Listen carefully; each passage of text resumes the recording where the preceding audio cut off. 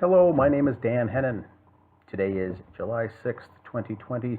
Today's episode is called Breaking Down the Plandemic, COVID-19 in the Big Picture. My name is Dan Hennon. The episode today was suggested to me to give the general public a simple overview, a simple scenario to condense everything that's going on. And what we see in the news with COVID is a small slice. If you take a step back, you get a much bigger picture of what's going on.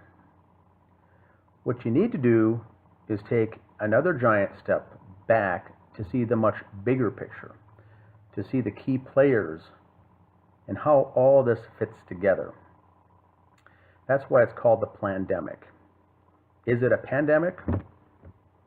One could argue it is, one could argue it isn't. Is it a hoax? One could argue it is, one could argue it isn't. The problem with a situation this large and this complex is that there's several elements of hoax involved and several elements of truth involved. So yesterday there was a video done by the president of Ghana, the country of Ghana, and hopefully you've seen it by now. He goes over, it's just a 14-minute video. I've watched it several times. It's very good, and it's true. He's just reading notes from this PDF for pandemic plans performed by the Rockefeller Organization. But it's hard to understand. And it's complex because it's not in necessarily sequence or order. And so what I've been asked to do was to go through this today on a YouTube video to put the pieces in place and using examples, real life examples of what you can see yourself. You can see this operation taking place. So the Rockefeller Foundation is the organization that put this project together. It's called Scenarios for the Future of Technology and International Development, Rockefeller Foundation. This was presented at a conference in 2010 in May. So this is 10 years old. Nothing new, 10 years old, but once again, the general public doesn't see it. It looks as if it's a research study, which is true, but folks following this type of thing look at this as something that the elites are doing, the higher-ups are doing, and what they want to do to society, what they want to do to the public, and what they want to do to the world for their own agenda. And so this is not conspiracy talk. This is not a conspiracy theory. The documentation is here. Today's topic, or it's going to focus on the page number 18 called Lockstep. These are some of the scenarios.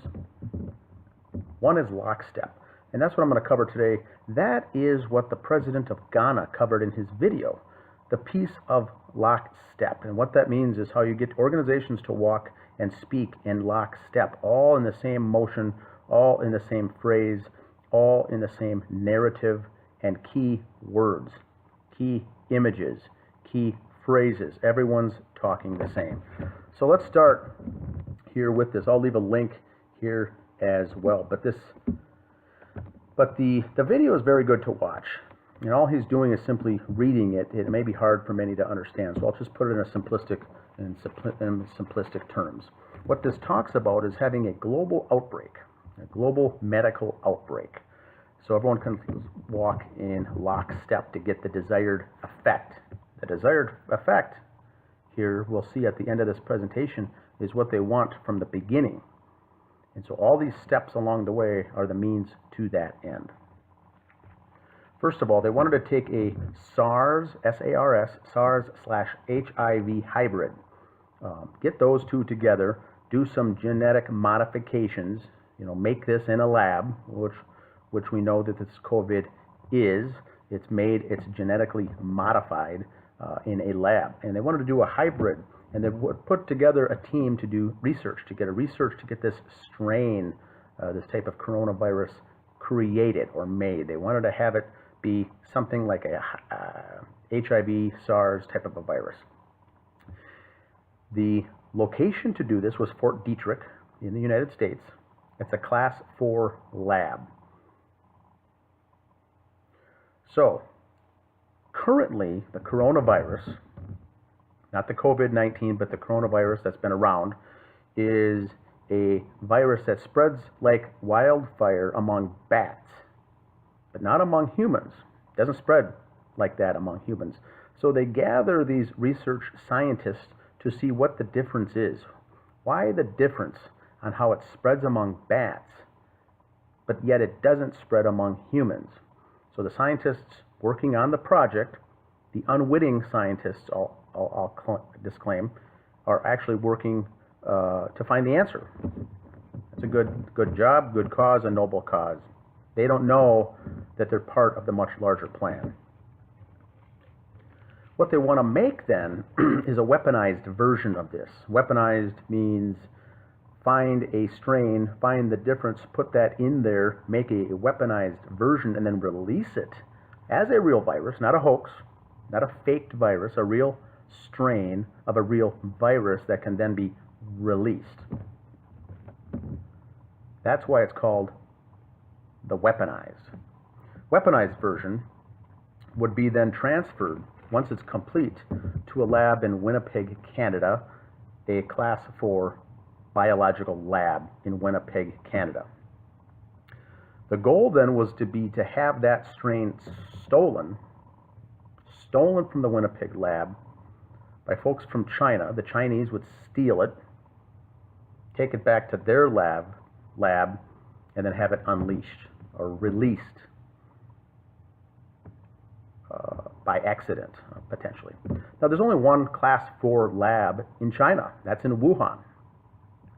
And so the goal would be, now we get this plausible deniability built into this, which leads you to suspect intelligence is involved, intelligence agencies, CIA involved, because they want to have plausible deniability. They can never be blamed for something. You can always tell the CIA is involved with something, or the intelligence agencies, and there's 17 of them involved in something, because you can never point the finger at them because they have plausible deniability. Like they do here with this COVID virus. It's not ours, it's from China. It was released in China. It's got to be the Chinese. It's their fault. So they can always point back. Nowhere on the news does it say where it was created, where it was made, where it was introduced. And that's not in a lab in China. As with many of these man-made viruses, and we'll get to that next, there are many man-made viruses on purpose that are made right here in the good old U.S. Now, Fort Detrick's going to make this, transfer it to a lab in Winnipeg. Therefore, there's no connection back to the U.S. The U.S. can never say it had nothing to do with us. It must have been in some lab in Winnipeg. It's a Canadian issue. So that's how they build in the plausible deniability. Transfer it to China, to a Lab 4 class 4 lab, only one in Wuhan, and then have the pandemic breakout, blame it on China, and say that they released it by accident. So now you're not blaming the Chinese for doing it. You're blaming the Chinese for releasing it by accident. So not really pointing the, obviously not us, it's not the U.S. It's not us making it, not us transferring it. Of course not. It's got to be those guys. And so the news and everyone focuses on China to start with. They're the bad guys. Whether they did it on accident or on purpose, or even made it, it's their fault. And so that's what we saw early on when this whole thing started. It's a pandemic breaks out. The goal then is to have the talking heads all talk in lockstep. Talking heads in this case are the CDC, the NIH, National Institute of Health, WHO, the UN. They're all talking heads. Every time you hear something from them, they're all talking in lockstep. So what they want to do then is to create and fund vaccination or the vaccines to roll out on a global scale. So we can eventually, down the road, have digital IDs for those who have the vaccination. So remember, keep in mind the picture. people always ask, if it's a hoax, if they make this, what's their intent? To kill off everybody? To kill people? That's part of it. We'll get to that also. But the goal is to have a digital ID, a digital readout, a way to see, if every human on the planet has had the vaccine or is vaccinated, yes or no. It's got to be so bad that you can't have an in-between answer. You need to know if that person's been vaccinated.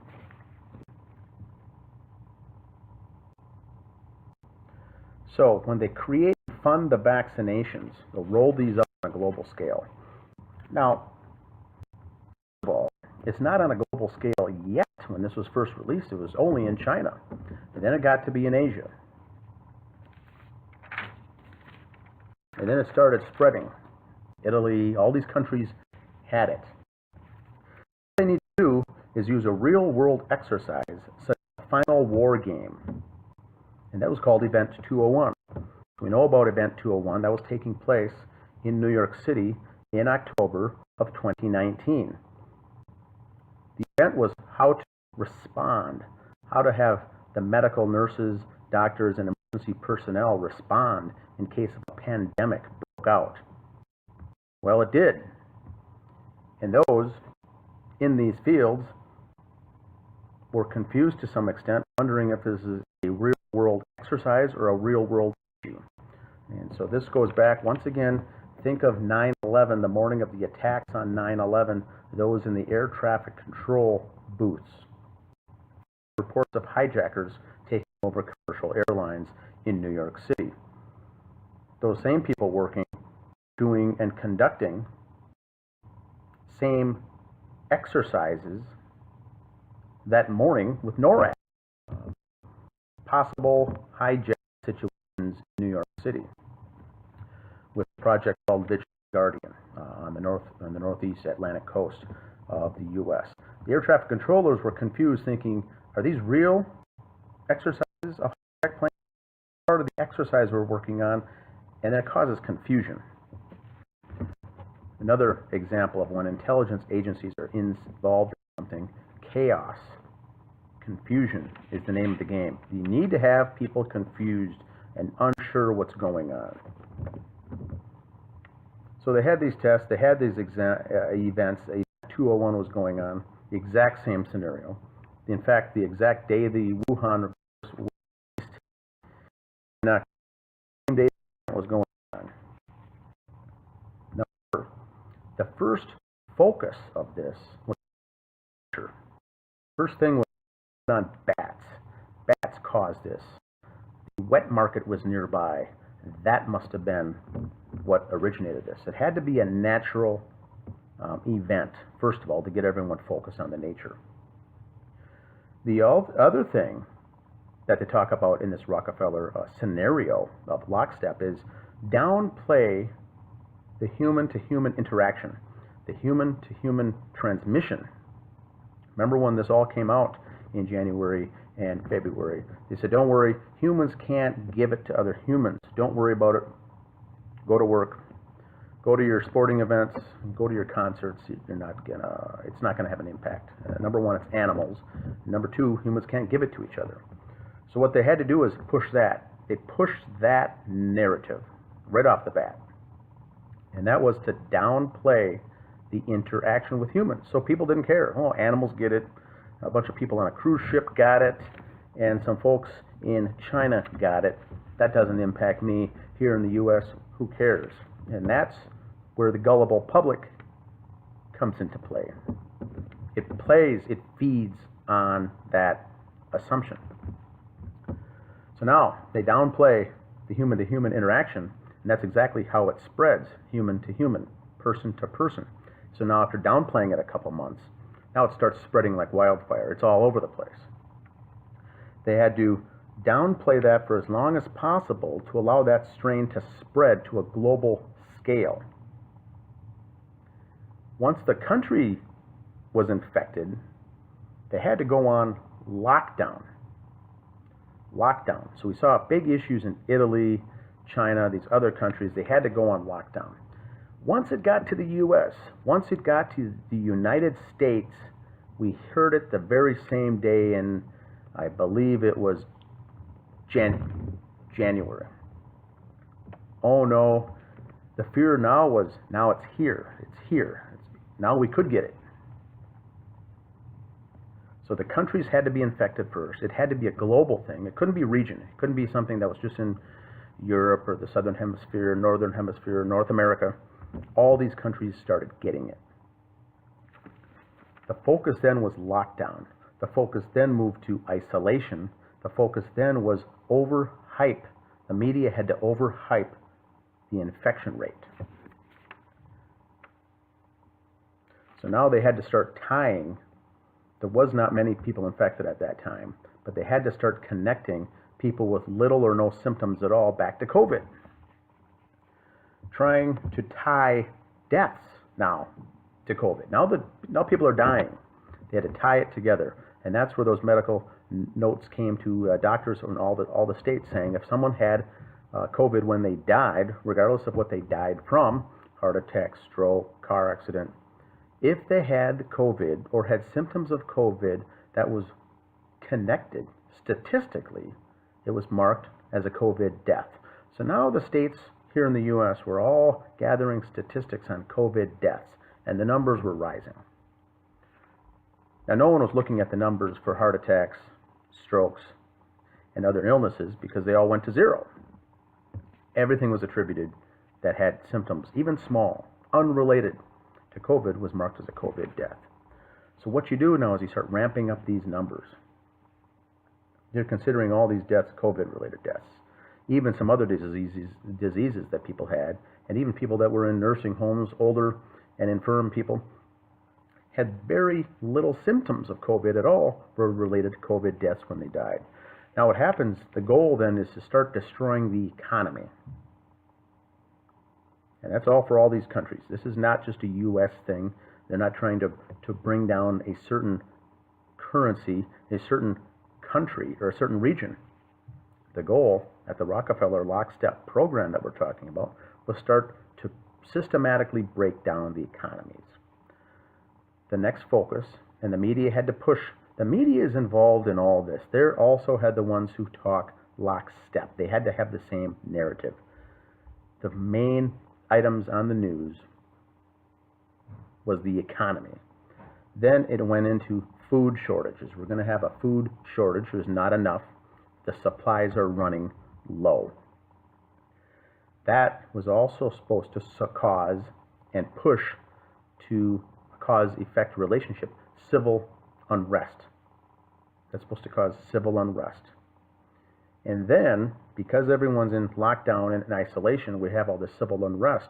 During this time this is all happening, each person's immune system is getting weaker and weaker and weaker because you're supposed to be out to keep that strong, out in public among other people. The longer you're in isolation, the quicker your immune system breaks down. So now those that aren't sick or weren't sick before are more susceptible to being sick because of this fake lockdown. So the focus in the media then was to stay inside, stay home. It was part of the fear. Stay home, stay inside, stay safe. And the goal then was to drag out this quarantine, this self-imposed quarantine, as long as they could, quote, until a vaccine or a fix comes along. We needed a vaccine. Stay inside until we find a vaccine. Stay inside until we're all safe, until we have a solution. Then everything will be fine. And this was all part of what they call on the project, they called it phase 1. Get everyone scared, get everyone in fear, send out a true virus, real, not a hoax, but fake, so we have a pandemic. It's planned, it's timed. That's where the phrase pandemic comes in.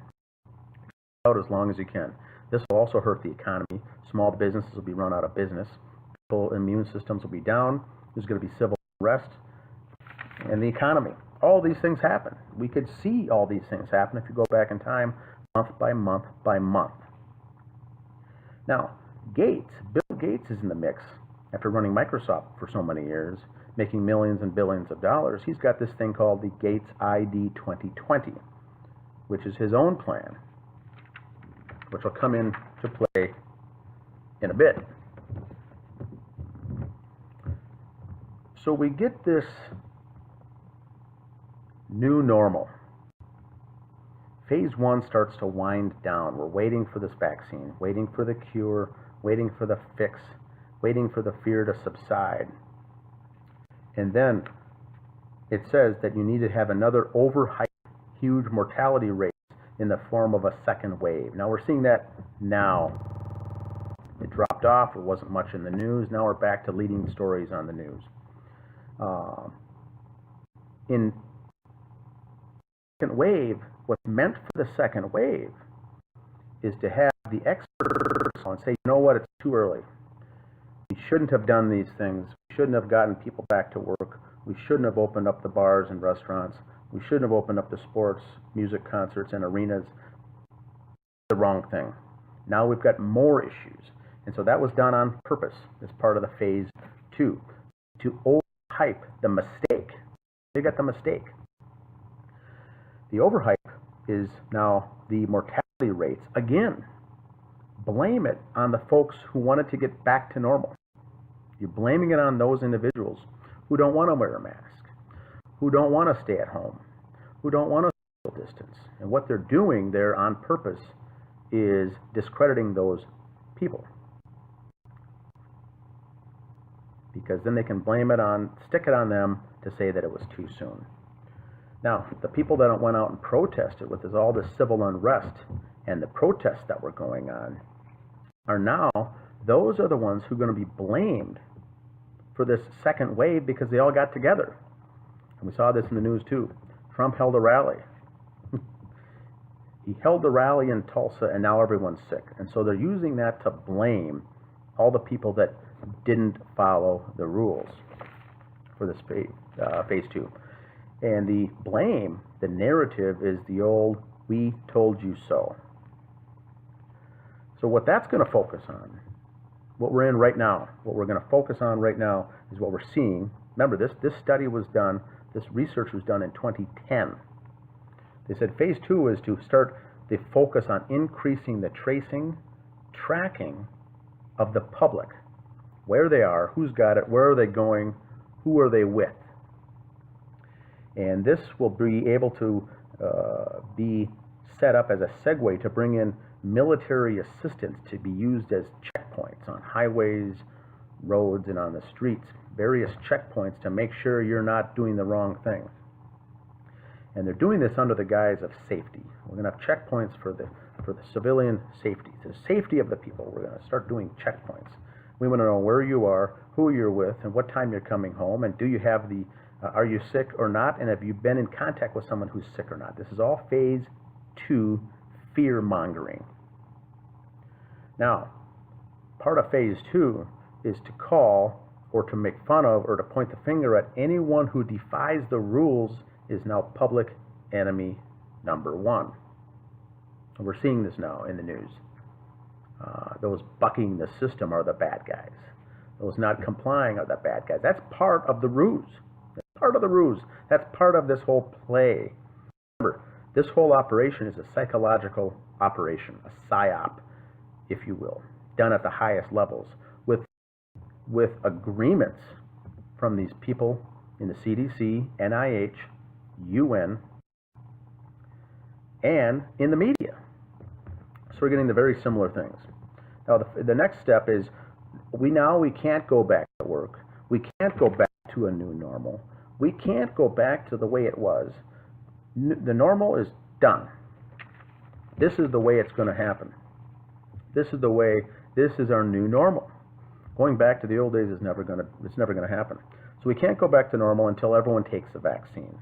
Everyone has to take the vaccine. And what this gets back into is those who created and funded the vaccine, which we'll be getting to shortly. This isn't a country. This isn't a region. This is global.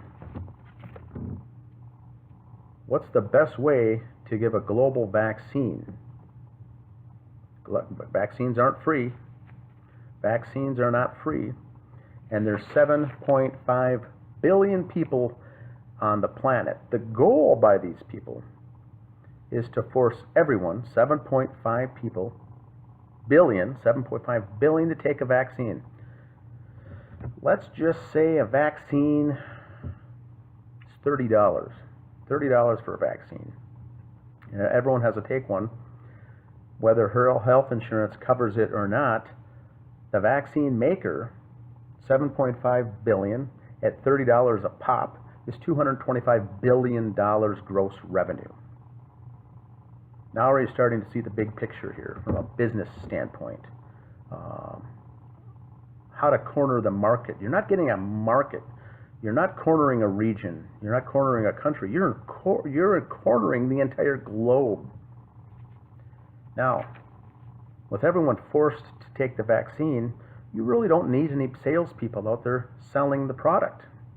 You're having the mass hysteria demanding that a vaccine be made. What better scenario could a business person have? You have the demand coming to you. Everybody is going to be demanded to forced to take this vaccine. You have your customer base now is 7.5 billion people, and you're going to do basically nothing and rake in $225 billion. That's what this is all about. The control, the top level control. This is what gets back into the elites. You and I, the general public, are thinking 1 to 2 years down the road. Businesses are thinking 5 years down the road. Businesses, right? General businesses, large, small. Every business has a 5-year plan. Not many have a 10 or 20-year plan, but the global elites all have long-term plans. They have research that are constantly planning what the world's going to be like 50 years from now. So they're thinking way out and above, way out and beyond. And what does that look like?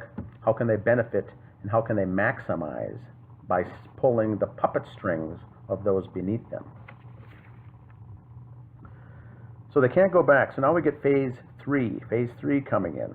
And we starts off with a Microsoft patent. And of course the patent number, this is true by the way, the patent number is 060606 to be cryptocurrency, to force everyone to go on a digital currency.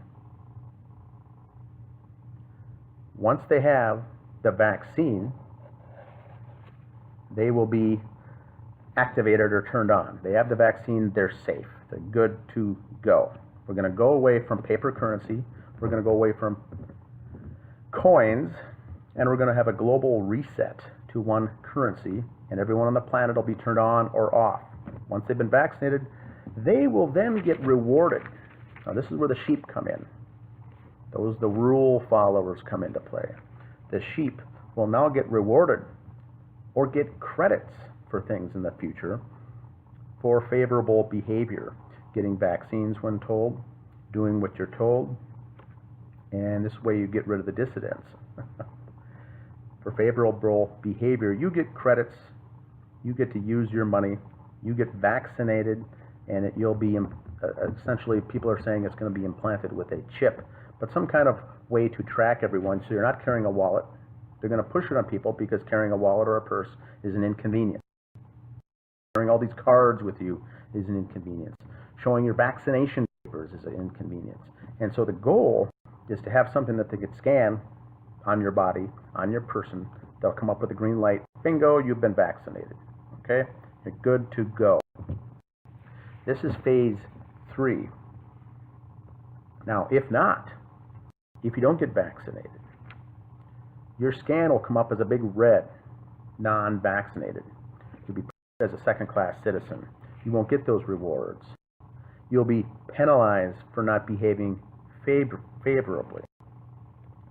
And in some conditions, if this is turned into digital currency, digital banking, if you have the digital ID, gets back to the Gates ID 2020 plan, ties into the vaccine, but that's not the motive. The motive is to get us to a world currency online digital where yours is turned on or off.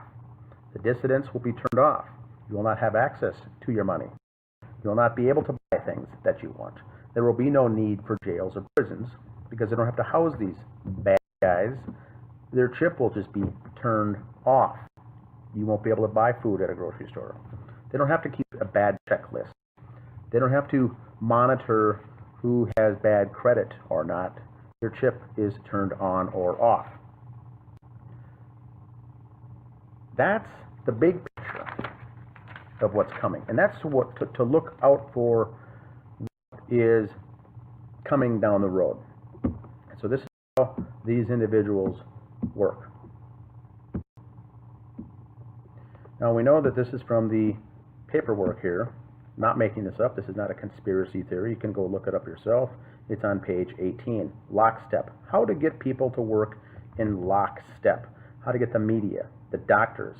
Now what we've already seen in the ads, we've all seen the ads, right? COVID ads. Watch how similar the ads are.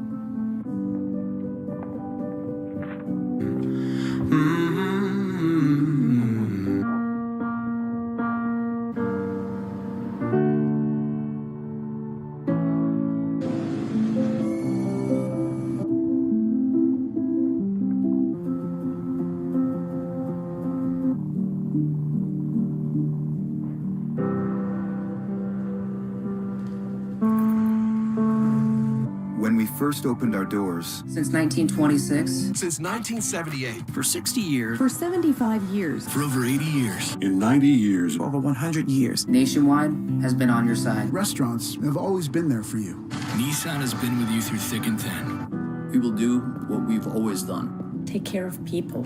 We're people. People. People. People. People and family. Family. Family. Family. Family. Family. Family. Family. Family. Families are families. Families. Even now. Especially now. Especially now. Right now. Now more than ever. More than ever. Today, more than ever. Today, more than ever. In times like this. At times like these. During these difficult times. In these troubled times. Challenging times. Trying times. In these times of uncertainty. During this time of great uncertainty. During these uncertain times. During these uncertain times. In uncertain times. In uncertain times. Uncertain times. Unprecedented times. Unprecedented times. Unprecedented times. This unprecedented moment in our history. It's time of social distancing. While things have slowed down. As we turn more inside. While the doors may be closed. While the distance between us has gotten bigger. The more we stay apart, we still find ways to stay close, even when we're apart. Even if we can't stand closer than 6 feet. We can all stay connected to work, school, and most importantly, to each other. There's still ways to touch each other. All without leaving the comfort and safety of your home. Without leaving the safety of your home. From home. Home. Your home. at home. Home. Home. Home. Home. Home. Home. Home. Home. That's the key. Buick and GMC are here to help. Con Edison is here to help. Here to help. Our teams are here. We are here. We're here. We're here. Here for you. Here for you. We're here for you. We're here for you. We are here for you. We're here for you. We are here for you. We'll be here for you. Runnings is here for you. We're still here for you. We're with you. We're part of your community. So you can trust us. You can count on us. And we'll get through this. Together. Together. Together. Together. Together. Together. Together. Together. Together. Together. Together. Together. Together. Together. Together. Together. And together. Together. Together. Together. Together. Together. Together. Together. Together. Together.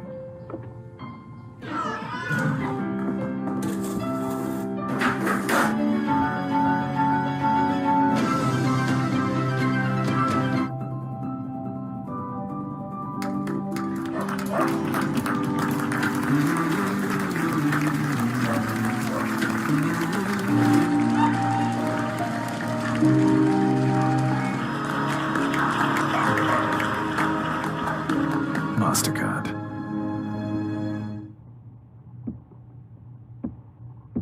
So what you saw there was big company advertising firms talking, speaking, and communicating in lockstep. Same phrases, same music, same imagery. Stay home, stay safe, use social distancing, and wear your mask. Those types of things are the big push in those ads. And what that's showing is that they're walking in lockstep. Everything is consistent. We're all being fooled. We're all being bamboozled by what the big advertising companies are telling us. Now, does that mean that they're in on it? I don't know. They're probably thinking this is the best way to go about doing it, but at the very top, someone is coordinating this effort because they're all exactly the same, like that 3-minute and 40-second ad compilation right there. Now, before that, when this first came out, phase 1, remember everyone was sick, people in the hospitals, people dying, the deaths. The narrative we got there, the lockstep we got at the very beginning of all this was the heroes, the doctor heroes, the emergency staff heroes, the nurses heroes. Stand up for the heroes. Stand up for those on the front lines is what we all heard the very first couple months that this came out on. Now, is that true? Are those valiant efforts by those people in those industries? Sure. It's not a lie. It's not a hoax. But keep in mind, we're still being played. It's a psychological operation pushing this stuff down our throats. Now, this was the Rockefeller Group. Now, you know what else the Rockefeller is connected to as far as intelligence and intelligence items down the road? Nicholas Rockefeller became friends with Aaron Russo a while back, and an interview in 2006 was exposed what Aaron Russo was told. This is 2006. Aaron Russo then died a few years after that, but he made two big points of what the Rockefeller Foundation had done in the past. One was the 9/11 attacks. They said what we can do to get a war started. In the past, every war, you were fighting a country. You were fighting a country. And you were to win or lose once you beat that country. That gives every war one thing in common. There was an end date, an end time. It ended. Someone surrendered or someone won. What he said with Nicholas Rockefeller and the Rockefeller Group did prior to the attacks on 9/11 was point the finger at a patsy named Osama bin Laden, a man living in a cave that didn't belong to a country, but yet belonged to a group. Now, he said the reason that they picked that is that it would get the United States involved in a war in the Middle East that would have no end date. No end date. And I heavily recommend you to watch this interview with Aaron Russo. Very interesting. He said, you'll never have a winner, you'll never have a loser because you don't know who you're fighting.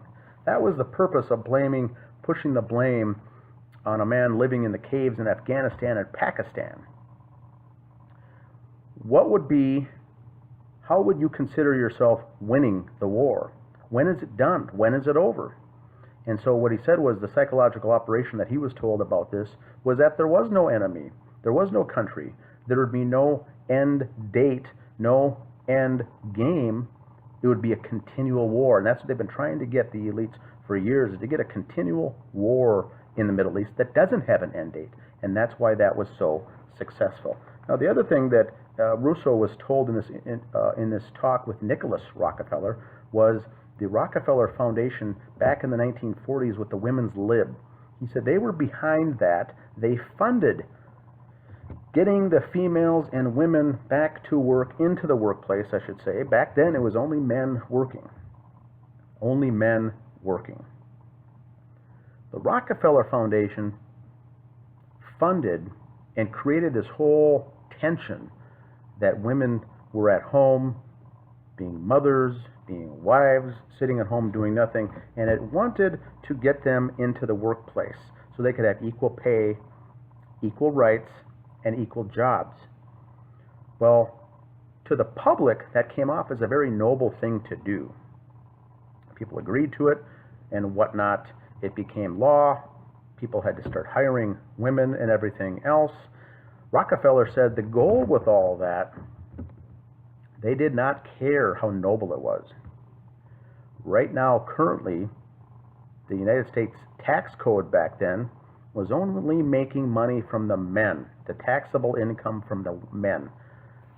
Rockefeller told Aaron Russo, what's the only way we could get now to start collecting taxable income from all the rest of the half of the demographics out there that were not being taxed was to get the women in the workforce. Now the taxable income is going to go way up, and we're going to be collecting, think of yourself as the IRS now, collecting taxes due and taxable wages from another 50% of the people. So once again, psychological operation. What you're being told and what you're being fed are two different things here as far as the solution, the problem, reaction, and then the solution. So they funded this effort to make it sound like the women's lib wanted to have equal rights and equal pay. Sounds good. They enacted the law, and just like that, he said it did two things. He said the goal was two things. Number one, to be able to receive the taxable income then from the other half of the population. And number two is to get the kids into schools at an earlier age so they can begin the indoctrination process with both parents working out of the home, outside the home. So once again, we've got intelligence agencies involved in these types of things to help push the propaganda, to help push the indoctrination. And just like that, kids are going to school at an earlier age. They're now going to nursery school. They're now going to preschool instead of just school. They're in school at a younger, earlier age. Parents are both working 40-hour work weeks, and now the children look up to the state as opposed to looking up to their parents as role models. So that is how these things work. That's how all these operations come into play. Now, back to a little situation called Operation Northwoods. In the spring of 1962, a few months before the launch of Operation Mongoose, with General Edward Lansdale as the head of the incredible proposal put forth by the Joint Chiefs of Staff. This was right before the JFK assassination. The tension was high with Cuba. They wanted to get Fidel Castro out of there, and this plan, this faked plan, hoax you could call it, was submitted. Now the scary thing here is this was signed off by all of the staff of the Joint Chiefs in 1962. They were going to have a way to blame it on Cuba. And here are the scenarios that was planned. A series of well-coordinated incidents will be planned to take place in and around Guantanamo to give the genuine appearance of being done by hostile Cuban forces. Another thing was to remember the Maine incident could be arranged in several forms. We could blow up a ship, a U.S. ship in Guantanamo Bay, and blame Cuba. And so for those of you not familiar with the Remember the Maine, remember that bombing incident in 1898 that started the Mexican-American War was the false flag that someone attacked the U.S. naval ship, the USS Maine. Well, an explosion certainly did occur. It wasn't a hoax. There was an explosion. But the general public isn't too into reading the details and the facts. The research after that accident of that ship that was bombed, the USS Maine, keep in mind, the bomb that exploded blew outwards from the ship. From the main hull of that ship blew outwards, meaning the bomb was inside of our very own ship. We detonated it ourselves on ourselves, blamed it on someone attacking us, and got into that war. This is a false flag. You do something to yourself and blame someone else. A very similar thing that was done to get the United States heavily involved in the Vietnam War was the Gulf of Tonkin incident in Vietnam, in the Bay. And General McNamara, Secretary of Defense McNamara, was involved with this one here, saying that North Vietnamese forces were firing upon our ships in the Bay. We were sitting there doing nothing. We had to respond and fire back. And so the public hears that we should go into war, fight the North Vietnamese in the Vietnam War, and never take the time to study and do the research that that attack never, ever took place. Now, that was on the USS Maddox, I believe. There was no attack by North Vietnamese on United States naval ships in the Gulf of Tonkin. Never took place. But it worked, didn't it? Now, the next step, it says we can develop a communist Cuban terror campaign in the Miami area, in other Florida cities, and even in Washington. The terror campaign could be pointed at refugees seeking haven in the United States. We could sink a boatload of Cubans en route to Florida, real or simulated. Now, this is where the hoaxes come in. They're talking real. You can also simulate it. Either way, it's not an organic event. Organic meaning authentic. It may be a real event, but it could be also simulated or real. The use of MiG-type aircraft by U.S. pilots could provide additional provocation, harassment of civil air attacks on surface shipping and destruction of U.S. military drone aircraft by MiG-type planes that would be useful as complementary actions. Other ideas included simulating a shoot-down of a U.S. civilian airliner in a convincing way and then contriving Cuban subversion of neighboring countries. So this was Operation Northwoods, came out in 1962, declassified just about 20 years now ago, I believe this was declassified. This was heavily classified and very top secret. Keep in mind, they needed to get Fidel Castro at anything they could do. The Joint Chiefs of Staff, yes, our very own United States military, approved this operation. Well, it got to the desk of President JFK, and he says, no thanks, not interested. He turned down this and really got the military folks angry at him. And so this is the type of things that they contrive. Now, we go back to when I talk to people about weaponized viruses, we already know the weaponization. A lot of people I talk to think this is a new thing. Department of Defense laboratory coming up with genetically modified viruses or strains. We can go back to the Ebola, also man-made, AIDS, also man-made. All these things that we keep hearing about that cause fear are not natural events. And so the Ebola virus, same thing. You can always blame it on another country. AIDS, you can blame it on Africa. You can blame it on monkeys. But that was put together to genetically modified to take out black men in America. And so when they gave it to unsuspecting people in New York City, gay black men in New York City, it was given to them as a hepatitis B vaccine. They went in, willingly took it. Next thing you know, they got sick.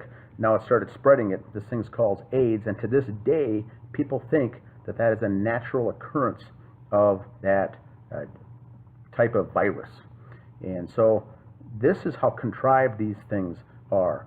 Around the time of the JFK Cuban Missile Crisis, 1963, issues with Fidel Castro, the next goal was to make a weaponized drug to kill him. A weaponized drug put together at the Dr. Alton Ochsner down in the Tulane Medical School.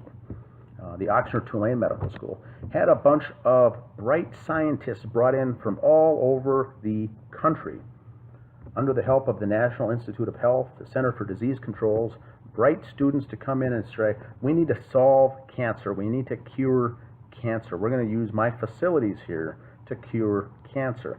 Well, this was 1961, 62, and it got sidetracked. The project was sidetracked. CIA comes in and says, we need to take this same group of students, same group working on this, turn it into a bioweapon, weaponize it. And we want to make a galloping cancer to be used as an injection to give someone cancer. That way, we can get someone into Cuba, inject it somehow into Fidel Castro, then he will have natural cause death of cancer. Can't blame the U.S. for it. So this is the types of things that the CIA and the intelligence agencies were thinking of way back when. We can't get in to kill Castro. We can't attack him, but maybe we can give him something that'll cause a fast-acting, 28-day galloping, they called it, form of cancer that'll kill you very quickly. And so, people think that this was also a conspiracy theory, what was going on at the Oxford-Tulane Medical School in the 60s. Dr. Alton Oxner, sure enough, they were putting together a Kill Castro project. They used the group that involved Mr. Lee Harvey Oswald was on this group to work on this along with his girlfriend, Judith Berry Baker. They were on the team. They were on the team. Please read Dr. Mary's Monkey. It talks about this doctor named Dr. Mary Sherman. Very, very bright female doctor at the time that was heading up this operation with David Ferrie, Lee Oswald, Judith Berry Baker, and others to combine mice to get a galloping cancer in mice that can kill them right away by doing all of these various tests. Lee Harvey Oswald was in that.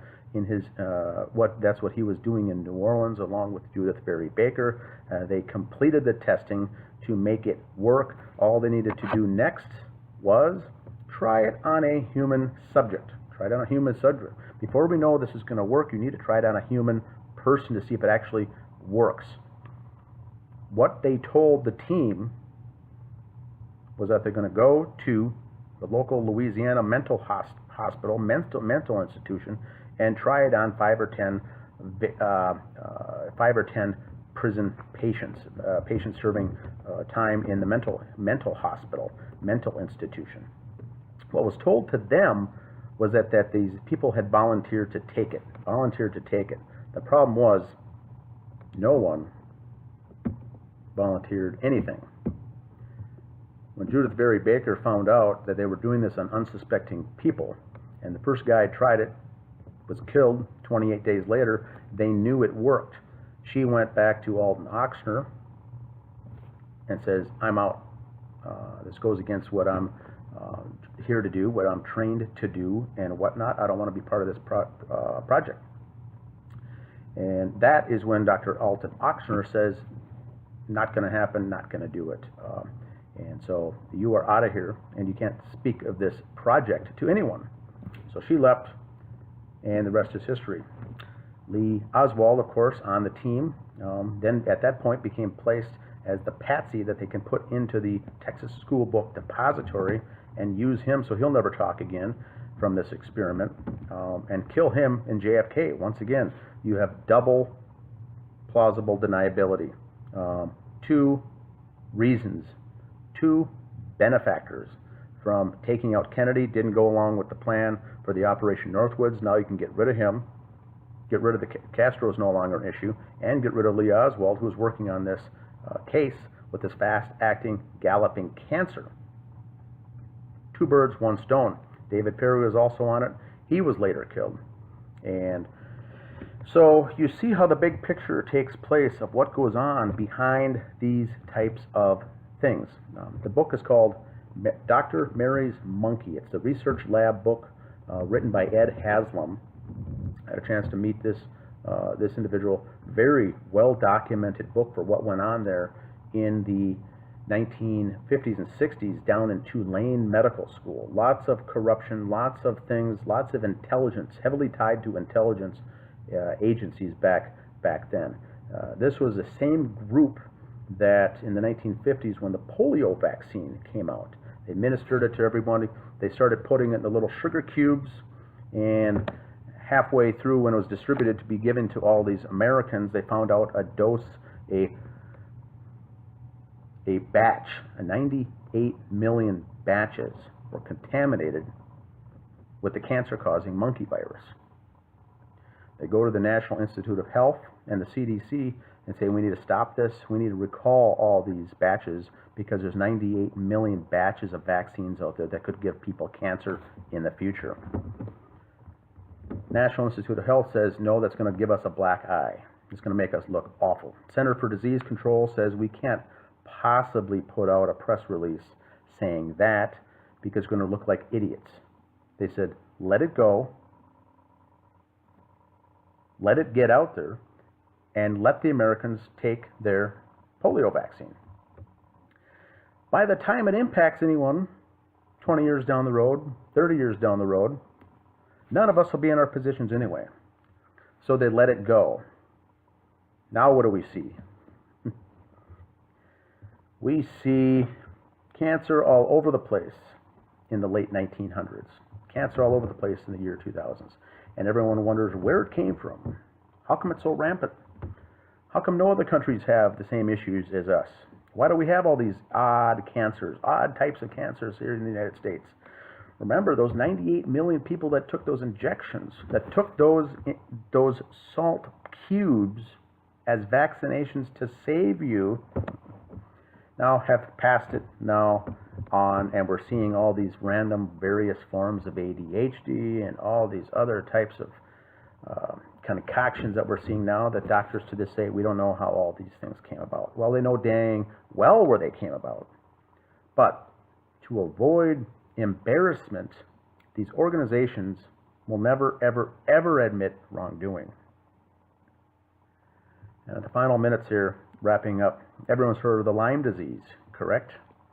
Lyme disease comes from some deer tick, something like that, and there's no real vaccination for it. Well, Lyme is the old town of Lyme, Connecticut.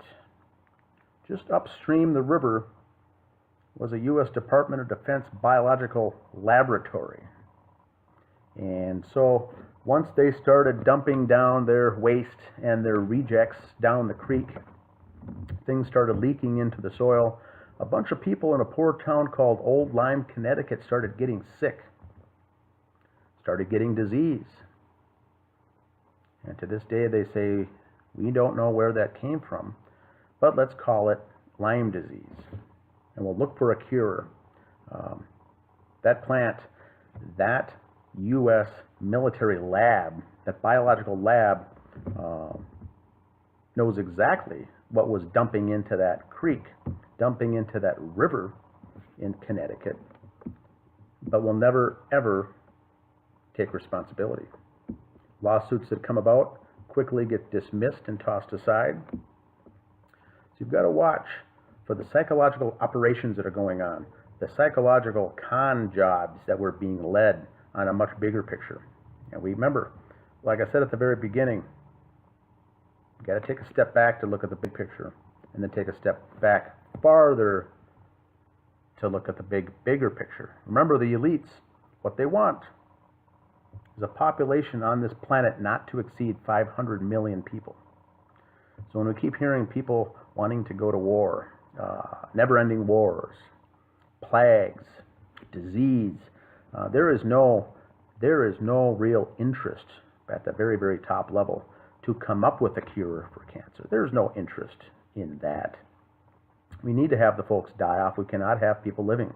And so that's the goal of these things. You can make more money keeping people healthy or healthier with cancer rather than just curing. If you go to those Georgia Guidestones in our very own United States of America in Georgia, it says right there on the tablet, on the statue that you can go see, the world population should never exceed 500 million people. And so 7.5 billion is way, way more. And so keep that in mind when you see things that come up, strange, odd things. And yes, they do want war. They do want death. They do want people to die off. They do not want people living longer. So that's the plan for the elites. I'll leave the links below in the description section here. Please leave your comments and questions down below. Once again, my name is Dan Hennon. Today is July 6th, 2020, and this is Breaking Down the Plandemic. Thanks for listening. Hi YouTube, it's Catherine Michelle. Just a short little video.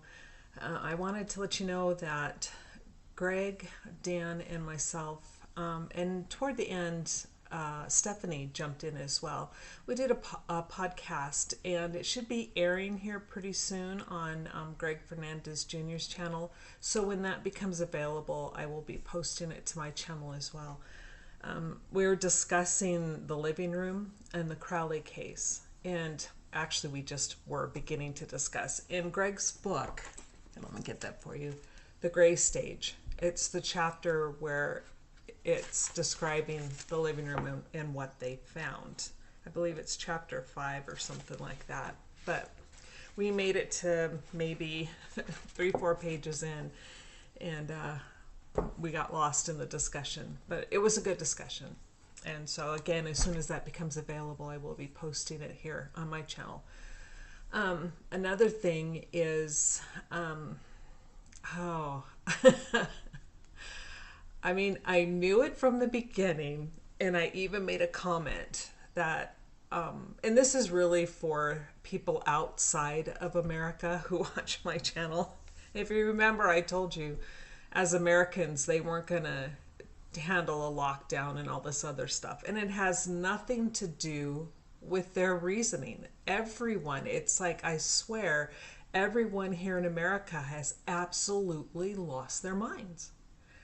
No common sense on either side. People who say they're right, people who say they're left, people who say they're liberal, or whatever the case may be. The vast majority of people have lost their minds. I cannot tell you how many memes, clips, whatever, that people post where Trader Joe's seems to be the favorite place where people go in and start filming other people. And, you know, you're not wearing a mask, you need to wear a mask. I'm not wearing a mask, you're just a sheep. Okay. Let's set the record straight. This is my wheelhouse. Medical field, I know. So don't try, I mean, this is to those out there, trust me, I've had this argument, discussion, whatever, with a lot of people. Masks do not hurt your health. Anybody who says that, you need to toss their little opinions aside, ignore it. They do not hurt your health. And it is so funny because these women will be in there screaming, I don't know. And I'm sitting there going, if you have that much lung power, your breathing capacity is just fine. There's nothing wrong with your breathing. There's nothing wrong with you wearing a mask, and you can wear a mask.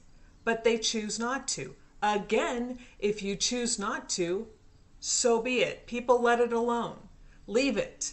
You just stop trying to shame somebody.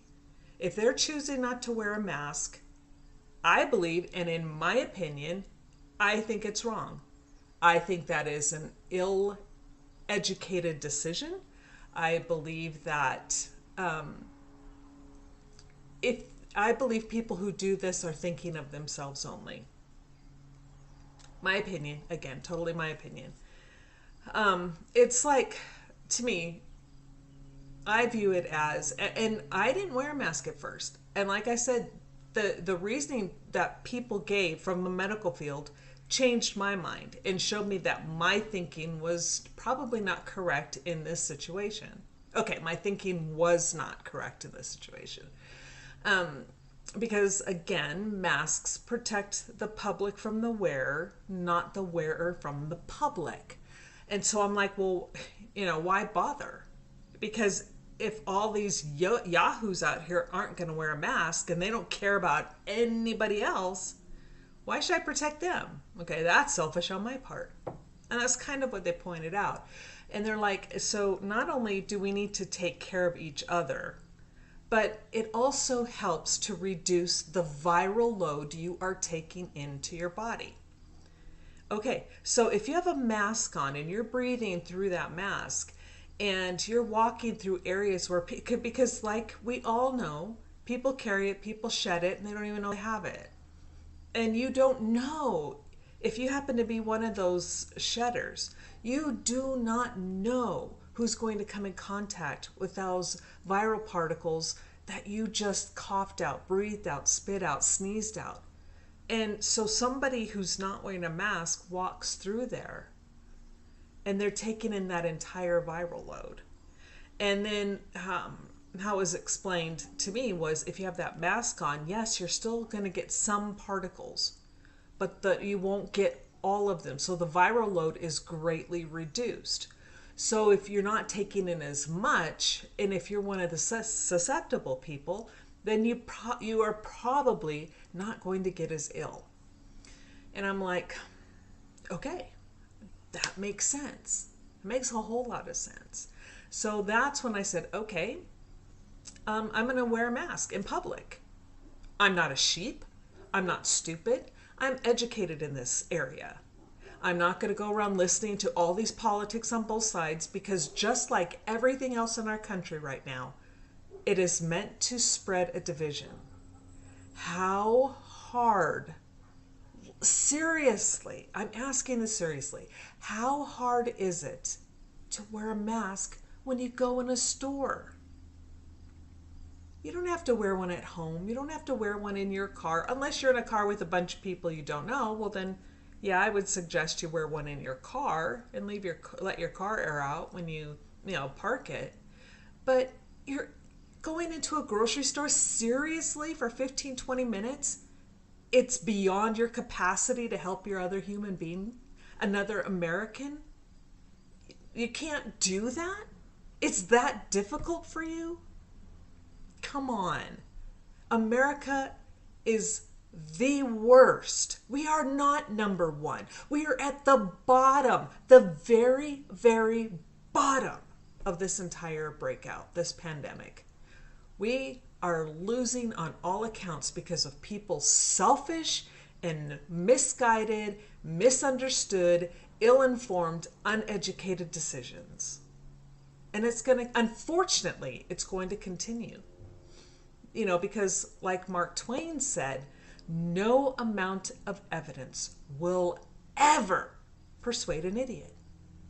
So it doesn't matter how much scientific proof is out there. And people, you get these other science, and I use the quotes like a lot, because they will say, oh, it shows that it does this. Oh, it shows it does that. When other scientific papers, a lot more, have shown that even some homemade masks, depending on the material you use, actually filter more particles better than an N95. So do better research. Think about your fellow human being and seriously ask yourself, is it that hard to put a mask on when you go in a store? It's one of the easiest things you can do. Take it, do this, adjust, walk in, do your shopping, pay for everything, walk out, take it off. Set it down and leave it for the next time. Because if there are any viral particles on it, they will deactivate by the time you need it again. Will that happen? I don't know. Time will tell. But by behavior here in the U.S., I don't see that happening. And it's really sad. The world has lost over 500,000 people to this virus, and looks to be hitting more than 1 million by the time it's done.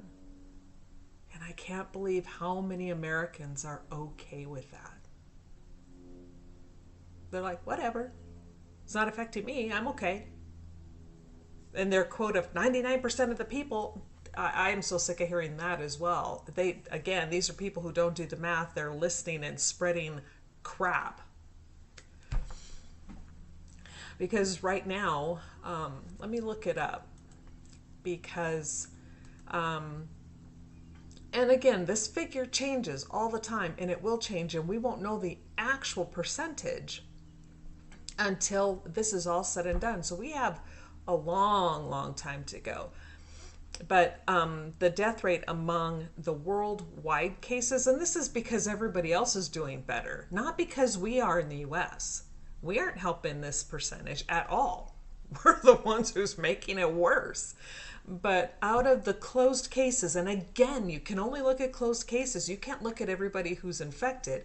You have to look at the closed cases, because infected, you don't know if they're going to recover or if they're going to progress to death. So in the closed cases, worldwide now, there are 6,067,702 recovered. So that's 92%. We have 519,977 deaths. That's 8%. It's not 1%. 8% of the people right now are dying. That's a lot. Now let's look at the United States, where we are. God, we suck. We were down to 9%. Now we're back up to 10%. We've had 1,165,206 people recover. We've had 130,856 deaths. 10% of the recovered cases have died who didn't need to die. You have to understand, these are not people who died from anything else. They would have probably not died. 130,586 Americans are dead from this. And I hear so many of these stupid people in these Trader Joe's going, only 1%, 99% are fine. You're just a sheep. Tell that to those families who lost somebody. Go and tell them that their loved one was a sheep and that they did good because they didn't wear a mask. I don't know, maybe some of them did, but it's guaranteed a lot of them didn't. See, they're smart. They didn't wear a mask. They're now dead. That's really smart. That is the ideology. That's the thinking of these people who spew this. Please don't be one of those people. Just don't. And if you see somebody not wearing a mask, keep your mouth shut. Here in America, we still have that choice. It's not your business. Mind your business and shut up. If you choose to wear a mask, I say good for you. Thank you for thinking of someone other than yourself. But don't take it upon yourself to be another person's parent. That's not your job. And I think if we all do that, it'll save a lot more conflict. We don't need any more conflict right now. There's plenty to go around. And all of it, in my opinion, is not necessary. So let's not add to it. Okay? Let's just not. I am going to stop this because I could rant on this for quite a while because I'm really fed up with the ill-educated and those who just don't want to learn the truth because they heard something once from somebody or they saw a post on whatever platform and now that's become the truth. It's not the truth. Okay? Take your hint from medical personnel around the world. What are they doing? And I see them all wearing masks. I see the countries that have less than 5,000 deaths, less than 1,000 deaths, wearing masks. I see the United States who refuses to wear a mask, and we have over 130,000 deaths. Doesn't take a genius, folks. Have a good day.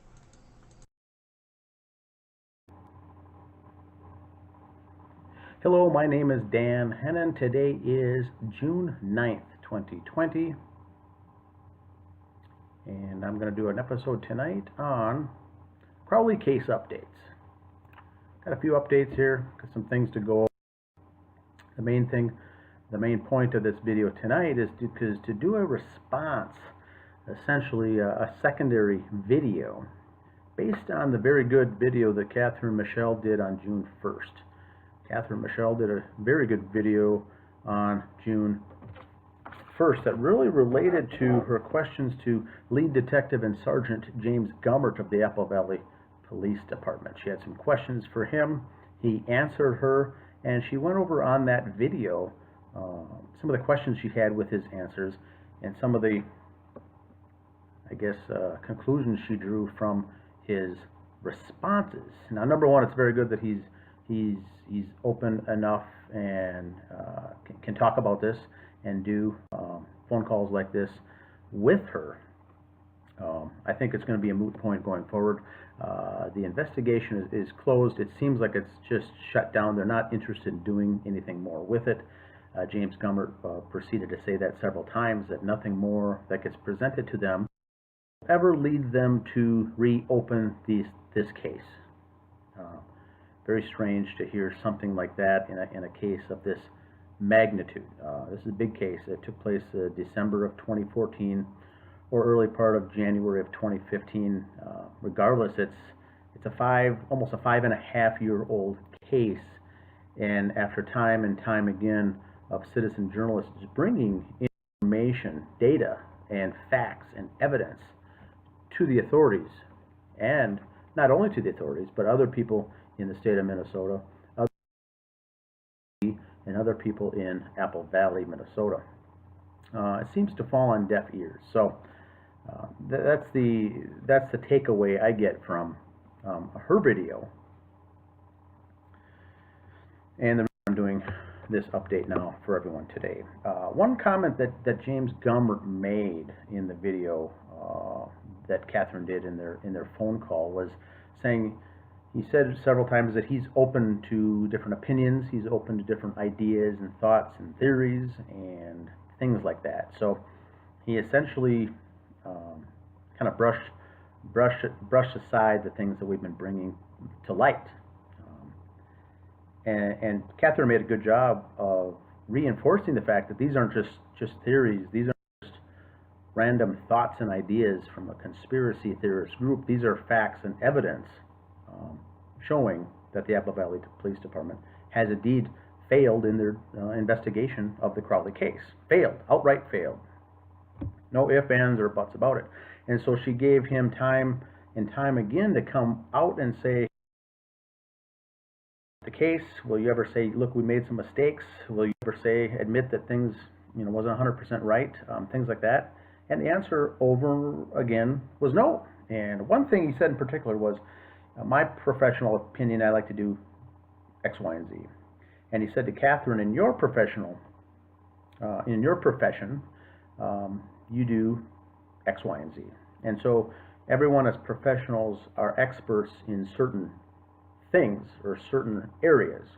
And it's always good to get additional feedback or criticisms from people not in your industry, not in your profession.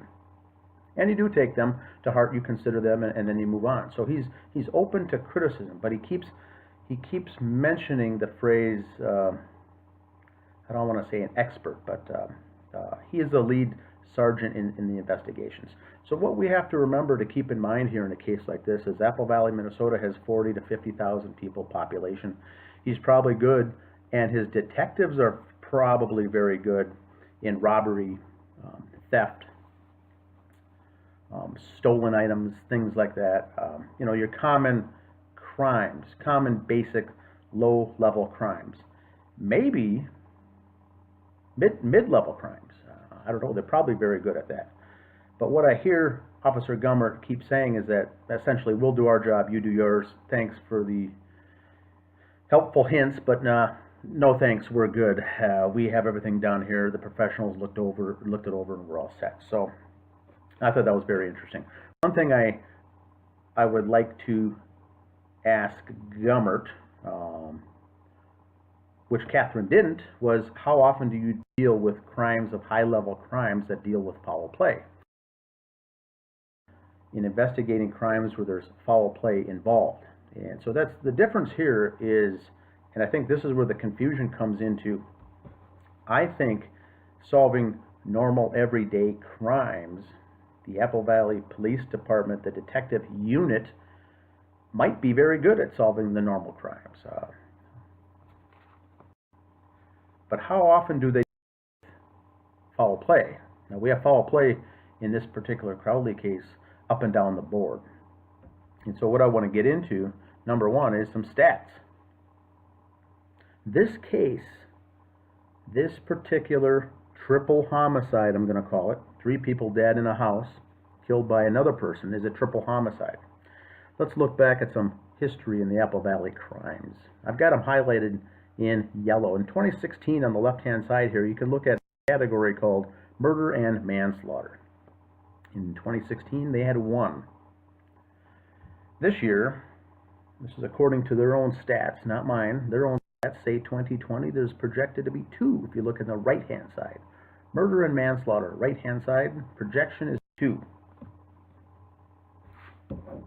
So, we have to keep in mind the Crowley case had 3 murders, 3 manslaughters in one day, in one event, in one crime, in one crime scene. So what I'm getting at here is, although when Gummert makes those statements, we can look at these other types of crimes here. Under property, they have things like arson, motor vehicle theft, burglary, larceny, and theft. I'm sure that's what keeps their department very busy. On the right side, you see rape, robbery, and aggravated assault. A bunch of those make up those violent types of violent crimes. They may even be good at that.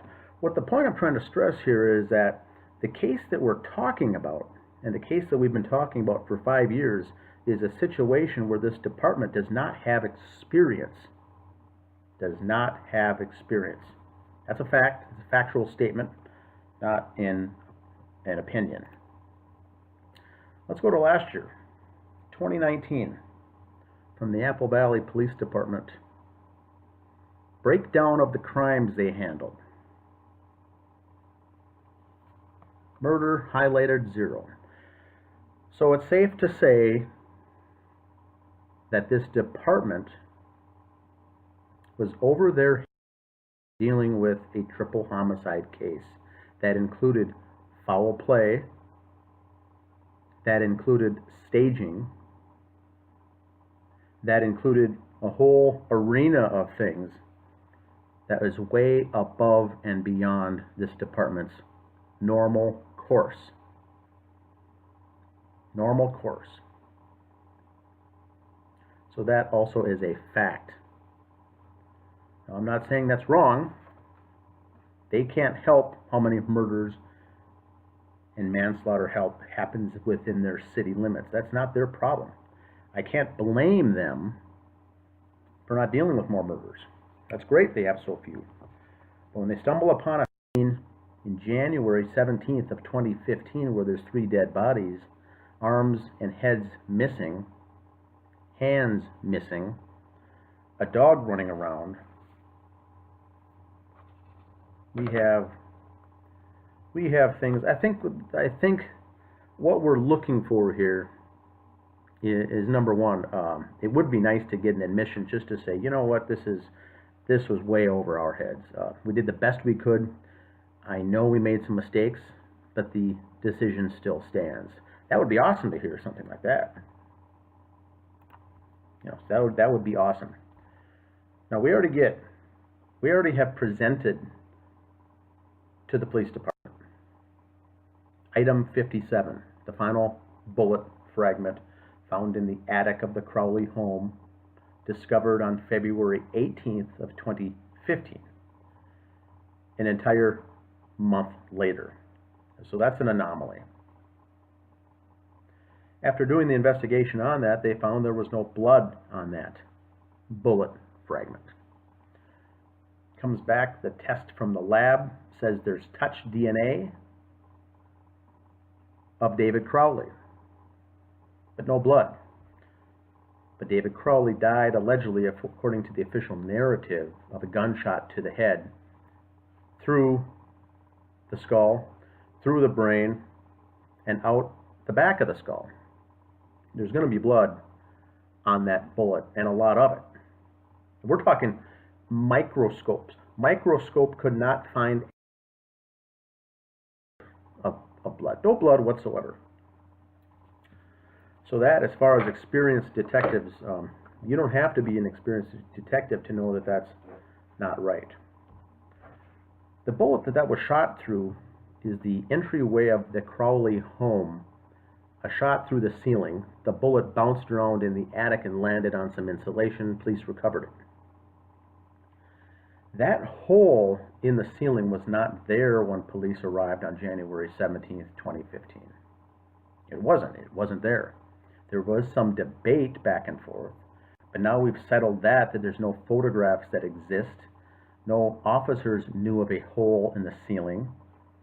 And it was news to them when it was reported by someone at the scene on January 19th, 2 days after the bodies were discovered, after police were investigating a random 911 call for suspicious activity in the Crowley home after it was vacant. After the bodies were taken out, several folks were in the home. 911 was called by a neighbor, and by the time police arrived, no one was there. Later they said, well, we were there doing some things, cleaning up. But obviously something was loud enough to concern a neighbor to call 911, and I'm guessing more than likely that's when that shot was fired into the ceiling to produce the magic bullet. So, once again, seasoned detectives on a murder case and a manslaughter, I don't have background in that, and I can tell you that doesn't make sense. Officer Gummert went on to say that at the end of the day, we felt we did everything that we could in this case. Another almost laughable comment. So they did not do everything they could. I think they may have thought they did everything they could, but armchair investigators than the local authorities themselves, which leads to the next question: was it a cover-up? If it was a cover-up, was the police involved with it? Was Officer Gummert involved with it? Or did Officer Gummert not know there was a cover-up and honestly thought this was the resolution of this case and actually thought David did it? That's the question we're at. Now, Gummert says he's going to keep it closed. Catherine Michelle in her video portrayed a couple of the things of reasons why it should be opened. And he says there's been several things that have come to his attention to reopen the case, but none of them are worthy of reopening the case. So I think what he meant there was nothing is of the magnitude it would take to open the case. Yes, these small things are good, these small nuggets are interesting, but they weren't enough to move the needle forward to do anything about it. Catherine reiterated, and I've reiterated in the past on my videos, is that each one of these by themselves is enough to reopen the case. Each one of these. The Facebook posts being deleted on David Crowley's personal Facebook page after the bodies were discovered. The hole in the ceiling. No blood on the magic. So, Gummert goes on to say that, was David Crowley injured before he was killed? He says, no, I don't believe he was injured. Catherine went on to say that there's a skull piece on a photographic piece of evidence that shows a multitude of indentations on that skull. A skull of a human skull on your head, after you take the brain out or the hair or the scalp out, it's much like a shell of an egg. It's a smooth surface, both the inside and the outside. This one has indentations about 13 times. She showed it to him, blew it up, gave him large photographs, circled them, and sent all this to the mayor, to the attorney general, to the police chief, to the police captain, saying this is evidence right here that he was beaten and tortured before he was killed. And he says, you know what, I was in the medical examiner's room when they performed the autopsy on David Crowley, and the medical examiner said nothing about any injuries. So the question that I have, we know that Officer Gummert is correct, and it was a fact that he was in attendance when the medical examiner, pathologist, did the autopsy. He was there. And there was no injuries on David's body, right? No, of his body, no injuries. Of what was left of the body, we know that. The skull fragment, the piece of bone that was picked up along with other bone fragments at the site, wasn't part of the David Crowley autopsy. I don't believe. That was just a bone skull. I think they later put it together that it fit or articulated nicely in the piece of the brain of the skull that David was missing. Therefore, it was his. But I don't think the examination of that piece was done during the David Crowley autopsy, in which James Gummert was sitting there watching. Now, there was probably no discussion of that. I'm sure it was not even brought up. They didn't even know it was David's. So the question is this. He did make it sound, this is James Gummert now, it did make it sound that, we left it up to the medical examiner. We sat there, we took in whatever they said, and it made it sound to me, my opinion was that if something did come up during that autopsy, Apple Valley Police probably would have yielded to that and probably would have taken that into consideration, maybe done a retraction of a statement, or maybe did a clearer statement, or fixed something, or adjusted something, or went back and told the arrested investigators, here's what we found, let's go down that avenue and research it. This is the very next day. This is January 18th, 2015 is when that autopsy was done by Jessica Lelinski.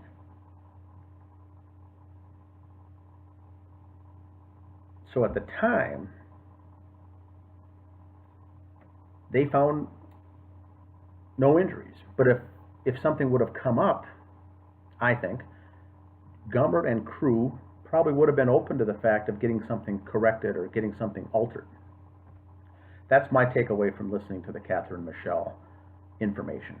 I think Catherine could have given James Gummert 100 photos of actual evidence, and he wouldn't take it because he thinks she's just a person off the street. She's just a citizen, a concerned citizen with no professional background. The medical examiner or some other law enforcement agency or some other agency that would have come and done some research and presented it back to Gummert, I think that maybe he would have come back and says, you know what, now we have something on authority that looks right, let's look into this again. So I think what he's doing is taking the other officials and other agencies' word versus just citizen journalists. In a normal case, I think that's fine to do. But because we have people with backgrounds and experts in some of these fields, we're providing information to the police department. It seems like they're not interested in listening to it. So part of me still thinks that they're not taking anything that various people are giving to them as evidence as just something that a conspiracy theorist gave them. And so I've said it myself, this is legitimate facts and evidence that we're providing. That could be the same thing coming from a medical examiner. We're not just someone here with nothing better to do with our times.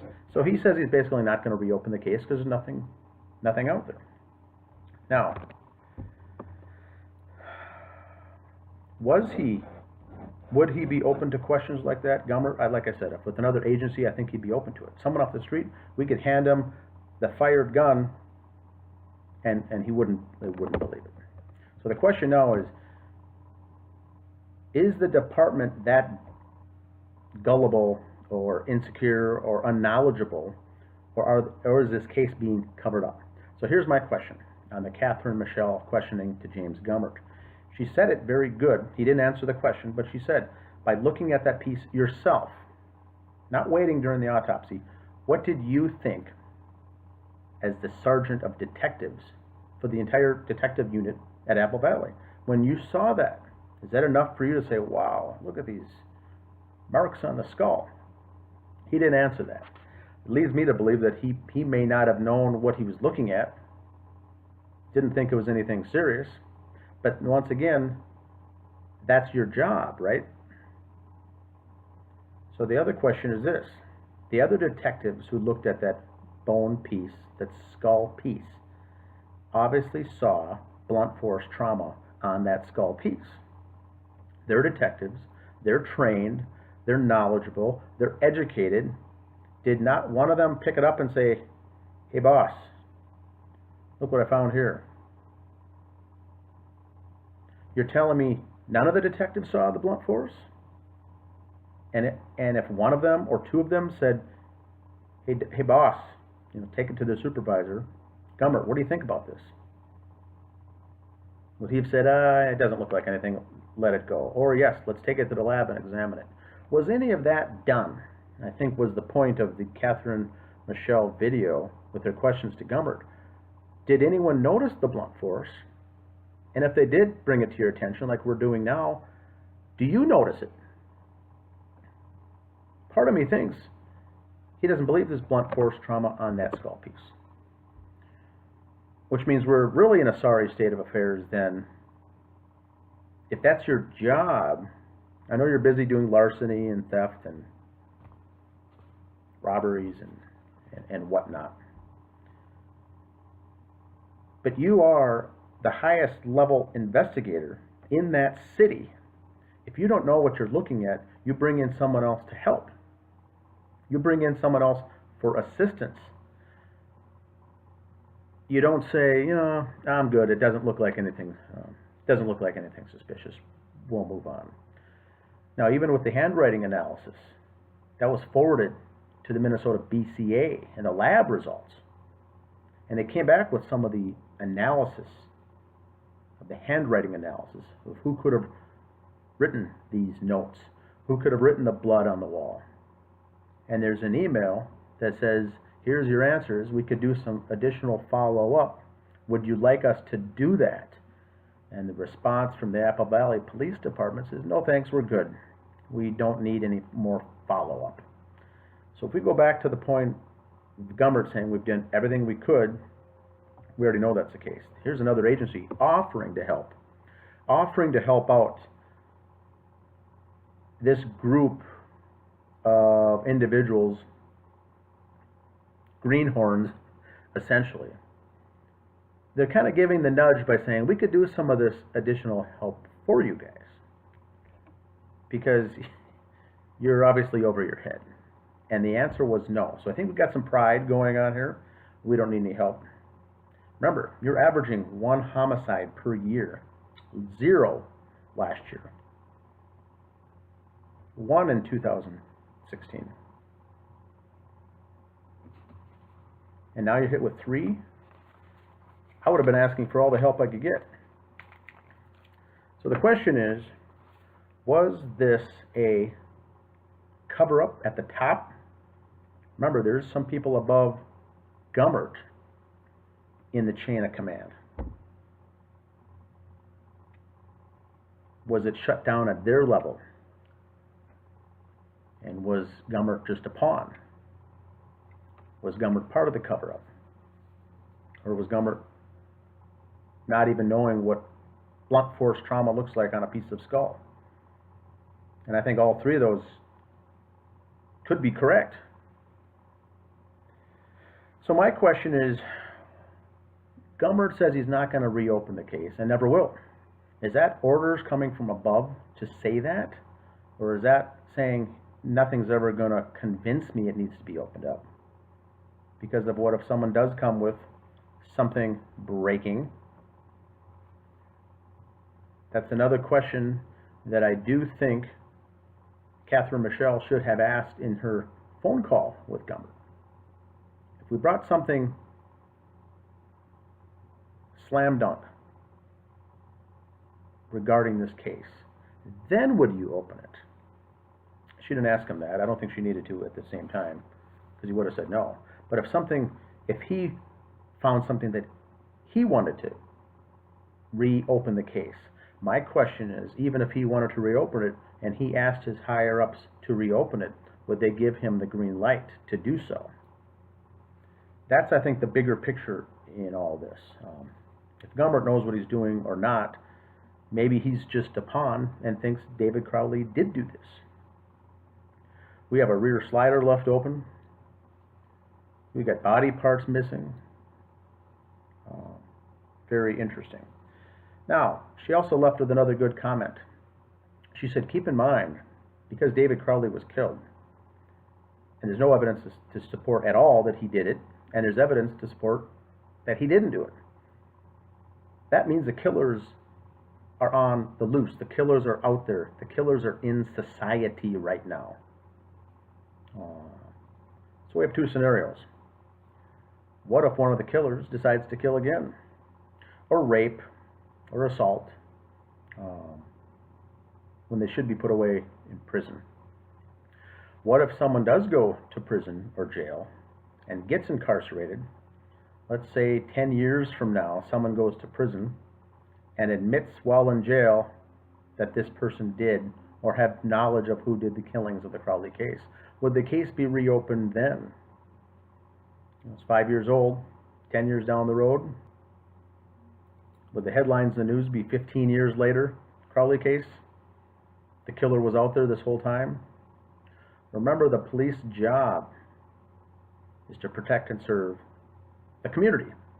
That's what the taxpayers' money is for. You protect and serve your constituents, your people, the people that reside in Apple Valley. Are they doing that? I don't think so. So we got a couple questions. What if the criminals are still out there? Well, we know that they are. Are they going to repeat? Are they going to reoffend? It's going to make them look bad if something ever does happen.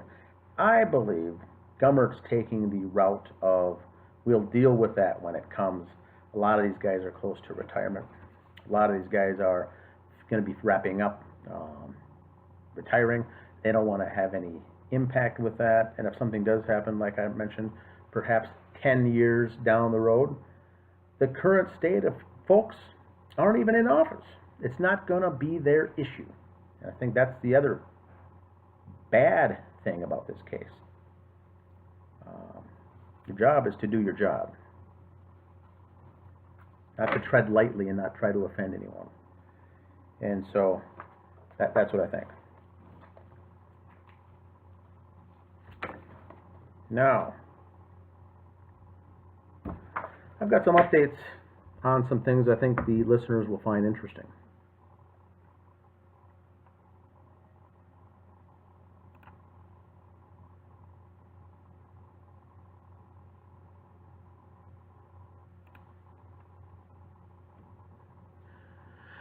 All right, I got a couple things here. One is the website, Apple Valley Police Department website. If we look, you can scroll down and see the staff, full staff. Here's the top dogs here. Police Chief Rhett Zeigel, still there from the case. Nick Francis, he's a captain. Greg Dahlstrom. Now Dahlstrom, I think, was in the case on the Crowley case, has since been promoted to patrol captain. He's now the captain. So these are the people up here that if Gummert wants to do anything about it, has to get through. It's got to get through the captain. It's got to get through the police chief. So the question is, first question would be, what do these folks know, and what narrative are these folks pushing? Because I find it hard to believe that they wouldn't know about a case like this with the inconsistencies and anomalies. If there is a cover-up at this level, it's going to be right here. Now we got issues with the old serve and protect. The mayor of Apple Valley was honored in 2018. Apple Valley Mayor Mary Hammond Rowland received the C.C. Ludwig Award at the League of Minnesota Cities' highest honors for elected officials. This is 2018. It took place in St. Cloud, Minnesota. Picture was taken. So of all the cities in the state of Minnesota in 2018, the winner was Apple Valley. Now look below. I've got it highlighted in yellow. Recipients are chosen because of their vision, statesmanship, and unwavering commitment to public good. There she is, the mayor of Apple Valley, holding up some portrait. Keep in mind, this woman has received these photos and has done nothing about the case.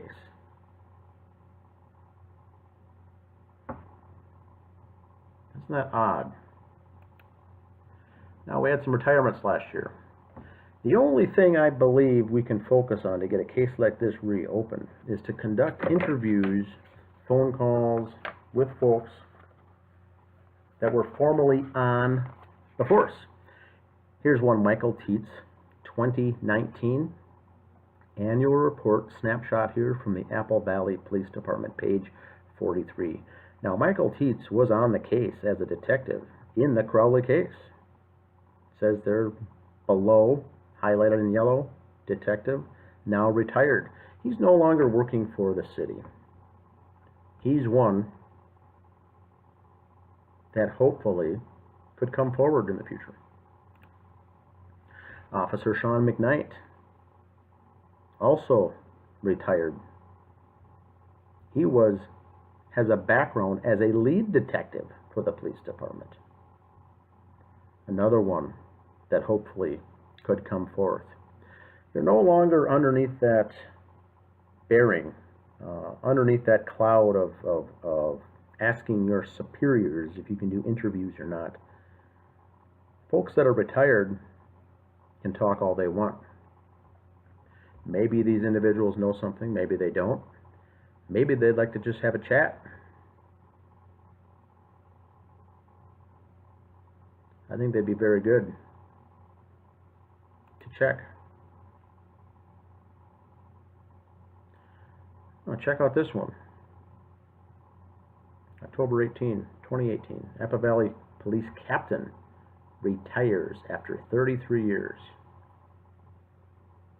This is Captain John Bermel. Heavily involved in the David Crowley case in 2014. There he is standing once again with the mayor. He had a retirement party in 2018. We've got 3 grisly deaths found, unresolved, and the folks are laughing. It goes on to talk about the article here talks about where he went to school, what he did, and I'm going to bring up a couple interesting notes. There's the picture. Here's a second photo. John Bermel retiring from Apple Valley Police after 33 years. In the center of the photo is Police Chief John Rich Zeigel. Everyone looking happy. The next photo is the key to the city. John Bermel receives the key to the city of Apple Valley given to him from the city's mayor. I mean, this is mind-boggling. Bermel was with the group for 33 years, sergeant for 20. Now that's a sergeant for 20 years is pretty good. That's something comparable in the business world to a manager, upper-level manager. 20 years. In yellow. Even he managed the investigations department from 1999 to 2002. That's 3 years. He would have had a background in detective work, in leading investigations. Could have helped out some of these younger guys. Don't know if he did or not, but at least he's got a background. The bottom of the article says, Bermel worked on many memorable cases, but 2 stand out for him. One was amateur filmmaker David Crowley fatally shot his wife Kamel, their 5-year-old daughter Rania, before taking his own life in their Apple Valley home in December 2014. Bermel noted that the case was complicated because investigators had to go through a lot of technology devices. Well, yes, they did. Gigabytes and gigabytes of data. If you skip down to the bottom, it says that Bermel said that the text messages and internet searches played a large role in implicating the Roger Holland story on his wife's death. That was the other thing. That was the other of the top 2 cases in his 33 years. And I'm going to read that bottom paragraph. Everything has to tie to technology. Everything has a tie to technology, he said, adding that technology is now a part of many burglary, domestic violence, or sexual assault investigations. It's really becoming part of what we do in investigating crime. Now, what we've provided in all of these videos, Greg Fernandez videos, Catherine Michelle videos, my videos, and others' videos, is the investigation to technology. It's the research. It's the phone records that we have pulled showing that someone's paying the monthly phone bill for David Crowley's cell phone to this date.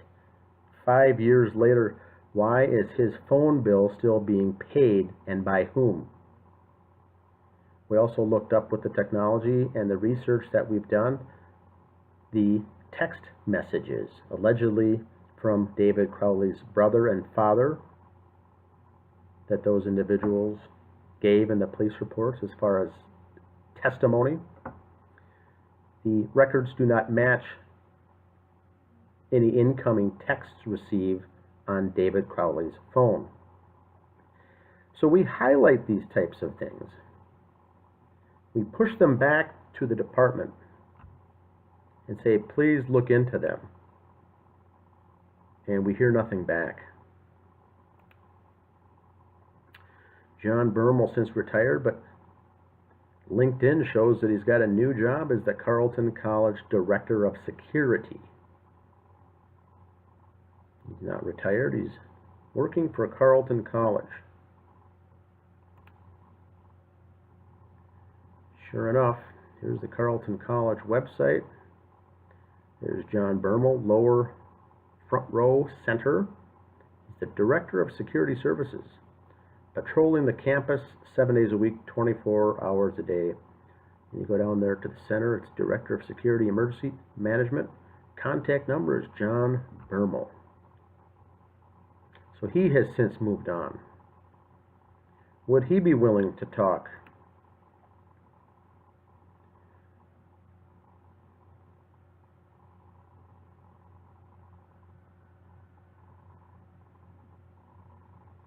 Would he be interested in having a chat about the case? Would the mayor? Would the rest of the staff? So that's what I've got. It needs something to move this case forward, and all we can hope for is good humans coming forward, talking about the case, getting the information out there, and that'll determine if it's a cover-up or not. Are they actively covering this up? I think it's a horse apiece.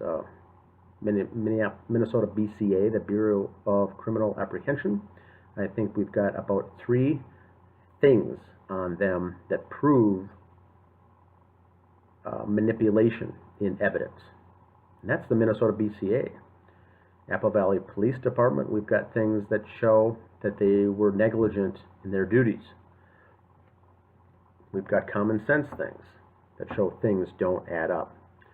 These things several times have been sent to the Minnesota Attorney General, the Dakota County Sheriff's Department, the Apple Valley City Mayor, and the Police Chief of Apple Valley.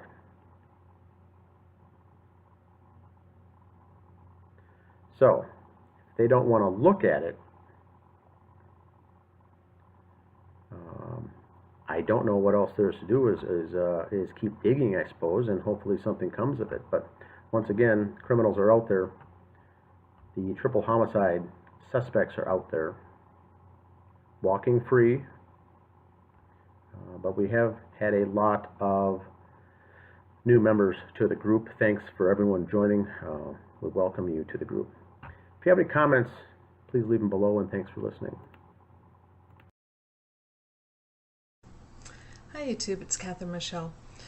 We're going to talk a little bit today about some inconsistencies. If you remember in some of my past videos, I had kind of this little series called Inconsistencies. Well, this is going to be a continuation of that. Today we are going to be talking about David, and in particular a few of his body positions. And as we go along, you'll see what I mean. This particular series, or whatever you want to talk about it, we're going to continue on with the inconsistency section. Today will be David's body. Then the next time we are working on a section about the ballistics. In my research, I found something fairly interesting.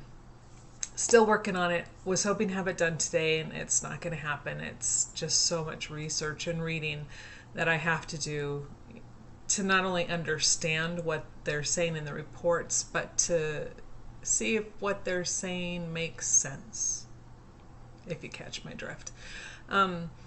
So in that section with the ballistics, I'm hoping to have Dan Hennon, Greg Fernandez Jr., and Sophia join me, and we're going to discuss that. I've already talked with Dan Hennon about all of this, and we were in agreement that this is probably that's a better topic for all of four of us to handle. And then there's another thing after that, and we'll get to later because that's further down the road. Not quite sure what we're going to title it. But anyway, what I'm going to title it, but still. Today we are going to definitely talk about David's body position. Keep in mind that the only people who were at the scene were the Apple Valley Police Department and the people from BCA, the Bureau of Criminal Apprehension. They're the ones who went and collected all the data, collected swabs and all that other stuff.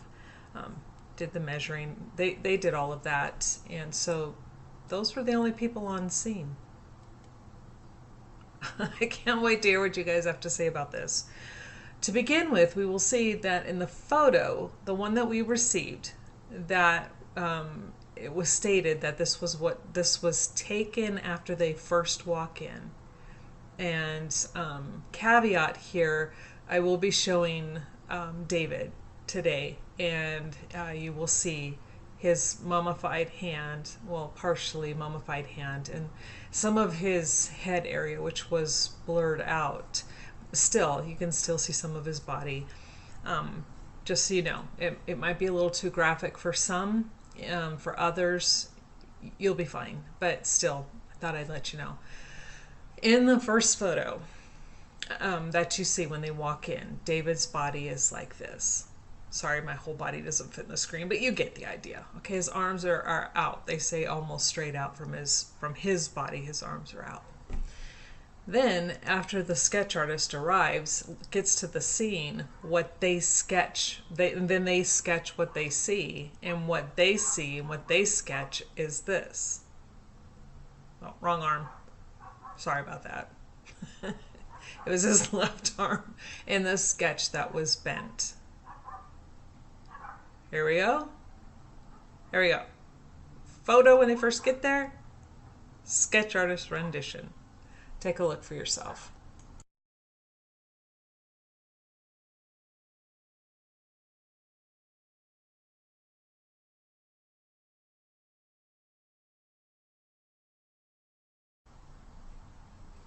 See that? Wait, it gets better. What do you guys think about that? Now, the sketch artist is supposed to get there and sketch and draw and depict the scene as it was originally in situ.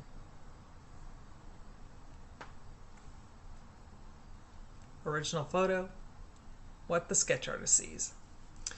Second part here is going to be about David's hand. And again, this is, especially this photo, might be a little graphic for some people, but you will see his left hand in the photo when they first get there. Same photo where you see David lying like this. You will see his hand like this. Normal death position. It's just lying there. Then, in another photo that I'm not sure if this was BCA who took this photo or if it was the AVPD, but in this next photo, you will see David's hand position like this. Well, it's from that angle. You'll see it lying on the floor.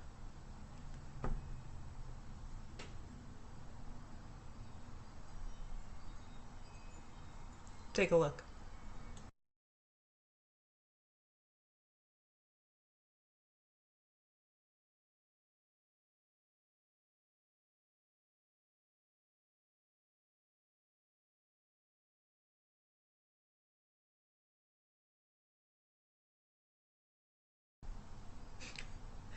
Okay, now what do you guys think about that? Hand doesn't go from this to this. When they first get there, oh, let's take pictures. Now his hand is doing this. Again, the only people there are Apple Valley Police Department and people from the Bureau of Criminal Apprehension.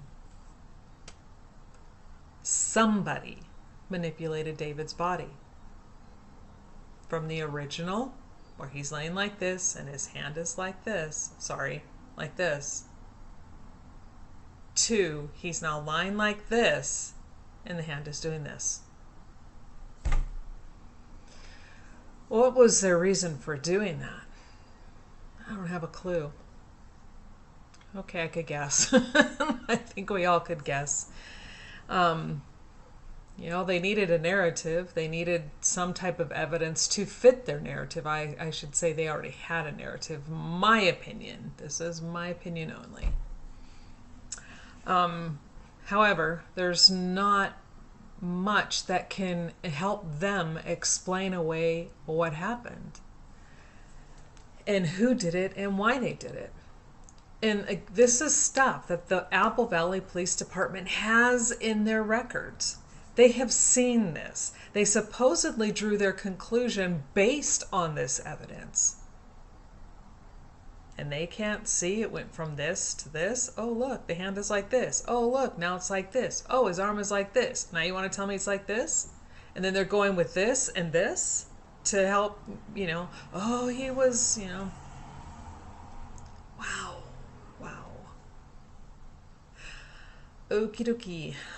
And with the drawing where the sketch artist has him like this, you know, they show the gun right next to his body at his waist. And in the written descriptions, it says that the gun is a few inches to a foot from his hand. Now, if his arm is clearly out here in the photo when they walk in, so if it's a few inches to a foot away, that's pretty far away from his body. And if they had seen it next to his waist, they would have stated that's where the weapon was found. But it doesn't say next to his waist. Yet the sketch artist has him like this with the weapon next to his waist. They didn't sketch his hand, but here's how his body was when they got there. When it used to be like this and the weapon farther away. So if it's farther away, and he's right-handed, they can't explain that. But if it's conveniently next to the waist, they can go, oh, it kind of dropped, which doesn't happen. Guns don't drop and roll, especially these heavy pistols. They don't bounce, is what I'm trying to say, off a hardwood floor. That sucker would drop and, it would just drop. More than likely, if he had done this standing up, he probably would have landed on it. But we're not going to go. We've discussed that before ad nauseum, where you can't get him under a blanket from a standing position. Again, hello. So, what do you guys think about that? With how his body was manipulated? Normal death position. Again, I'm sorry. He's out here, normal death position, hand in a resting position, to this. And the only people there were AVPD and BCA. Leave your comments in the comment section. Hope you guys have a great day. Hello, my name is Dan Hennon. Today is June 5th, 2020.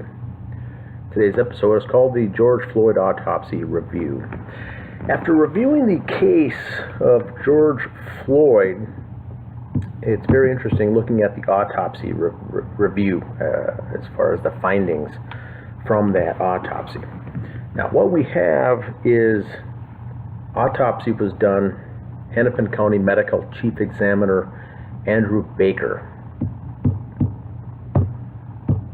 Andrew Baker initially suggested possibly an underlying heart condition and potential intoxication, combined with being held down by 3 officers, was behind the death. Also, a final ruling this week of cardiopulmonary arrest complicating law enforcement subdural, restraint, and neck compression. So keep in mind with the George Floyd incident, the medical examiner ruled that this was the answer. This is what happened. Kind of, to put it simply, kind of an indirect result. The police officer put in the knee on the neck. An indirect result. Not direct, but more or less indirect, kind of sent him into pulmonary arrest, cardiac arrest, sorry. And I think that's very interesting. That certainly could be the case, but it's very slanted as far as for a defense for the officer could more than likely get off on something like this. And that means as far as getting off of the crime, it's enough reasonable doubt, I think. So the family then hired their own medical examiner. They brought in Dr. Michael Baden. Now Michael Baden came in and did his own, and his result of the full autopsy, and he's a longtime pathologist, said that it was due to asphyxiation, directly due to asphyxiation, meaning that he was killed because of the officer's knee on George Floyd's neck. Very different to some extent. So they hired their own, and the city did theirs. Very interesting in this case. Now, Dr. Michael Baden is very good. He is close personal friend of Dr. Cyril Wecht, who has ruled on the JFK assassination that he was murdered. JFK not from behind by a lone nut assassin back in '63, but from shots fired in the front of the vehicle and the side of the vehicle, and in fact had nothing to do with the shots coming from the back of the vehicle. Now, he recently also was hired, Dr. Baden was hired by the Epstein family to do a secondary autopsy on Jeffrey Epstein, to see what really happened. The first one that came out there was ruled a suicide. He hung himself in his jail cell, allegedly. Dr. Baden came in and said, no, that was no hanging at all. That was a murder. That was a strangulation. Bones were broken in the front of the neck here because of the pressure. Had nothing to do with the item around his neck, and he was actually killed. So personally, I'm a fan of Dr. Baden and Dr. Wecht, both of these guys. So, very strange, the situation. Now, what came out of the autopsy is this.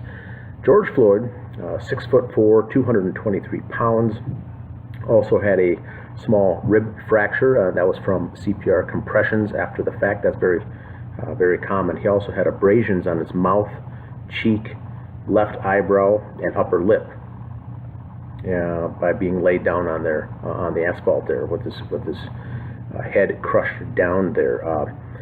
He also had an alias of Floyd Perry. He went by the name Floyd Perry as well. That brought some suspicions into the mix. And so he was also positively identified per the autopsy by the FBI. So he had served some prison terms. He had some criminal background. That's neither here nor there, but he was positively identified by fingerprints that were on FBI file. Very interesting to note.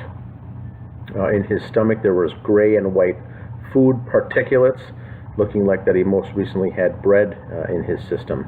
There was tattoos on his body, a couple of tats with the names Sissy, Brittany, Laura, the phrase R.I.P., rest in peace, the family name Floyd, and a pair of praying hands. So he did have some tattoos on his body. There was another tattoo, I think on his chest, of an eagle holding a rifle. He also had a left ear piercing. Looks like not in the right ear, but left only, and that had been done a long time ago, so it was very, could hardly tell that ear was pierced. They also tested that he was tested positive for COVID-19, and this looks like it came back from the doctor reports. So back in April 3rd of 2020, he tested positive for COVID-19. Now, strange thing with this, state of Minnesota. Remember when the video came out of Dr. Steve Jensen, the senator in the state of Minnesota? And I'm in the state here as well. He blew the whistle on that 7-page report that was given to all the doctors in the state saying, if anyone dies and they tested positive for COVID-19, you've got to classify that officially on the death certificate as a COVID-19 death. And so he blew the whistle on that, said that's not the case, that's not what I do, that's not what I've been taught, and that's not what we do as doctors. We classify the reason of death as what really caused that person to die, not if there's underlying issues or whatnot. So according to the state of Minnesota, this is a COVID death, which makes things very strange as well. They do get extra, hospitals do get the extra funding for the deaths. I think it's $39,000 each. It came up recently that George Floyd was an adult film star, and so that was some speculation. It does show that George Floyd was known as Floyd the Landlord in some adult films. He was based in, I think it was Houston, Texas. And so we've got some interesting scenarios here that came up in the aftermath of this particular George Floyd case. Now this doesn't relate to the autopsy, but the other strange anomalies in this case. Was he a porn star? It certainly looks like him to me. There's other videos as well, but what I would recommend the users out there, people familiar with this that have done their homework, is because now we know the tattoos from the autopsy report, that'd be a good way to confirm or deny this rumor.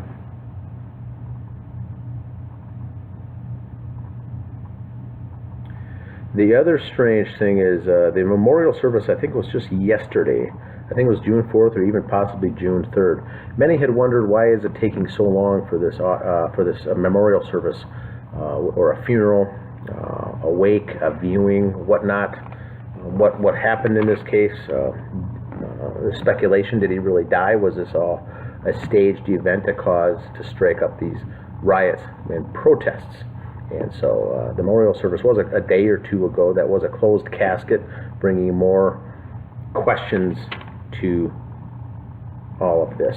The other scenario that came up was the owner of this bar in Minneapolis called the El Nuevo Rodeo Restaurant. Both worked security. Now that's very odd. Both Derek Chauvin on the right, George Floyd on the left. Floyd allegedly worked inside security at this bar. Chauvin was hired for up to 17 years working outside security, outside the building for security. That brings up the question, did they know each other? Did these two know each other? Or did they know of each other? And did that have any relationship with this case? Very strange. Now, I did a video earlier on this, on the second day of this, because I did go downtown. I am in the area. I did a video, if you happen to have seen it, back on May 26th. I drove down the day following, laid some flowers at the scene, and did an 18-minute video on my way downtown to talk about the case, saying that this is not neither black or white. It's not a racist thing. It's just simply someone killed unreasonably by a law enforcement officer, whether directly or not, or on purpose or not. The fact is, the result is a dead man who was in custody, who was restrained, and I went in and talked about whether he was high, drunk, on drugs, sober, regardless. The man was handcuffed. He was already restrained. He was not causing any issue. Why was the officer's knee on the man's neck for over 8 minutes when bystanders were saying the body went limp? He wasn't responding. There was blood coming out of his nose. Why didn't he let up? And so I went down there that day, laid some flowers at the scene. Many others had also done the same thing. When I was there, it was very peaceful. Peaceful protests were just starting up.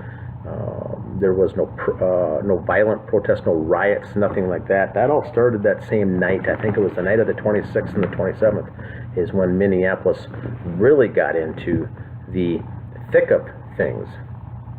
And then ever since, all the rest of the states and even other countries are involved, which means that this looks to be some kind of operation, some kind of planned event to spark all this, which is now turned into political. So the question is this. These two knew each other, maybe or maybe not. Very odd, highly irregular that they would have even worked at the same exact place. Now, the mugshot comes out a couple days later. Chauvin was arrested, brought in, terminated, of course, and then we see this mugshot. Does not, to me, look like the same person at all. I don't think they resemble the same man. So what this really brought forth now was some additional information on these internet forums and additional speculation. Some narrowed it down and said, look, here's your guy. This is him, Mr. Ben Bailey. Benjamin Ray Bailey.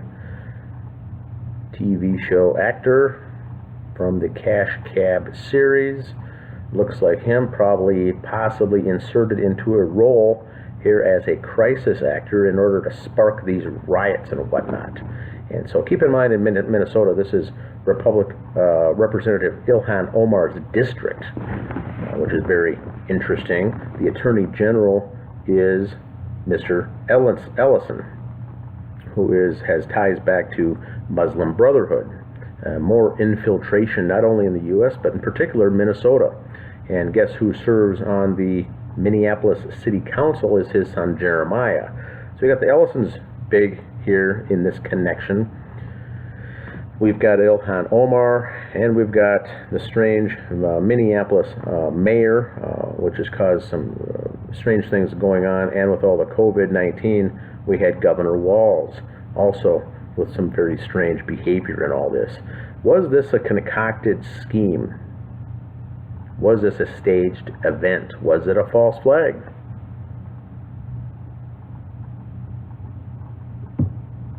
So that's the question. That's the question here. Now, personally, I don't believe so. It did look to me like the man died. There is a memorial service. There has been 2 autopsies done on this man.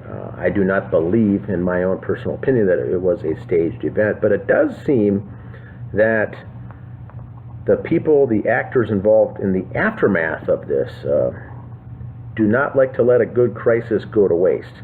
And so what I think here from what we're seeing here is a fallout, nationwide fallout from a political standpoint to burst this into a civil war, a black, white, racist, racial civil war, to blame it onto Donald Trump, make him look bad once again, and spark all of this outrage. We see the strange looting and the riots and the out-of-control protests. Now, keep in mind, typically when a case like this happens, the officers are not let go. They're placed on administrative leave, and sometimes they get charged, sometimes they don't. But for the most part, cases like this, the charges are dropped or there are no charges brought at all. They were saying that just things got out of hand, but this is normal procedure. And it is what it is, let it go. And so people are ready to protest. People are ready to really take action on civilians like this, innocent civilians. Now, George Floyd, the autopsy did show that he had narcotics in his system with fentanyl and other narcotics and drugs, no alcohol. So he did appear to be high, but the point is he was restrained. Cops were there, officers were there. 2 of them showed up and were able to get him restrained along with the help of backup. 2 additional officers came. So he had a total of 4. He was already restrained in handcuffs, and I believe his feet were already in handcuffs as well, and his arms behind his back. So why was he killed at all? I don't know. It's a very interesting case, but it does seem that these other things are taken off because of that, because of the political fallout. Never let a good crisis go to waste, and that's what took place here. I think, in my own opinion, is that this took place, perfect timing, and COVID was winding down. There wasn't much action going on there with the coronavirus, and so now let's switch the narrative into something that can make Donald Trump look bad, blame it on him, and then get the country out of control. So like I was saying, typically in the past, these things do not happen. This time, as far as charges, this time, all 4 officers were terminated. They were outright fired. They were not placed on administrative leave. They were fired. And then charges were brought, not on one, but all four. And second-degree manslaughter charges and third-degree. So, charges were filed. They were fired. They're in jail. So I don't think there's anything to be protesting about. So correct me if I'm wrong, but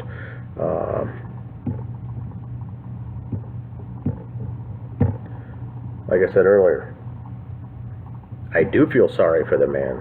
He did die. It was an unnecessary death, and I didn't like it. And yes, watching that video did bug me. Now the question is this. There's a lot of people making George Floyd out to be a hashtag, as a martyr, as some sort of hero. But I would recommend the listeners following that to watch the recent Candace Owens monologue that she did. Very good. Candace Owens is very good. I like her. She went out of her way to say that no, George had problems. George Floyd was a criminal. He certainly wasn't a hero. Certainly wasn't a martyr. Her video is good to go. Did an innocent man die? Probably. And so that's the story here. So I think we've got two cases here. We've got the strange anomalies between the cop and the dead man. We have all the strange fallout with the Antifa rioting, the looters, and all the cities where these riots are taking place. We're seeing pallets of fresh bricks being dropped off the night before that just happened to be there, and all this other shenanigans going on. So that's my take.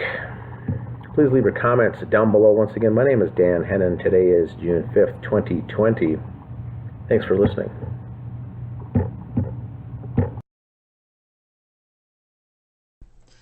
Hi YouTube, it's Catherine Michelle.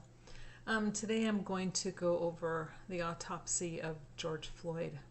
I waited a while on purpose just so things could calm down. This video, I will probably turn off comments because I don't want this to turn into people bickering and you know, condemning this or that. That's not the purpose of this. The purpose of this is strictly to go over what the medical findings are and were in his case. I am aware that there is supposed to be an autopsy that was performed by independent doctors. I do not have that written document. So when and if that ever becomes available, I will go back and do one covering what they say they found in that one. But for today, we're just going to stick with what the Hennepin County Medical Examiner found during their autopsy. So basically, the final diagnosis is as follows. 46-year-old man who became unresponsive while being restrained by law enforcement officers. He received emergency medical care in the field and subsequently in the Hennepin Healthcare Emergency Department, but could not be resuscitated. Now it goes on to list the injuries he sustained. Blunt force injuries. Cutaneous blunt force injuries of the forehead, face, and upper lip. Mucosal injuries of the lips.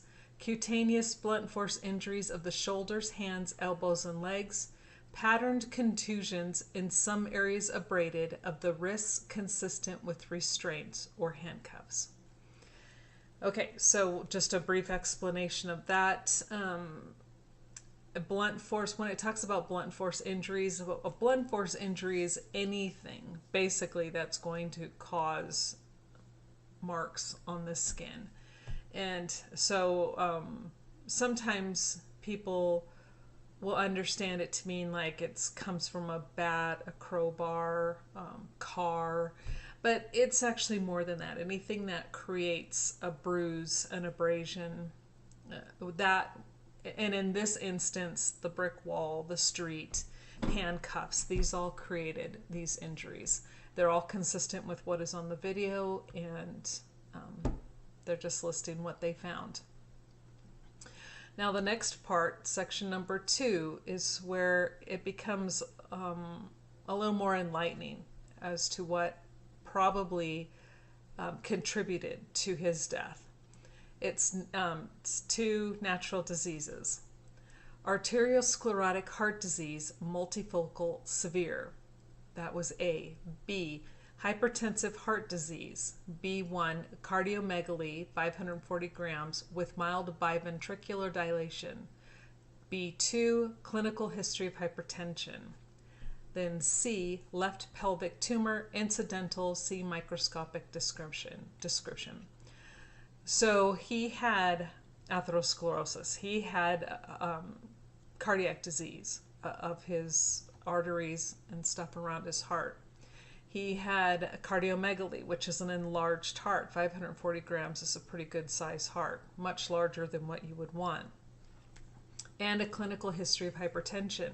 Untreated hypertension leads to cardiomegaly. The left pelvic tumor is really incidental. It's something they found upon autopsy, has no bearing on his death whatsoever. Now we go on to number 3. So the first one was the blunt force injuries. Second was natural diseases. The third is no life-threatening injuries identified. No facial, oral mucosa, or conjunctival petechiae. No injuries of anterior muscles of neck or laryngeal structures. No scalp soft tissue, skull, or brain injuries. No chest wall soft tissue injuries, rib fractures other than a single rib fracture from CPR, vertebral column injuries, or visceral injuries. Incision and subcutaneous dissection of posterior and lateral neck, shoulders, back, flanks, and buttocks, negative for occult trauma. Now, to help explain that, so obviously he had no, and when it says no life-threatening, so this section is not talking about the scrapes and the bruises on his mouth. So when it says no life-threatening injuries of the face, oral mucosa, or conjunctival petechiae, it means that, there was no facial fractures, there was nothing blocking his airway, and the little pinpoint red dots that you see with strangulation and severe prolonged pressure on a neck to stop the blood from flowing, which then tends to pool in an area it can't go anywhere, which causes that pressure, then causes the veins to rupture, which you see these little pinpoint red dots, petechiae. None of that is found. No injuries of the anterior muscles of the neck or laryngeal structures. So on the front of his neck area, no injuries whatsoever. No scalp, soft tissue, skull, or brain injuries. So he didn't have swelling of the brain. His scalp was not fractured. There were no lacerations. And so, again, nothing that would cause death. So other than, again, we're not talking about the scrapes, the minor scrapes and bruising. No chest wall soft tissue injuries, rib fractures other than a single rib fracture from CPR, vertebral column injuries, or visceral injuries.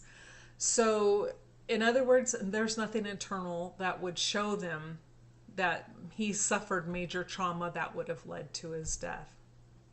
And then incision and subcutaneous dissection of posterior and lateral neck, shoulders, back, flanks, and buttocks, negative for occult trauma. So they also not only did they check the front of his body, but they did an incision and checked the back as well. They pulled back and looked at his muscle to see if there was any bruising, to show where extreme pressure had been applied, and which enough would have caused bruising or injury to his neck, his back, and there was nothing there. And then now number 4, viral testing positive for 2019 nCoV RNA by PCR. 4, hemoglobin S quantitation, postmortem femoral blood, and then they'll go on at 38%. They'll see the comments. We'll talk about that later. And again, his testing positive for COVID-19 had no bearing on his death. He was either exposed or had it. Recently could be anywhere from, few days to months, but he did test positive and had been infected with COVID-19. Again, no bearing on his death. And we will talk more about the hemoglobin S quantitation later. Now we're down to the toxicology section. This is where we begin to see another thing that led to his death. Now, I know a lot of people don't want to hear this, but it is what it is. This is what was found in his system. So we have toxicology testing performed on antemortem blood specimens collected at 9:20 p.m. and on postmortem urine. So the antemortem was the blood they collected before he died, and then the postmortem urine they collected from his bladder after he died.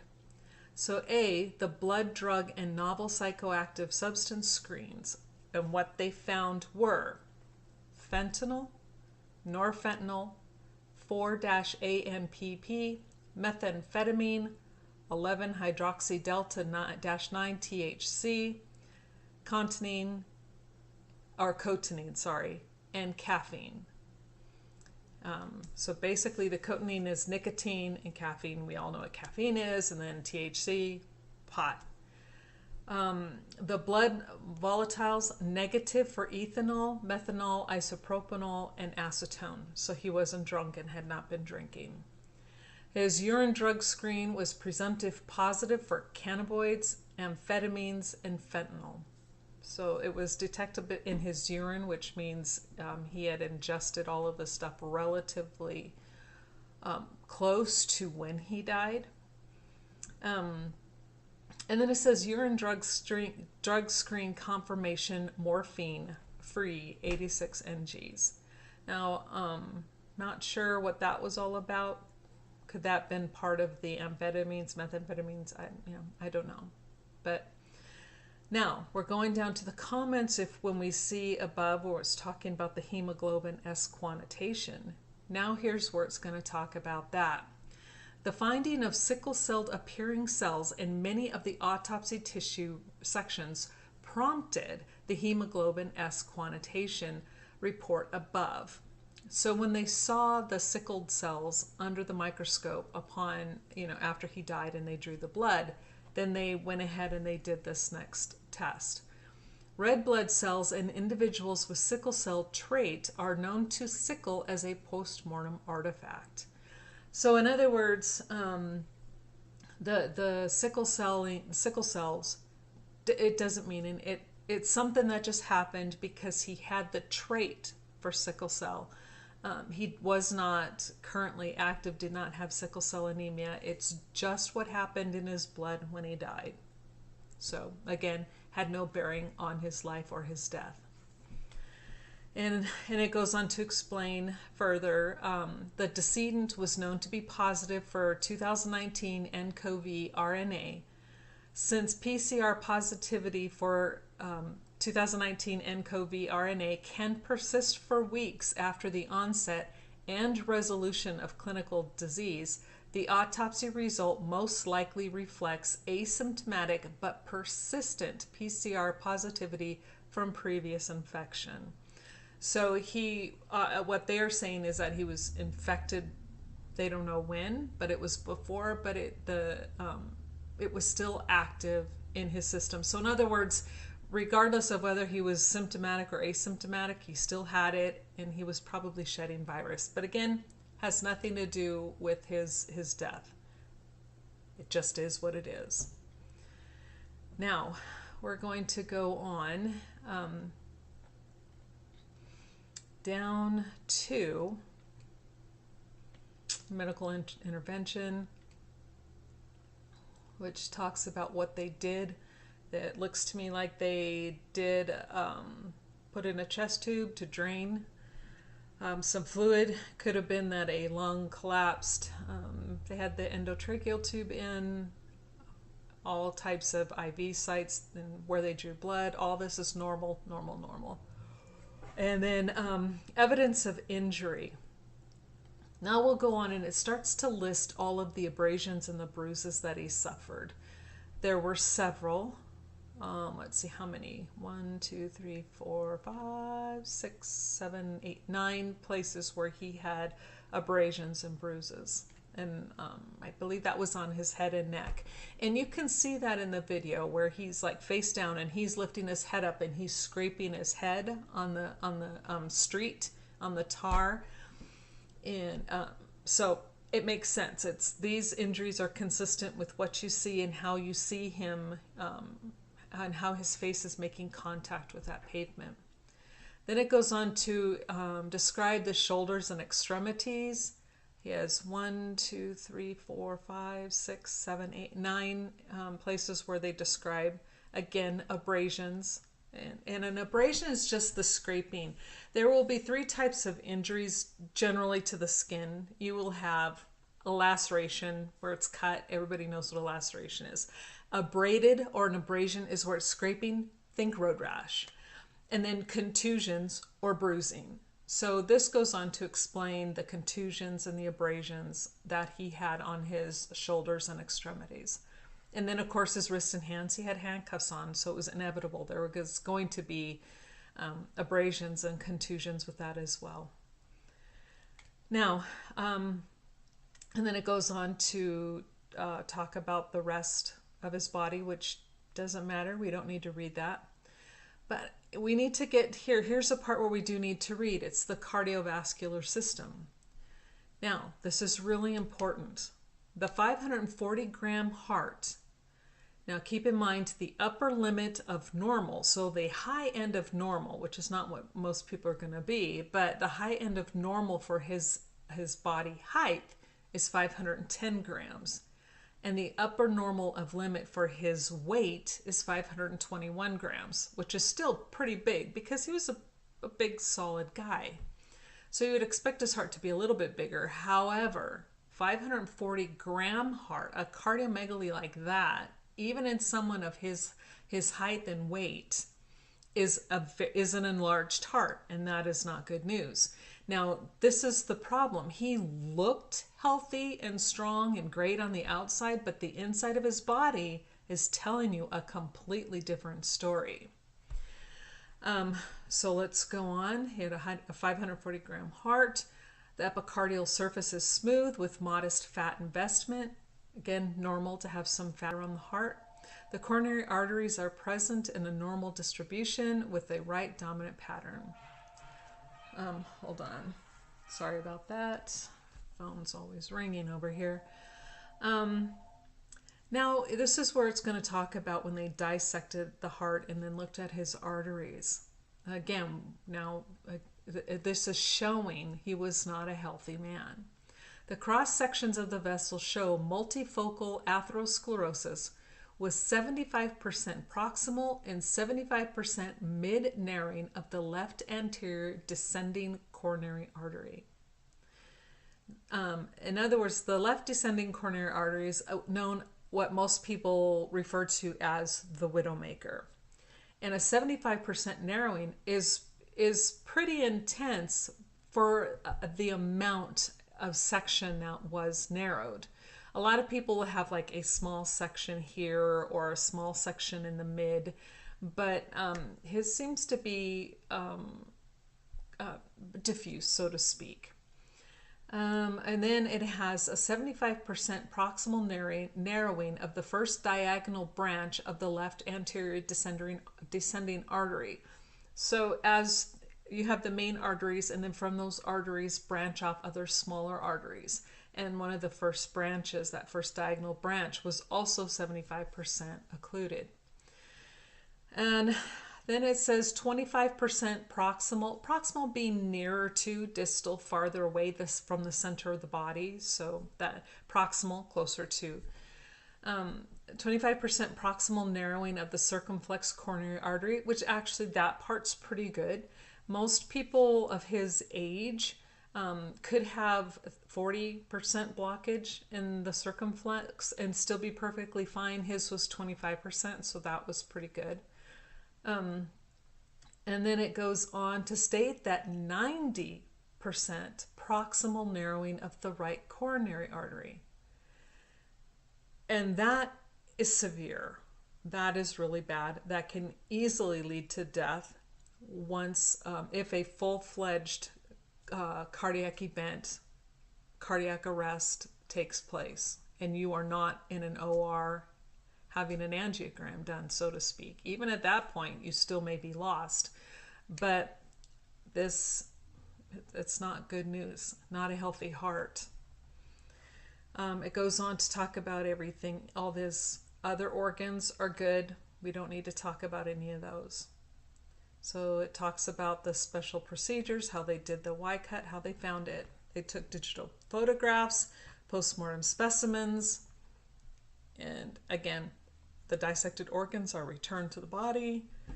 Everything from that point on is normal. And then reading through the rest of it, everything looks pretty good.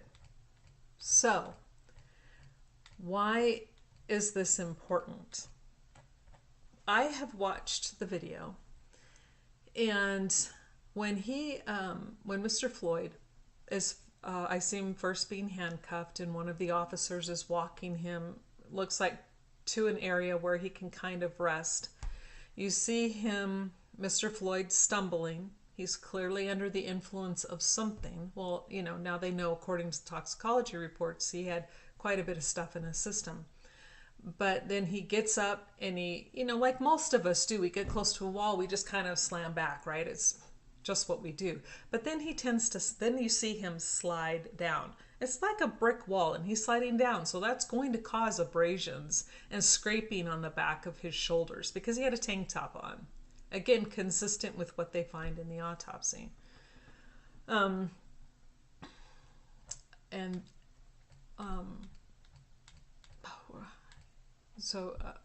sorry. I'm so tired. I'm trying to think of what else we were going with. And the video also shows that, okay, he was under the influence. He fell back. He scraped his shoulders as he's sliding down the wall to sit down. And then eventually they pick him up and they go to put him into the back of the vehicle. And then they take him out right away. Now, I don't see and have not seen the other side where and that part is where it is stated that when he's put in the vehicle, he says he's getting claustrophobic. And so they take him out of the vehicle. To me, and in my opinion, and I'm entitled to it, my opinion is that this is where I see the officers failed Mr. Floyd for the first time. And why I say that is because they don't know his medical history. They have no idea. However, one of the first signs and symptoms of a heart attack is a feeling of claustrophobic. Your claustrophobia, you're phobic. You can't be in a tight space or what you perceive to be an enclosed space. So right away he starts doing that. And as he's getting out, he's more and more agitated. And he is combative. It's there. You see it as plain as day. He's combative. However, caveat here. Again, the police officers don't know why. Now, in their job, it is safe to assume that they probably deal with people like this all the time. But that is one of the bad things in a situation like that, when you're so used to dealing with people who are combative that you don't always stop to think after a while, okay, is this person really sick? Or are they just being a jerk? And I don't know. I wasn't in those officers' heads. I did not hear any racial slurs being yelled to anybody. I didn't see a roughing up or mishandling of Mr. Floyd. What I see is they didn't tend to take anything he was saying seriously.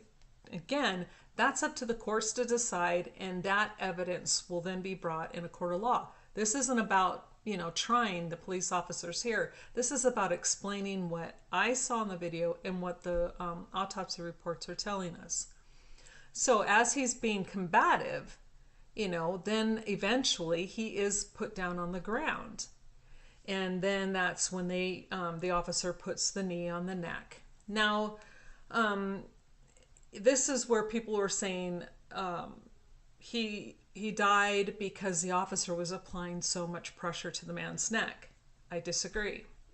Why? Because the autopsy reports show no bruising on the neck whatsoever. And you would have to apply a pretty good amount of force onto that neck to stop the blood from flowing. And another reason why I don't believe that's true, because in the video, you see him lifting up his head, even though the knee is on his neck, and I don't agree with that. I don't like that method whatsoever. That's not the issue here. Is even though the knee is on the neck, you can see Mr. Floyd lifting his head and he's moving it, and he's scraping his face on the street. Now, if there was so much pressure applied that it was cutting off circulation, he would not have been able to move his head like that. So I don't buy that. Not at all. But again, I don't agree with putting knees on necks. I don't agree with putting knees on the backs. I don't agree with that behavior whatsoever. I think that is something no police officer should have ever been taught. And they do it all over the country, all over the world. It's just not right.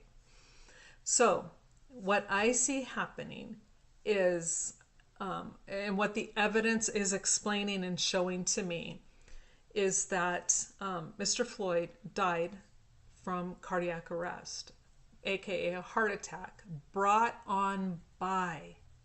And here's where it gets really sad. So I call this the if not fors. If not for the fact that he did not take medication for his hypertension, and we know he didn't. It was not found in his system at all. There were no hypertensive medications detected. So if not for the fact that he had untreated hypertension, if not for the fact that he had an enlarged heart, if not for the fact that he had fentanyl, amphetamines, nicotine, THC, and caffeine in his system, if not for the fact that arrest is very stressful, if not for the fact that the police officers did not stop and render aid and take him to the hospital when they first noticed he was in distress, things could have been different. However, that's not how it played out. The officers didn't pay attention, especially when he stopped moving. They didn't pay attention. Mr. Floyd did not pay attention when he was told he had hypertension. He didn't take care of his heart. Due to not taking care of his heart, he had an enlarged heart. And an enlarged heart does not work well. If not for the fact that Mr. Floyd was taking fentanyl. Now, there is nothing in his medical history or what they found on autopsy that would explain a medical reason for needing fentanyl and the methamphetamines. It's an illegal activity. Unless they can show that he had a medical reason, and we don't know this because we don't have access to all of his records, but regardless, legal or illegal, these drugs have an effect on the heart. So does THC, so does nicotine, so does caffeine. So he didn't take care of his health. And then you put on top of that the stress of being arrested. And it was the perfect storm.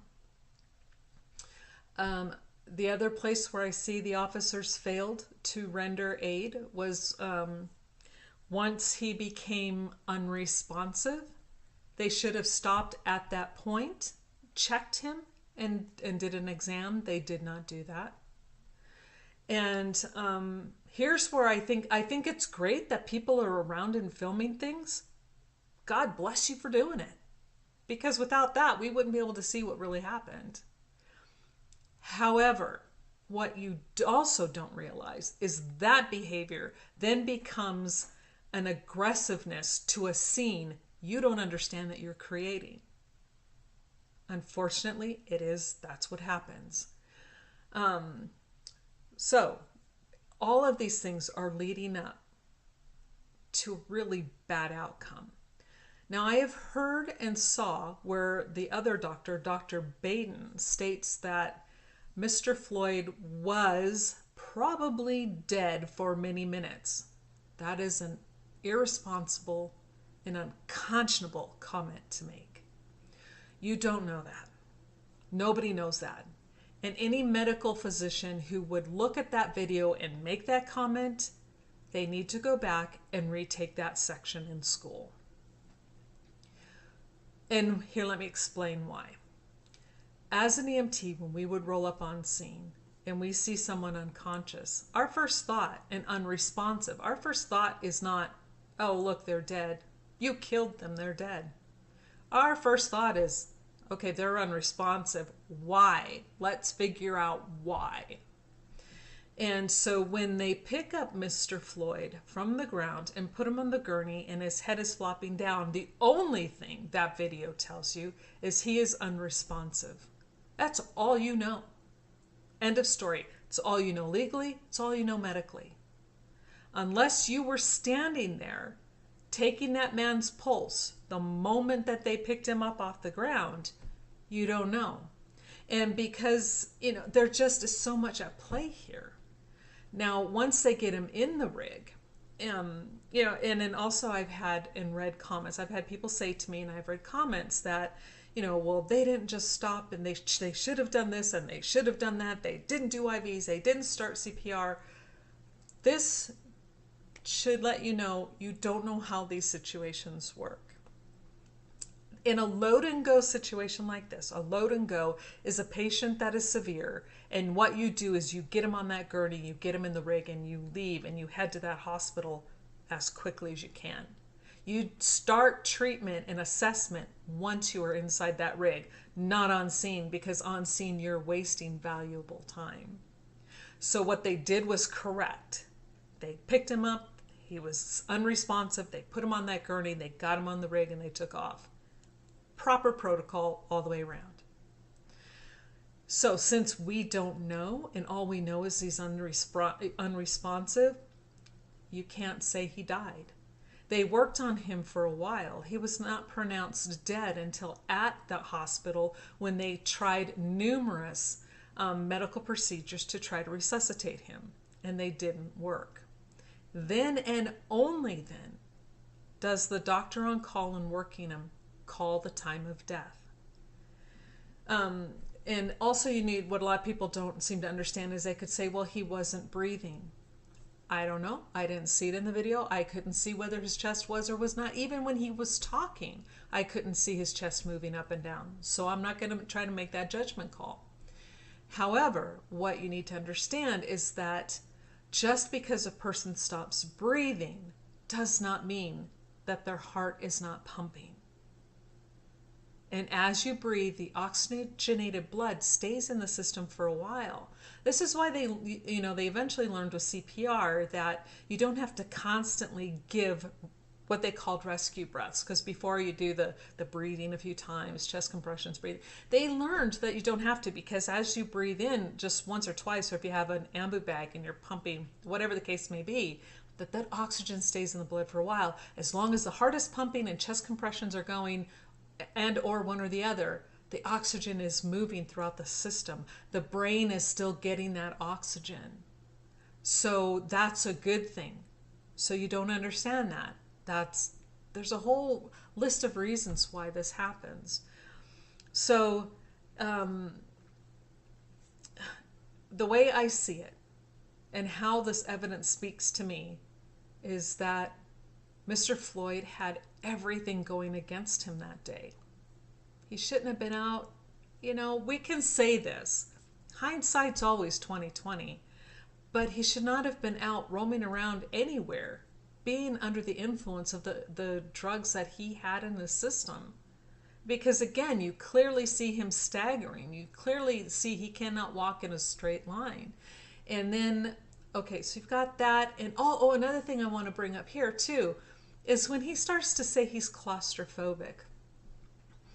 Oftentimes when people start to have a cardiac event and they start to have, sometimes panic attacks will do this as well, but the cardiac event begins, they will feel claustrophobic. You feel like you can't breathe, even though we're talking and exchanging air. And obviously you're exchanging air and you are breathing if you were having a conversation.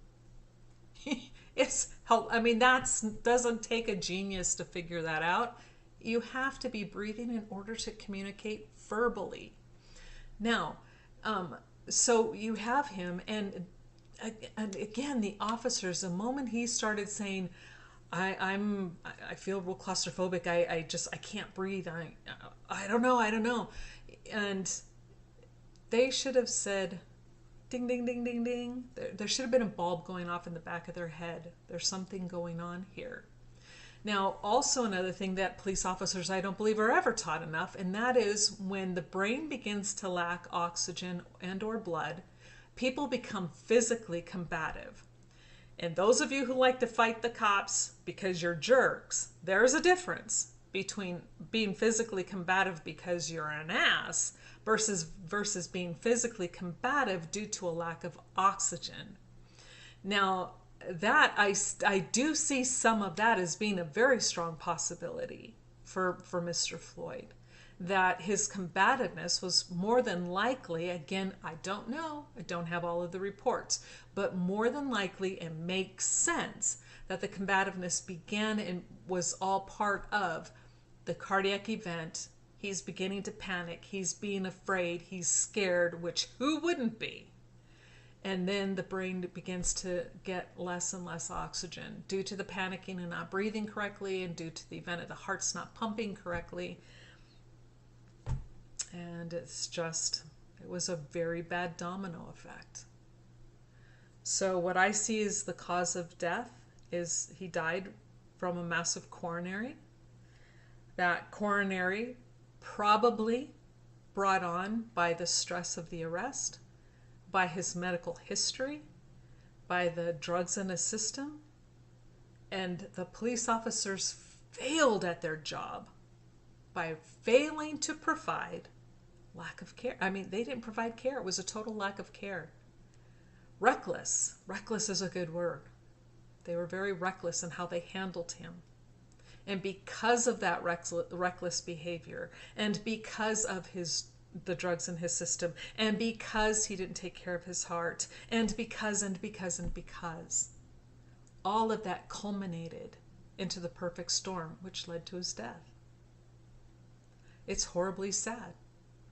I do not see this. Nothing in this report, nothing in the video I have seen, nothing has said to me or shown to me this had anything to do with the color of anybody's skin. There was a black officer there, a white officer there, an officer of either Latino or Asian. They were there. You can't say this was racially motivated, but I can say with certainty that it was reckless behavior on the part of the police officers. If they had done what they needed to do and did their job and took him and called the ambulance right away, or just take the man to the hospital, could he have lived? I don't know. It's something we will never know. Were the odds in his favor? No. Not according to his autopsy and the condition of his heart and his atherosclerosis. The odds were not in his favor. The cardiac event had already begun. There would have been no way for those doctors to run all those tests, to do all that, to find out that it was a blockage. It was too late. And that's why a lot of people, they just drop dead. They don't know they have atherosclerosis. They don't know they have cardiac disease, etc., which is that, and then some. And then they just drop dead. You can't be saved. That's why they call it the silent killer. So if anything, please, people, take your health seriously. Take your family's health seriously. And please understand that what you see and what you hear is not necessarily the events taking place. If you don't know how to look at that scene, if you don't know what you're seeing and you know how to read it, you are basing your conclusions on your emotional response to something you do not understand. That's dangerous. I hope everybody takes this as an opportunity to go online, go to your library, take an EMT course, do something, learn about what happens to the body with cardiac disease, and then take care of yourself and your family. The only thing I have to say is I'm sorry to his family that they lost their family member. It's very sad he died. But again, I cannot reiterate this enough. I see absolutely zero evidence that this was racially motivated. If you're not familiar, Georgia Guidestones are the American Stonehenge. They're tablets out here, really out in the middle of nowhere, about a good 2.5 hours out from Atlanta, Georgia. There's warning, property under video surveillance everywhere. In the middle of nowhere, there's no signs coming out here that mention it or anything, so if you know it's here, it's here. And to give you some scale for this thing, you know, this is somewhere, I'd say 20 feet tall, something. It's huge. And it has the same message written in 1, 2, 3, 4, 5, 6, 7, 8 different languages. It was commissioned anonymously by a pseudonym, R.C. Christian. Most people believe in the know that this was commissioned, in fact, by the Rosicrucians.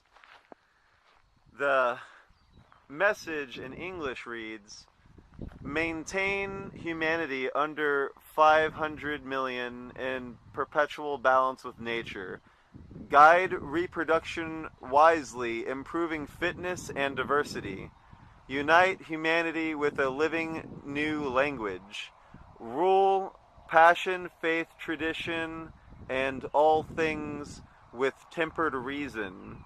Protect people and nations with fair laws and just courts. Well, that one I guess I can agree with. Let all nations rule internally, resolve external disputes in a world court. I think you know where they're going with this. Avoid petty laws and useless officials. All right, well, you know, it's kind of a mixed message here. Balance personal rights with social duties. Prize truth, beauty, love, seeking harmony with the infinite. Be not a cancer on the earth. Leave room for nature. Leave room for nature. As you can see, it's the same message in different languages here.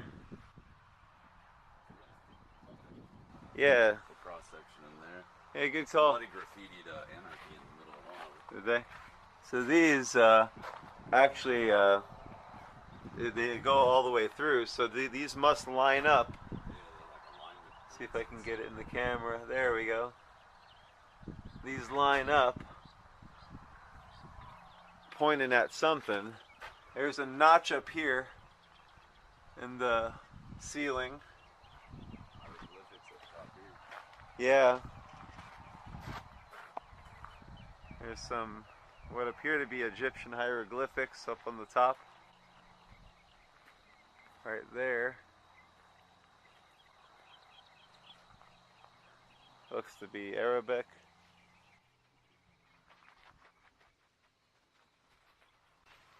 So this is a real place here in Georgia. It's not a conspiracy theory. It's not something on the internet. We're here right now. Here's a plaque.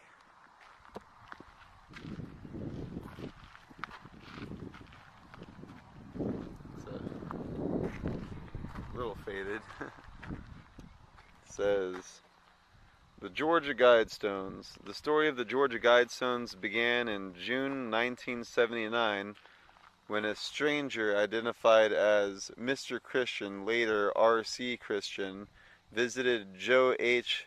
Finley, Sr., president of Elberton Granite Finishing Company, Incorporated, and indicated that he represented a group of loyal Americans living outside the state of Georgia who wanted to build a monument focused on the theme of conservation. Mr. Christian, who had assumed this pseudonym because he was a Christian, named Wyatt C. Martin, president of the Granite City Bank, as intermediary to hold funds in escrow for the project, explaining that the Guidestones group, which wished to remain anonymous forever, had selected Georgia because of its excellent granite, mild climate, and the heritage of his great-grandmother as a native Georgian. Christian agreed to Martin's request to locate the monument in Elbert County if there was a suitable remote site for it, which they found on a hillside that is the highest point in Elbert County. On the farm of Mildred and Wayne Mullinex, north of Elberton on Highway 77, Finley's company carved this 6-part monument from pyramid blue granite. The Georgia Guidestones consist of 4 granite megaliths set in a paddle wheel arrangement around a central stone, which is surrounded by a flat capstone measuring 19¼ feet. That was pretty close. In height at the highest peak. The stone group measured 17⅓ feet in width, and its diameter is 65 feet. The overall weight of the 951 cubic foot of granite used is 237,746 pounds. A ground marker west of the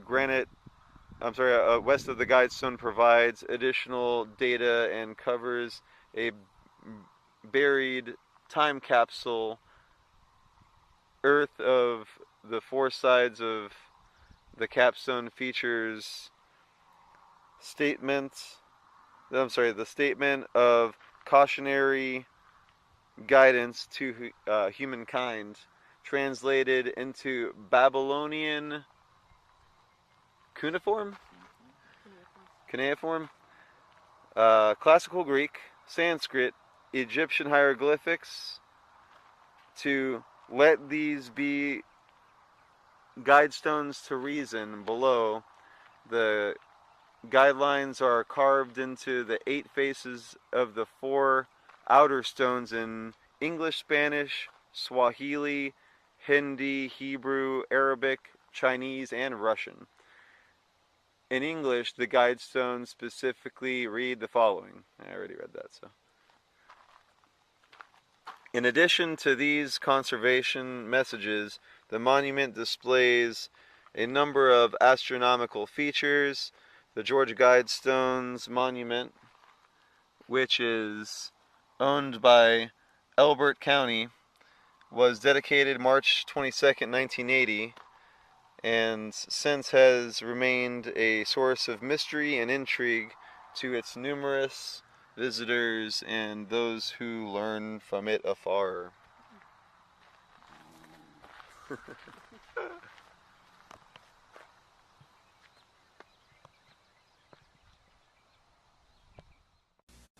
Refresh yourself. It's intermission time.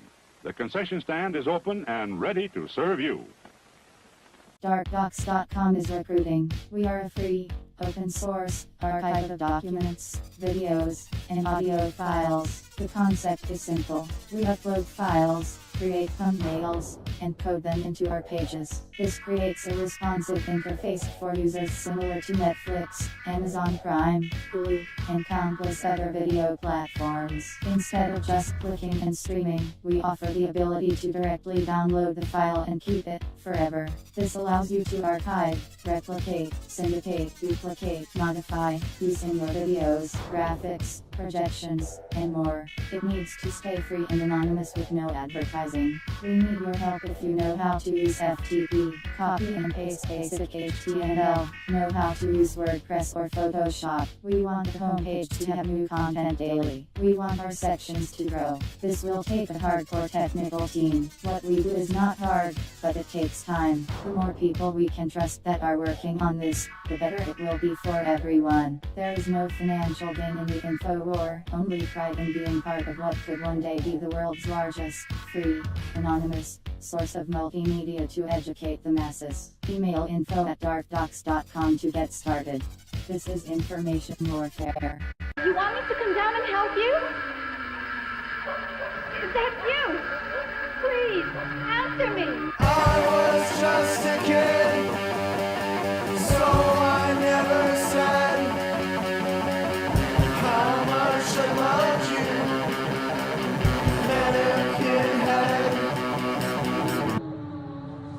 There's something in the shadows and it gives me quite a fright. Keeps me up with cold sweats in the middle of the night. Dismay, distress, and discomfort are but the hallmarks of this plight.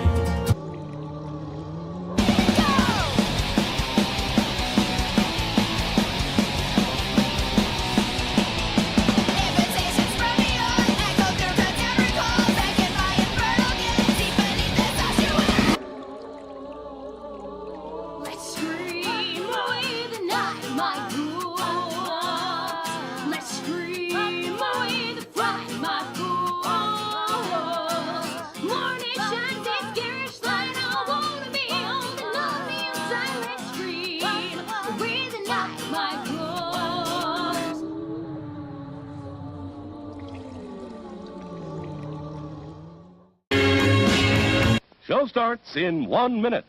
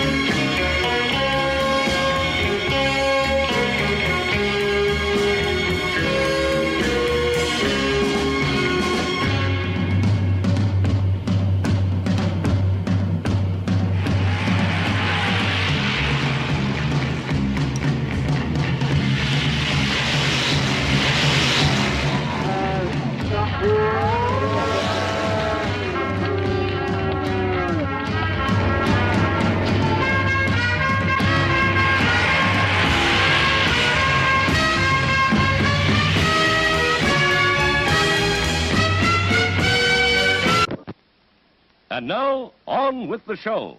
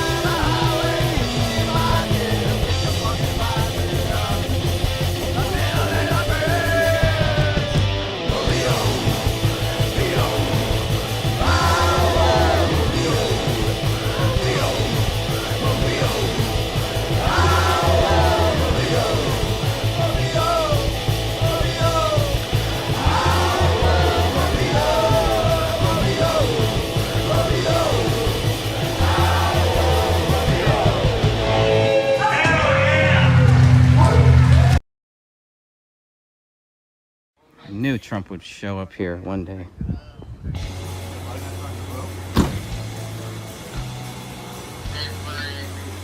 What do you think? Volunteer?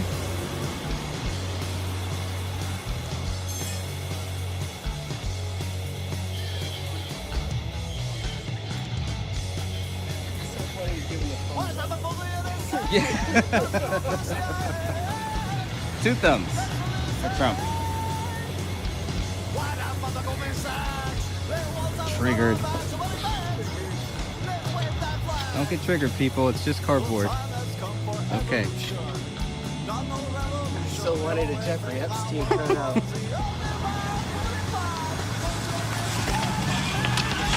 Oh, we're not learning about flat tire.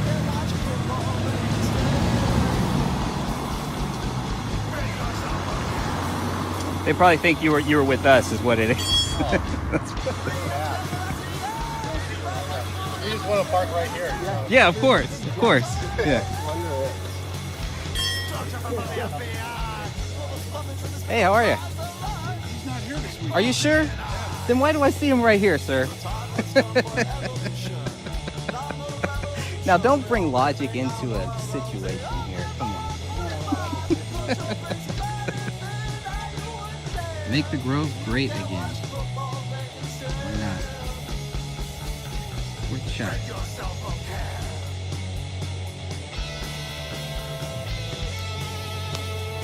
I think the cooks got a pretty good kick out of it. They weren't triggered by it. Don't worry, Trump's got this covered. We've seen New York, Nevada, Arizona, and of course California so far. License plate.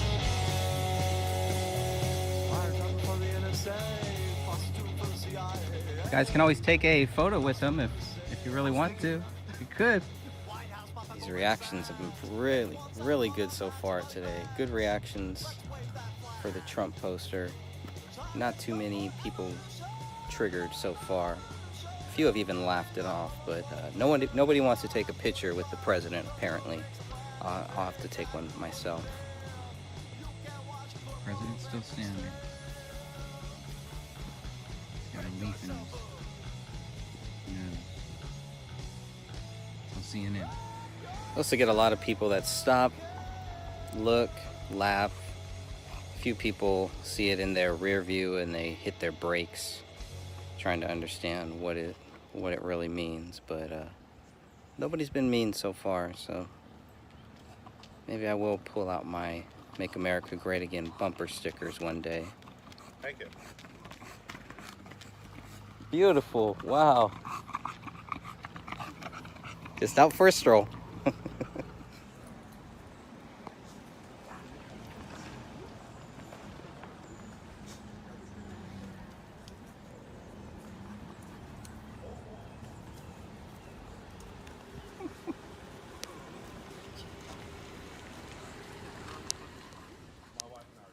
See, a dog almost peed on Trump, but did not do it. Got a few other triggered people, a few other people here looking at the poster, coming back and forth, but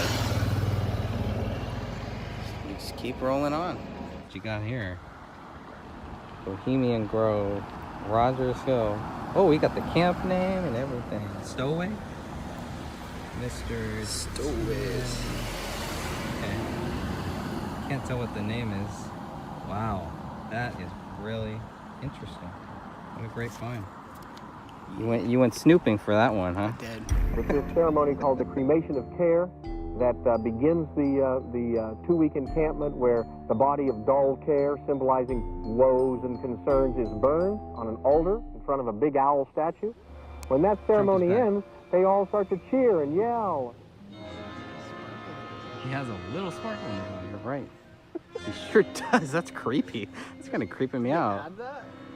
Was that a sparkle?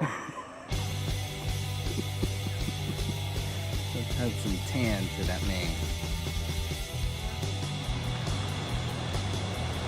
Trigger. Trigger.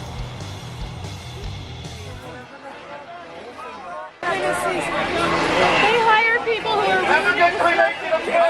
on the guest list. Mark Day, I'm on the guest list. You guys bring us out some leftovers from the Bohemian Grove dinner. I left some leftover from the Lady Young, please. He said that he didn't want anybody to get hurt. I said people are being hurt every day because of those people up there. Hello? By the millions. Every day. Peaceful protest! Peaceful protest! Peaceful protest!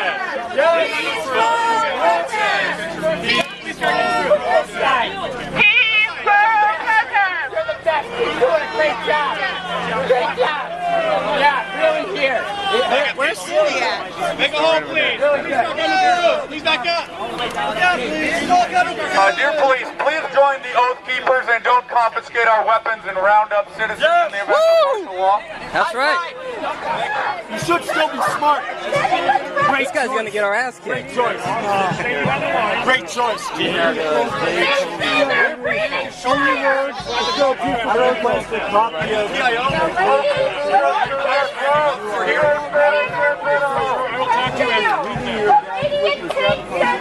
Don't work here.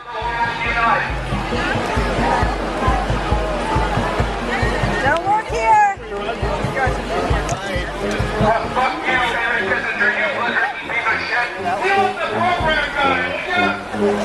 Let's occupy this space. That's why we're out here. Let's not forget that's why we're out here. Let's try to bring awareness to the best of our ability. To the best of our, let's pledge all allegiance to the United States because they have everything in favor of the United States. We have your general government. We have your membership list. Every day. I was told that we couldn't go in the street because they don't want anybody to get hurt. My response was people get hurt every day because of those people up at the Bohemian Grove. Right! They should be protecting us from them, not them from us. We don't have any riot gear. We don't have any guns. We don't have any helmets. We come in peace, but they don't come in peace. Sorry. I was going to go like, which side are you on, officer? Sorry guys, the flag revolution has all been quite uncomfortable. Thanks for asking, though. However, these are just the birth pangs of the new movement. It's okay for those people to kill millions of people, start wars, torture, profit off of these things. We're here as peaceful, non-violent protesters. Right! They come out at us using people that we pay their salaries, coming out in riot gear to oppress and suppress our rights to protest. Yeah, what's up with that? This property does not belong to the Bohemian Grove. It belongs to the people. It belongs to the Como. The police work for us. Supposed to. We pay their salaries. They shouldn't be protecting the 1%. Let's walk down there, Geek. There he is, the director. Director. Which side? Director of what? You're still making movies. Hey, it's not me though. It's not me. I didn't have glasses. This is not the property of the Bohemian Grove. We're going to walk to the gate of the Bohemian Grove. Stay with us. Let's go. Protect the person behind you. Protect the person behind you. Okay, have it, you. Port. Arms. Do me a favor. Bitch.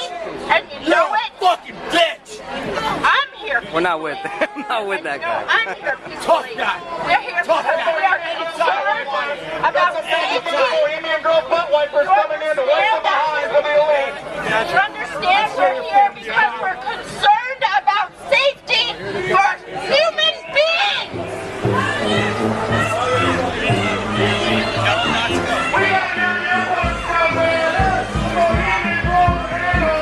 We got your membership list.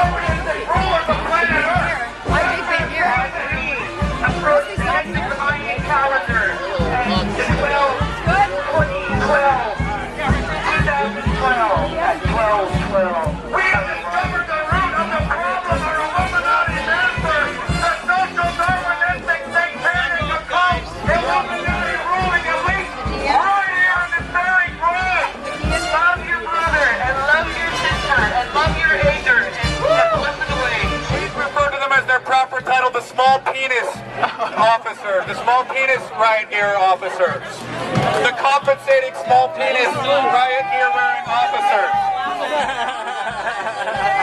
I'll give one of you guys $20 if you hit Paul Pelosi with one of those sticks in the head. $20! Let's say when the only person arrested so far was a senior citizen who could have had his arm broken or shoulder dislocated from the police for daring to just step over the police line. What a dangerous senior citizen he was, daring to step over the police line as a senior citizen. That you should have slammed him down to the concrete and broken some teeth out. These police need to calm down. That was Doug Millar, senior citizen, abused by the police for daring to step over the line. What an evil terrorist that senior citizen Doug Millar was. These police need to de-escalate. He was passing out flyers. Proud of these people back there that you're guarding, they're responsible for murder. They murdered my own son. You guys sacrificed Cindy's son, you scumbags. Are you proud of roughing up an old man? Does that make you happy? Do you sleep well at night? I hope you all have nightmares. I hope you all have nightmares. Release Doug! Release Doug! Release Doug! Release Doug! Release Doug! Release Doug! Release Doug! I said the Illuminati ruling class, the warmongering scum, the super class ruling elite, the Luciferian satanic human sacrifice reenacting trash.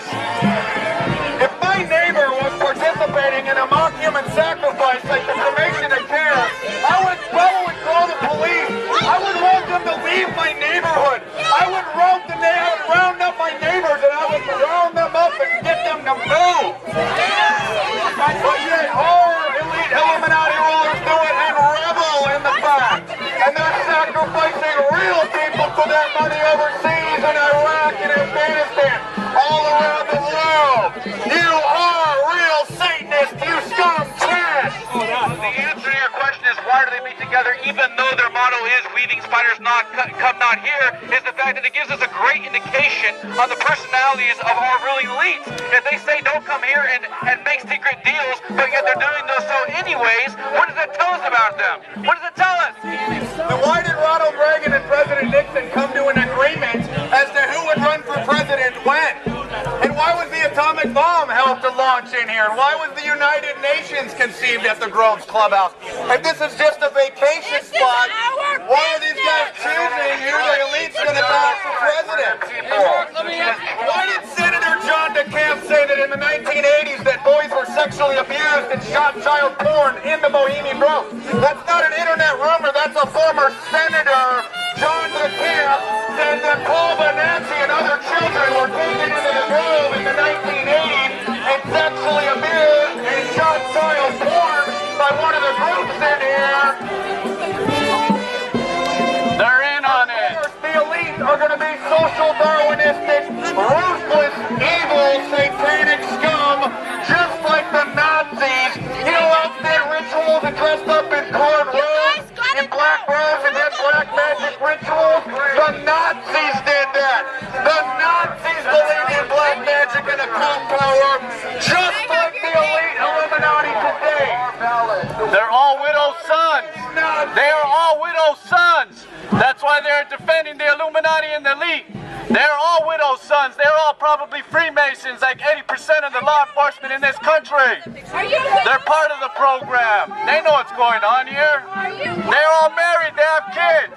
Don't you care about your own kids and your own family? Look at the wedding ring on your hand. They don't know about the technology. They don't know about smart meters. They have families too. They don't know the vaccines are hurting their children. We went to the same schools as you did, officers. We're just like you. You're us. We're you. You're us. We're all the same. We're all the same, officer. We're all American citizens. And for you to defend and protect the Illuminati elite is wrong. You have an oath. You swore an oath to defend and protect this nation from tyrants, foreign and domestic. Do your job, officer. Follow your oath. Visit the oathkeepers.org website and enlist today. Please don't take our guns when they give you the order to do it. Please don't take us to the FEMA camps when they tell you to take us to the FEMA camps. Let us be. We do not want war with you. We are your brothers and your sisters. We are you. You are us. You are citizens of the California Republic. And my friends, I don't like to come with a bunch of strangers and businessmen. I thought this is not just supposed to be a campground for fun and families. You know, if my neighbor sacrificed a life-size effigy to a 40-foot-tall stone demon, I'd run that neighbor out of town. Everybody should be concerned not only are they discussing policies that are going to affect not only Americans in this great country, but also around the world. They are killing people, but also they're doing real ritualistic sacrifice of care. They're sacrificing all their cares, concerns, and guilt for killing people. They say it doesn't matter because the brotherhood is bigger than all those things. Why can't you see me? I'm right in front of you. You have half a smile on your face. I see it. That's good. That's Hey, officers, ask yourself why mainstream media hasn't covered the Bohemian Grove. Every time the president goes off to Camp David, Martha's Vineyard, it's all international news. Everybody knows about it. But yet those same world leaders meet within the Bohemian Grove for 2 weeks. Yet there's a total media blackout. Why is that? Because these people are on the board of directors. Bohemian Grove workers, be careful. Don't let the Bohemian Grove's men rape you. Be very careful in there. Do not let them rape you. Do not let them sacrifice you. Photos of me on my Facebook page if you want to, buddy. If Facebook.com/Martha, they're taking our photos now, guys. You probably run them through facial recognition scanners to identify every single one of them.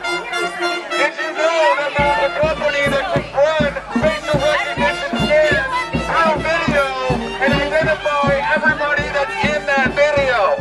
They can now scan through YouTube videos and identify every person that's in those videos. Facebook.com just bought Face.com, the facial recognition software manufacturer. Yeah. You know where town is, Billy. I don't gotta tell you. That's right. Town drunks gotta know that. Yeah, all right, whatever, Billy. Nice meeting you, Billy. Okay. You're always running from something. Tell us a story. Huh? Tell us a story. From the inside. Oh, from Texas? Well, we battled the Mexicans at the Alamo. Gotta love Billy Bob. You got the camera? You know the last thing we said? The Mexicans are coming and we don't have jobs. What you guys doing here? The Mexicans are coming. And we don't have jobs. So then, you get it? So then they came down to Houston. No, there's no picture. I don't know. We're roasting marshmallows, and we're playing with Ouija boards, and we're practicing hook slides. Hook slides are very important as you get older. I'm 72, and you got to learn how to hook slide, which means you go on the butt like this, to lift your feet up, and you come up like this. And therefore, all your lifting's done from here. It's not done from here. Well, Billy Bob, I'm curious. I'm Doug Millar. Hi, Billy Burge. Nice to meet you. And so you're from Texas? Houston. And so you just came in for this special Hey, Billy, you got an email address? I do, but I don't know it. Of course I promise you don't know. I just had to ask. No, will it be on here? My email? No. When I get messages, people email me, and it shows that they email me on that. Okay, Billy Bob. Yeah. Here is I put together on Bohemian Grove. Okay. Okay. And I know that 95% of you have just like a Mason. Are you a Mason? No, I'm Baptist. Okay. Well, Masons, only about 5% of the top know about the human sacrifice that the 33rd degree Masons do. Okay. And here I give you a background on what the Bohemian crowd leaders, the Druids. All right, hey, nice to meet you too. Yeah. Do human sacrifices of children. Who is it? Okay. I'm going to give you a copy of a report. We have 3 written reports now from 3 guys from 3 states who've never met each other, and all 3 of them have been at human sacrifices here at Bohemian Grove as children. Huh. Yeah. Okay. Well, I've donated my body to Baylor Medical School. We're glad. But I gotta die first. Okay. That's what they told me. Yeah, I know. We had a big discussion. My ex-wife tried to poison me. Yes. Ever tell you about that? No? Yeah, she did. Okay, here's 2 written Like, I'm gonna ask him and he's gonna say no. Here's 2 written reports that were submitted in court in San Francisco, August the 1st, You're last year, August 2012, okay? 2 guys, one from here in San Francisco, one from Iowa, and the other one's from San Francisco. But these guys have all been at human sacrifices, and so there's more than you want to know Put your arm about. around this young lady here. Sure. Okay. All about One, Bohemian Grove. 2, 3. Hey, Bilbo, can I ask you a question? Yes, sir. Are you a Freemason? Too far in the road, guys. My boy. Are you a Here, Freemason? one more picture. One more free picture. agent, yeah. A Freemason? Here, one more No, picture. I know what that is. No? One more Did picture. you know? No, what's a Freemason? I don't know. I was just asking. Press Democrat? I'm Irish. Press Democrat, yeah. Yeah. Oh, you're Irish. That's enough right there, Billy. That means I can drink. That's right. Well, you guys are great. I'll come to your club in Houston. You'll have a club in Houston? I'll come to your house. Okay, I live with my ex-wife. That's great. Yeah. She puts me on the 3rd floor. See how? You have 3 floors then? Yeah, The 3rd floor is an attic with no air conditioning. Dave here said you're gay? Gay? Well, I used to be. Okay. And I got on hormones. And after I got on hormones, then I figured out being Billy, gay was... I love Billy. And that didn't work? I love Billy. Billy. I love you Hey, too, Dave. Billy. Okay, you guys... I'll see you tonight at the cremation. Okay, and then I'll be... How many children do you have? I'm 2. Okay. Son and a daughter, and 2 granddaughters, 13 and 15. Here's my book cover my releasing next week. So there you go. Share it inside, all right? Yeah. They won't bring you out alive. Well, I got Obamacare. Don't worry. Okay. Obamacare says it's cradle to grave. He takes care of me. Right. That's what he said. And so I Free signed health care. up on my job on his job fair, and I got a job Uh-huh. passing out brochures at the ballot box. You gotta do a passing out. Okay, gang. See how you're jogging. Okay, you will be. I'll go in the morning. Before it gets... Yeah, it's a little too warm today. There must have been. They wanted thousands of people here, and we only got maybe a couple hundred or so. But to me, that was still good. This is my, that's cool. My favorite protest sign.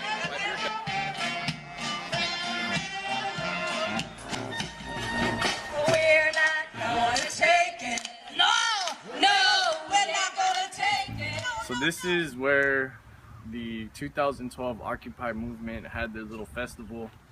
That was actually my first time coming out to the Bohemian Grove. There's a bunch of people in the fucking trees right now. I think it's a guy and his dog or No, something. there's another guy over there. Oh yeah, two people. So it was a trip, dude. Like, everything was here. Left, right, center, whatever. Mark Dice was here. Anthony J. Hilder was here. Deborah Tavares was here. She was here too, yeah. It was like this massive group of people all just, meeting together. Back to what I was saying about the unity. There was left and right converging on the Bohemian Grove together as one. Not separate, not Democrat, not Republican, just people. Cindy Sheehan comes from the far left. Some people say she's a communist. Whatever. She's anti-war, she's anti-drone strikes, she's anti-Bohemian Grove. Rituals where they decide on future events for the world. And every single politician that was here, she was calling them out. She was like, well, you guys are here meeting in secret and whatnot, talking about what's going on, and the future of the world and whatnot. And she was just one of those people that spoke out, I guess from the left voice, but the voice reached everybody, left, right, center, whatever, and it was that unity that we had for a moment. Everybody met here. There's a big giant festival that, booths. There's booths all up on the side and back of us here, everywhere. It was like everybody was working together. And then the year following, 2012, 2013 came around, and it just disappeared. Where'd it go? Where'd Occupy go? They knew that the Federal Reserve was screwing everybody over. Maybe that's why Occupy got infiltrated by the George Soros crowd. I could be wrong. Oh yeah, they're just talking about golf and the latest sports scores. Yeah, probably. But they're also, doing what Adam Smith said. They're conspiring against the public. Rarely do we meet for merriment and enjoyment, but when we do, we create a conspiracy against the general public, and that's what Adam Smith was trying to say during those meetings. You know, when those types of meetings happen, yeah, it's a world stage, everybody's on the stage, but you have actors, you have players, you have people that make things move. And when they meet in private, that's when, you know, they conceive these ideas. Okay, let's start World War II. Our Project for New American Century, which was prior to 9/11, you had Karl Rove, you had a bunch of people that were involved with the 9/11 attacks coming here. Donald Rumsfeld is allegedly a visitor of this club as well. And Donald Rumsfeld was one of the guys that led us into the war against Iraq and also in Afghanistan, saying that, you know, they harbored and helped Al-Qaeda terrorists, which we know to this day is not true, because Saddam Hussein was actively fighting against Al-Qaeda and terrorist people. And I'm in no way, shape, or form trying to lionize Saddam Hussein or make him sound like he's a good guy, but compared to the new dictators that they are trying to install in Iraq to keep the instability going, I mean, I guess Saddam Hussein was a saint, more or less. But at the same time, he killed a bunch of people, you know, with his chemical weapons that he acquired from the United States. You know, so it's like, well, look at the receipts. Where did you get the chemical weapons from? You know. So again, it's just this cabal, I guess you can say, of elite people meeting together for 2 weeks throughout the year to basically decide what the next step for the New World Order is. And if you don't believe in the New World Order, well, that's you. You know, there's plenty of statements out there of them declaring a New World Order and talking about it. New World Order. New World Order. We are part of a new world order. And as the recently departed Admiral William J. Crowe once said, it's long on new and it's short on order. The New World Order. New World Order. A New World Order. George Bush, September 11th, 1991. It was a New World Order. That's what President George H. Bush said. It is a big idea. A New World Order. Clearly said we need a New World Order to combat worldwide wars and poverty and all that type of stuff, with this grand utopia idea of, yeah, peace on earth. Peace on earth for who, though? For the elite? To keep us enslaved, keep us locked under the Federal Reserve System? It's even a legend that the Federal Reserve not only was conceived on Jekyll Island, but also the rich and famous industrialist tycoons met here as well. So the Bohemian Grove goes back to the late 1800s. This is not a 20th century, 21st century type of thing. This is, you know, dating back to the 1800s. So there's a lot of history here. We're here to do what we can do to expose evil. And if small voices like ours can be heard, I'm pretty sure your voice can be heard as well. So step up to the plate, be strong, be bold. Nothing can stop you. And that's pretty much all I got. What do you think? It's all right? Not bad. Thank you. Thank you very much. I thought it was pretty good. It's not bad. Not bad. It's okay.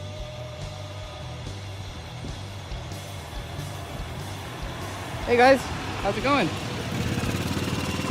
You want to say hi to the president?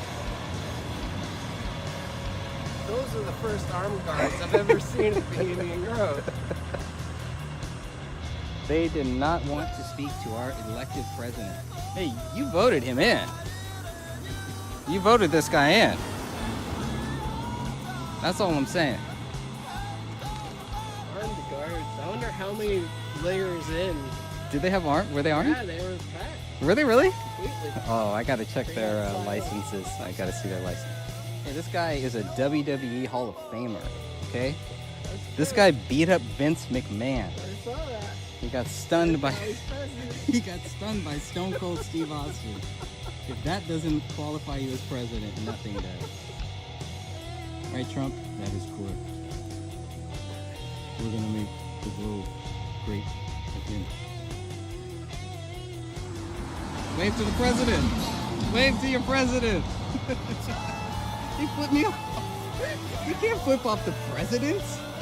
How dare you, sir? How dare you?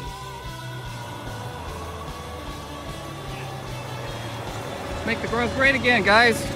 Don't hide your face. It's okay. You don't need to hide your face. Hey, Johnny, how do you feel about armed guards hiding their faces. Armed guards should never hide their face. Hiding your face shows that you have something to hide. I have nothing to hide. Just ask my wife. Ask everyone. Ask everyone in here. They all know. I do not hide. I am your president, and I love you. I will make the Grove great again. No matter how many children we have to sacrifice. How many tons do we need to work here? Don't sacrifice care. Give me your care. I am your care. I will care for you, and you will be free and safe. We will build the wall together and make Canada pay for it. I'm from CNN, Mr. Trump. Can I get... No, I don't do that. I don't do that. You're fake news. You're fake news. You're fired. No, fake news. Gotta be Fox News.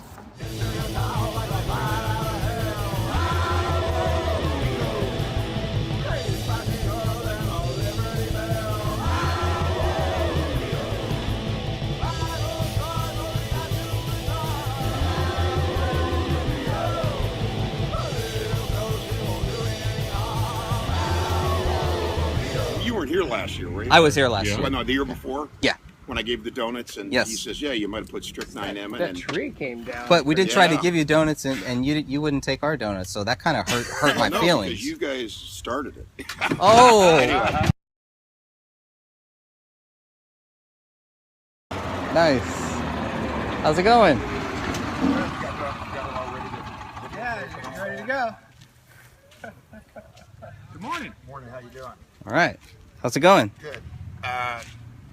Probably it's better if you're on this side and that side. Because We'll probably be on that side you for don't have to most of the videotape day. it. I mean, you can. I don't know what good it does, but hey, all I wanted to ask you guys is we Can videotape. Here.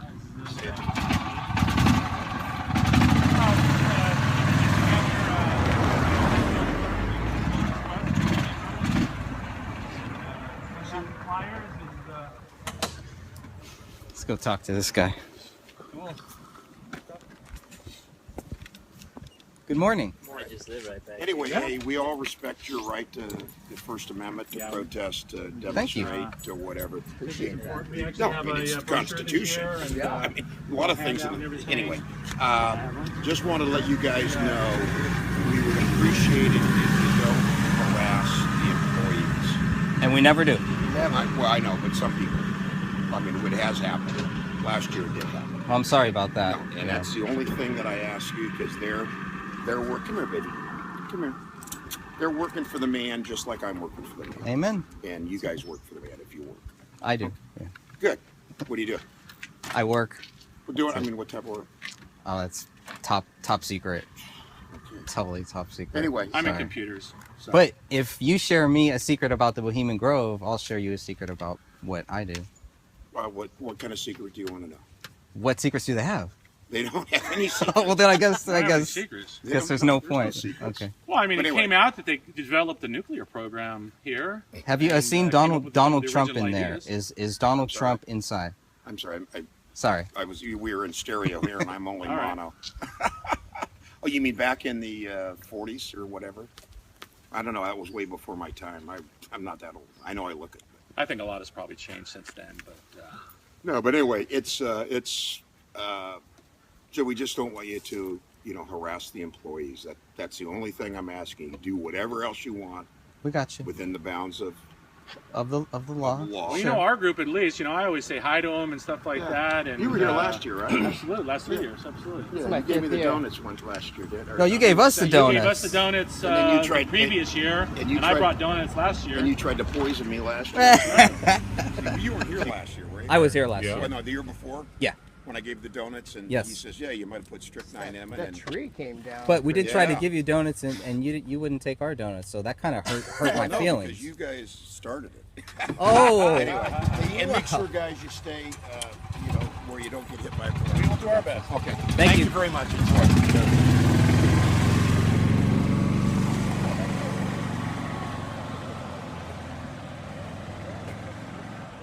Just got a few workers.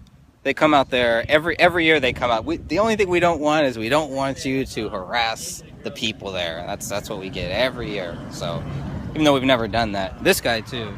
Yeah, that's number 2 guy there. So you actually like the sign then? Oh, it's beautiful. It's the best sign, best protest sign I've seen in a long time.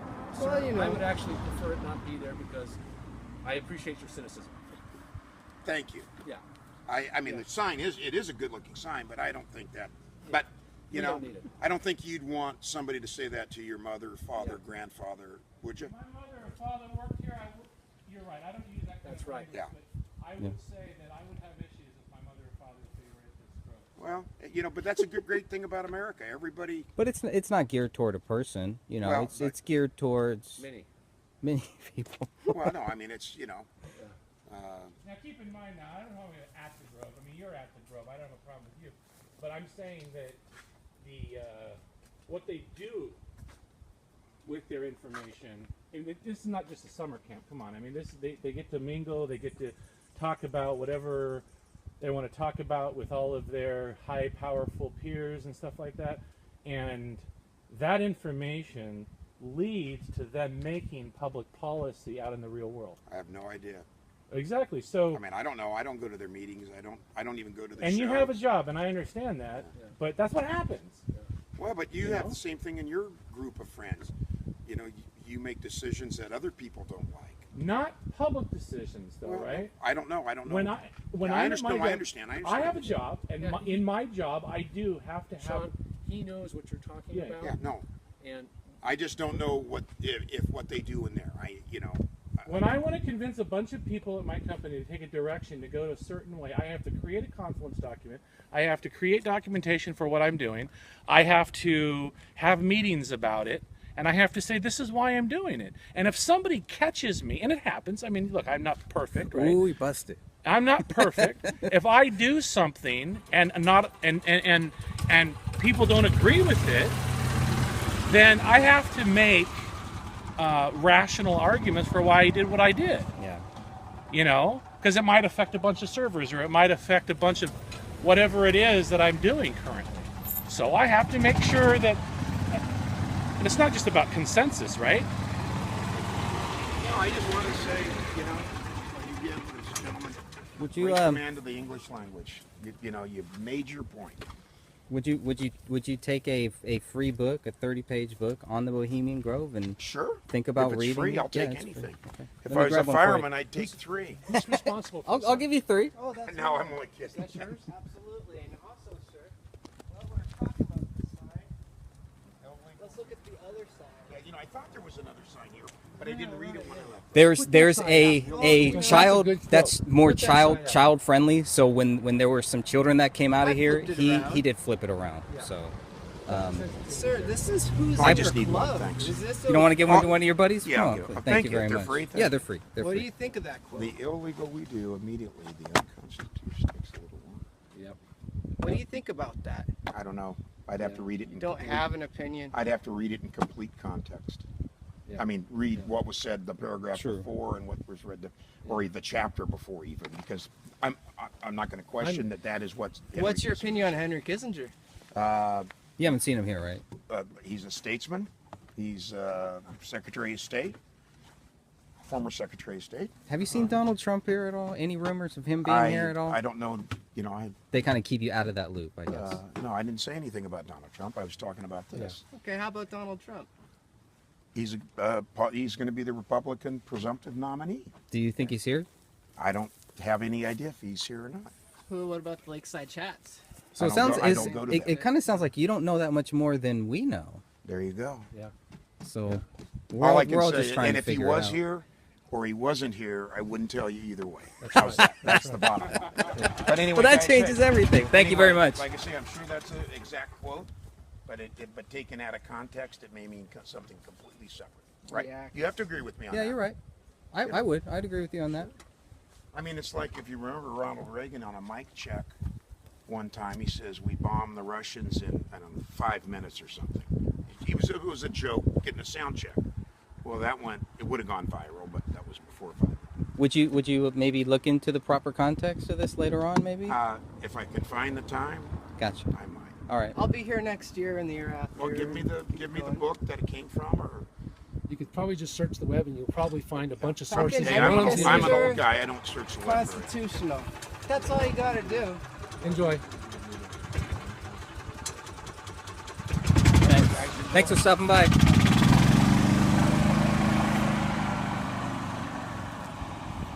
There's one person who didn't like your sign, by the way. Yeah, I offended him. You did offend him. You know, I got in his personal space. You did. Actually, he got in your personal space. I just.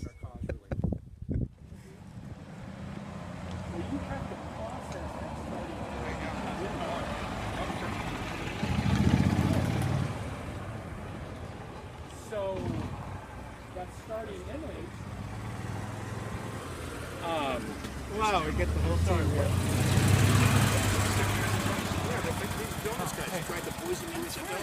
You gave us the donuts first. Yeah, but you said I was trying to poison you. You do realize that. And we were. Yeah, I wasn't really thinking you were trying. And you were kidding.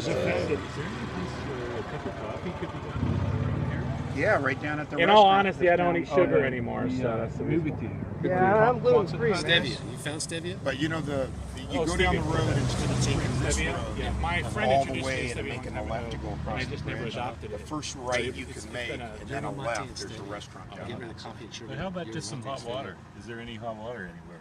Well, yeah, there's plenty of hot water, but you'll get the way. Anyway, we wanted to see the other part of the sign I was telling him about. Yeah. Somebody was an English major and You know did a what? great It job. turns out it was a ploy to get you to stop and talk. I like And talking it's to you. continuing to work, by the way. So. Bohemian Grove Wall. How's that? No, that's not this one. There you go. Yeah. There's Flip the it other over. That's the one. Oh, that's beautiful. Can I have it? You can have it. Absolutely. He is. I run the place. This is I'll make Donald another Trump. one next This year. is Donald Trump's head of security, Vinny Sbafuno. Good thing you had a sense of humor. You got it in this. You got it. You got it. Oh, he's flashing the signs for us. Cool. Did you flash this up? So He wants us to Google that and get the hidden context. Yeah, the origins of it and the hidden context, the missing context. That'd be good. very famous quote. That wasn't made here, was it? Was that a quote from here? Turkey, Right after actually. Vietnam. Turkey, okay. Actually, Ford had just March 10th. I think it was August 9th, 1974, 75. So if it was August 75, he wouldn't have been president. And I'm glad no other politicians do anything wrong. You guys don't have to. I'm going to take a picture of this from your backside here, right? So. That's my worst side. Well, you know, we've been taking some video, but at the same time, you I did. don't want to dishonor you by taking your. Put it on the thin. Just put it on the thin mode. That's what I want. Thin 'Cause, mode? You know, There you pictures go. sad about We this actually now. respect people's wishes for posting stuff. So Make him look good. Make me look. Put it on thin. I've got a picture of him with Gerald Ford getting Nice. off the tarmac. 1976, July of 76, And he's or July of strutting across, 70. and he's got a striped suit on. Plaid. Plaid. And he's got his ties flipping out, and he's way. got this. He's got the mustache like it comes down, the little Fu Manchu going on. Really? And he's probably weighs about 145 pounds. I was 145 pounds at birth. He looks so good. If you saw the picture, you'd be like, "That is." I may the have seen the aviators. picture. You think that is one good-looking guy. I'll tell you. I saw it. You're talking about Kissinger? No, me. It's Gerald Ford. And Oh, him. you? Me, I was with Ford. Oh, and you? I was on the Okay. detail Oh, with Ford. you and Ford. Ford Okay, here. gotcha. You guys were here. No, No. that was in Santa Rosa. It was in Santa Rosa Airport. Oh, I see. Okay. But it was- yeah. But you Okay, brought him boys, here. we got to get back to work. So we can have this? What's it? Feel free. Well, I don't want to. I don't want to take your props if you need them for the rest of the day. Are you leaving? You're not. This is your last day.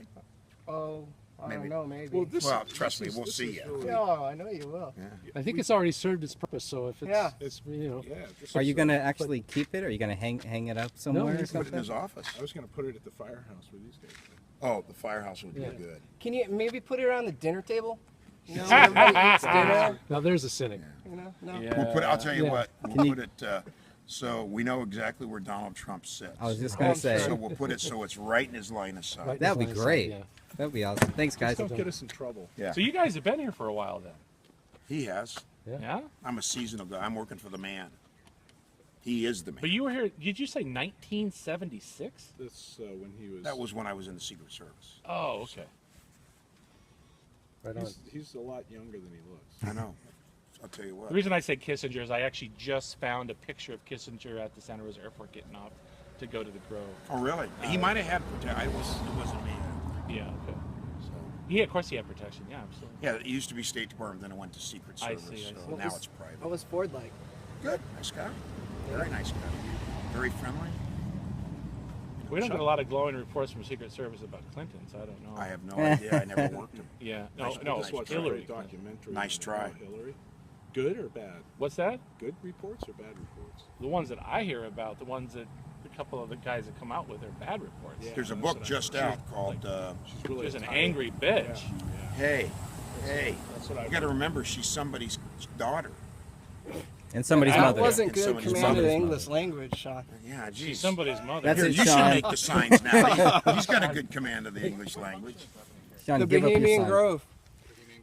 Yeah. They can explain that all the world powers make all the decisions, and We have a Says small extra we have a Secret small book Service on guy it. that takes. oh, excuse me. Don't run me over. I've been known to. You must have really crazy insurance here, huh? Oh, I don't know. I have no idea. I don't know anything about it. So I guess we'll see you next year. If you're not here tomorrow, I'll see you next year. Hope, and as we say in the Middle East, inshallah. I'll make lots of signs like that next year for you, okay? We'll decorate the whole grove, all right? You might want to.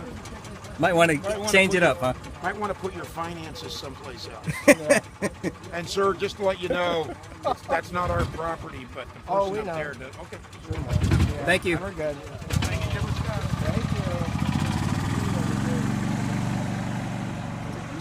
He took your sign. He loves the sign. See, they act like they hate it. They love it. They're going to be talking about that for a long time. Yep, definitely break time. Where are they all going? They send them all home, I think, so that all the guys can go out and do their what they're going to do their Lakeside Downs, right? Kelly's going to have him. It might.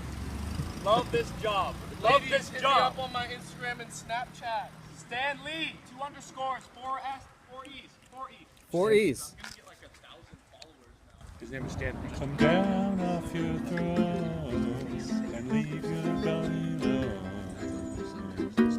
Somebody must change.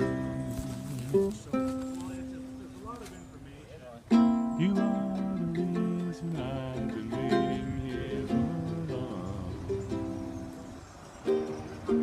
Somebody holds the key. Well, I'm in the end, and I just ain't got the time. And I'm wasted and I can't find my way home.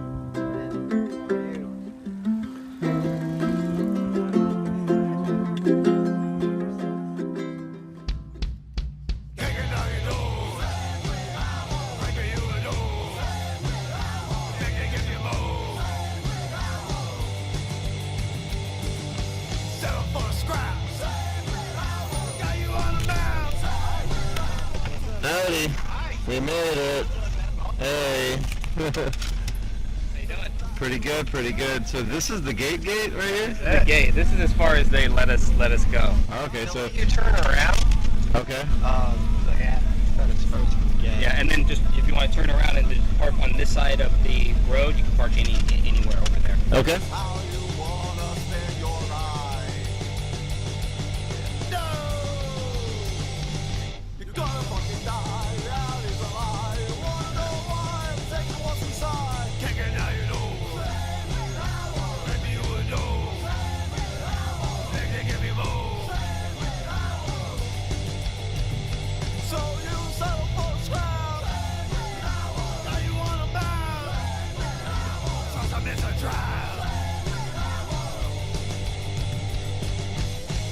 By the power of your fellowship, dull care is blamed. Now, Bohemia, we beseech thee, grant us thy counsel.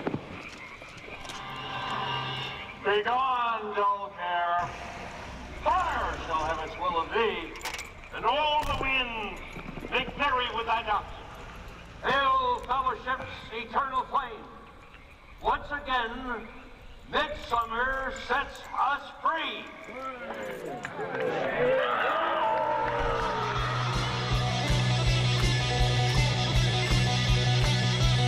It's good music and we beat you to it. We beat you to it. Yeah, we beat you to it. It's a real hit and we beat you to it. We beat you to it. Yeah, we beat you to it. There's puppet fits and we beat you to it. Yeah, we beat you to it. Beat you to it.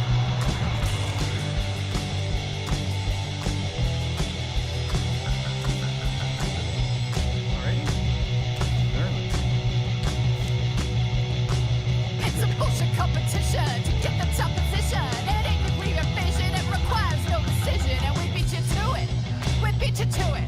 Yeah, we beat you to it. Beat you to Don't it. fuck around, huh? It's good music and we beat you to it. We beat you to it. Yeah, we beat you to it.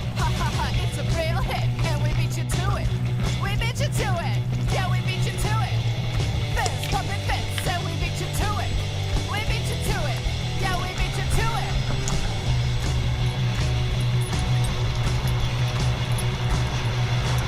It's a bullshit competition to get the top position. It ain't nuclear fission, it requires no decision. And we beat you to it. We beat you to it. Yeah, we beat you to it. Beat you to it. Hey, standing presidents aren't allowed in the Bohemian Grove. He can come after his term. That's right. How's it going, man? Nice to meet you in the man. flesh. Yeah, you too. Brendan. Hey. Nice to meet you. Hi, I'm Greg. Ariel. Very nice to meet you. Nice to meet you. Hey. So we are the resistance, huh? In the whole world. That's it. Yeah. Bruno. Of everyone in the world that knows about All this. 5 of us in Trump. Isn't that crazy? I mean, wow. Hey, somebody's got to do it, man. You know? Yep. I'll tell you what, I'd rather have 4 or 5 real people out here than 200, 300 fake people. So where are all the witches that were in order of death, you know, with the bare feet and the cauldrons and 2012. I think, you know what they did? They bust a bunch of people in. who did? Probably Mary Moore's group, I'm guessing. I don't know. One of the group. Mary Moore, yeah, she was like the organizer of like the occult. Yeah. So they probably had a bunch of people bust in. This was right after Alex Jones did that thing, and I think they did that just to make it all so people would focus on that. Yeah. Focus on all the anti-witch and all the witch stuff, and not really focus on the real questions here. So being out here, we actually get to talk with the members and people going back and forth, ask real questions. A lot of them are pretty nice. Yeah. We've met some really decent club members, which is really odd. But then there's Well, I mean, the guys from Spinal Tap are members. Yeah, Michael McKean, because they made a film called Teddy Bear's Picnic. Are you familiar with that? Yes, because it's like the grove. Yeah, it's a pelican instead of an owl. It's time instead of care. And they put out a trailer for it, but it was never released. You know, and I mean, if you search hard enough, you can find the cover of the thing. But it was like they were trying to be apologists for it. Not all of them are going to be, you know, sinister, murderer, pedophiles. You know. We probably would have exposed that by now if that was the case. Yeah. Well, I mean, that's why we kind of, you know, stick on the whole Franklin cover-up Paul Benassi story, because to me that's the smoking gun. That in '88, when he was 14, he was able to take John DeCamp to these gates, where he was just a teenager in Boys Town, Nebraska. You know, how would he know about any of that stuff? How would he know that Hunter S. Thompson was involved with the adrenochrome and filming the snuff films and stuff? And that was corroborated by David Rockefeller. He bragged about it in one of his books. You know, so the storyline, the timelines, the description of the redwood trees, you know, before Google Maps, before the internet being able to bring him out here, you know, there's... Right, yeah. Right. And, I mean, that's it. And everyone's like, oh, he's just a drug addict. You know, he ended up becoming a pedophile too, so, you know, whatever. And that's usually what happens, you know, with these kids. They don't talk about that part. Yeah. Most of the pedophiles out there, you know, it's just a vicious cycle. And that kind of supports his case. Right. That Right. It's sort of... Because it fits that pattern. Right, exactly. Right. Yeah, and actually what I found fascinating was that part was taken out of the first version, or at least the version that I first read. And I was like, because people were talking about it, and I'm like, I don't remember reading it. I read this book. I don't remember that part. Yeah. In the second edition. Yeah, second edition is the PDF audio book that we have, you know, that we downloaded as a bundle with Conspiracy of Silence Unfinished, like the most edited version of that film.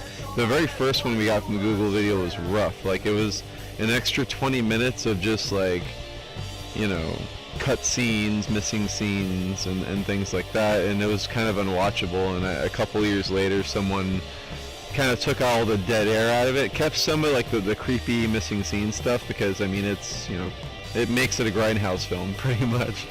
And, but they just kind of tapered it back a little bit, and they bumped some of the contrast, because it was, like, really fuzzy, and, you know, they kind of, you can tell they fixed the, you know, the visuals to it a little bit. But, yeah, the Paul Benassi thing, man, it's interesting that it wasn't in the, I mean, maybe it wasn't in the first one, just because it's so shocking. I think he was saying that, because remember, he was on Alex Jones, and they were talking about that. John DeCamp? Yeah. I need to listen to that. Yeah, it was right when the whole Nebraska thing happened, and so I guess they had him on, and Alex Jones actually stopped it, didn't want him talking about it because of there were some legal issues and stuff, like there's something they couldn't prove, or there was something that. Well, it's all circumstantial evidence. It's all hearsay from children, from teenagers. You know, and they put a gag order on him, essentially. You know. Gunderson's dead.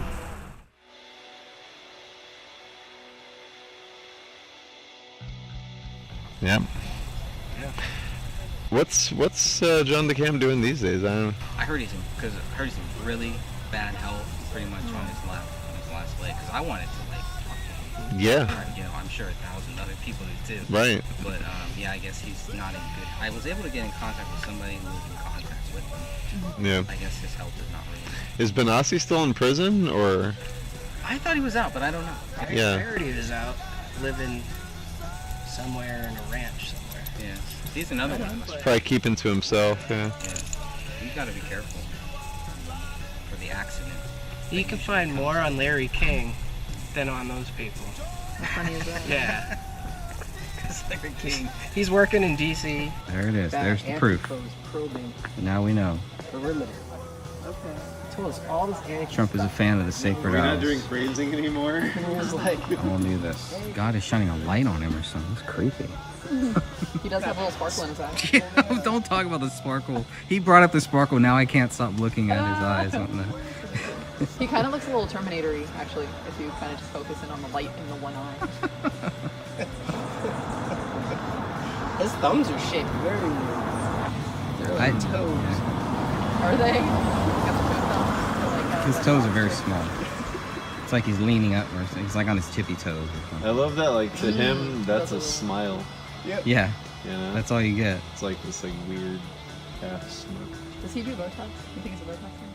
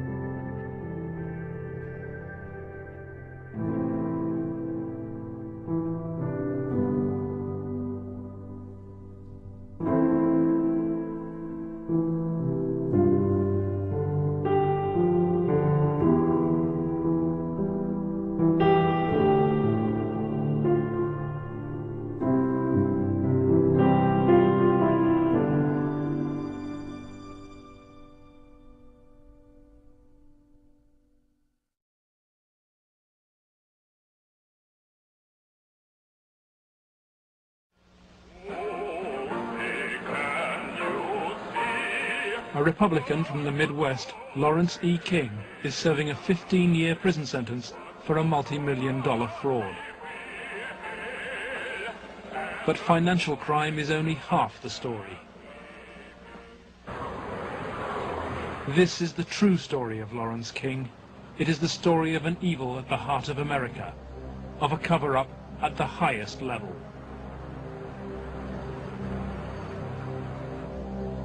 One man is attempting to uncover the full story. John DeCamp is among the most highly decorated Vietnam veterans. A former Republican state senator in Lincoln, Nebraska, he is now a lawyer fighting the legacy of Lawrence King's evil network. It's a web of intrigue that starts in our Holy of Holies, Boys Town, Nebraska, one of the most respected institutions in the United States, and spreads out like a spider web to Washington, D.C., right up to the steps of the nation's capital, the steps of the White House, involves some of the most respected and powerful and richest businessmen in this United States of America. And the centerpiece of the entire web is the use of children for sex and drug dealing and drug couriers, the compromising of politicians, the compromising of businessmen, but worst of all, the corruption of key institutions of government that have the duty and responsibility to make sure these things never happen. World-famed Boys Town is in the news again. Made famous by an Oscar-winning film, Boys Town, Nebraska is America's favorite children's charity. It was founded in 1917 by Father Edward Flanagan. The spectacle in our social life is the neglected, unwanted, and unloved boy who has become a serious problem in our society. Boys Town was started to be a home for orphans. That was after World War I. And since then, society has changed and the problems of boys have changed. And so now it's a question of taking care of homeless, abandoned, neglected, abused boys, and now girls also. With cash reserves of $500 million, Boys Town is the richest square mile in the world. It has been granted the privileges of an incorporated town, a Catholic diocese, and a school district for 500 boys and girls. 1/3 of its annual income is raised from public donations, solicited by begging letters and promotional videos. I'm Father Val Peter, the caretaker of Father Flanagan Stream and the executive director of Boys Town. Does Boys Town really exist, people ask me? You bet it does. Located in the heartland of America, Boys Town youth have come from many backgrounds and locales. As they graduate, they shall seek new adventures and head for different places. But always, they shall carry with them the spirit of Boys Town. If you'd like to help Boys Town, send your tax-deductible gift to Father Val Peter, Boys Town, Nebraska, 68010. Boys Town, for me, was the first thing I ever heard of when you think of institutions that you respect. Believe it or not, I was there for a while when I was a young boy.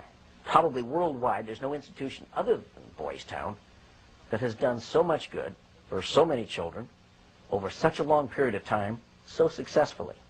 When an institution like that gets contaminated, purposes of abusing children instead of protecting children, then you better, if you've got any decency at all, do something about it or at least get it cleared up.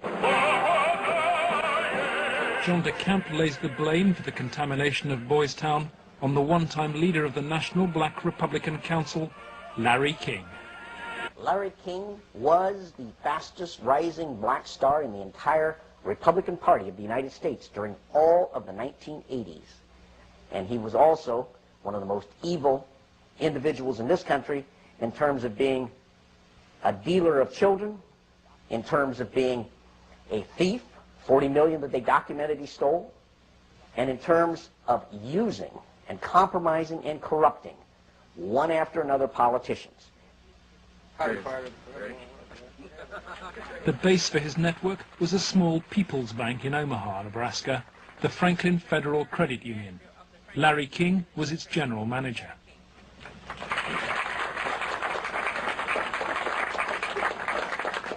Thank you. This is especially an exciting day for me. Mr. King was a very charismatic person. When he came to the credit union, he was brought in because the credit union was actually failing. He did everything to build the credit union. King courted the leaders of Omaha's wealthy business district. Banks, industry, and charities placed millions of dollars in King's hands. From 1979, Larry King developed close commercial ties to Boys Town, and Boys Town youngsters were sent to work for his companies. Boys Town had quite a few accounts at Franklin Credit Union. Those were considered very valuable accounts. They were handled exclusively by the bookkeeping department. But on the average of once a month or once every 2 months, we always seemed to incorporate a person from Boys Town. King used Boys Town as a source of young boys for his business and for sex and drug orgies. Paul Banassi was a victim of King's abuse. He was also sent by King to lure Boys Town youngsters off campus. We used to just drive around and go up toward a home as we used to do some of the scavenger hunts with picking up some of the kids. You know, just kind of win their confidence, become friends with them for a while. Start inviting them to the parties. The kids were 10 years old or older. In 1986, King's plundering of Boys Town was reported by staff to the chief executive, Father Val Peter. Subsequent testimony proves that he carried out his own investigation, but that King's victims refused to talk. Nebraska has a very clear statute that child abuse allegations should be reported to authorities. They shouldn't be reported to the principal of a school, the director of a facility. They should be reported directly to either Child Protective Services or law enforcement. An internal investigation at Boys Town would have no status. I mean, in other words, that evidence collected may be something that could augment, but it certainly could not take the place of an investigation, a criminal investigation. Could you understand why a very detailed report from a social worker employed at Boys Town, identifying children and identifying their alleged abusers, never saw the light of day? Nothing happened with that. No, I couldn't understand that, because had I known that had been, I wouldn't put up with that. But is that something like that happened? I don't know. Well, in retrospect, I regret having any association with Larry King. Had I known it at the time, it would never have happened. Despite the investigation, Larry King remained free to feed his pedophilic parties with child victims. But in 1988, a routine review brought the Boys Town cases to the attention of Nebraska's State Foster Care Review Board. And the information presented to the Foster Care Review Board, either via the telephone reports, the personal reports, or the reports we reviewed, Larry King's name was consistently present as someone that the youth were making allegations against.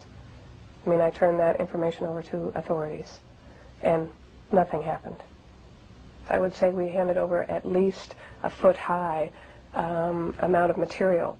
Generally speaking, the allegations were ignored. Omaha police now accept that Larry King may have been abusing children. Good morning, Roberta. Good morning, Steve. But its most senior detective claims he never received any evidence. It is certainly possible that Mr. King was involved in illegal acts with children. If there was sufficient evidence of those types of allegations, he would have been prosecuted by the county attorney's office. For me, it was very clear that the case was not investigated and not pursued because of the alleged perpetrators. Those perpetrators named by the children formed a ring of rich and powerful pedophiles in Omaha.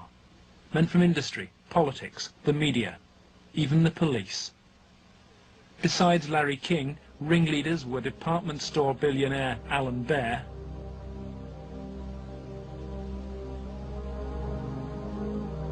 and the celebrity columnist of the Omaha World Herald newspaper, Peter Citron.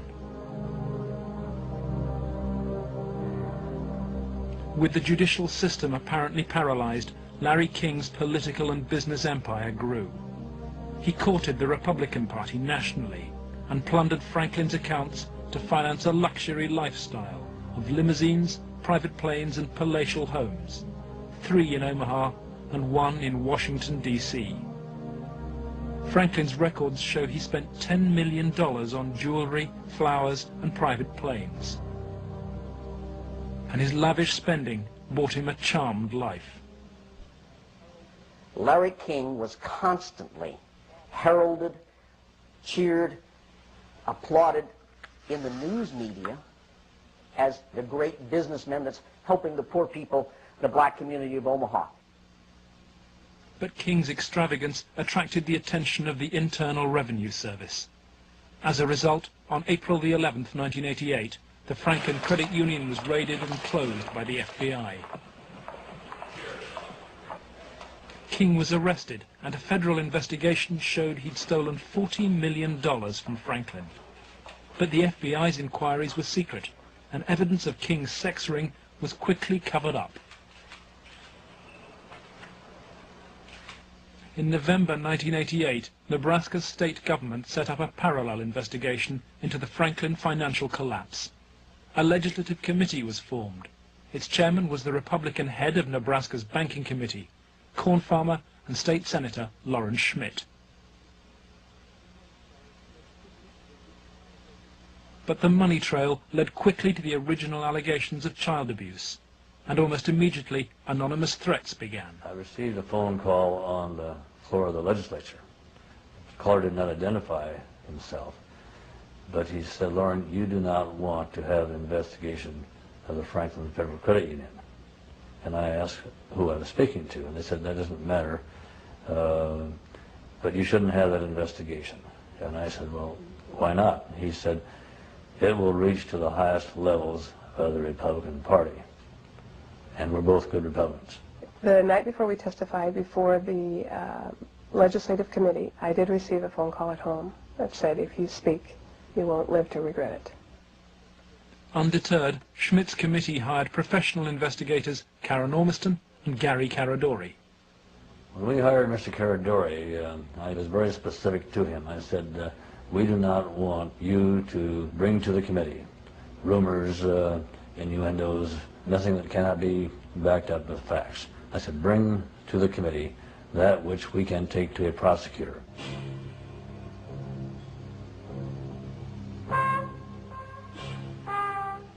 On the streets of Omaha, Gary Caradori and Karen Ormiston found new victims of King's paedophile network.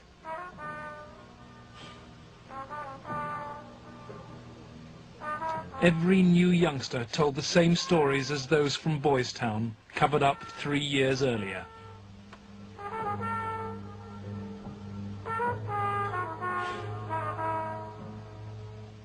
They were telling us about prominent people in Omaha and elsewhere that were abusing children at parties.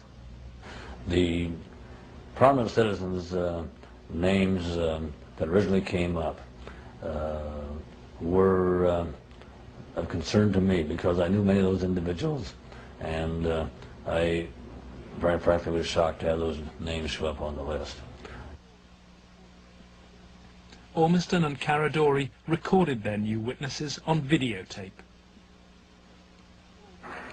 A victim of abuse since he was 8, Paul Benassi was present at many of Larry King's sex parties.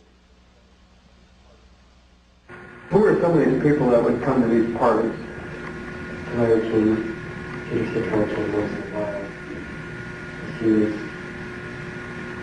He didn't seem like he was like people. Media personality Peter Citron procured some of his victims from Boys Town. The kids he liked were mainly around the age of probably about 8 and 13. It was mainly fondling and oral sex with him. He did have some anal sex, but he usually did that with the older kids.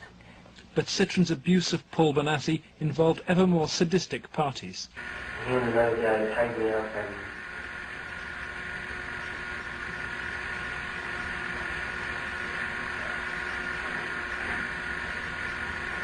Okay.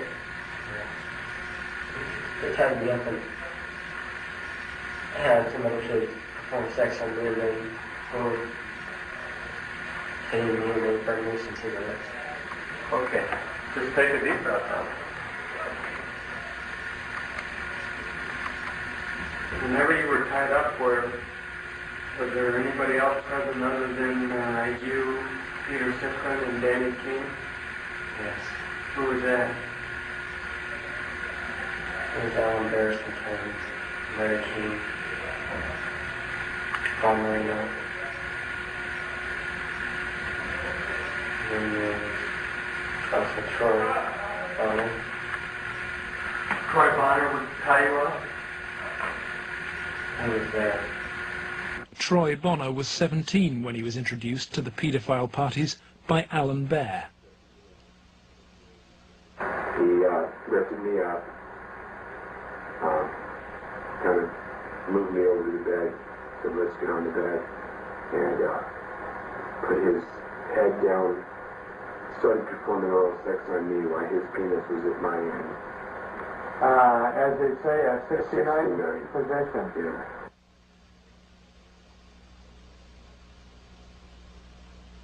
Alan Bear was a sick fuck. Didn't care, you know, wanted sex, nasty, you know, I don't even know if you can call it sex, you know, and take it any way he can get it, pay for it, he liked to, but if he had to take it by force, he would.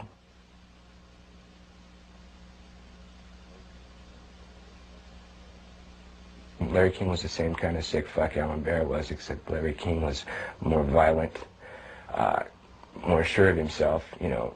I mean, I would, you know, see him fuck a 10-year-old boy in the ass, you know, until he bled, and, you know, just pull out and stop, and, you know, push him down, you know, and then go out and, you know, meet with decent people. King would also provide underage girls for abuse. Alicia Rowan was 15 when she attended her first party. I met some guys there that were from Boys Town, and it was at that party that I met Larry King. At the time that I met Larry King, I did not know that he was Larry King. I had met him. That was the first time I'd ever met him. Alan Bear and Larry King frequently hosted the child sex parties in penthouse apartments at the Twin Towers luxury block. A lot of it was me handcuffed with my hands behind my head and my feet tied, and doing different things. What do you mean? Sometimes there'd be a guy straddling over my face. Okay. Most of the time, Larry King took pictures quite a bit during that time. I know it's difficult. I don't know. Okay. And I think I could have said no. Okay. But I don't know. Okay.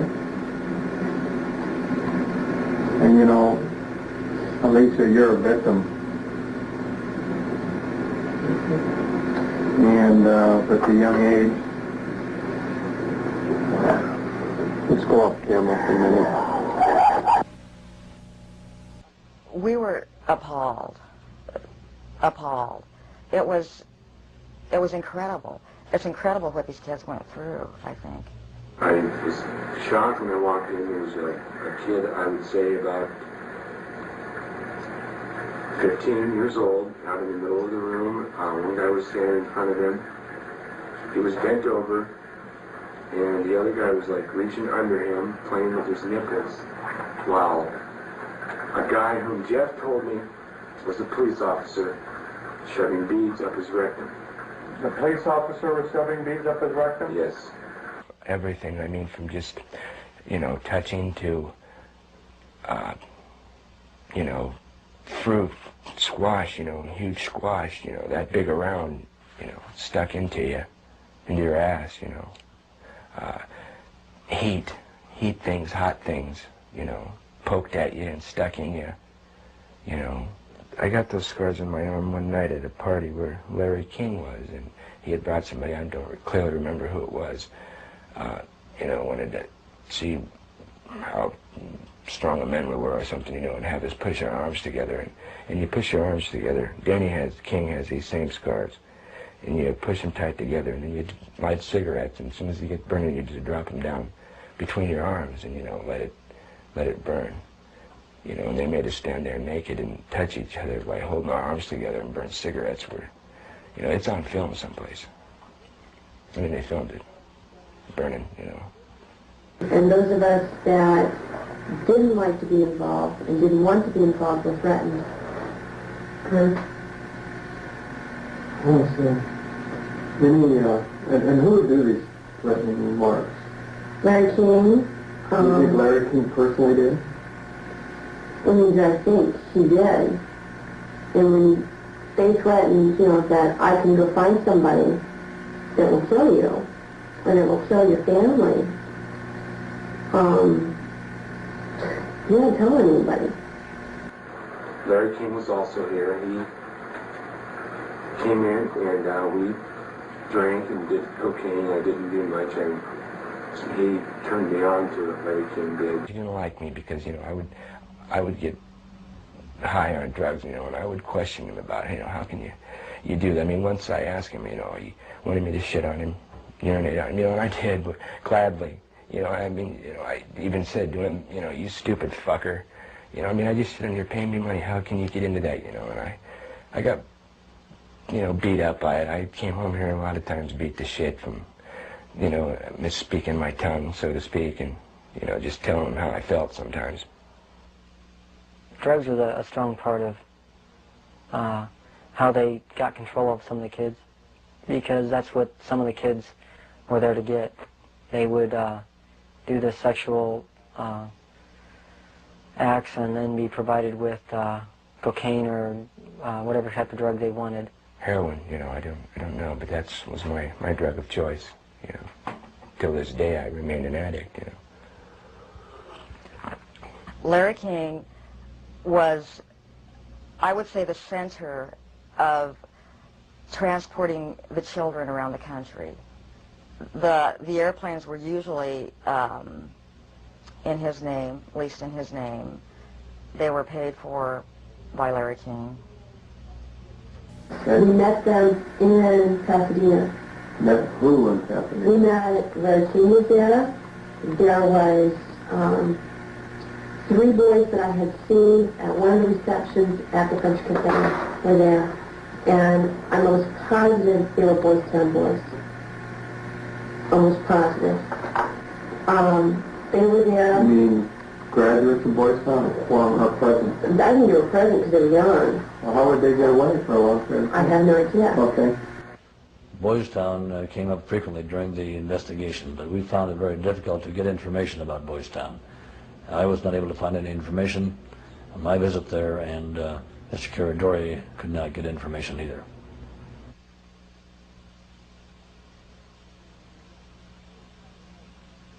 "4 years on, Boys Town remains unwilling to discuss its involvement with Larry King.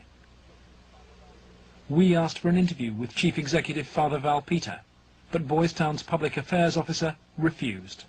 I would have to give you a flat no. I'm just going to tell you at this point that we will not participate with you. We have no interest in talking to you folks. It's something that we don't even care to delve into.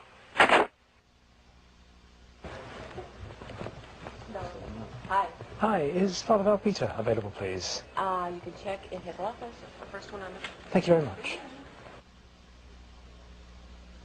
We're here because we have to give Father Val Peter and Boys Town every opportunity to talk to us about the very serious allegations. Turn your recorder off. Please step outside. Why is it that Boys Town is unwilling to discuss your relationship with Larry King?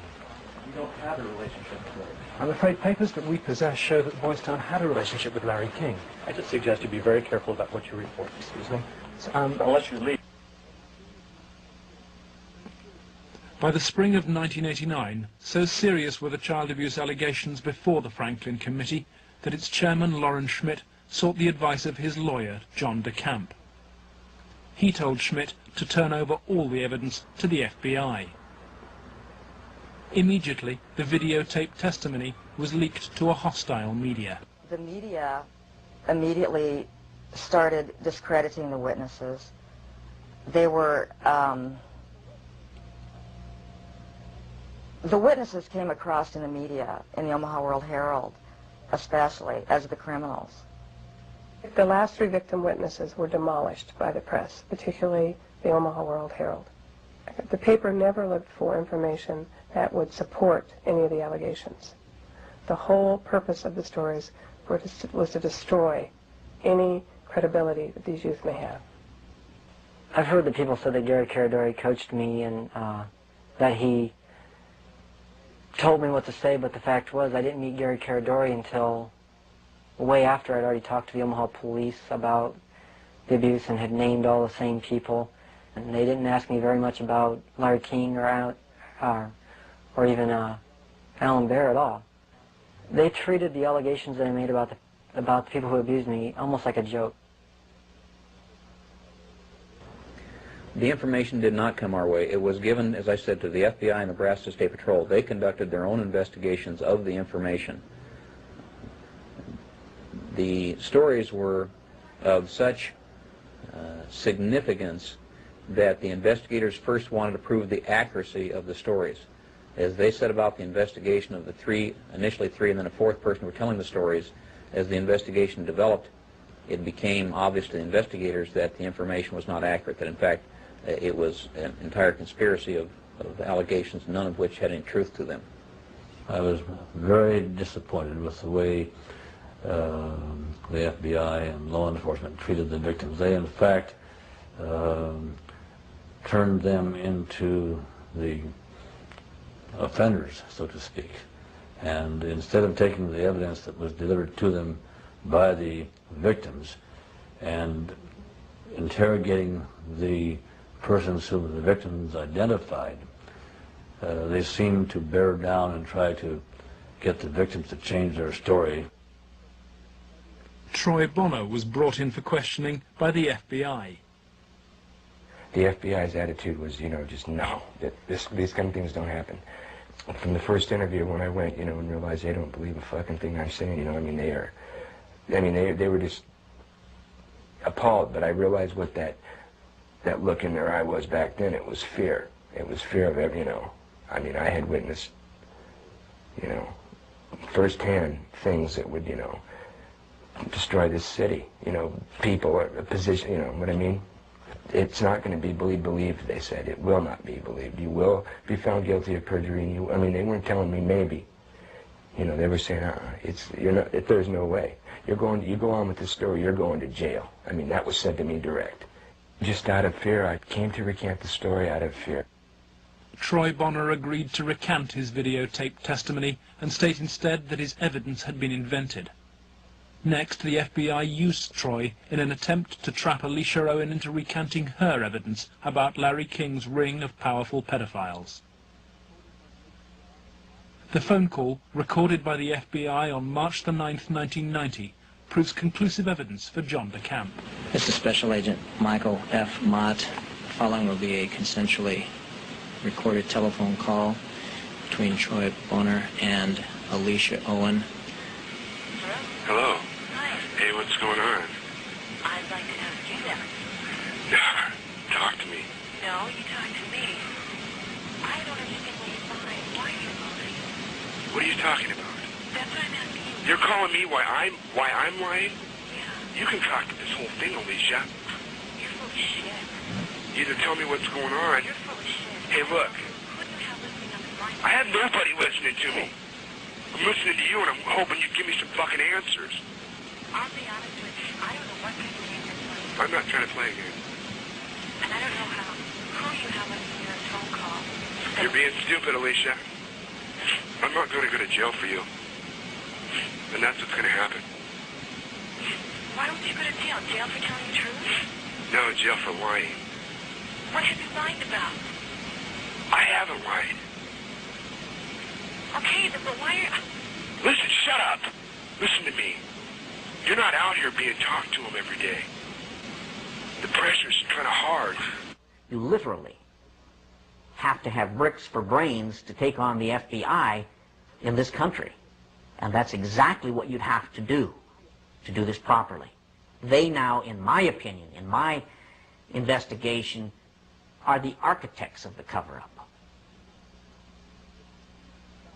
We asked the FBI for an interview about its investigation of the Franklin scandal. Larry Holmquist with the FBI here. We feel it would be inappropriate for us to comment. We work this with the Omaha Police Department, and we just don't feel it would be appropriate for us to make comments.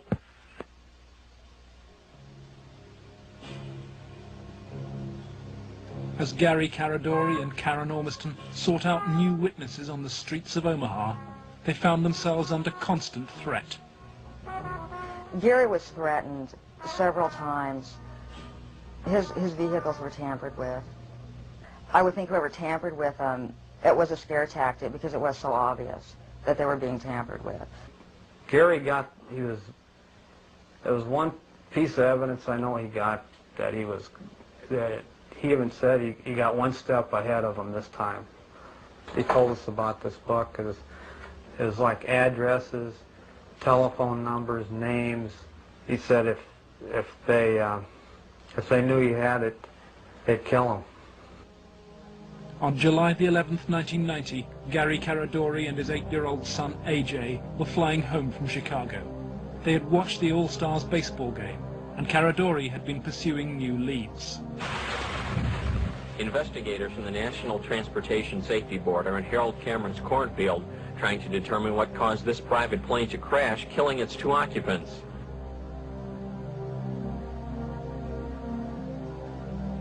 The bodies of Gary Caradori and 8-year-old AJ were found in the wreckage.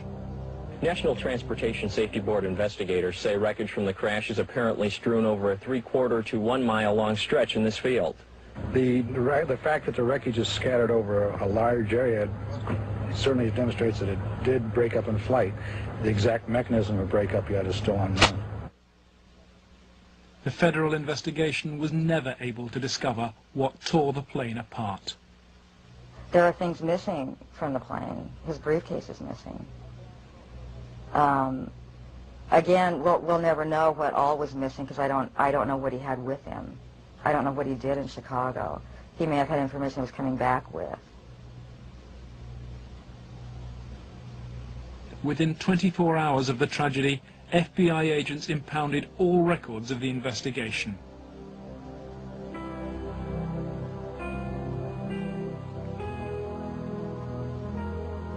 Gary's widow, Sandy, is still unable to come to terms with her loss. As a mother, I don't want to ever think that somebody murdered my child, let alone my husband. But I think if you'd ever talk to any parent, be it mother or father, that's ever lost a child, I mean, the worst thing that you can think of is that somebody would want to murder a child. I really feel that somebody killed my brother. And inside me, I know that somebody killed my brother. If somebody could help us out somewhere, somebody knows something. And may God help those who did that to him and his family.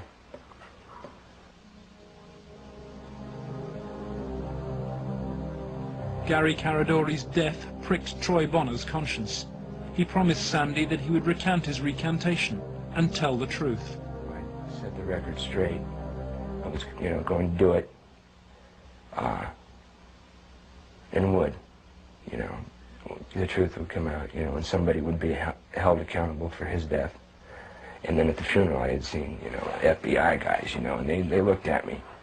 I was supposed to meet Senator Labette and Schmidt for lunch after the funeral, and that's when I decided. I told my mom, we're not going to do the lunch. We're going to hightail it out of Lincoln now.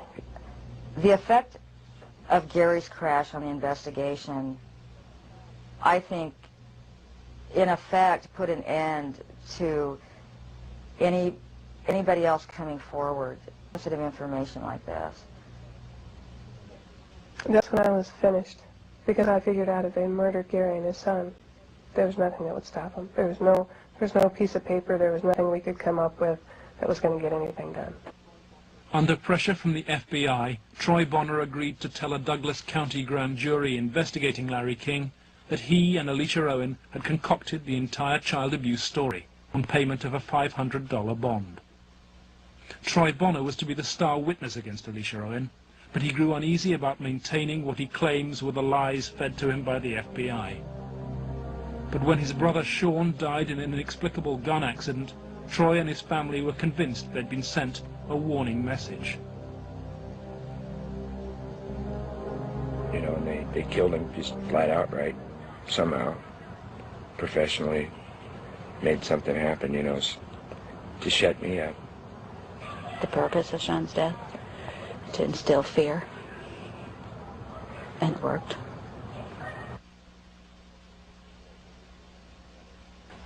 Do I feel guilty about my brother? Yes, I do.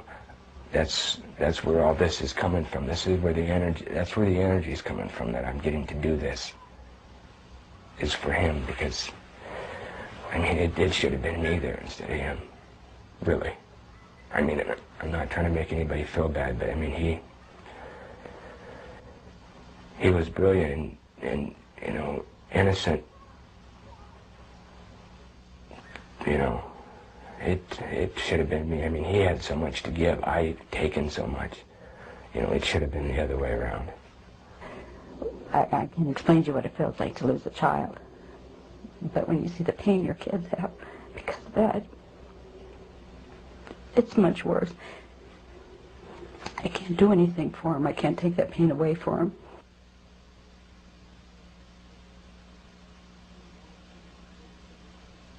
Lauren Schmidt's legislative committee issued a report denouncing the grand jury. 2 months later, it was disbanded, leaving Schmidt a broken man. The message was not lost on most politicians in Nebraska. I think the message that was delivered was, if any legislative committee ever tries to conduct a thorough investigation again, the same thing will happen.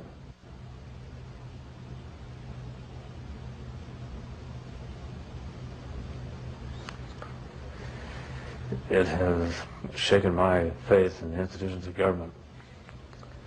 I used to be a firm believer that the system would work, and that people who did things wrong would be punished. And we discovered victims who claimed to have been abused and who the grand jury acknowledged had been abused. But they did not try to find out who had abused those individuals. Instead, they convicted Alicia Owen of perjury.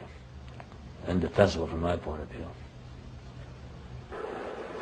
In July 1991, Alicia Owen was convicted of perjury. Her sentence was between 9 and 25 years. I can't find a case in the history of this country where some kid got sentenced to 25 or 30 years in prison for something like this. If you were going to pick a what I call a telesign, something that says something special about the whole thing, it was in the sentencing itself. For some reason, they had to send a signal to every kid who was a potential witness. My opinion again. A signal so loud and clear, if you dare to come forward, if you dare to talk, watch what happens. 3 months later, Larry King was jailed for the $40 million fraud. He was given a 15-year sentence, 10 years less than Alicia Owen. John DeCamp is now the only man fighting to help Larry King's victims. He has become the lawyer for Paul Bonacci and Alicia Owen. I live in Nebraska. Hell, I was born here, raised here. I have 4 kids growing up here. Like it or not, it's my heritage, you know. Well, if it's a dirty cesspool that I got to live in or look back on that I left, that ain't good. The real cost, if I were going to say to my family, has been the fear and intimidation that's put in some of the kids. A couple of the kids are really, really frightened and really had some sleeping problems over it, you know, hear this or that. So that's been the real concern I've had. In the face of mysterious threats, John has turned for advice to his friend and one-time boss, former head of the CIA, Bill Colby. Old Bill Colby told me better than anything. The one thing that the bad people can't afford is publicity, and knocking you off right now or doing something obvious to one of your kids would bring them more trouble than it's worth. I said, you have to consider the possibility of some danger to not only your reputation, but to your person. I mean, people do react rather violently to some kinds of charges, or particularly if they're true, there's more apt to be a negative reaction than if they're false. If they're false charges, then they can be reacted to in a normal way, by a libel suit or whatever. But if there's truth in it, there can be a danger in that situation. We've seen that happen in other cases.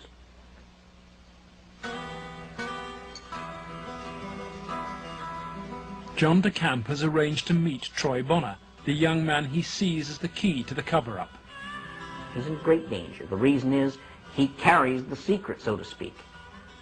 He served his purpose for the FBI and others by committing the lies that put the seal on the cover-up. His greatest safety probably lies in doing exactly what he knows he should do, that is exposing the whole thing, taking one final last chance and telling the truth. My fears are that, I'm not going to be believed again. It's just, going to be a whole other kind of exploitation like it was last time. And afraid that that's going to happen, or, I might end up dead, or a loved one might end up dead again.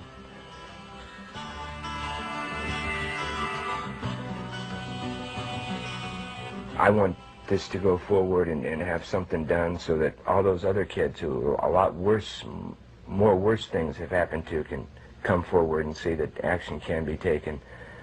Because there are a lot of other kids out there that, things happen to them that, a lot worse than happened to me. You have to, if you want to protect yourself and your life and your family's life, both now and particularly in the future, is to use the institutions of government that have been set up to protect you and make them work. That means you go into federal court, you go after the people that have done this cover-up, and you expose it so there's no longer any percentage on their part in eliminating you because the secret's out. That's why we're here today, to let it out. I have no doubt that he's now telling the truth, number one, and number two, that he originally told the truth. Potentially, they could decide to charge him with perjury, because now he is telling that they forced me to lie. I did lie at Alicia's trial. I did lie before the grand jury. I did it because the authorities were forcing me to do it, and I was scared for my family. My brother had been killed when I tried to back out the one time. Potentially, they could charge him with perjury this time. Alicia Owen is out of prison and on bail, while DeCamp appeals against her perjury conviction. As he prepares for a court hearing, new evidence of the cover-up emerges, and once again it involves Troy Bonner's evidence. The tapes that were shown to the grand jury had been edited. Everything that matched Troy's statement Was shown. that matched mine 'Cause I know it's was his reason. edited out. And I think maybe one of the things we want to do is show the judge specifically where these, little 5-minute segments of, look, this tape says this, and then show him it isn't in this tape, and this is the tape the grand jury saw. I'm going to attempt to get these tapes, and we'll see what happens next. But to obtain the evidence, DeCamp must approach some of the very officials he believes were involved in the cover-up, the county attorney's office which ran the grand jury. In the good old Alicia Owen case, 127-194, I'm trying to get the evidence, the tapes and the transcripts of Troy and Danny, Troy Bonner. It might be downstairs. Who made that up for us? Yeah. I think there's 2 tapes. There should be, as I understand, and the transcript of them. But if I could get them, I could start reviewing them and figure out maybe a little bit on what's happening on some things. It's up at the county attorney. They have all the bills up there. Oh. Robert? Let me guess. Robert Siegler has them. Robert Siegler is the prosecuting attorney fighting to send Alicia Owen back to prison. After lengthy negotiations, DeCamp emerges with the tapes the grand jury never saw. I went with $4,000. I bought $4,000 of cocaine. Okay, and what airline? I flew out of American. Okay, and did you go direct? No, there was a stopover in Denver. No, it was a stopover in Dallas-Fort Worth. So you went from where to where to where? I went from Omaha to Dallas-Fort Worth, like an hour, and then a big plane from Dallas to Los Angeles. Right. Did anybody go with you? Alicia Owen. If this indeed were left out of the grand jury proceedings, then I am totally shocked and angry beyond words. Here it is, so to speak, the smoking gun that they could go out and verify, the corroboration. In other words, the linkage to King that was denied. Cover-up. Organized, planned, deliberate cover-up. The courthouse, Wahoo, Nebraska. The hearings begin.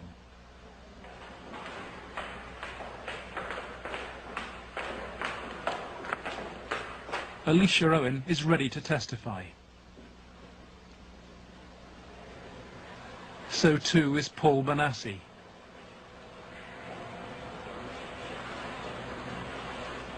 But there is no sign of Troy Bonner.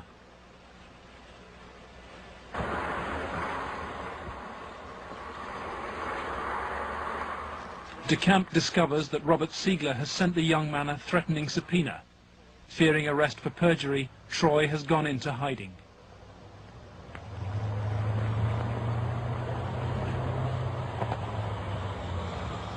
Let's try and subpoena him for these guys. Is Troy okay? Yeah, he's okay. They're just not going to have him testify until after he does. Okay, Troy's not here. Where's Alicia? No. Is she good? In court, DeCamp successfully pleads for another adjournment. The county attorney's office begins to search for Troy Bonner, but Robert Siegler won't say why. I ask you whether you're about to charge Troy Bonner with perjury? Oh, no. Why no comment, Mr. Siegler? You're a public official, aren't you? Mr. Siegler, is it true you are about to charge Troy Bonner with perjury? No comment. Mr. Siegler, if you do not charge Troy Bonner with perjury, does that mean you accept what he's saying is true? No comment. Why are you trying to have Troy Bonner summoned to this hearing, Mr. Siegler? No comment. Why no comment, Mr. Siegler? No comment. Every victim witness who stepped forward in any way, or even was a potential witness that somebody heard about, has either been killed, put in jail under some theory or other, terrified or run out of the state, discredited. Every perpetrator, even the convicted ones, have been treated as conquering heroes. Obviously, the FBI was protecting something a lot more significant than a bunch of old pedophiles having improper relations with little boys. They were protecting something a lot more significant than a bunch of drug peddlers. They were protecting, in my opinion, they were protecting some very prominent politicians, some very powerful and wealthy individuals associated with those politicians and the political system, up to and including the highest political people in this entire country.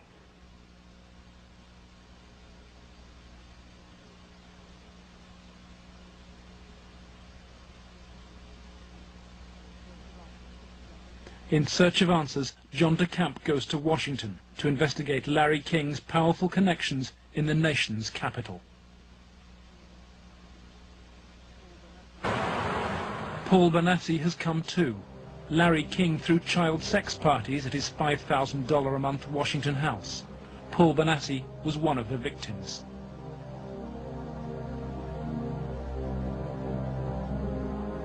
Larry King's house down in Washington, D.C. was a nice house. It was on what I believe it was Embassy Row, because that's what they kept talking about. There were a lot of flags from different countries when you drove around in the area. So tell me, Paul, how often did you come here? I was about 14, about 1981, and at first it was about 3 or 4 times the first year. After that, it was about once a month after 81. And who brought you here? Larry King brought me here. And this is the actual house where you... Yes. And what, you were used for sex there? Yes. Some of the parties, when they started off, were straight political type parties with no sex.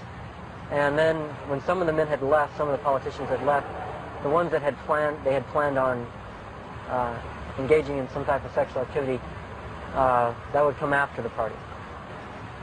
Some of the kids would be held downstairs in some of the rooms where if they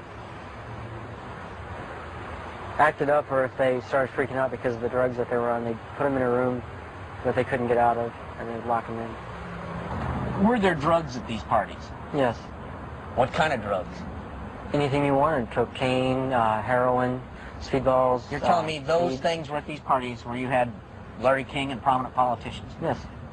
Were they readily available to anybody at the party? At the after parties, they were readily available for anybody. Beforehand, they did it more upstairs than they did anywhere else, and it was kind of in the back rooms. Were any attempts ever made that you know of to expose this situation? As far as I know, nothing's ever been done, and most of the people that were in there had already been, I guess you say, compromised. King's partner in sex crime was powerful Washington lobbyist Craig Spence. He took youngsters like Bonassi on midnight tours of the White House. So you were in the White House then? Yes. And how did you gain access? Well, I came down with Larry King, but Craig Spence was the one that arranged the trip for us. And it was kind of a gift for our services that we were doing. How many times were you on this kind of a trip? I came to it on 2 times. 2 times. And were you used for sex on those occasions? Not until after we left. After you left the White House? Yeah. What time of night? It was usually around midnight.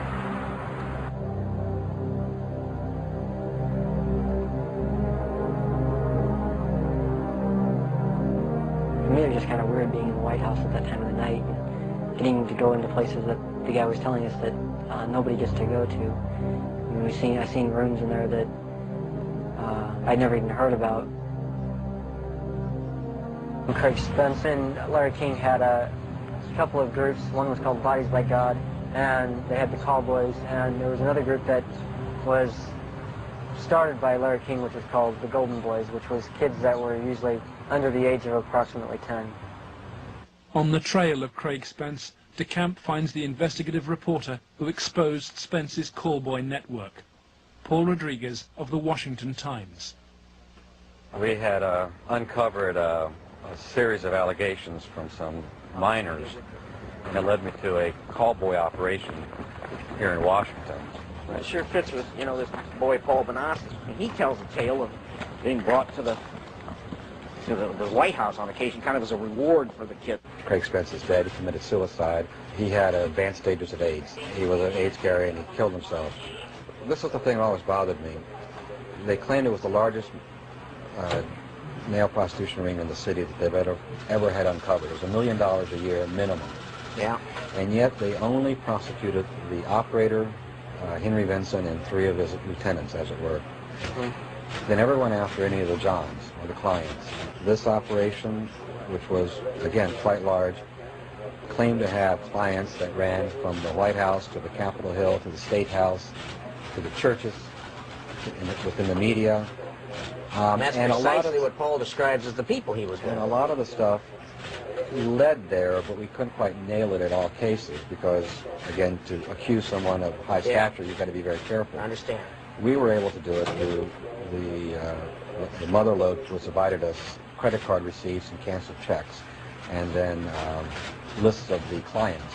The prosecutors knew all this stuff. There was approximately 20,000 pieces of 20,000 documents that they had.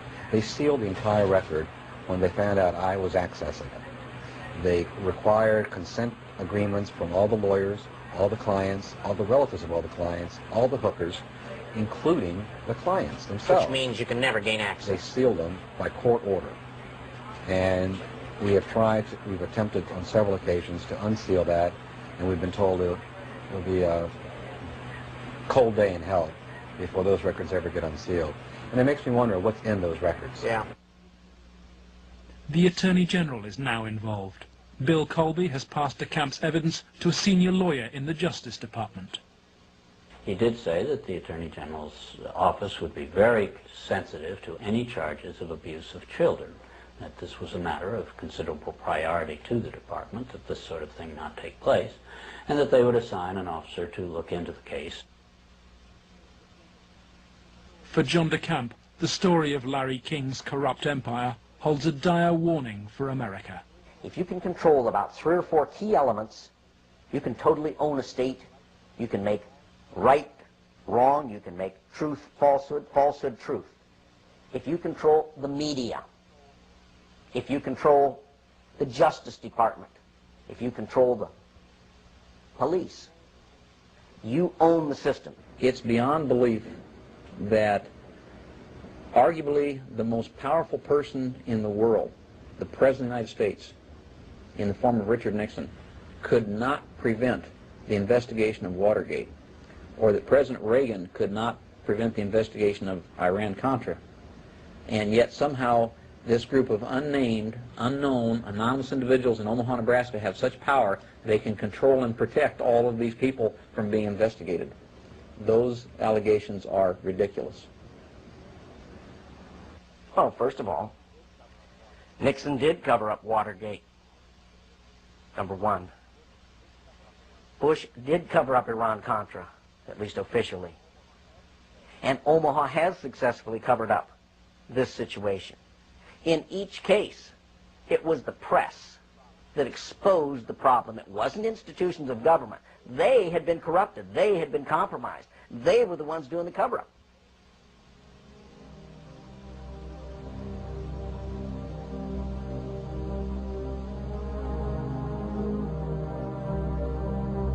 The Justice Department, acting through FBI and the U.S. Attorney's Office in Omaha, emerges from the record of the Franklin investigation, not so much as a party to the cover-up, but as its coordinator. Rigging grand juries, harassment of witnesses, incitement to perjury, and tampering with evidence, federal personnel were seen to apply all those techniques in the Franklin case.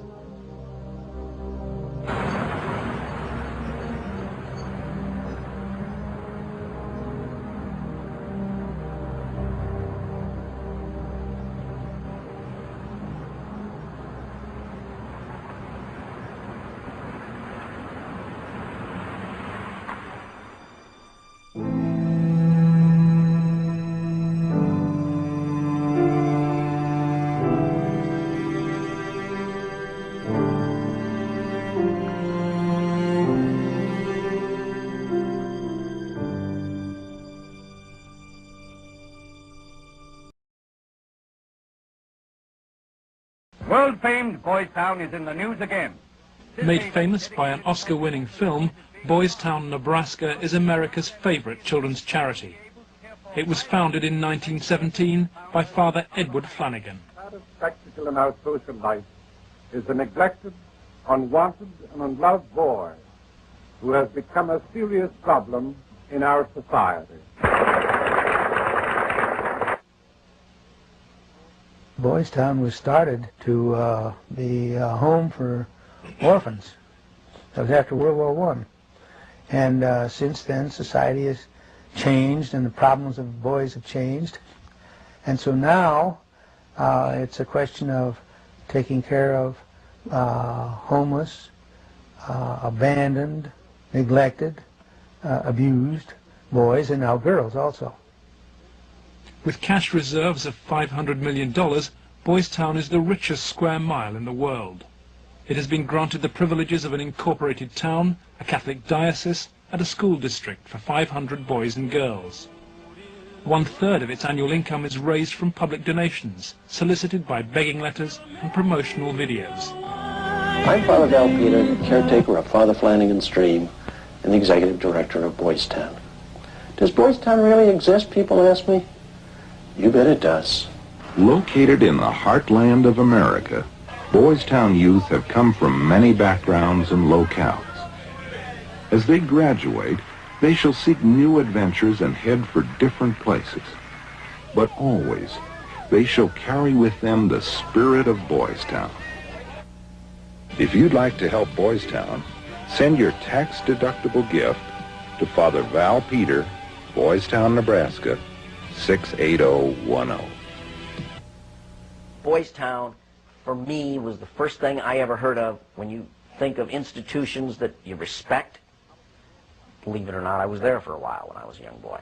Probably worldwide, there's no institution other than Boys Town that has done so much good for so many children over such a long period of time so successfully.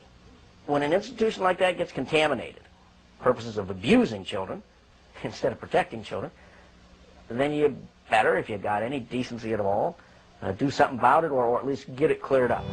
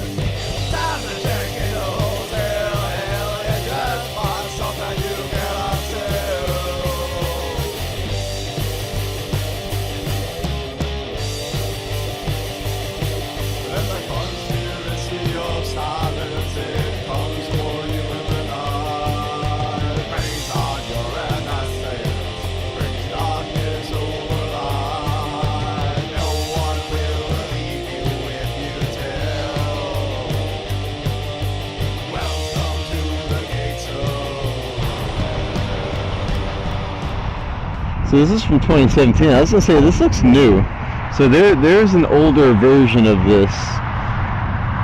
Because I remember it being a thinner young man, like a teenage boy, with a boy on the back. Yeah. And that's an adult with a girl on the back. So Which maybe they put that, maybe it used to be the other one out front, and they put that there to be like, oh, that other one, you know. yeah, that was an artist's interpretation. Or maybe it's like in like a square or something in here. Because I don't remember all of the footage and stuff being at such a busy intersection off an interstate, but then again, that interstate might not have been there back in the 90s. That, or it Who might knows? have been, but it wasn't so busy. Yeah. We'll find out. Well, the grounds are certainly well kept and pretty. Yeah.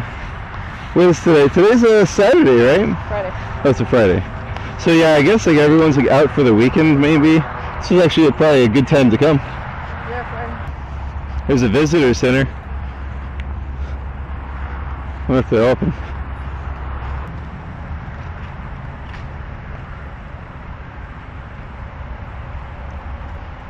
Alright, so tomorrow they're open from 9 a.m. to 4 p.m.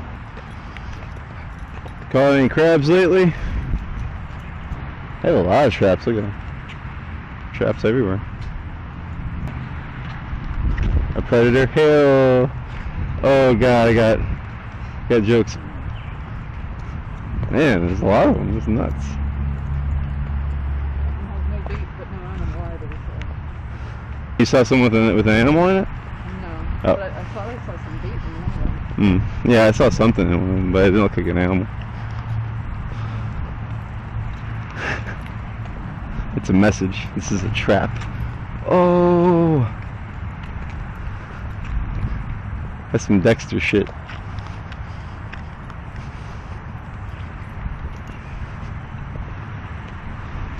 It's a playful message saying, come and play. And I don't really want to play. What you smell, boy? Come here.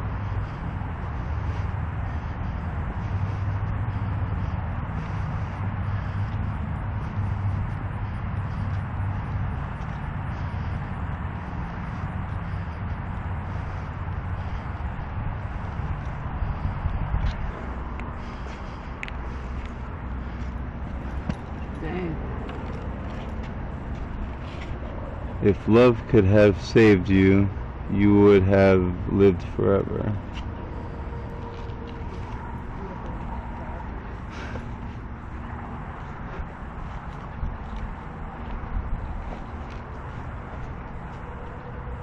It might be possible that they're, you know, multiple bedroom kind of for students, maybe different ages. Well, that's what I thought at first. Maybe some of them are for like faculty and staff, members of the church that are in residency, live here. Intervention and assessment. Yeah, you see, like it looks like a house, but it's actually a facility of some sort. So some are for lodging, some are perhaps classroom.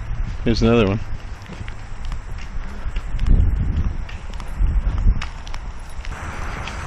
Another one. Intervention and assessment. What does that mean?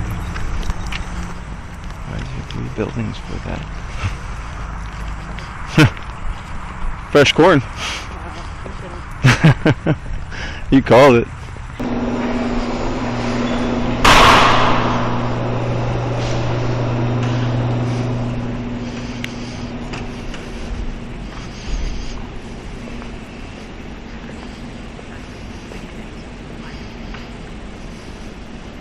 Yeah, they have a really nice framed photograph behind the lobby desk of the old statue. And Father Flanagan, nice statue like right there in front.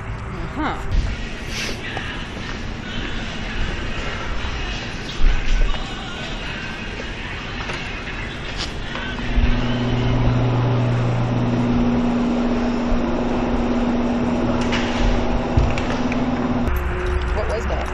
I don't know, looks like administrative offices, a library perhaps. There's definitely a lot of bookshelves throughout the building. Might be the library. It's odd that it doesn't have any sign on it. It's just like, here's big mystery building.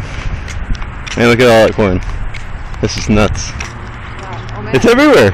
This is all corn. I bet that might belong to the school. I bet that's part of how they make money. Yeah? I bet they have like some kind of Agricultural. Yep. Kids tended or whatever. Win-win. Oh my god, they're literally the children of the corn. Holy shit! Oh my god. Somebody has to have made that joke. I didn't know the corn was such a big thing. It's funny. Nebraska? I don't know. It's not like Wisconsin, the cheese state. Well, that's what I'm saying. Like, aren't there the Huskers out there? Yeah, I didn't know. I didn't know that it was Nebraska.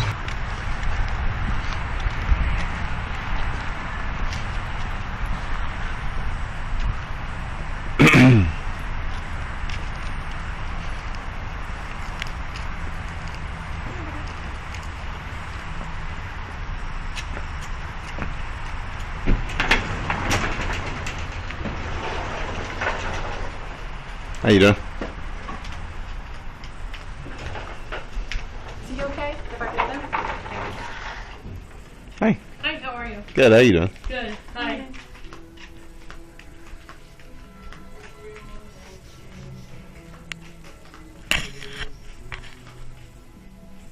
You got a scale model. A monument.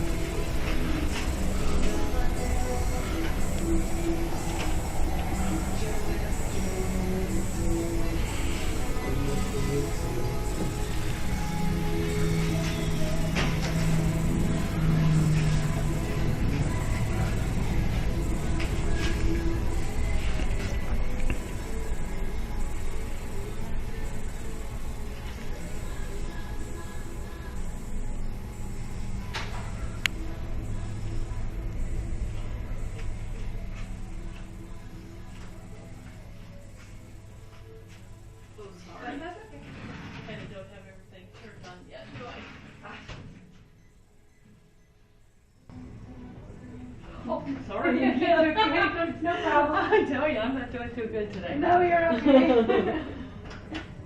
Isn't it gorgeous out there today, though? I can't believe it. We're from Florida, so this is... This is a break, too. Oh, really? It's We've been hot? hot and humid. Oh. Oh, yeah. You got here just the right time. We brought it from San Francisco. It's delightful out there. It's always Oh. delightful. I didn't realize it's like kind of cold there in the summer. I had no idea. It's nuts. Mark Twain, now I don't know if it was in a book or just Mark Twain said, the coldest, it was like the coldest winter day was 4th of July in San Francisco. There you go. Something like that. Don't quote me. Mark Twain. He was known for his quotes, for sure. And something's wrong if San Francisco's hot. Yeah, right? That's a good litmus test, right? I always thought all of California in the summer was hot, I guess.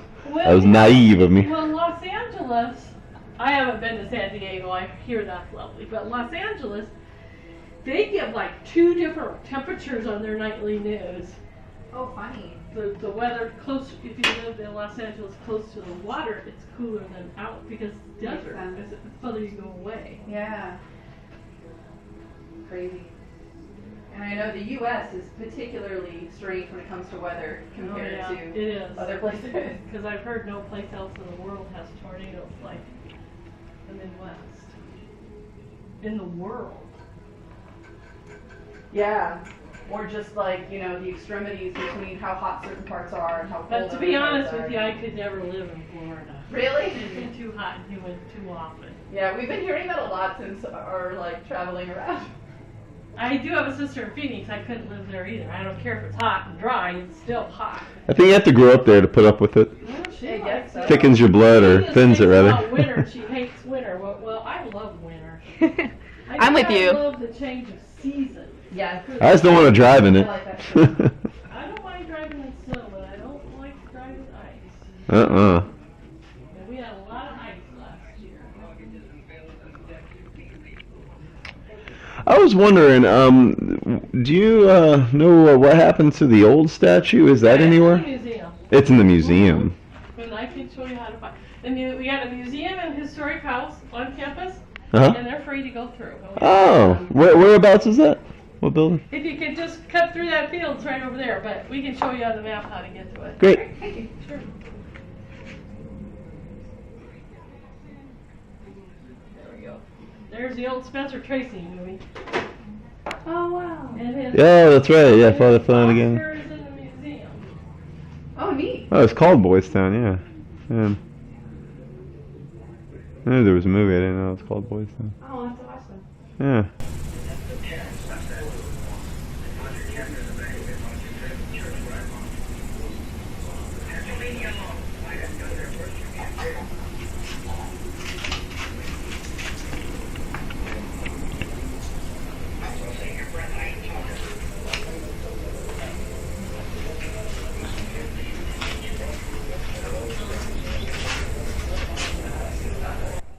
Huh.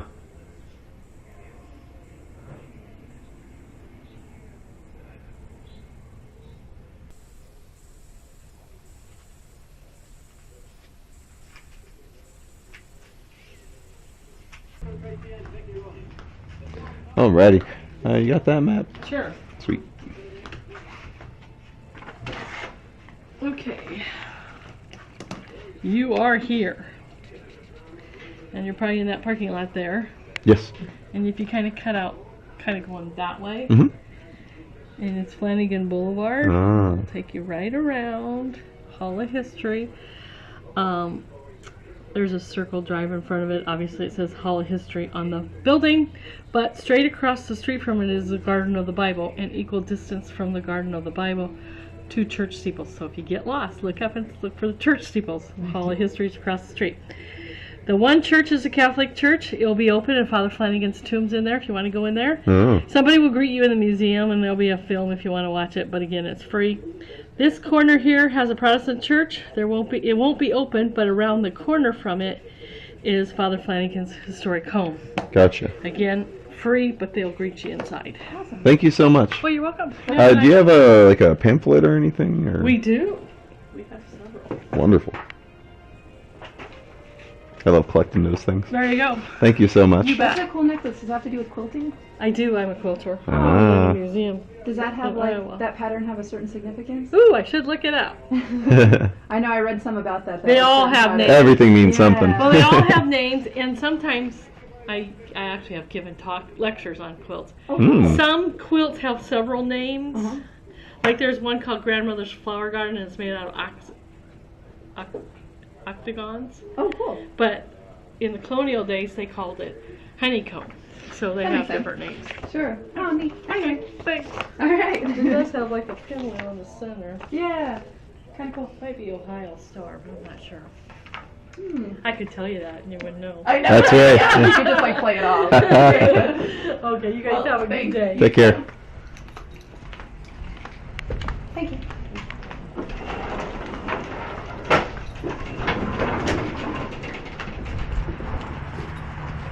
You want to walk? It's kind of far. Okay. Those little owl statues. You caught a good one too. That's some hidden in plain sight shit. Forget. Yeah. Hey, check out the grotesques. Thank you. Thank you. Yes. Although the men's heads on the bottom might actually be gargoyles if water comes out of them. I don't think they do. Maybe though. I don't see a hole.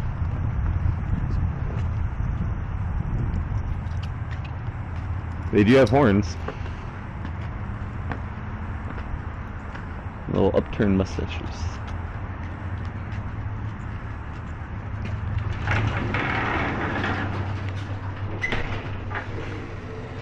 Oh, wow.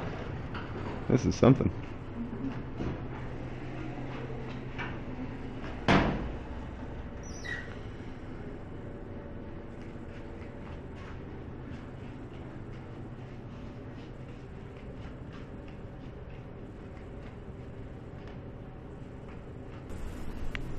Hey, good. How you doing?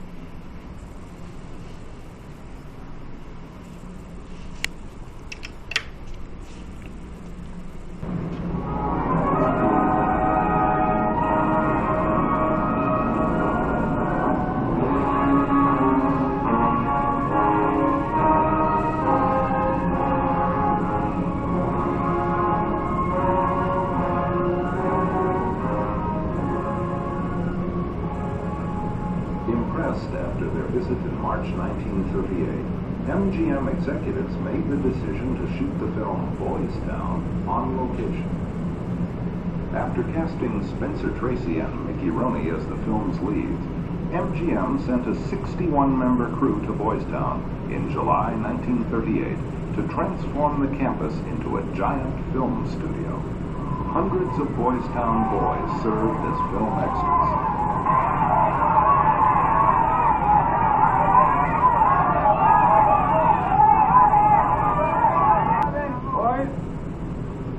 Mighty March. At first, MGM President Louis B. Mayer shelved Boys Town, declaring it will never sell, there's no sex, but reluctantly changed his mind at the insistence of the film's cast and crew, scheduling its premiere for September 7th, 1938 in Omaha, Nebraska. Thousands of excited fans crammed Union Station to greet the arrival of the stars from California.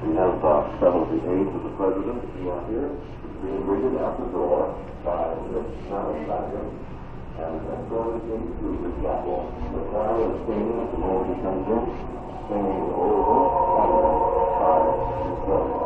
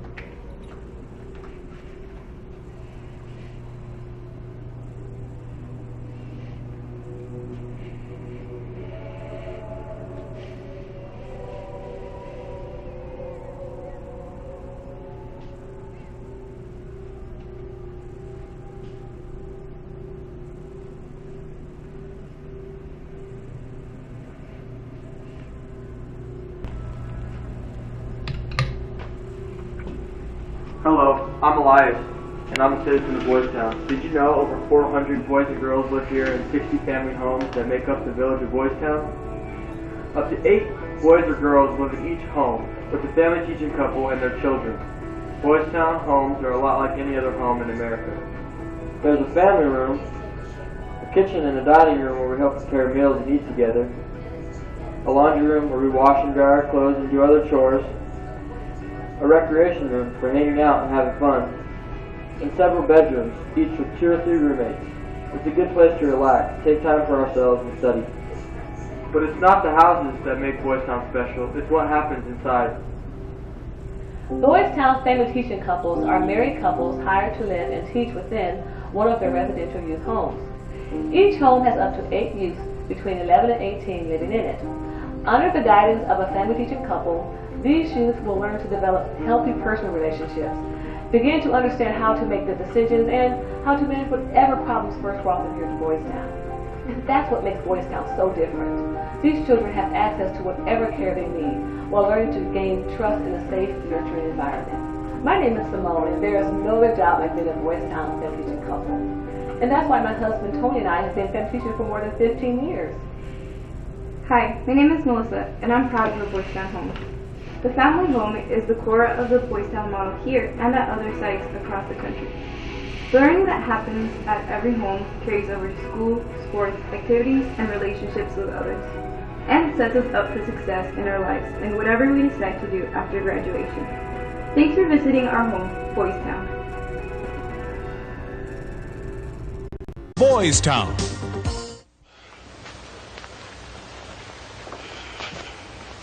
There. That's better. I'm Father Flanagan. I saw your brother Joe just a little while ago. We had a long talk about you, Whitey. Joe wants you to come with me to Boys Town. You've got a swell chance taking me to that joint. That's right, a swell chance. I've got $280 your brother gave me to take care of you. I don't care if he gave you $1 million. What am I going to do in a broken-down nursery like Boys Town? Oh, there are a lot of things you could do. We've got machine shops, carpenter shops, we've got printing presses, farming. You know, I think you might like farming. It's good for you. Keep you out in the open. Put a hair on your chest. If you think you're going to make a plow jockey out of me, you got another thing coming. Now, look, Whitey, in a pinch, I can be tougher than you are, and I guess maybe this is the pinch. You're coming with me to Boys Town because that's the way your brother wants it. And that's the way I want it.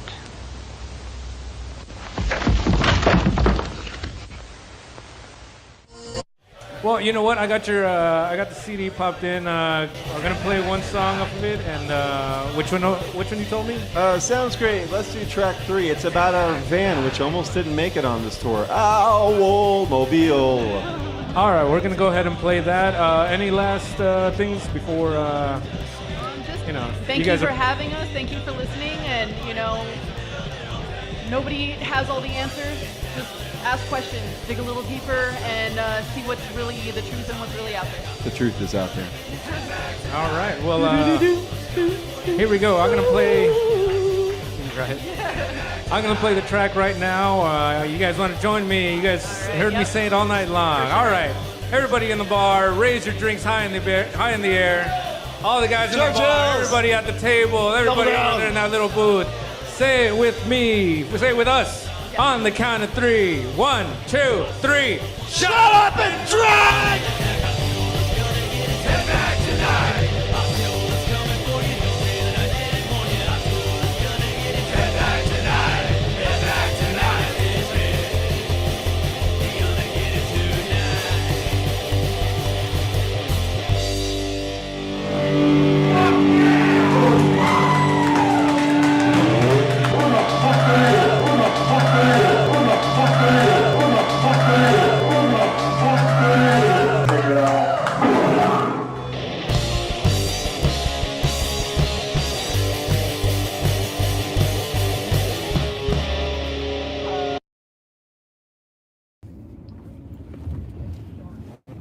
Good morning, good afternoon, and good evening.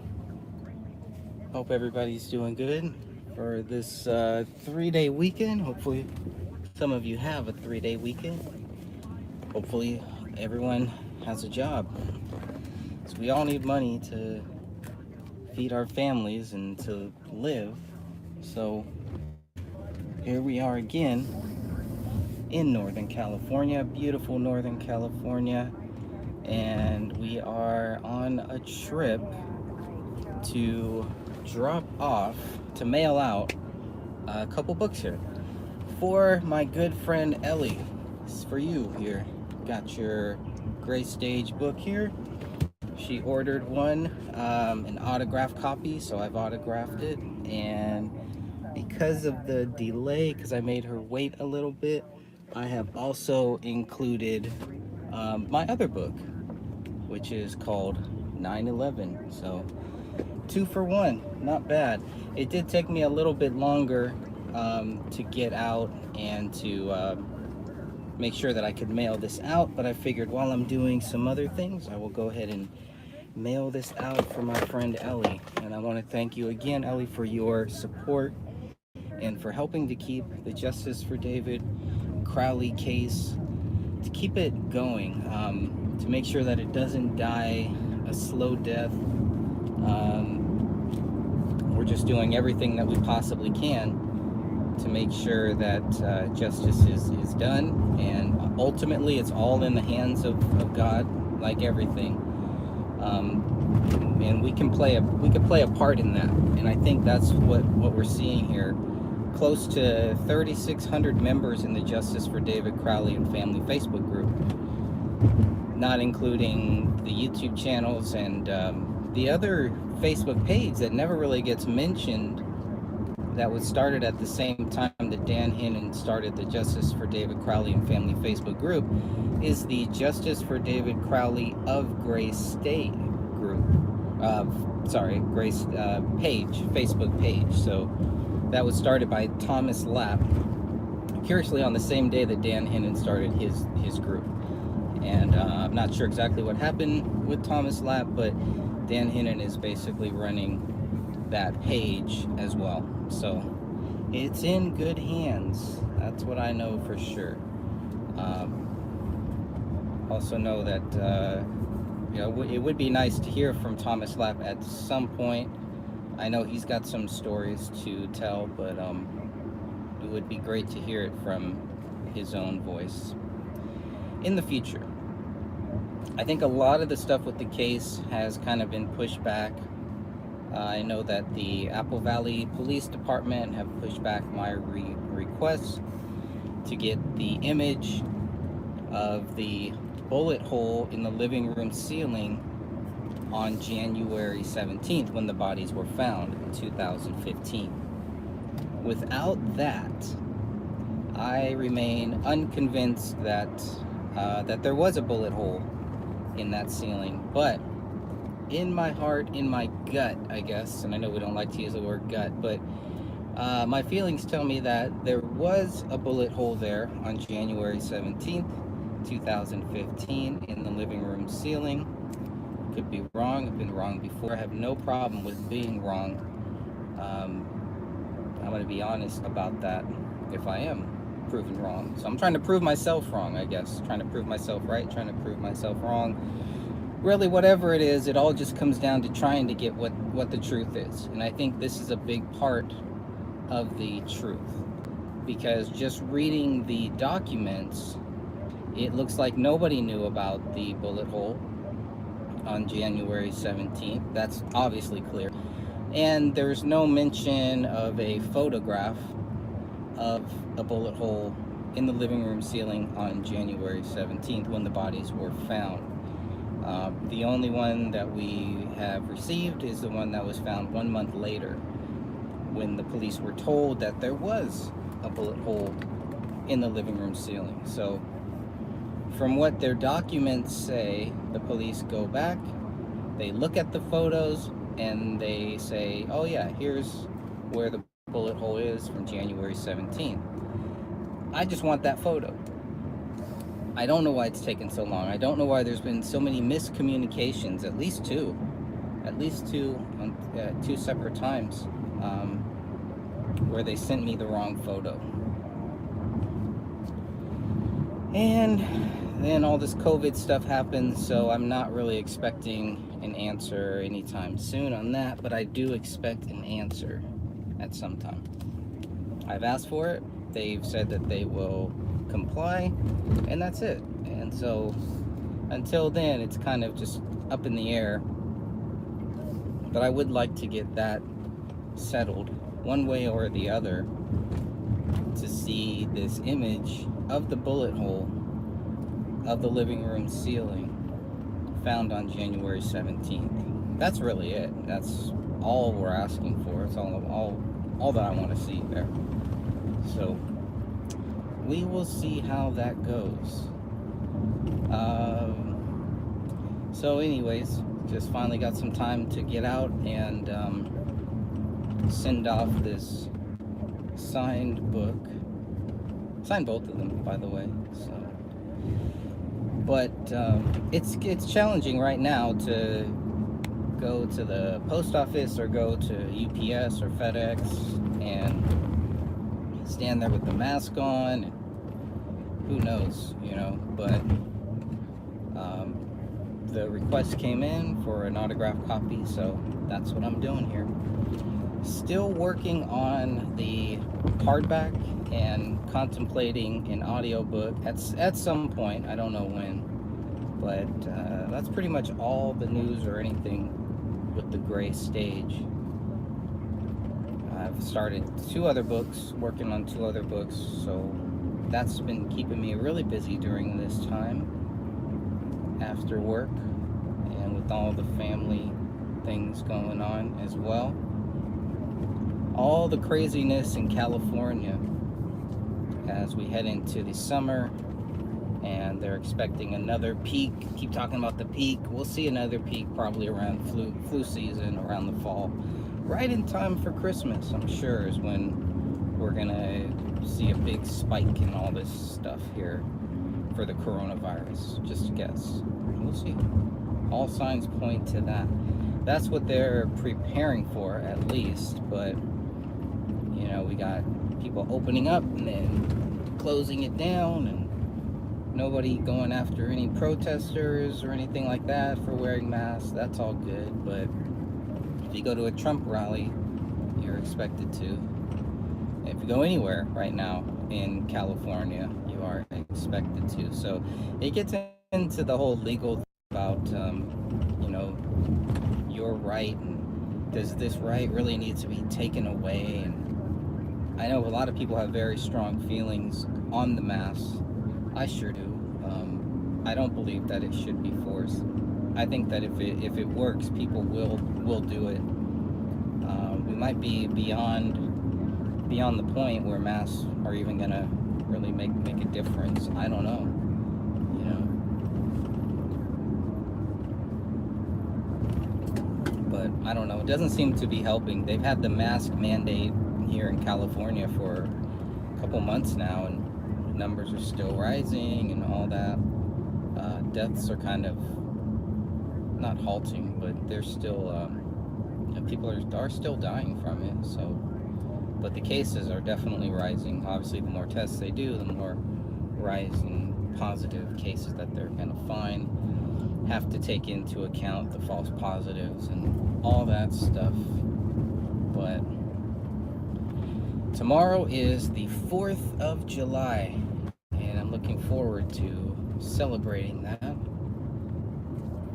And I'm sure the fireworks are going to be going on. President Trump is supposed to speak. I think he's speaking today somewhere too, but I think tomorrow he's also gonna do another speaking. He did a brief press conference yesterday, which was July 2nd. Today is July 3rd. So yesterday he did a brief press briefing, and had the head of the Federal Reserve on there, but he didn't take any questions. And of course, some of the questions that were asked are just, it's just laughable. It's laughable. It would be, something that a middle school press would ask, I guess. It's just crazy. It's crazy the way that they treat President Trump compared to the way and the questions that they've asked President Obama and even Bush too. I mean, it's just like, Obama came in and Bush just got a pass for everything. He took some verbal beatings and everything, but that was really it. 2012, and then you have 2012, and it's, things get really amped up. And I think what it looks like is, it's between 2018. Actually, you could even probably go back to 2004, and what we're seeing now, I think, was all kind of building up towards that. Maybe even go back to 2001, starting with 9/11, starting with what happened there. I guess you could go back even further. You could keep going back and back and back, but what we're seeing right now is, something playing out, and whether it's partially staged, or just all coincidental, let's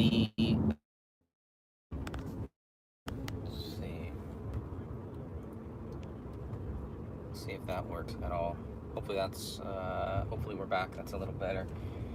I don't know if it dropped because of the heat or whatever it is, but the heat is on. And we're on the road here. And like I said, we're going to drop off some books for our good friend Ellie, who has been a big help in all of this. So let me know if it comes back on. If it doesn't, I'll make sure to do what I can. But that's modern technology. Technology gets worse and worse and worse as they tell us that it gets better and everything gets smarter. So that's today's plan. Nice to have a 3-day weekend, get a little breather, get a little break. But I'm not really planning on going out anywhere. I haven't gotten a haircut in months, which for me is not anything new. That's pretty common for me. But I do want to make sure that I mail this book out, and hopefully Ellie will get this soon. And we have so many great people that have helped with the David Crowley case, and that have helped with other cases too. And however small it might seem, your contributions are not small.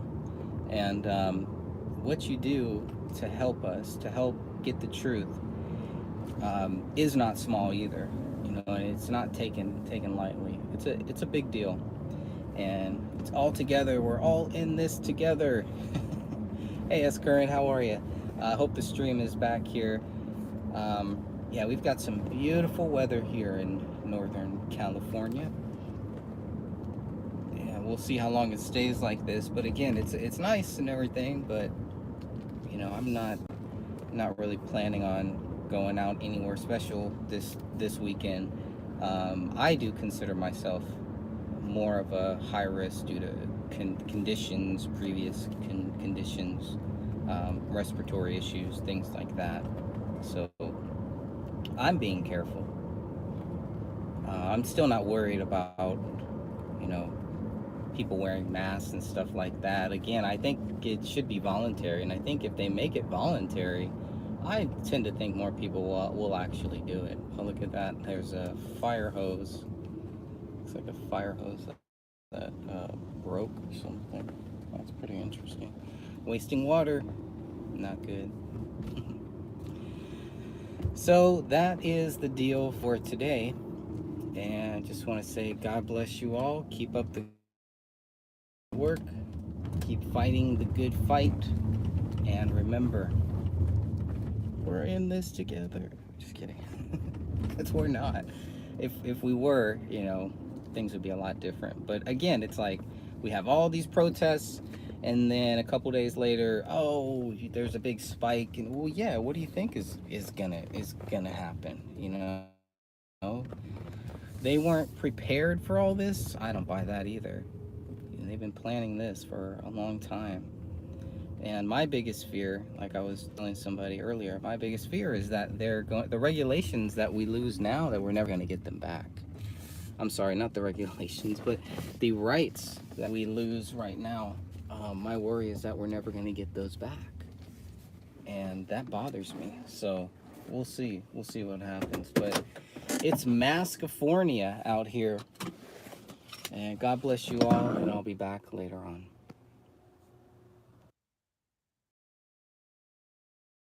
Yeah, there's some great bands. Not just in the Orlando area, but we were just in El Paso. Like great bands coming out of Mexico and West Texas, and there's some great scenes going on right now. We're super stoked to just be going town to town right now in the U.S. Yeah, it's an So many interesting people have time for been- music and.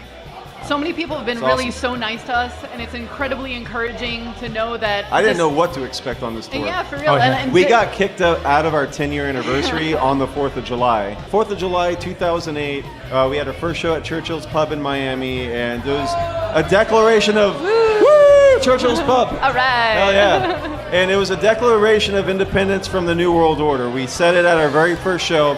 Today on this 4th of July, we have shown the independence from the New World Order. And we were like, we're sovereign citizens. We're not going to take, the red coats. We're not going to take the UN telling us what to do. We want our sovereignty. We want states' rights. We want our First Amendment. We want our Second Amendment. All right. Thank you. Yeah, double down. And That's what's up. so we, this 10-year anniversary, we scheduled it at Ashley's Sports Page in Satellite Beach. And they were first totally into it. We sent them artwork. It was Camacho from Idiocracy shooting off shotguns. Brought to you by Carl's Jr. Fuck you, I'm eating. And so it's obviously mocking America, ignorance, And when we showed up there, we have a first responder red line flag that we have, that we put on the stage upside down as a sign of distress for Not the first disrespect, responders. to be clear. Yeah, It is a exactly. kind of distress in helping In people. 9/11, the first responders were lied to by the EPA. They said the air was safe to breathe. Take your mask off.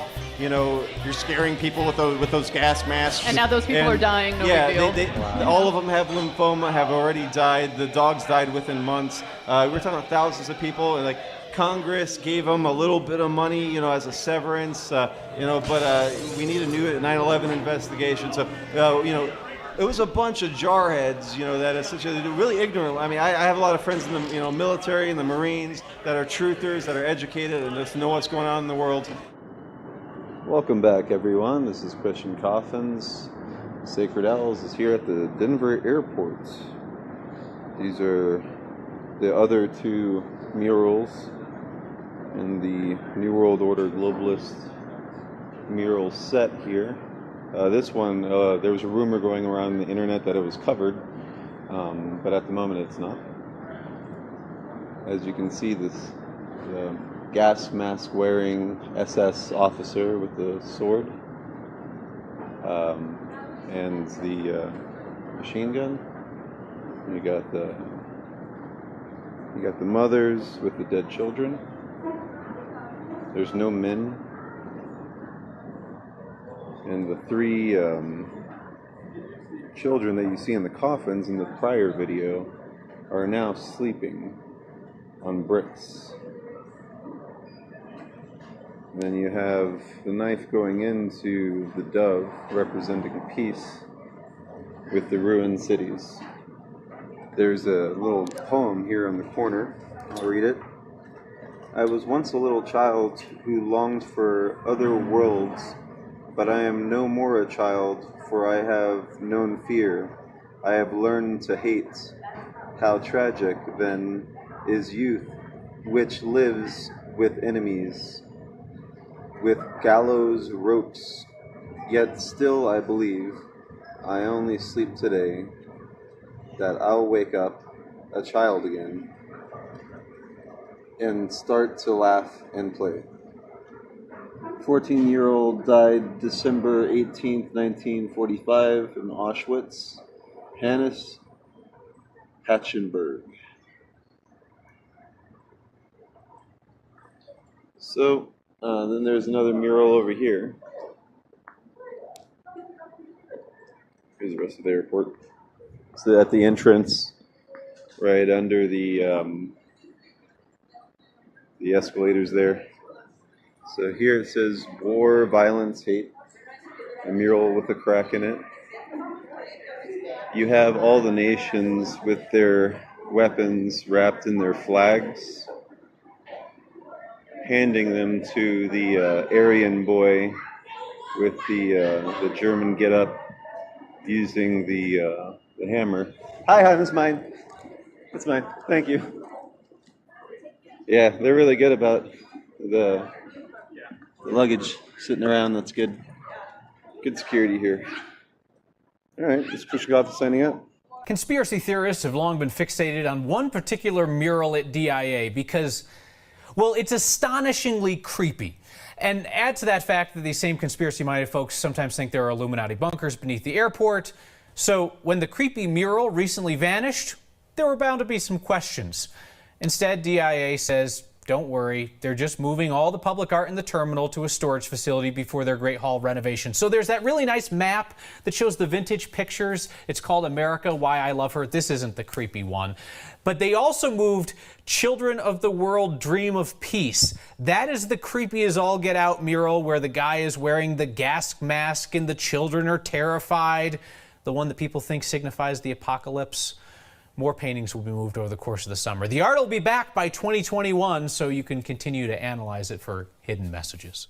So since we were at the Denver airport, the website for the Denver airport, flydenver.com, created a domain, denfiles.com, and on this page you have all kinds of conspiracies and justifications for those. You may not have heard the Den has some secrets. Since the airport's opening in 1995, there has been endless rumors and theories. People say our underground tunnels lead to secret meeting facilities for the world's elite. Our blue horse is thought to be cursed. Some believe we are connected to the New World Order and the Freemasons.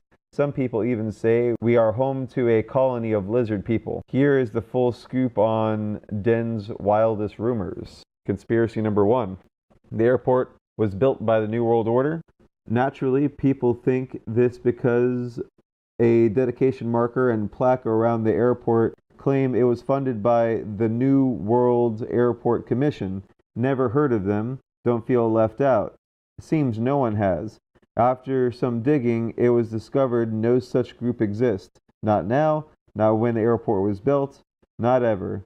So rather than writing it off as nothing, people have jumped to the conclusion that there's actually a group within the New World Order. Conspiracy number 2. The airport contains the Illuminati headquarters. Remember those plaques we just talked about? Well, there's one placed over a time capsule that also has a Masonic square, a compass symbol, and inscription that gives the time capsule's contents to the people of Colorado in 2029.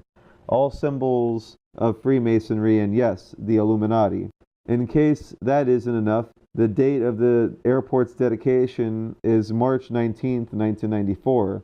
And if you add those numbers together, 191994, you get 33, the highest level one can achieve in Freemasonry, aka perfection. Well, it's been proven by higher ranking Freemasons that there's several higher degrees, much higher. Additionally, the airport building costs were more expensive than originally thought. Theorists believe that the money went to the building of a headquarters. Rumor has it they screwed up the first few buildings. Instead of getting rid of them, they buried them and built on top of them to make it one super cool, super secret underground layer. Conspiracy 3. The artwork contains clues to the apocalypse. You've seen them. You've given them many confused looks, wondering why, how, what, really? They're the interesting pieces of art decorating the airport. The glaring gargoyle sculptures, the big blue horse sculpture, and perhaps most notably, the 28-foot wide murals. It is theorized that these are clues to the sinister influence of the airport, the aforementioned Freemasons, Illuminati, and New World Order. The big blue glowing horse eyes are often interpreted as reference to the 4 horsemen of the apocalypse. Plus, its creator, Luis Jimenez, died while making it. Conspiracy 4. Speaking of the apocalypse, we're ready for it. In addition to the Illuminati headquarters, it is rumored that there are several underground baggage tunnels just waiting to house the world's elite when the world comes to an end, and lizard people, aka reptoids, and evidence of aliens are also thought to be down there. Apparently, they've been drawing on the walls. Silly aliens, stop with your graffiti. Then they have one of these twine connecting photos on a wall like a conspiracy theorist would have. So what's to come? Are we expanding the bunkers, revamping the lizard's lair, giving the gargoyles a much needed makeover? Not exactly. But if that's what you want to believe, we're not going to hinder your imagination. So dream on, travelers, dream on. And then they had all these ads that were actually up in the airport, and they had an online marketing campaign with all of these memes with clips from that press release that I just read. Coming soon, a secret portal to the underworld, streamlined security, another misunderstood mural. Learn more at denfiles.com. Streamlined security or more secrets. They have the gargoyle and the metal detector. What are we doing? Adding amazing new restaurants and bars, building an Illuminati headquarters, remodeling the lizard people's lair. They have the all-seeing eye on a hat. Construction or a cover-up. Cool new areas to hang out or Area 52. What are we creating? More space for interesting artwork, a better airport experience, or zombie cat layers, under construction or underground tunnels. What's happening behind this wall? A gargoyle breeding ground, a top secret Freemason meeting, an improved airport experience. Yes, Den's got some secrets, and then it has an excerpt from the above press release. So we just found this very interesting, how it's very consistent with other elite apologist statements in regards to anything involving their hidden in plain sight strategies in order to normalize or kind of shrug off as so ridiculous that it couldn't actually happen. But they even had a conspiracy theory month in October with a press release on that. Embracing the unbelievable, Denver International Airport addresses conspiracy theories by celebrating them. They had conspiracy theories uncovered, art exhibits, conspiracy art tours, conspiracy costume party, and film on the fly where they showed close encounters of the third kind. What's under Den era Facebook contest. So I mean they really put a lot of time and energy making an art gallery, a film screening, a costume contest in order to kind of relax people's tensions in regards to the very unusual art that they have at the Denver airport. And of course, discrediting any real questions anyone might be having by linking it to lizard people and the Illuminati and Freemason conspiracies, aliens, Area 52. So It's essentially a strategy used to discredit any real questions being asked about why do you have such weird art, Denver Airport? Why do you have a zombie-looking horse with glowing eyes at the entrance of the airport to welcome people? Why do you have children in caskets and crying parents? It's very unusual. So it's nothing against vets or nothing, you know, and they were just like, get the fuck out of our bar. And what was hilarious is... To be fair, we're not trying to hate on anybody. We really, I look at it as a misunderstanding. Yeah. And I really hope that, you know, we can all come to a better understanding of what was actually meant by that flag so that all that anger can be put aside and we can all get along, you know? Yeah. And, but, you know, it's funny because in solidarity, I mean, the 4 other bands we booked with us, we all left. All of our friends left. And it left like 4 people in the bar. It's like, yeah, good for you. It was so we very just partied on the heartwarming beach, you know. that like all so. these bands left with us, and we were like, yeah, you guys were totally right. Like, we're out, let's go party together. And, we're And like, I was a little bummed okay. at first, but you know what? If you're a patriot in a tyrannical government and you don't get kicked out of a bar on the 4th of July for your ideas, you're not a patriot. Right. You're not doing it right. So I guess there's that.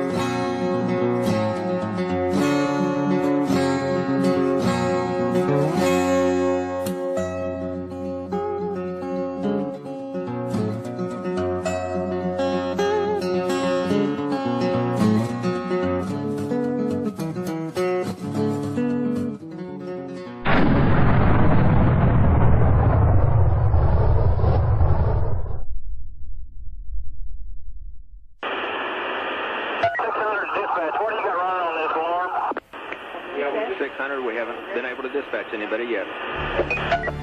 316 dispatch.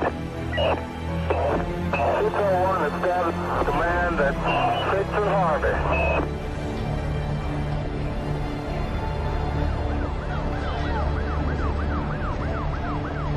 On April 19th, 1995, as many people were starting their workday, a beautiful spring morning in the heartland became chaos when at 9:02 a.m., explosions tore through the Alfred P. Murrah Federal Building in downtown Oklahoma City. An explosion at 9 o'clock this morning that did that damage you're looking at right there, blowing off the entire north face of that building. The federal building located 200 North West 5th Street was almost completely destroyed. A terrible tragedy has occurred here in Oklahoma City.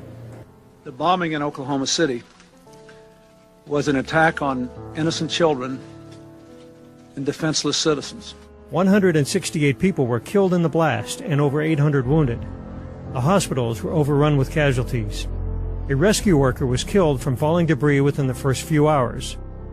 But what would sear the bombing in the hearts of Americans was the 19 children inside the daycare center in the building who had lost their lives. The most beautiful memorial left by anyone is not in the rubble of this building, but in the hearts and the lives that knew them and loved them. We come today to remember their lives, and we come today to offer thanks. Thanks for the hundreds and hundreds of people who were involved in the rescue and recovery efforts. 6 years before 9/11, it was the first mass casualty terrorist attack on American soil. The prologue to a new chapter in American history had been written in blood, fear, and shock. Terrorism had struck home. From now on, nothing would be the same again. We know that more than McVeigh and Nichols were involved. There were questions of other bombs being found at the scene of the crime, witnesses to the bombing.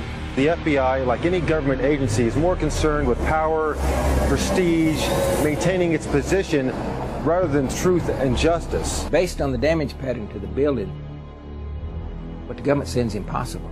That life we had back before the bombing, that life is over. For the first time in my fight with the government, they stepped forward and said it would pose a grave risk to the national security of the United States of America if we release these CIA documents. If you know the truth will set you free. You've got to band together, or it's over for all of us. The man on top will get you. If we don't expose the fact that Oklahoma City stinks to high heaven, the same people that carried it out are going to do it over and over and over again, and they're going to use these frightening events to drive a stake through the United States and kill our republic.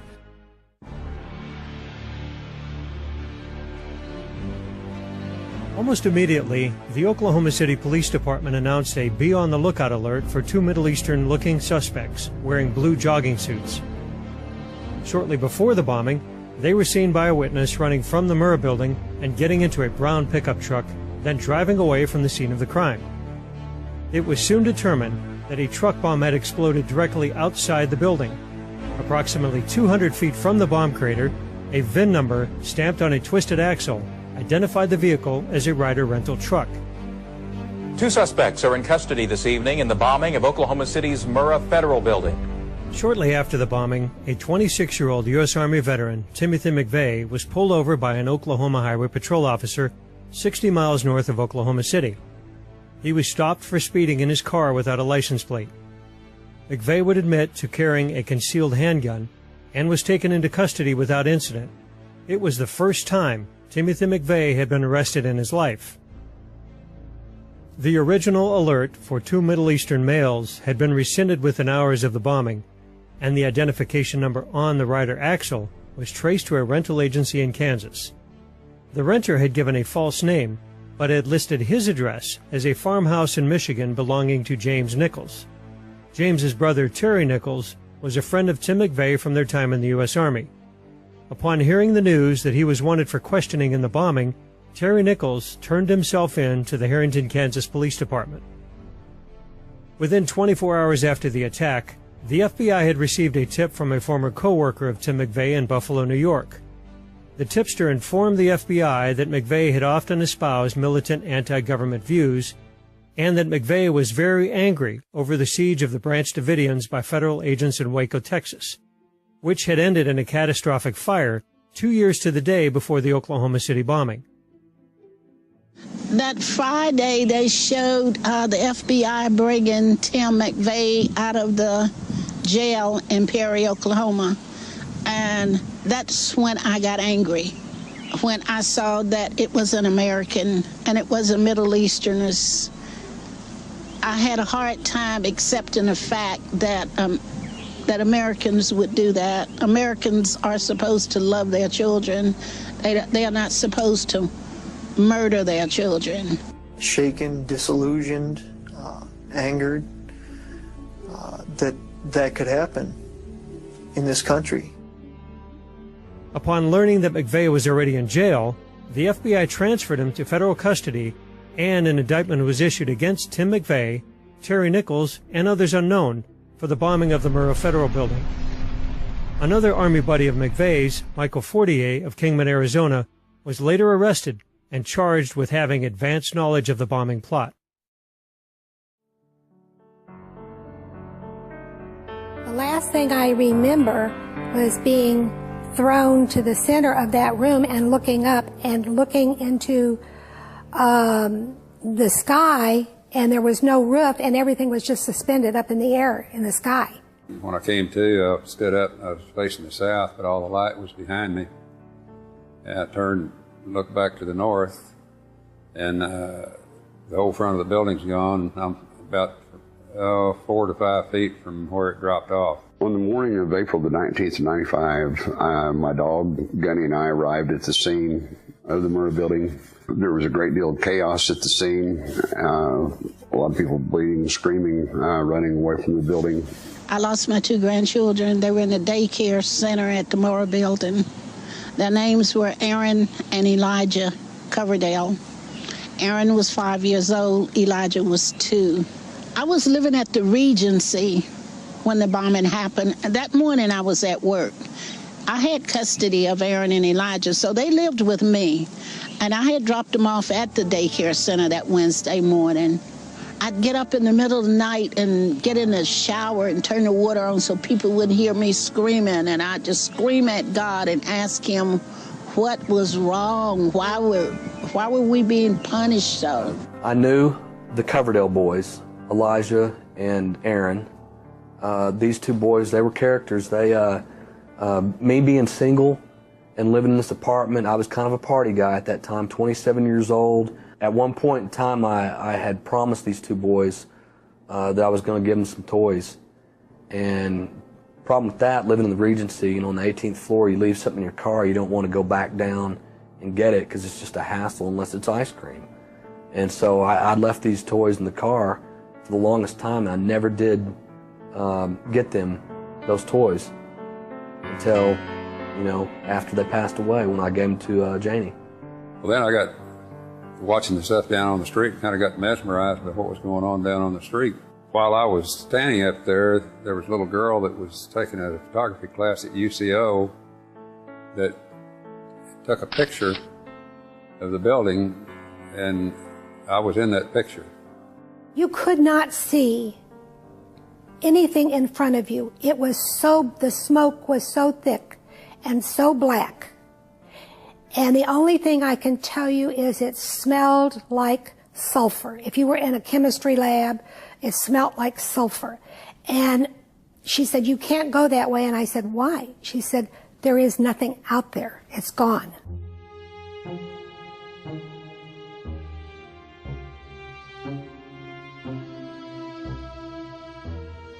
The reasons for the bombing, the perpetrators, the rumors, and the suspects change depending on whose viewpoint you take. Like all controversial events, some of those closest to the event and farthest away are bound together by their questioning of the official story. The first questions were directed at the Bureau of Alcohol, Tobacco, and Firearms, which had launched the raid on the Branch Davidians. The Oklahoma City office for the ATF was located in the Murrah building and was the supposed target of the attack. Yet, no agents were killed or seriously wounded. Was the ATF office empty that morning? I asked him if I could speak with an ATF officer that worked in the building so I could find out if they knew anything about my wife. And he told me that they were in debriefing, and I asked him, I need to talk to one of them, I need to find out something. And he said that none of them had been in the building, so they weren't hurt. They had been tipped by their pagers that morning not to come into work. The ATF told several different stories to explain their agents' curious absence. The most fantastic story was that 2 agents were indeed inside the building and were heroes that day. ATF agent Luke Franey claimed that he was knocked unconscious by the blast and, after an aborted helicopter rescue, crawled onto an outside ledge to escape his office. Franey reported that he then used his martial arts skills to break through several walls and injured his hand. Another agent, Alex McCauley, claimed that he was in an elevator at the time of the bombing. After free-falling for 5 floors, McCauley supposedly broke out and rescued several people. My crews were the crews working on the Murrah building the day of the bombing. Immediately after the bombing, they called me on the radios, and at that point, they were going in to assist with, because the fire department hadn't even got there yet, they were going to check to make sure all the elevators were clear. They weren't aware, because they were coming from the south side, that the building on the north side was gone. So they went in to check the elevators, and that's when they found out how bad the damage was inside the building. None of the elevators went to free fall because the governor overspeeds were not tripped. The safety mechanisms on the bottom of the elevators were not tripped, so none of the elevators had a free fall condition. I think it was McCauley indicated that they were trapped in an elevator. So at the grand jury investigation, once I got the FEMA report that showed which elevator they were in, I said that there's no possible way they could have been in that elevator because my men checked it and it was still locked from the top, and the doors were, the wall had caved in against the doors between floors, so they couldn't have gotten out of the elevator without assistance. Jane Graham worked in the building for over a decade, was vice president of the Federal Employees Union, and has testified before Congress on labor issues. She knew everyone in the building and bore witness to suspicious behavior that morning. On the morning of the bombing, when my husband dropped me off and I got out of the car, as I was walking toward the entrance, there were two men standing directly in front of the double doors, and there was a little sitting area there, planter and so forth there in front. They were standing right there on the sidewalk. They had on ATF jackets, which said ATF on them. They were talking to a third gentleman who was dressed in business clothes. And I saw them, their backs were to me, and I thought, they don't normally, all of the people we see go up there to ATF and everything, they're never identifiable. They always are dressed, a lot of them look like drug people and other things, and, but they're certainly not dressed for you to be able to tell who they are. A paramedic who responded to the bombing, Tiffany Bible, confirms that the ATF were not in their office and in fact may have been aware of some type of threat that day. In this affidavit, she states that immediately after the bombing, she asked an ATF agent on the scene if any of them were in the building. He responded, "No, we weren't in there today," and that the Murrah building was bombed because of Waco.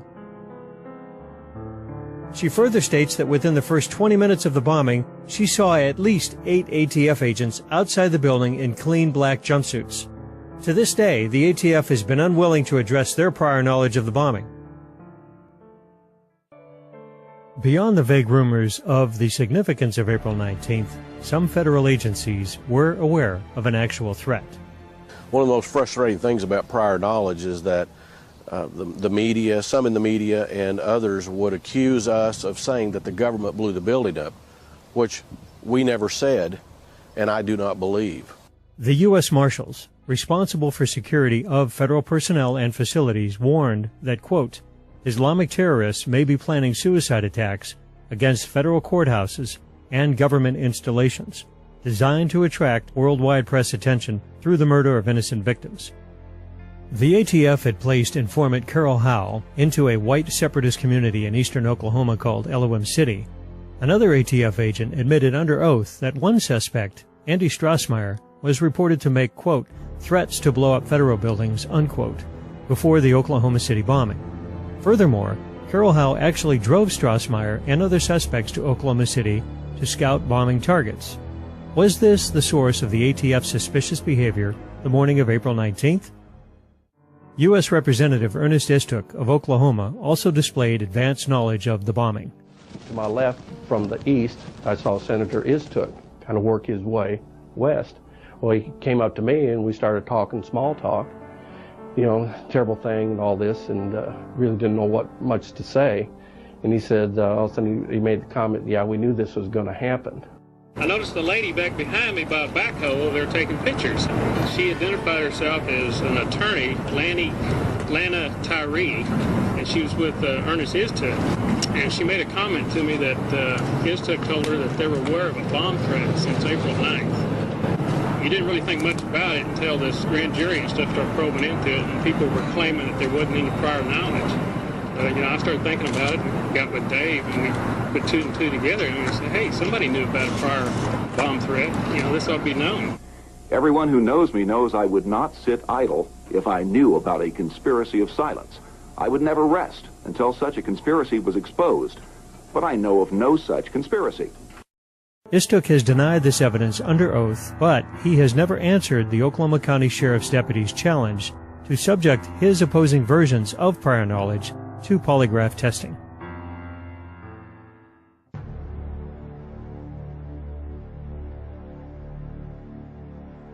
Many witnesses have officially stated that the Oklahoma County Bomb Squad was conducting a search at the federal courthouse across the street from the Murrah building 2 hours before the attack. Trish Nix, I ran into her. She was another employee there at HUD, and she had asked me if I had seen the bomb squad that morning. And I had said no. I wasn't aware that they had been in the building, and she said yes. She had seen their unit parked in the parking lot of the church across the street. County Appraiser J.D. Reed saw the bomb disposal unit parked outside the courthouse that morning. Despite multiple eyewitnesses, the Sheriff's Department denies this claim. If that building was under threat and they were getting bomb threats, and this was a daily thing or a weekly thing, or if they've gotten many threats or only one, the parents of the children in that daycare deserve to have been notified. People do not keep children in daycares where there are bomb threats made. Under the pressure of mounting evidence, ABC's 2020 reported on many of these puzzling questions a year and a half after the bombing. At issue increasingly for some of the victims and their families, what did authorities know or suspect before the explosion that federal workers and the children arriving at the Murrah building did not know or were not told? There was this fairly large truck with a trailer behind it, and it had a shield on the side of the door, and it said bomb disposal or bomb squad below it. Authorities now claim in federal investigative reports that the huge, ominous truck with its trailer was being used by a deputy to run routine errands. Other documents obtained by 2020 show that someone called the Executive Secretariat's office at the Justice Department in Washington and said the Murrah building had been bombed. But this was 24 minutes before the blast. No action was apparently taken. According to the show's producer, the Justice Department actively intervened to prevent an in-depth follow-up to this segment from airing nationally. 2020 did a 15 or 20 minute segment on prior knowledge that was put together by a guy named Roger Charles. That was so explosive that he was putting together an entire hour or whatever for 2020, which he would tell you. But the feds came in and stopped 2020, wouldn't let them broadcast the larger segment that he put together concerning prior knowledge. The news channel has learned of another strange development. Apparently, before the bombing, Governor Frank Keating's brother, Mark, had been working on a novel about a terrorist bombing in Oklahoma City. Stranger still, one of the characters in the novel was named Thomas McVeigh. Despite the official denials, the evidence confirms that at least some amount of prior knowledge existed. More ominously, there are suggestions that certain government agencies were fully expecting a bombing to occur that day. The Horse Patrol, interestingly, was a very small unit and was assisted by the county reserve mounted patrol unit. For whatever reason, on the morning of the bombing, they had been assigned and had already met at the Oklahoma City Equine Canine facility and had prepared their horses, their tack, and uniforms to go downtown for crowd control. Rarely, very rarely would they go down and patrol or work the downtown area for crowd control for anything. The importance of exposing prior knowledge cannot be understated. Those individuals who understood the danger beforehand and did nothing are just as guilty as those who lit the fuse on the bomb.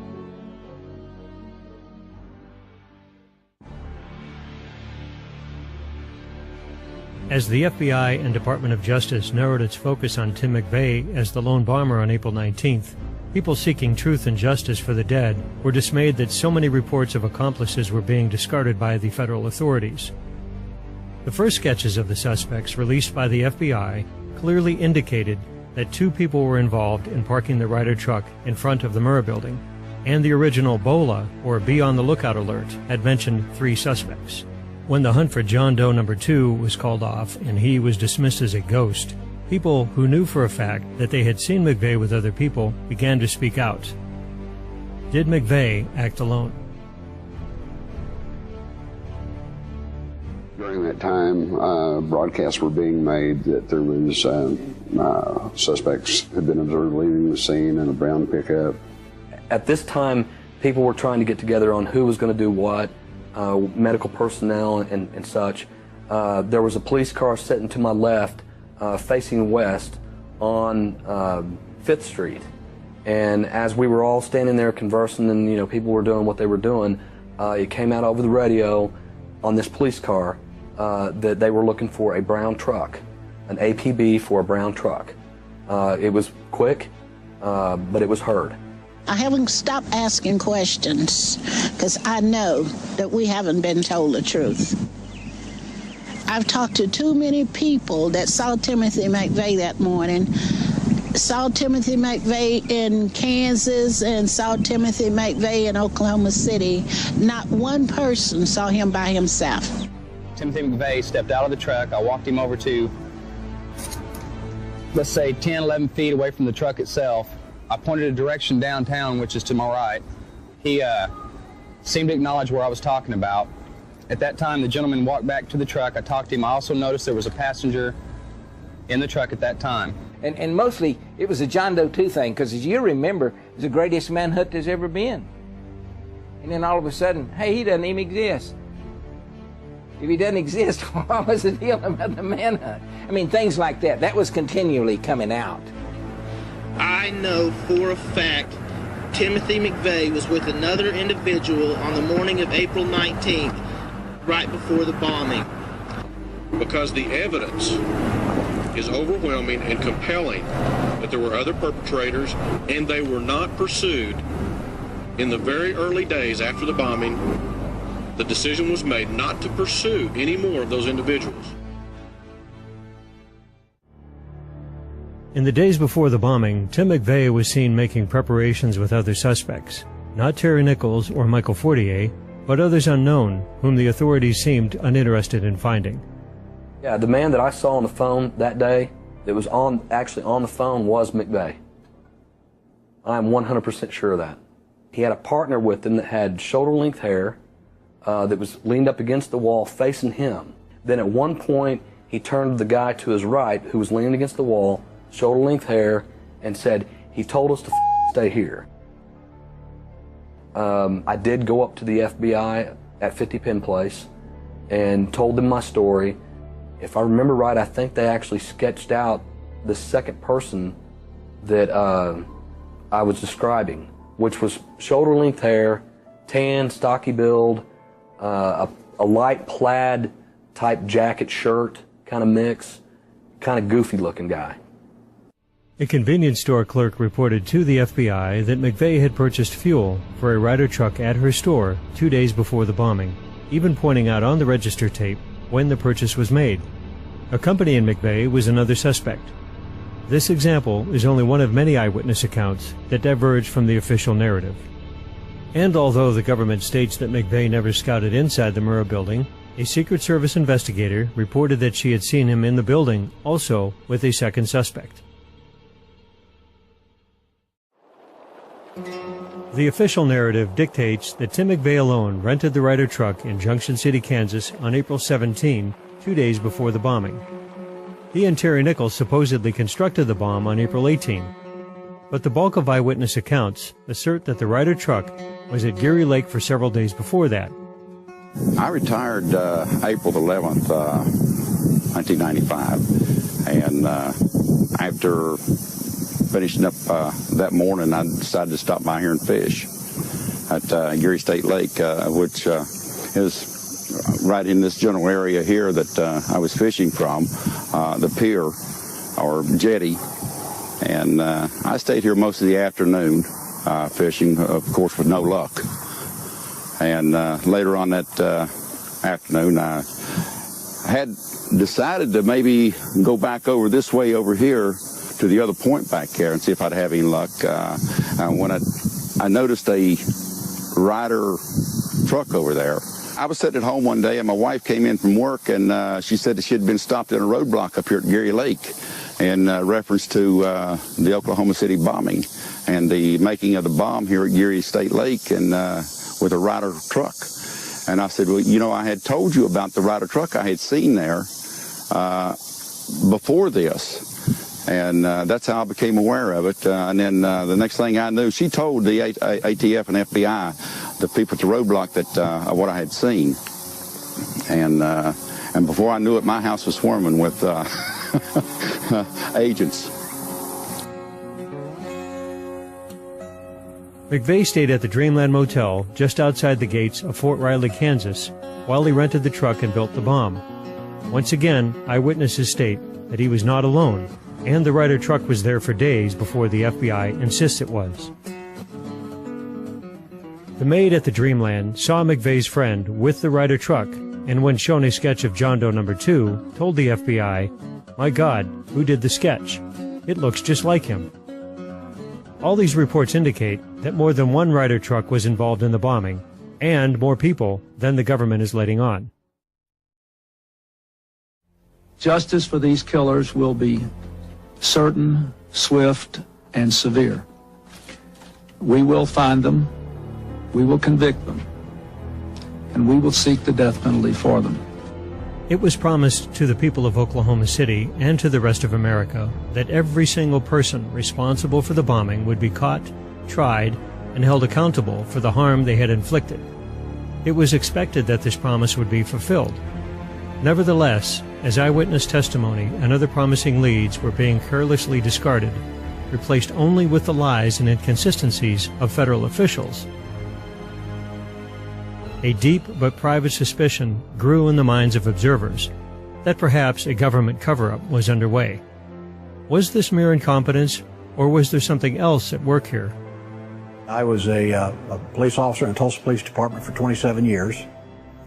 And in 1995, when the Oklahoma City bombing occurred, I was requested by the local FBI office through our chief of police to assist any way I could and look into the bombing, and using my contacts as an investigative journalist, which is what I did on the side, to try to find out anything we could find out about the bombing, McVeigh, Nichols, and just kind of follow the investigation any place it went, just follow the leads. I was still working the case with Jana Davis and David Hoffman, two Oklahoma City police officers, and one of them, it was one of the first ones in the building, and he saw some things in the building. He saw the biggest damage to the building was the pit, which was in the back of the building and went down like 2 or 3 floors. He saw all of that, you know. That never came out in the news. It wasn't part of the investigation. It didn't count. In other words, if it didn't fit the mold that the Department of Justice under Janet Reno set for the FBI, then it wasn't put in the case, period. The FBI bragged about its handling of the deadliest terror attack in American history, but gigantic holes in the case were being ignored by the media. McVeigh was first suspected because he rented the truck under the name Robert Kling. One of the first pieces of evidence used to link McVeigh to the bombing was problematic. I went to Junction City. I went out to Elliott's Body Shop, and I spoke to Mr. Elliott. I told him who I was, and I said, I would like for you to tell me what happened the day Tim came to rent the Ryder truck. And he said, you mean the day Tim and his friend came? And I said, Tim wasn't by himself? He said, no, ma'am. The FBI has been designated by President Clinton as the lead federal agency in this investigation. Incredibly enough, there remains an extra unidentified leg that was found in the rubble. Oklahoma State Medical Examiner Fred Jordan testified in court, "We had 8 people with traumatically amputated left legs. However, we have 9 left legs. We have 1 leg too many." Stephen Jones, McVeigh's defense attorney, detailed in his book, Others Unknown, the significance of this extra leg.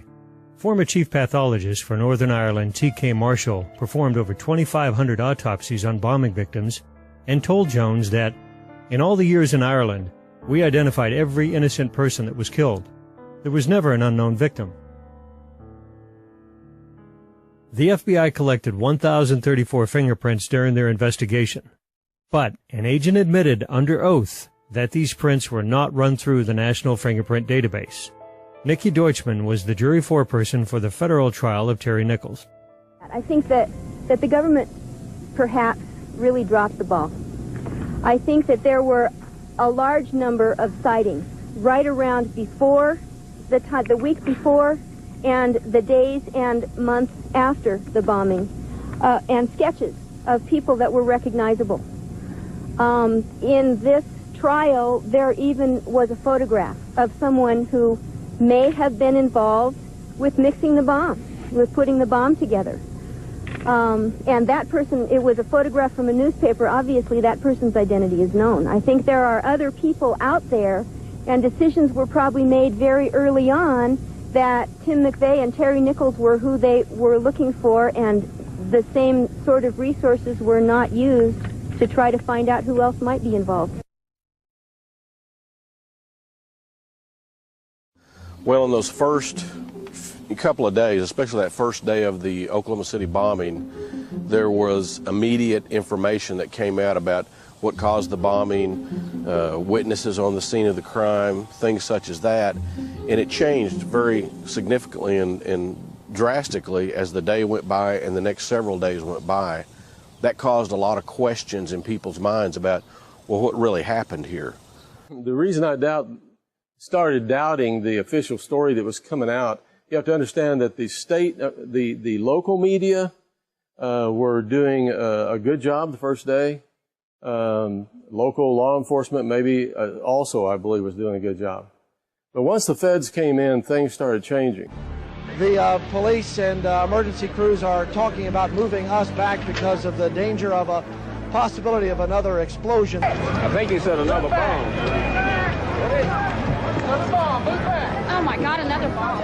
The fire crews and the various emergency crews are trying to get in, but we keep getting reports that there may be other devices in the area. They will use that trailer. You see the bucket on the back there, sort of, this is how they would transport the explosive device away from this populated area to try to do something with it. There were two unexploded devices discovered subsequent to the initial explosion. A second bomb was found on the east side of that building. A bomb squad is on the scene. That second bomb has not exploded. We don't know quite the status yet, if they've managed to defuse it, but it has been confirmed. There have been reports of two explosive devices, unexploded explosive devices. Two different explosive devices were found in addition to the one that went off. Just an hour after the initial explosion, downtown Oklahoma City was shaken up again with word of another bomb, or maybe two. They've had to back off a couple times because they found, I guess, 2 or 3 other bombs, or at least explosive devices down there that they've had to defuse. They shut down our operation for about 20-30 minutes because of that, and that was very frustrating because we were right at the point where we had people and we had to leave them. The first bomb that was in the federal building did go off. It did the damage that you see right there. The second explosive was found and diffused. The Oklahoma City bombing was one of the first big stories that I covered, and it was just shocking to know it was an inside job and to know that the media was involved in the cover-up and that the mainstream television stations there in Oklahoma City knew what had really happened. And then years later, I was able to actually talk to some of those reporters, and they discussed how they were told to shut up. I mean, it just showed how people were so willing to be part of the cover-up just because the truth was so frightening. And that's really why we become so enslaved, is that we just give in to the lies, and they start little, but they get bigger and bigger. It's amazing when everyone who can see an event, and that gets changed into something else, simply because the media presents it that way. That means the media is complicit in the cover-up. They're not hapless. They're not ignorant. How come I can figure this out and CNN can't? The controlled corporate mainstream media is essential to a cover-up like Oklahoma City being successful. And that's why the mainstream media has lost so much credibility. Because all over the nation, people have seen things like Oklahoma City over and over again, where you see the live footage, you see them removing the bombs, you see the governor admitting it. And then later the media says, we never said that. That's what conspiracy theorists say. At first, the media reported on some of these bothersome pieces of evidence, but they became little more than parrots for the Justice Department as the official story was railroaded into the public mind. Been listening to Mike McCurry, President Clinton's spokesperson at the White House. Apparently at this point we know a little bit more than the White House does, because we have been able to confirm that it was a car explosion. That word coming to us from Mayor Ron Norick earlier, 1,200 pounds of explosives parked out in front of the federal building. And ATF has confirmed that as well. Who's going to investigate the investigators? Who's going to investigate the prosecutors? Who's going to hold them accountable? Who's going to hold us public officials accountable? And that's all we're trying to do here, in addition to trying to find the truth. Well, initially that morning, all the media that was downtown there were reporting the truth. They reported the truth about the unexploded bombs, undetonated bombs being removed from the building. By afternoon, things began to ease a little bit. You could sense a difference, and by the next day, everybody but Channel 4 had changed their story completely. One local station in Oklahoma City, KFOR-TV, did perform its duty by reporting on McVeigh's accomplices, the evidence of prior warnings, and many other aspects of the case. The New York Times Broadcasting Company purchased KFOR a year after the bombing. The programming director was fired, the lead journalist on the bombing, Jana Davis, was let go, and all reporting that contradicted the government vanished. The victims turned to the government with their questions, expecting the full truth to come out. This was not to be. Those who asked too many questions or knew too much were discouraged from their efforts in other ways. Debbie Nakanashi, who was with the post office, she was told not to talk to anybody about that. Her job had been threatened to her. She went to the union over it. Then they apologized. But she and I went on a number of occasions to Washington, D.C. We tried to see every senator and every congressman from Oklahoma. Not one would give us an interview. I was told by an agent, an FBI agent, that due to comments that I'd made, that people like me often ended up dead, and he'd be careful what I said if I was him. And in the way that he put it forth, I felt like it was a threat. I wrote letters to Janet Reno when she was the United States Attorney General. I wrote Louis Freeh, who was over the FBI at that time. I wrote Senator Orrin Hatch. I wrote everybody I could think of asking for help. Nothing was done.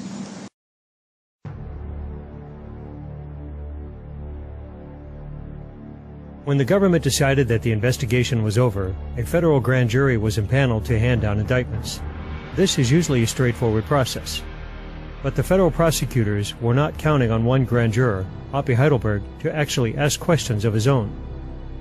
My name is Hoppy Heidelberg, and I served on the federal grand jury that was supposed to investigate the Murrah building bombing in Oklahoma City back in 1995.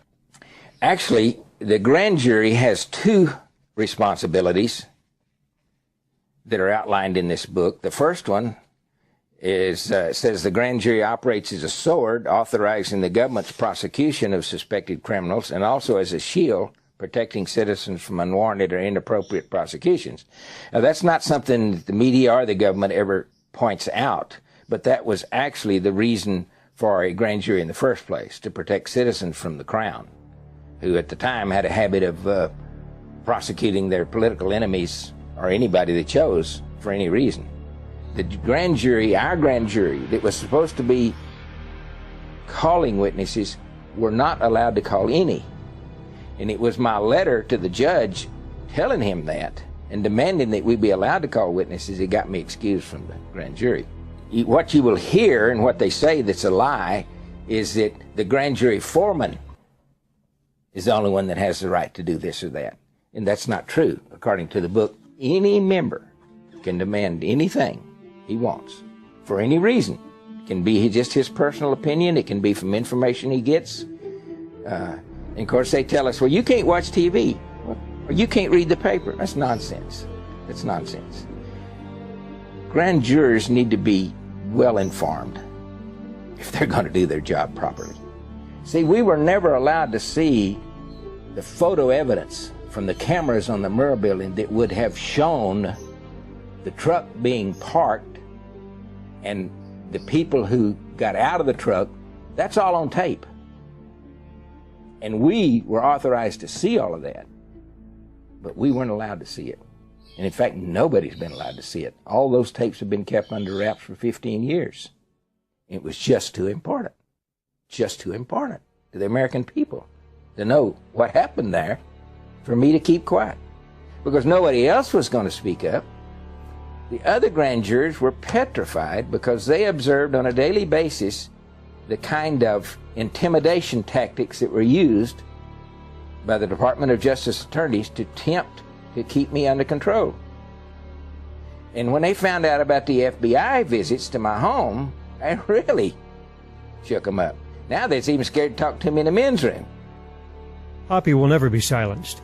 In 1998, he ran as an independent candidate for governor of Oklahoma, intent on reopening the investigation into the bombing. After being excluded from the gubernatorial debate, Hoppe walked on stage to ask Governor Frank Keating why. Y'all both are on record as saying that you think I should participate. Do you still believe that?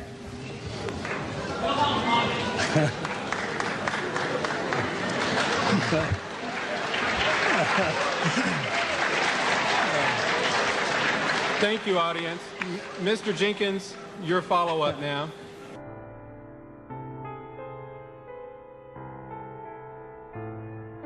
Two years after the bombing, the trial of Tim McVeigh began in Denver, Colorado.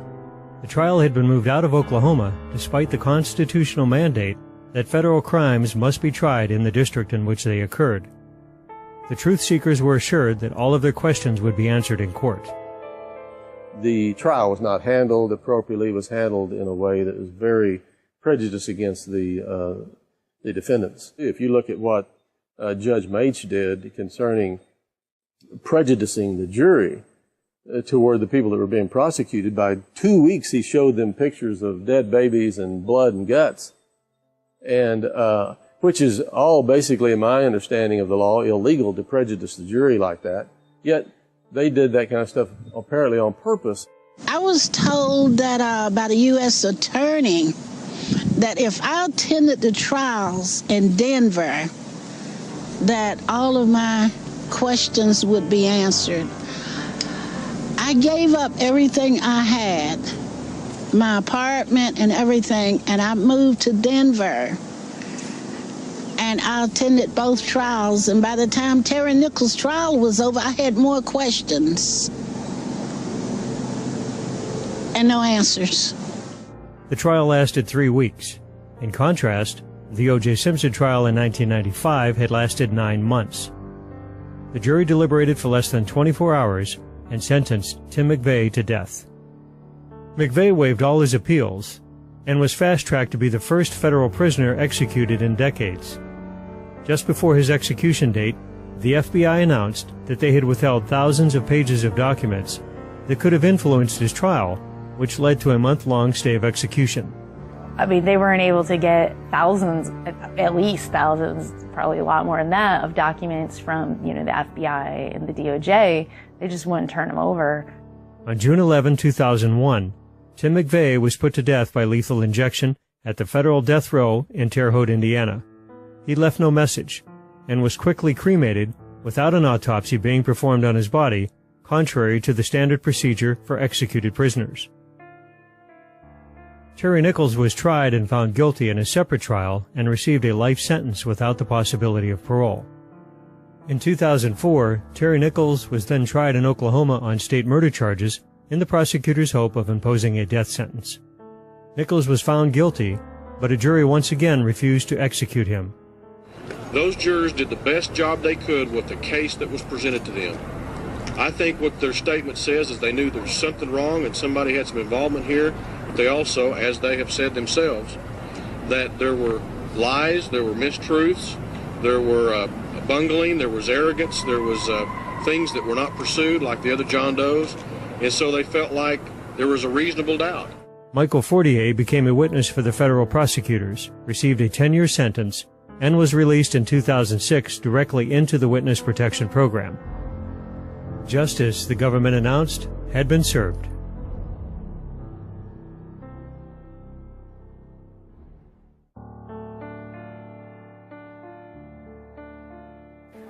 And I know tomorrow will be the same, 'cause we got a life of love that won't never change. Hey, my dad's good. Don't listen.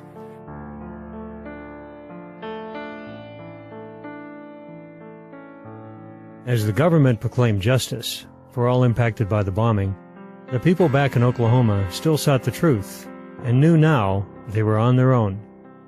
The list of questions continued to grow due to the mysterious death of Oklahoma City police officer Sergeant Terrence Yakey. Terry Yakey, unlike the rest of Oklahoma, may have known too much.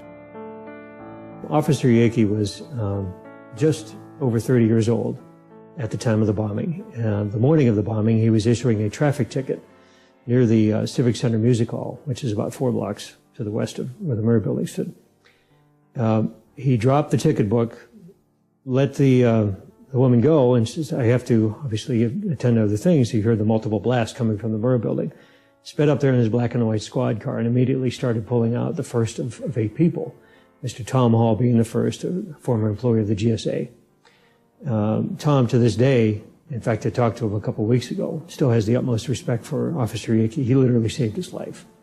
Officer Yakey, being an astute police officer for 7 years, veteran of the Oklahoma City Police Department, knew that something was horribly wrong. He tried to get the official storyline out through his commanding officers at the Oklahoma City Police Department, through his family, through his ex-wife, and he chose to withhold some of the storyline because he was in fear for his family and his wife and his 2 young daughters at the time.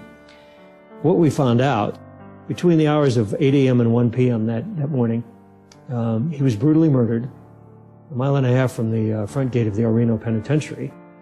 From that moment that his body was found, we know that the crime scene was destroyed.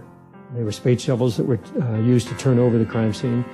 Ballistics, any gunpowder residue, anything that had to do with his death was completely destroyed. It was corrupted. He started having problems with it, not only at work, but his apartment got broke into, his car got broke into, things were stolen out of his house. He had accumulated reports, evidence, I don't know what all, but he was going to take it out to a mini storage in El Reno. And he left one night, and he told a friend of his that they were going to go out to dinner. He says, I got to run out and put some stuff in mini storage, and as soon as I shake these feds that are following me, I'll be back and we'll go to dinner. Well, he never came back. Instead, he was found the next day by a Canadian County Sheriff's deputy. Well, they found his car first, and then they found him in a field near the El Reno Penitentiary. The damage to his body was obviously a torture homicide. It was obvious. But what intrigued me the most, that he had several cuts on both of his wrists, inside both elbows, both jugular veins. He'd been beaten. He had ligature marks around his neck. He had handcuff marks on his hands, on his wrists. And he had a small caliber bullet wound that started above on the right-hand side of his temple and exited low on his cheek with no powder burns. The day of his death, when my daughter called me, I left work, went to El Reno to help because I could hear the seriousness in her voice, that she was getting upset. Why would the police be calling her looking for Terrence? And when we went to the apartment where he lived, the manager there stated to us, well, why are you looking for him? The police have already been here and taken his cruiser. So I'm not sure what was going on. It was strange. And about 10 o'clock at night, I had put my grandkids to bed. The phone rang. And when I picked the phone up, I could hear my daughter screaming in the background. And I assumed something bad had happened, but I didn't think death. And my son said, Mom, they found Terry. He's dead. One of the things that surprised me was that there was no autopsy performed. The other thing that really bothered me was we were being told that Terry was high on drugs and drunk. And, of course, the medical examiner's office did a report on Terry and his injuries, which was really not an autopsy, but just an overview. And it showed that his BAC was 0, meaning no blood alcohol content. There was no drugs in his system. It bothered me that they didn't treat Terry like a police officer like he was. He was a good guy. And he never said to us that I'm depressed. I'm, you know, I need help. Not to me, or not to his sisters. I think it's only fair that we know, as Terrence's family members, what happened. Officer Yakee's official cause of death was suicide. And that was actually laid out in the medical examiner's report at the Oklahoma State Medical Office, examiner's office. We've since were able to retrieve that record. What we found out, though, is that, number one, the crime scene was corrupted, went completely in the face of a proper investigative procedure. The extent and the amount of, and the number of wounds on his body clearly shows that he couldn't commit suicide. Physically and logistically, you just can't do that to yourself. Terry also, we knew, was anemic. He would not have been able to traverse over half a mile from where his car was to where his body was found and not have passed out. His heart would have literally given out. He wouldn't have had enough blood pressure in his body to survive. The car was locked. The windows were rolled out. The keys were in the console. There was a bloody knife in the glove box. You don't stab yourself 13 times and have superficial wounds on the, along your arms and chest and your upper neck and walk a half a mile and decide to die next to a tree. Being the family of an officer, I expected some kind of care and consideration for us, being the family of Terrence. There was another detective by the name of Mullinex that told my daughter that she looked at too many movies and she needed to see a psychiatrist. When we were asking questions, wanting to know about his belongings, wanting to know about things that happened during the course of where they say they found my son. And I don't think this was very kind of them and considerate of us being family, that they should have talked to us like that. But they did. And as far as I'm concerned, that made me more suspicious of what happened to my son. The brutal torture and murder of Terry Yakee served not only to silence his voice, but the voices of other first responders who may have seen something that would shed light on what really happened. Those who keep their silence know exactly what Terry saw, but he will never be forgotten by those who ask questions and demand answers.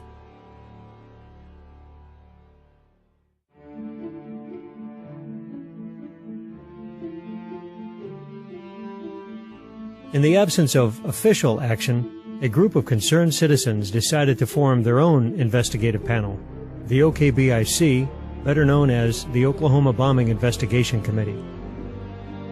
Their goal was to compile enough evidence that would attract attention by the media and the government, and therefore compel a more thorough investigation. Entirely funded by donations and their own money, the OKBIC took affidavits, recorded eyewitness testimony, and paid for private investigators to chase down leads. I'm Charles Key, State Representative in Oklahoma City, and I formed the Oklahoma Bombing Investigation Committee. I had a number of constituents come to me and other people that started raising their own questions about the investigation, what direction it was going, because it seemed like there was an effort to try to change that initial report of what took place on the first day of the bombing as the days and weeks went by. We look at what State Representative Charles Key did. He went on the facts. He went on the information the grand jury gleaned. And clearly there was complete prior knowledge. I observed the fact that Charles Key seemed to be standing up for the truth in some areas that I felt like was not being dealt with appropriately by authorities. The Oklahoma Bombing Investigation Committee was formed for one purpose, and that's to obtain the truth. First, I thought, well, that's just another politician trying to get a little publicity. Then when I met them, met Charles Key and Colonel Wallace and Dale Phillips, found out that they were for real, and they asked me if I would join them, and I agreed to join them. I think Charles Key's work is absolutely outstanding, and it continues to be. Even to this day, we're looking at, 16 years on almost, coming this April. Charles took a lot of risks. When we saw what was going on with the investigation and that it was trying to move away from the early facts that were presented by law enforcement and by the media, we pursued establishing a county grand jury in Oklahoma County, something unique to Oklahoma and just a few other states in the country that allows citizens' grand juries to be impaneled to investigate things such as this. The committee meetings were very serious. We fought the government at every level, all the way through to the Supreme Court of the state. We had a lot of people that came forward and brought us a lot of information that we wouldn't have gotten any other way. We were pursuing all the information that we could get our hands on about the bombing, and we were trying to get a congressional investigation of the bombing. I was in awe at the amount of effort that they put in that first 6.5 years before the book was released. And then to have the book released, come out to the general public 3 weeks before 9/11 occurred. And to see every single obstacle that was thrown in their face, from all the way from the news media to financial to emotional, and interviewing over 329 victims, family members, and survivors. And these people were consistently basically saying, I am not going to fail. I'm not going to quit. I want the truth to come out on this. So we formed the Oklahoma County Grand Jury to have essentially a citizen's investigation into the Oklahoma bombing. And that caused us to have to get together a number of signatures from citizens of Oklahoma County, which we did. We got, 12,000 signatures. We only were required 5,000.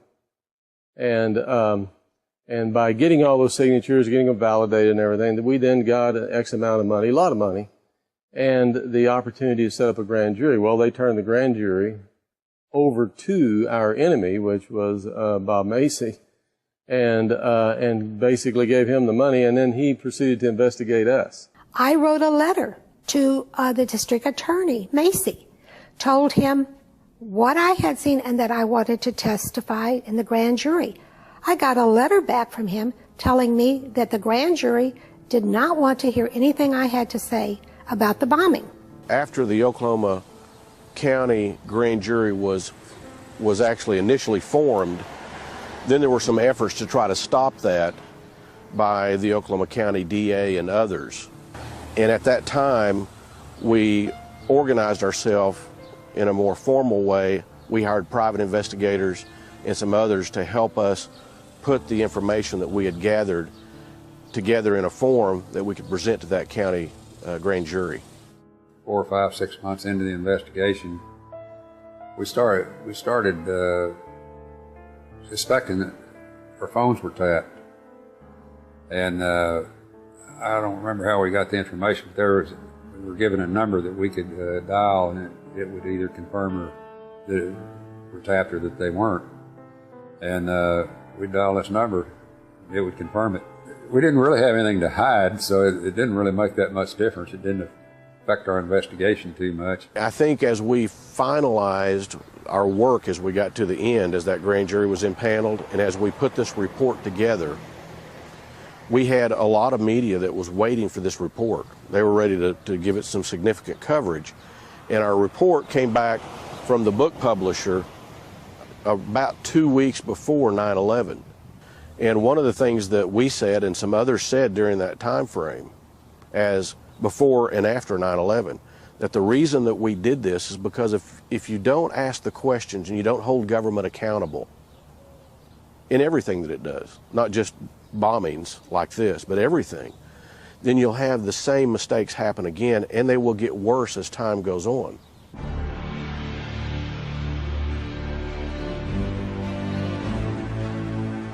The official story dictated that the Ryder truck packed with 1,200 pounds of ammonium nitrate fertilizer and fuel oil, called ANFO, detonated on the northeast side of the building and was responsible for all the damage. That hypothesis later evolved into 4,800 pounds of ANFO, then up to 7,000 pounds of fertilizer and nitromethane? In fact, the only consistent theme of the official narrative is its inconsistency. A truck bomb just delivers an air blast. That's all it does. It's called an air blast. And when you've got 8-foot thick columns of concrete filled with rebar the size of your arm, an air blast probably won't even break one. It will break windows. That's about it. But some of these columns were ripped up, shredded, tossed around. Because a truck bomb is going to release its energy simultaneously in every direction. And so the damage pattern to the building, or whatever structure it's parked in front of and intended to blow up, if it's a big structure, bigger than a truck bomb can take out, the damage pattern is going to be roughly a semicircle. Now, I looked at the building. I was on the bomb squad for a couple of years. I've worked some bombings. And I looked at the building and I knew that the damage done to that building couldn't have come from a truck with ANFO in it. A blast does not turn corners. And it did look like that there was a secondary explosion or a more intense explosion towards the east side of the building. Explosion, or that portion of the explosion, did basically clear everything from the front of the building to the south wall. The Oklahoma Bombing Investigation Committee was presented with evidence that explosives planted inside the building were responsible for the collapse and most of the casualties. In this rarely seen footage taken by the Oklahoma County Sheriff's Office minutes after the bombing, the north side parking lot is shown littered with paper and debris from inside the Murrah building. How did this volume of paper transport itself against the blast wave of the truck bomb and magically appear on the other side of the street? And then we look at the fact that you have bombs clearly inside the building. It's blown out across the street, pieces of it on top of buildings, the opposite direction that the rubble should have gone in if there was truly this high-powered truck bomb out front that caused all the damage. And I can tell you that the building was blown from the inside because all the debris was piled up against the Journal Record building, clear across the parking lot. In fact, several witnesses report that bombs were going off in the building before the truck bomb exploded outside. The first thing that I experienced when I was sitting there signing some papers for Ruth, I felt the building start shaking, and never had anything like that happen before, and I just kind of froze. And then the lights went out. It didn't get totally dark because the whole front of the building was glass. The lights went out, and then the debris started falling on my desk. And then something hit me in the back of the head and knocked me out before the truck bomb went off. What that tells you is that there were other explosive devices in the building that actually brought the building down. The building started to sway back and forth. It was going back and forth. And I had sat there and I thought, no, it doesn't feel like an earthquake. And I was kind of stunned. And then about 7 or 8 seconds later, I felt this explosion, and you could actually feel the concrete floor actually rising from underneath you. You could feel it coming up from the inside. It was like slow motion. We crawled under before the glass started coming, and everything it just seemed to roll in on us. I thought it was an earthquake when it started. It was just a kind of a shake, and then everything started going like this, and I dove under the desk, and then all the glass came in and the ceilings came down. 3 seismographs at the University of Oklahoma, the Omniplex Science Museum, and in Franklin, Oklahoma, recorded a seismic event lasting 8 to 10 seconds that suggests the possibility of 2 blasts. There were 2 energetic spikes. One was the truck bomb, and the second spike was explained away as air blast pushing on the ground or falling debris. But a representative of the Oklahoma Geological Survey stated for the record that this spike was not the result of floors collapsing and that the last 5 seconds of ground motion did not have air blast associated with it.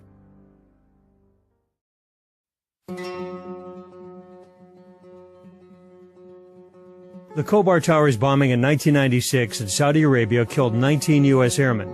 That bomb was several times larger than the bomb supposed to have been used in Oklahoma. It left a huge 85-foot crater, yet there was no major structural damage on the simple slab building. What happened in Oklahoma City to cause the major horizontal support beam to fail and the complete failure of these two series of columns on the east side of the building? This collapse was responsible for most of the casualties. The crater, when seen from above, is offset from the major structural damage in the building. For some reason, the official story has inflated the size of this crater. The bomb, at least I've seen where the reports from the different agencies have said the bomb extended from the cab to the tail of the truck. And one of the things that really bothers me about that is the rear axle from the truck went down and collided with the car in front of the Regency Tower about a block and a half away. The front axle of the truck was hurled eastbound and struck a parking meter about a block and a half away in front of the YMCA building. The bomb was that big that rear axle would have been driven into the crater, and instead of being split apart as they were. And the truck bomb itself, to me, had to be between the two axles. It could not have been over that rear axle. I was surprised from even the FEMA report and the published reports that nobody could determine what the size of the crater was. And that's one of the things I brought up at the grand jury investigation, is that the crater was half the size that they had proposed in the FEMA report. The crater had a 5-gallon bucket sitting next to it after they had it uncovered, and you could extrapolate from the size of that bucket to the size of the hole as to what the size of the crater was. And it was approximately 16 feet across. August 24, 1970. It was a Monday morning. Carlton Armstrong, his brother Dwight, and two other perpetrators, Leo Burt and one other individual, drove up to the side of the Sterling Hall. It was a math research building. Dow Chemical had their offices there. It was federal government as well as the university faculty that worked there. And they had drove a Ford Econoline van stolen from a math professor, laden with 4 metal drums, 50-gallon drums full of ammonium nitrate and fuel oil. The Sterling Hall bombing consisted of 2,000 pounds of ANFO, and it was set off right next to the building. The windows were blown in, the facade was damaged, but there was no structural damage. In fact, the Army Math Lab was closed for only 1 day. In Oklahoma City, a similar ANFO bomb detonated 15 feet away from a much more robust structure and inflicted massive structural damage. What that case did was it was a bellwether. It set a standard for us to look at. It says, okay, if ANFO was in fact used in Oklahoma City, why did it not have the characteristics of what occurred in Madison? Furthermore, the signature of an ANFO explosion is nitric oxide, a noxious gas. There was certainly no fertilizer bomb. We know that because there was no ammonia gas in the air. In every other explosion, and some students blew up and did make an ammonium nitrate bomb, but everybody who rushed to that building after the explosion had to be hospitalized. If you ever smelled ammonia strongly, and you're talking about going into a horse trade or something like that, that's not strong, but that'll gag you. It will sear your lungs. I mean, everybody that smelled that ammonia gas after the ammonium nitrate bomb at that university had to be hospitalized. It would have been 30 minutes or an hour, depending on how hard the wind was blowing, before anybody could have even approached the Murrah building if there had been an ammonium nitrate bomb. There were other search and rescue personnel that were down there immediately from St. Anthony's Hospital and nearby, as well as office employees from the surrounding offices. They would have approached the crime scene and buckled over almost immediately, vomiting violently, if there was ammonium nitrate gas. There wasn't. I was watching General Parton, the former head of Air Force Weapons Development, point out that the building was blown out, that it wasn't the signature of an ammonium nitrate fertilizer bomb, that there had been a cover-up. The damaged Murrah building drew the attention of retired General Benton K. Parton, former director of the Air Force Armaments Laboratory. General Parton spent his career conducting bomb damage analysis with explosives for the military.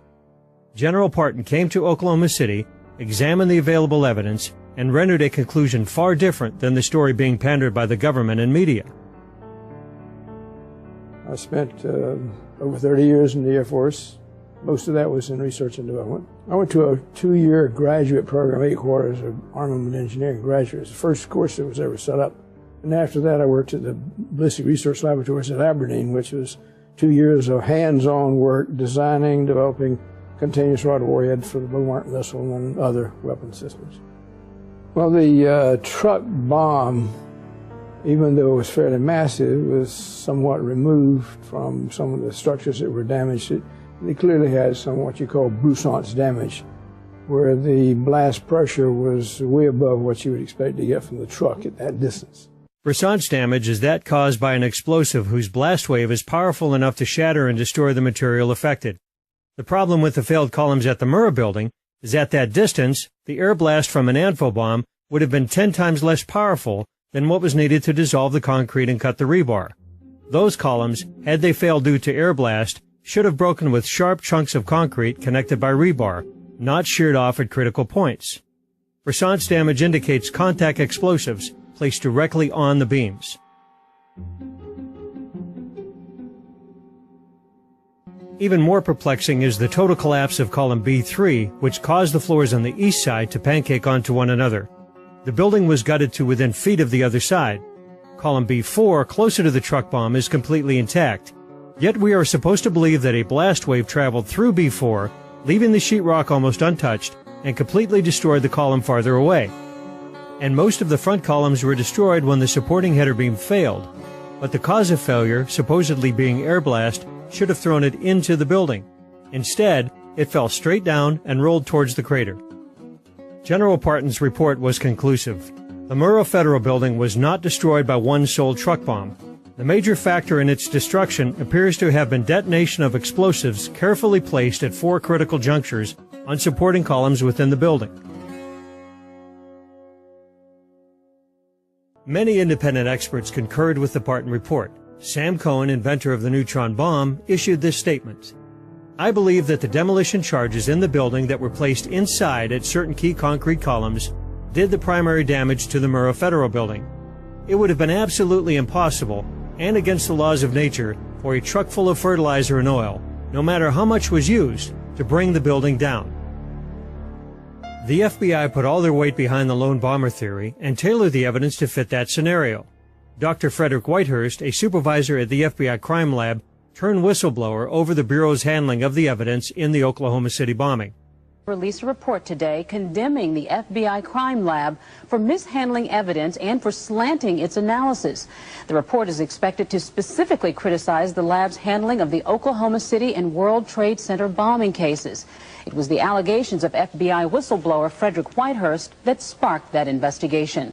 Forced to resign, Dr. Whitehurst testified in Terry Nichols' trial that a fellow FBI chemist had changed his findings and lied under oath after meeting with federal prosecutors. The Office of the Inspector General, or OIG, investigated Whitehurst's charges and issued a report which concluded that the FBI crime lab had improperly identified the characteristics of ANFO, the weight of the bomb, the detonation system, and even what kind of explosive was used.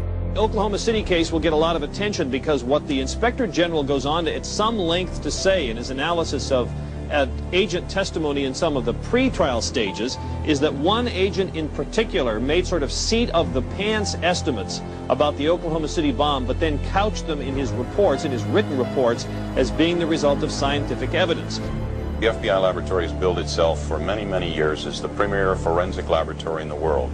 The people that did the things they did knew doggone well what they were doing. The Wright Armament Laboratory at Eglin Air Force Base conducted a series of explosive tests to compare their data to the bombing in Oklahoma. The Eglin test structure was a simple 3-story concrete slab building with no support columns. The engineers at Eglin tried to recreate the truck bomb as McVeigh and the FBI claimed it was constructed, with 4,000 pounds of ANFO packed into a dozen barrels. But they found that each barrel acted as a separate bomb, canceling out the explosive force of each other and pushing most of the blast upwards. So they constructed a single more powerful bomb and exploded it outside the target building to test the effects of air blast. They found that their weaker test structure suffered less damage from a more powerful bomb than was supposedly used at Oklahoma City. The report for the Wright Laboratory at Eglin Air Force Base concluded the damage at the Murrah Federal Building is not the result of the truck bomb itself, but rather due to other factors such as locally placed charges within the building. The evidence is undeniable, despite the pleas of the official story, that the Ryder truck bomb was not the sole cause of destruction that day, that there were bombs placed inside the building, which caused the brunt of casualties as floors collapsed on helpless victims.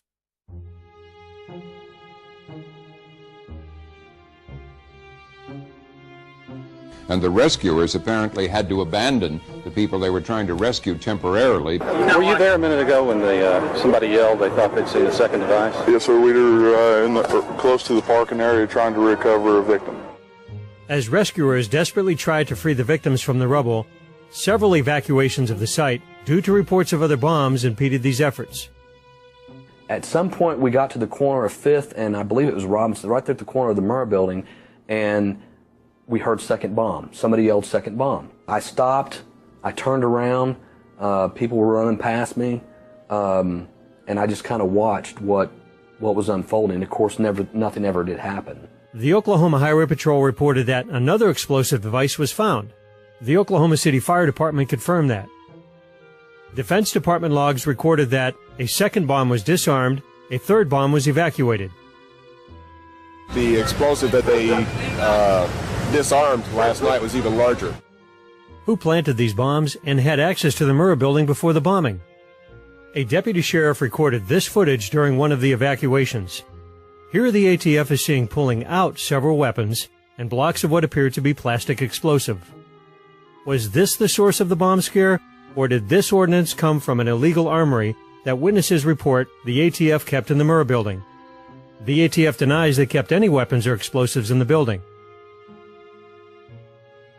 Day 1, hour 2 of the bombing, the most significant event that happened is when they said they found other bombs in the building. The second most significant event was that they moved everybody back and held them back. There were still people alive trapped in the building, but they came in with 2 trucks and backed them up to the Murrah building, and a bunch of these guys dressed in blue jackets with no letters on the back started taking boxes of files out and putting them on this truck. We were told by a blonde female agent that there were files so serious to the government that until the files were located, there would not be any recovery effort. If you remember the Whitewater investigation in Arkansas, all the paperwork was stored in the Murrah building. They had FBI agents over in the fields to the west of the Murrah building picking up paper almost all day long. And it was during this time that early in the investigation that I started receiving some various phone calls. One of them was a phone call from Little Rock, Arkansas.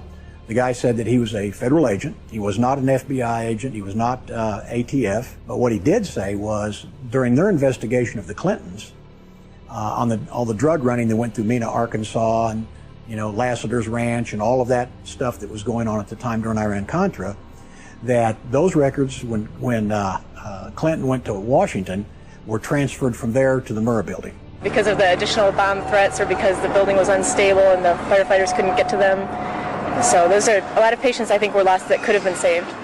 After rescue and recovery had been halted, the building was prepped for demolition even though all the bodies had not been recovered, and despite the architect's report that it could be rebuilt. The investigative team from the American Society of Civil Engineers was not allowed on site. The defense lawyers from McVeigh were able to visit the site one time, but even then, they were not allowed to view the crater. They were going to halt it on the 29th of April. They were going to halt the recovery and prepare the building to be imploded. We went back in after the final demolition to relocate 2 victims that we knew that we had left and the possibility of a 3rd victim, which we also located him. I don't know why they were in such a rush. GSA was saying the building was unsafe and needed to be brought down. A month after the bombing, the Alfred P. Murrah Federal Building was completely demolished with less than 200 pounds of explosives. The wreckage was buried under armed guard, and one can only think that certain officials breathed a sigh of relief as the outstanding counterpoint to the official story disappeared in a cloud of dust.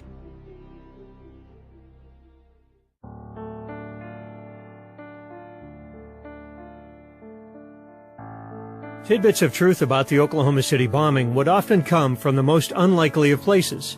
Another strange and brutal murder at first seemingly unrelated to the bombing, would set the stage for some of the most damning evidence that the government was withholding from the public. My name is Jesse Trinidou. I'm an attorney from Salt Lake City, Utah. My brother, Kenneth Michael Trinidou, was murdered in the Federal Transfer Center here in Oklahoma City in August of 1995. Kenny had a hard life.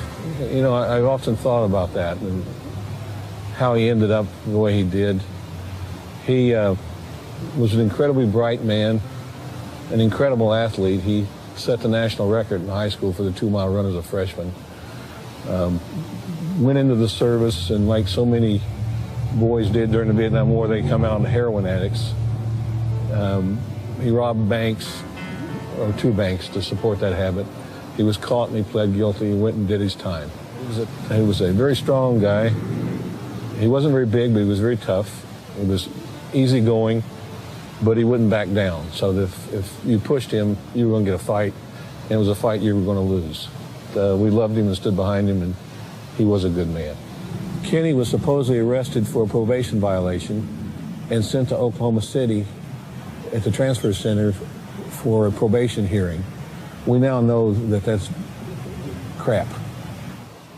I said to him, Kenny, what are you doing there? And he said, well, they sent me back here for a probation hearing, and we talked about getting him a lawyer, and the fact that we didn't expect him to do more than a couple months.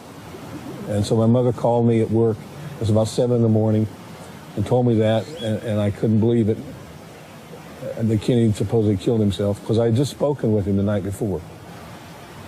There's no way in hell he would have killed himself. This is not a guy who kills himself. I mean, his life is the best it's ever been. I found out later that an autopsy had already been done.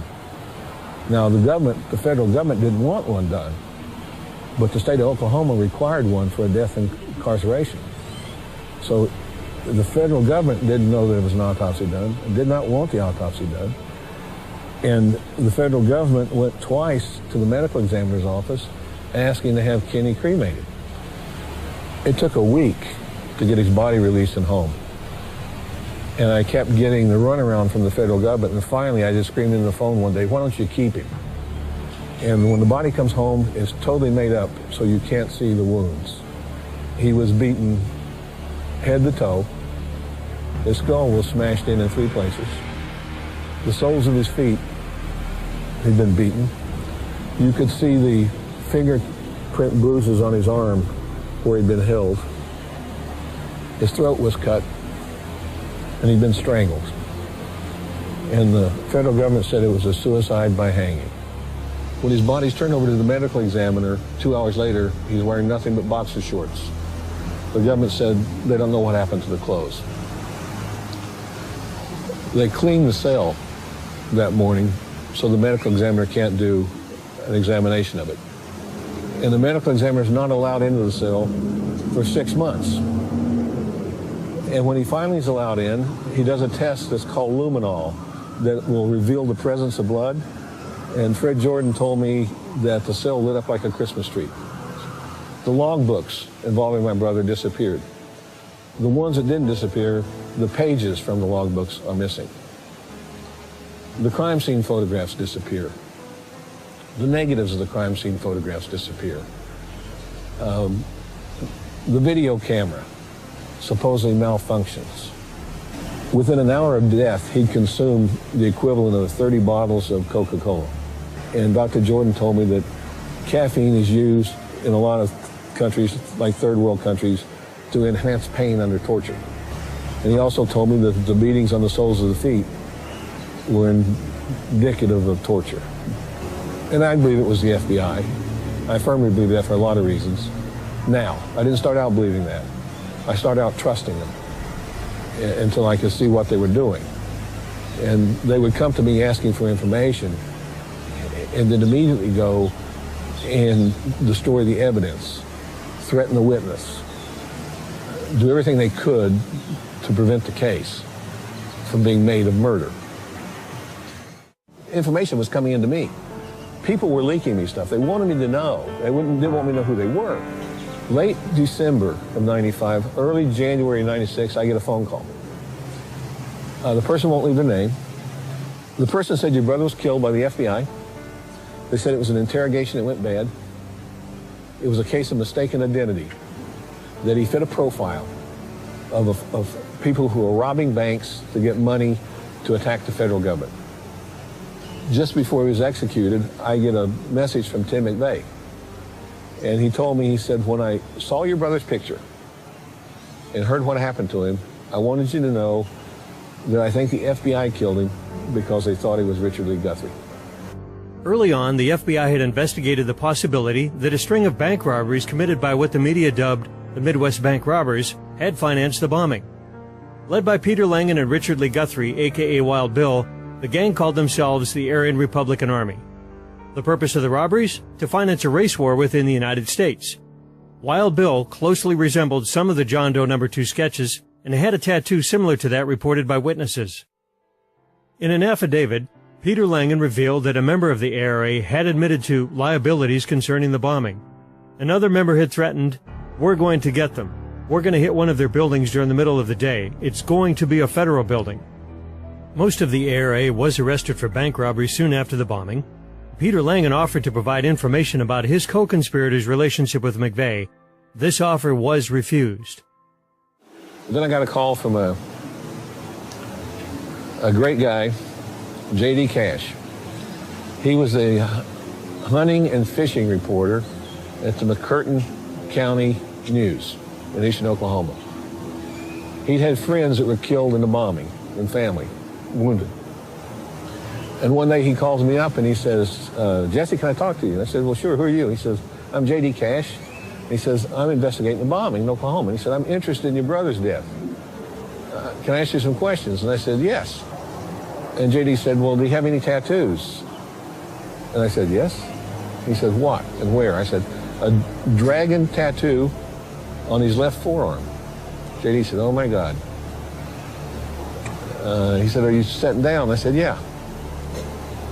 He said, "Let me tell you this." He said, "When your brother was picked up and sent to Oklahoma, the largest manhunt in American history was in place for John Doe 2.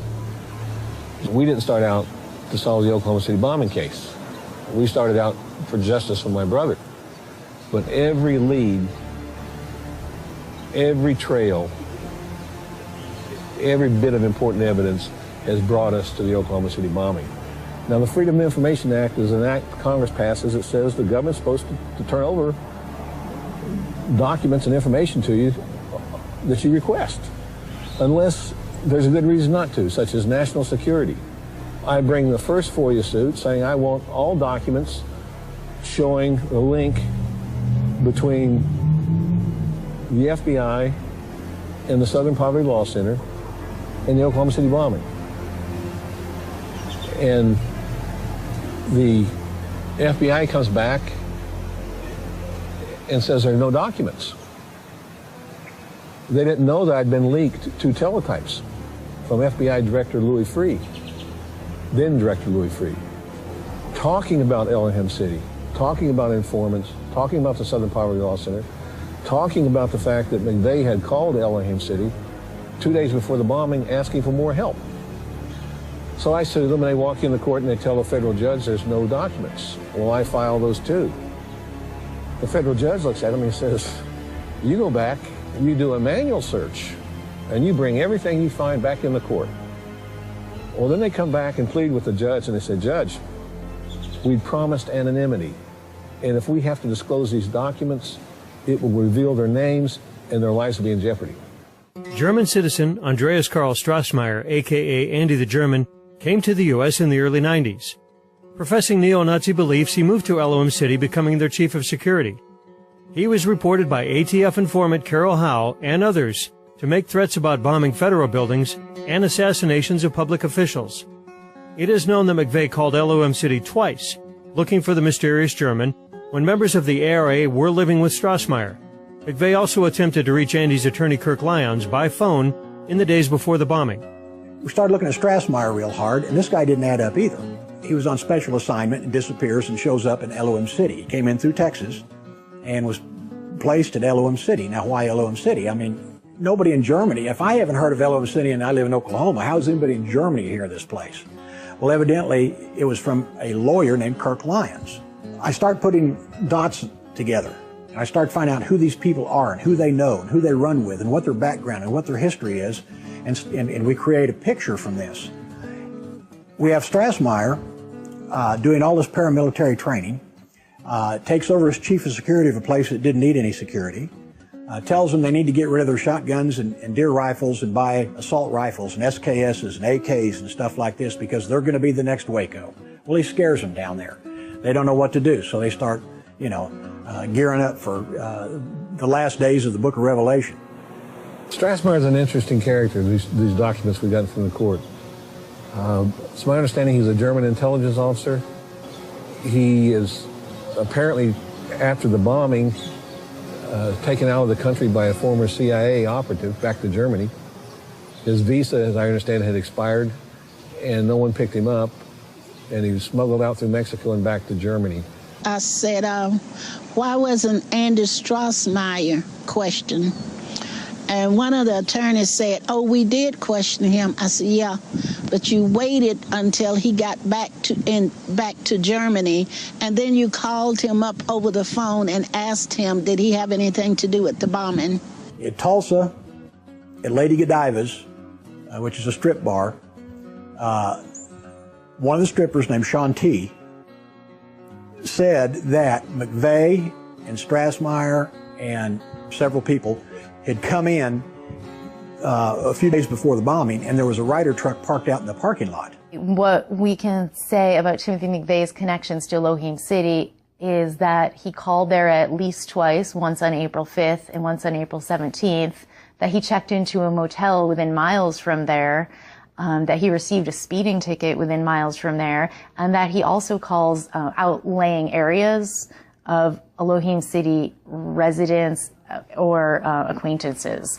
So very briefly, those are his provable connections to Elohim City.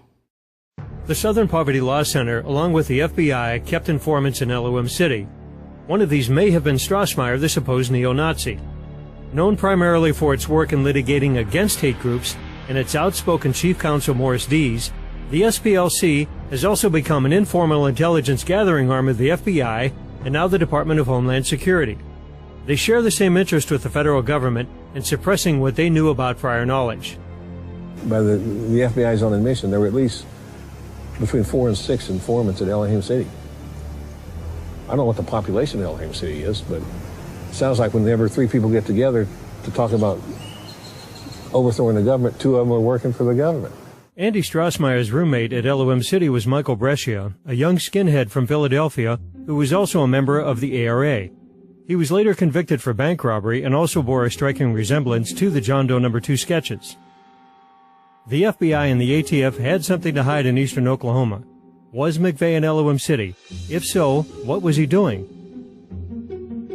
My name's Josiah Stone, and I was on a spiritual journey. I integrated quite quickly into Elohim City, and I was able to identify with their concept of life because I was looking for some answers to my own life.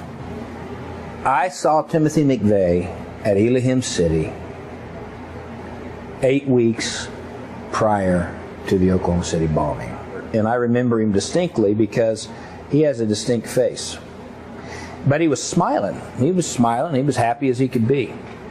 These people were loaded for bear, and they were ready. And they meant business. I believe the mindset at Elohim City was they didn't give a damn whether they were implicated in it or not. What was interesting, and I think no one has paid any attention to it, is that the CIA was involved at Elohim City. Not only were they involved, but they had this spy satellites. The National Geospatial Intelligence Agency. I never heard of them before. They run the spy satellites. They had them over Elohim City. I think one of the things that may be most productive to getting at the truth was the discovery of an operation the FBI had in place since about 1991 called PATCON. P-A-T-C-O-N. It's short for Patriot Conspiracy. It was an idea they had to infiltrate every militia group, every neo-Nazi group, every group critical of the government in the United States. The plan apparently was to put informants in with all of these groups. And I think Elohim City was a PATCON operation. I think McVeigh was obviously involved in it. Now, whether he was a target or an operative, I don't know, any more than I know whether the government intended to blow up the Murrah building. But they knew it was going to happen, and they knew McVeigh was going to do it, and they don't stop him. As alleged in David Hoffman's book, The Oklahoma City Bombing and the Politics of Terror, Strassmeyer first aroused suspicion that he was an undercover operative when he was caught in Texas entering a federal building at night with a key code. Did he have access to the Murrah building also? When we interviewed Jane Graham, who was a survivor, she said that when she went to work, it was either the day before or 2 days before, I don't remember which, she parked in the basement parking, and when she got out of her car and was walking across the parking garage, she saw 3 guys down there wearing coveralls and placing putty on the columns and stringing wire between the putty. Later, she picks out one of the guys from photographs and says, that's him, and it was Andreas Strassmeyer. Strassmeyer was there listening, going over the plans. He was listening to everything. He was, what they were talking about, looking at place, pointing to things. But when they were talking, whatever they happened to finally be talking about, and when I was looking at him, at that point, then he left and went over to the other side of the building so I wouldn't keep watching him. The second man that was there, who appeared to be military, he's the one that the man in charge told to put the stuff back in the car. The second man obviously was taking orders from the first man because he had wire in his hands, which I thought was telephone wire. It's that real light color, thin wire.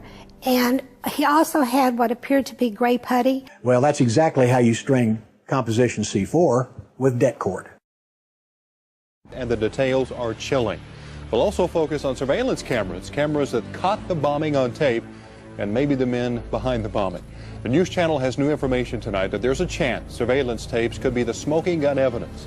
Now, we asked candid questions in a rare face-to-face meeting with ATF officials close to the investigation. We learned that video collected from downtown businesses the morning of April 19th may someday be played before a jury. Officials won't say who or what exactly is on the tape. However, numerous sources have confirmed the tapes exist and that they reveal more than one bomber. And I said, I want 2 other things from the FBI. I want the tapes from the surveillance cameras leading up to the Murrah buildings on the day of the bombing, on the different buildings around the Murrah building. And I want the tapes from the cameras on the Murrah building, because I had received a government document that said surveillance cameras show the bomb detonating 3 minutes and 6 seconds after the suspects exited the truck. Suspects, not one, plural. The fight now is over those tapes. They don't deny they exist, they just say we can't find them. Now, the notion that this is the biggest crime the Bureau had ever investigated at that point in time, the largest mass murder in American history, the 2 most important pieces of evidence you have, the arrest of McVeigh and the videotape showing McVeigh delivering the bomb to the Murrah building, you can't find? Incredible. The enhanced photo shows a very distinct possibility of a man standing behind that truck. And the time sequence camera took additional photographs. So will those additional photographs show there was a man there? Will they show that he was alone? Will it show it was the suspect, Tim McVeigh? The additional photographs in the trial should help point that out. I think one of the things that stands out to me is the fact that during that first morning, while we were being held at bay from doing any recovery work, there were FBI agents, or at least men in FBI raid jackets, dismantling the video cameras off the side of the building. I'm Charlie Rose. I'm with Legend Video Transfer, and the FBI had employed me to duplicate a number of videos for them shortly after the Murrah bombing. I was asked to duplicate approximately 400 tapes for the FBI. We had 2 FBI agents in the office. We had 2 studios set up for duplication, and each FBI agent was required to stay in the room with each of us that were in that room. Really didn't have the opportunity to sit back and watch the videos. There's probably a lot to learn, you know, from the videos that they saw. Some of them are meaningless, but others, you know, could make some powerful impact on what actually happened. The government will not release the film that was in the video cameras on the front of the building that would show whether I was accurate or not accurate. Of course, the other Achilles heel is the videotapes of the building itself from the different surveillance cameras that no one's seen. If McVeigh was Lee Harvey McVeigh all by himself, the lone nut with a truck, then why don't they show us the videotapes of the truck? Show us the videotapes of him getting out. Or was there more than him in the truck? There were like 22 films in the area that were confiscated by the FBI that would have shown the truck being pulled up, people getting out of the truck. It would have shown what was going on at the time the explosions took place. And obviously they confiscated those, and it didn't take much to figure out that the federal authorities weren't trying to get to the truth. They seemed to be covering up things. Their first objective is to protect the agency, not to do what's right, not to do justice, not to serve the American people. It's to protect themselves. And they will do anything to do that.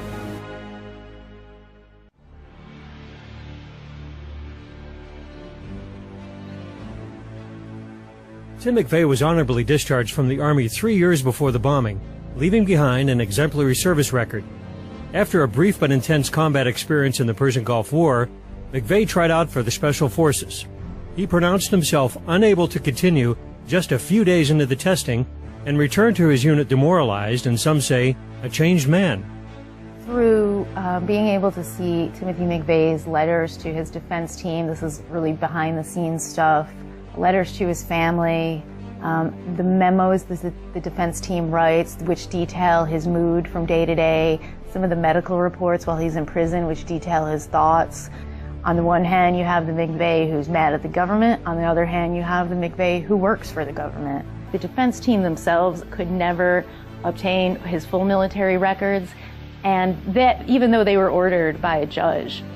Where does he turn up? He turns up in Buffalo, New York. And while he's up there, he creates what's known as a legend.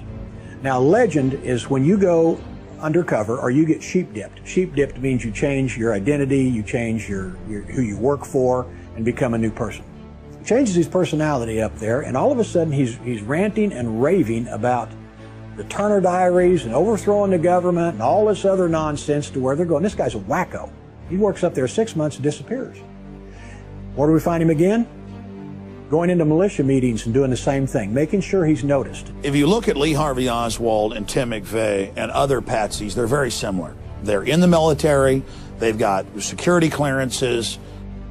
McVeigh wrote a letter to his sister, who turned it over to the FBI, in which he admits that he was selected out of Special Forces training to participate in covert operations, to help run drugs to fund these operations, and to assassinate security risks. Mere bravado, or was McVeigh telling the truth? The FBI had put wiretaps on the McVeigh family's phone after the bombing. And so I'm reading this conversation back and forth between his mother and his sister. There's actually a few of these conversations where they say, "We don't understand why the FBI won't listen to us and why the media is reporting that Timothy McVeigh washed out or dropped out of Special Forces." They're saying, no, we were told that he was still active in the military and that he was working on these covert missions. And he told his family, he told many others, Terry Nichols has signed an affidavit, that McVeigh believed he was out there infiltrating militias and right-wing groups and was preparing to set them up. And then, of course, he later learned that he was the guy that got set up. If McVeigh was working for the government, what are we to make of the involvement of Terry Nichols, the only convicted accomplice? When Nichols had been convicted, but not given the death penalty, in federal court and in state court, he could not be tried again. He wrote to Attorney General then Attorney General Ashcroft and said, come and see me. Come and see me and I'll tell you all about it. In his declaration, Nichols stated that crucial parts of this terrorist attack remain hidden from the American people, especially the identities of others unknown who collaborated with McVeigh in the bombing. McVeigh told Nichols that he had been recruited to perform undercover missions while in the U.S. Army. Always the good soldier, McVeigh revealed only one name in his chain of command, Larry Potts, Assistant Director of the FBI and the lead agent on the Ruby Ridge catastrophe in 1992, in which a U.S. Marshal and 14-year-old Sam Weaver and his mother Vicki Weaver were killed. Larry Potts later played an active role in the siege at Waco. McVeigh was angry at Potts for going off script and changing targets at the last minute. Another telling clue is on Tim McVeigh's death certificate. Despite being officially out of the military for 9 years and having held many different jobs since then, his listed occupation was U.S. Army. So why did Tim McVeigh take the fall for his accomplices? Perhaps the intervention of a known psychological warfare expert explains his silence till the end. The record clearly shows that Dr. Jolyon West consulted Timothy McVeigh's defense team. Dr. West had previously been a psychiatrist and consulted for Patty Hearst, Saran, and Jack Ruby. We know that Jolyon West was considered to be the #2 mind control expert in North America under only Dr. Ewing Cameron. Dr. West came under a lot of scrutiny during his time as chief of psychiatry at UCLA because he was proposing using prisoners, the general community, poor people, minorities as test subjects. And then West's career continues to flourish through the 80s, and he continues his research into hypnosis, branches out into terrorism and cults, even consulting and later writing about the Waco massacre. Dr. John Smith, that's even his real name, was the protege of Dr. Jolyon West, Mr. Mind Control, and he was McVeigh's doctor in prison. Today it's reported that he is one of the head psychiatrists, one of the head doctors at Guantanamo Bay. The fact that you've got the protege of one of the fathers of modern mind control now being the head of psychiatry at Guantanamo Bay, which is an admitted mind control laboratory, that's even mainstream news. I mean, you couldn't make this up in a spy novel. Truth is always stranger than fiction, and it's all hidden in plain view.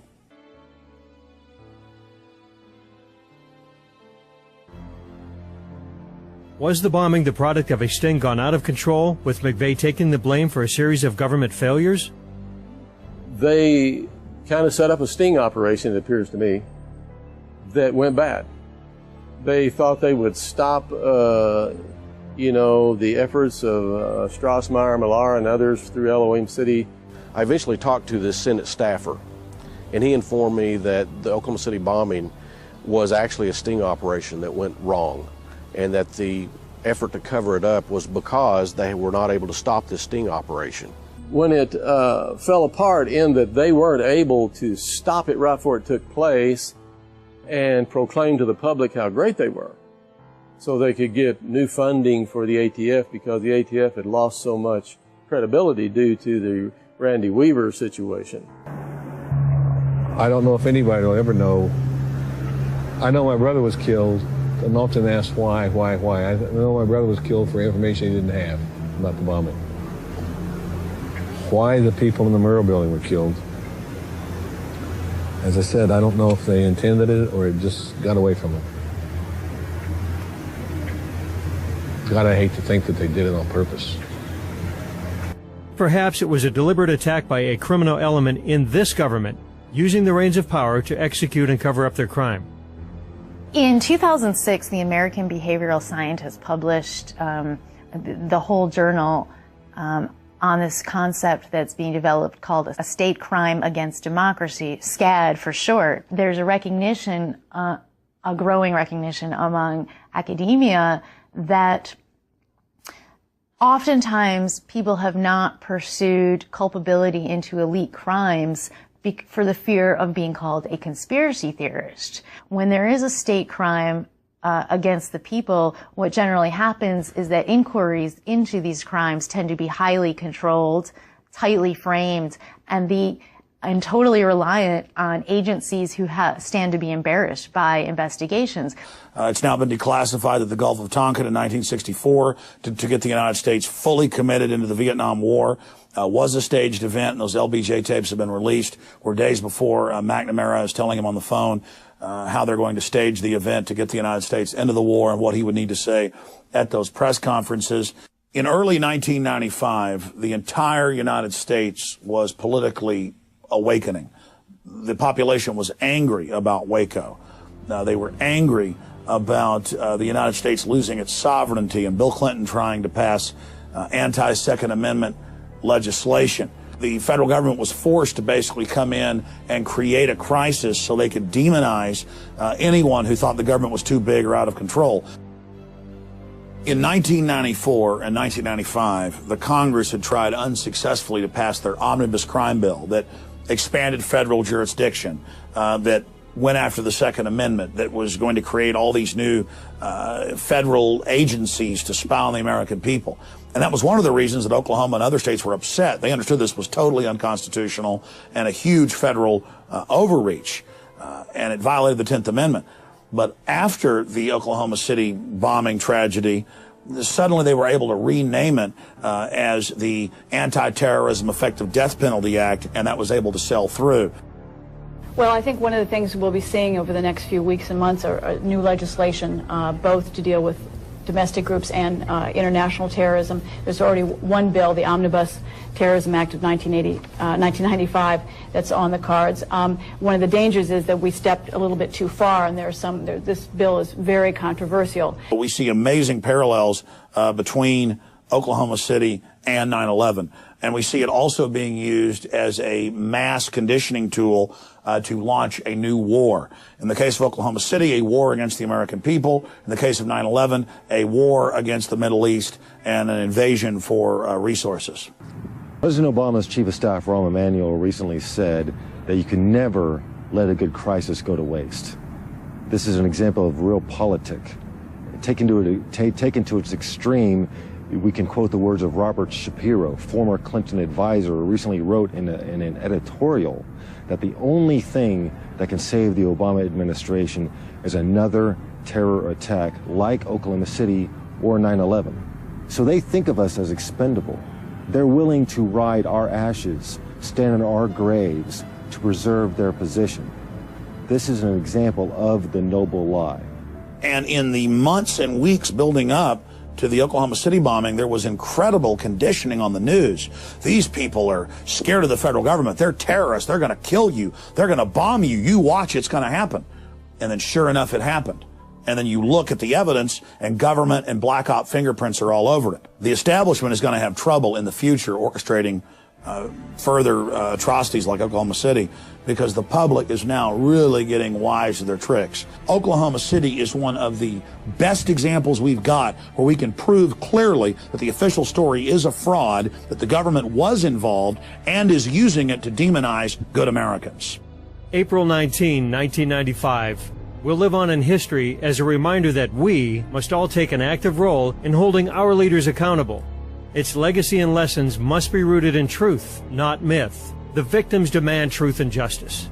We have all witnessed firsthand the harsh reality of a government's ability to manifest its will upon the people, and it's up to the people to deprive government of the power to commit crimes and profit from the lies. It is every patriotic American's duty, every man, woman, and child's responsibility to research the facts contained in this film, to verify for yourself that this information is true and that the rabbit hole goes even deeper, and then take action to bring the criminals that perpetrated this attack to justice.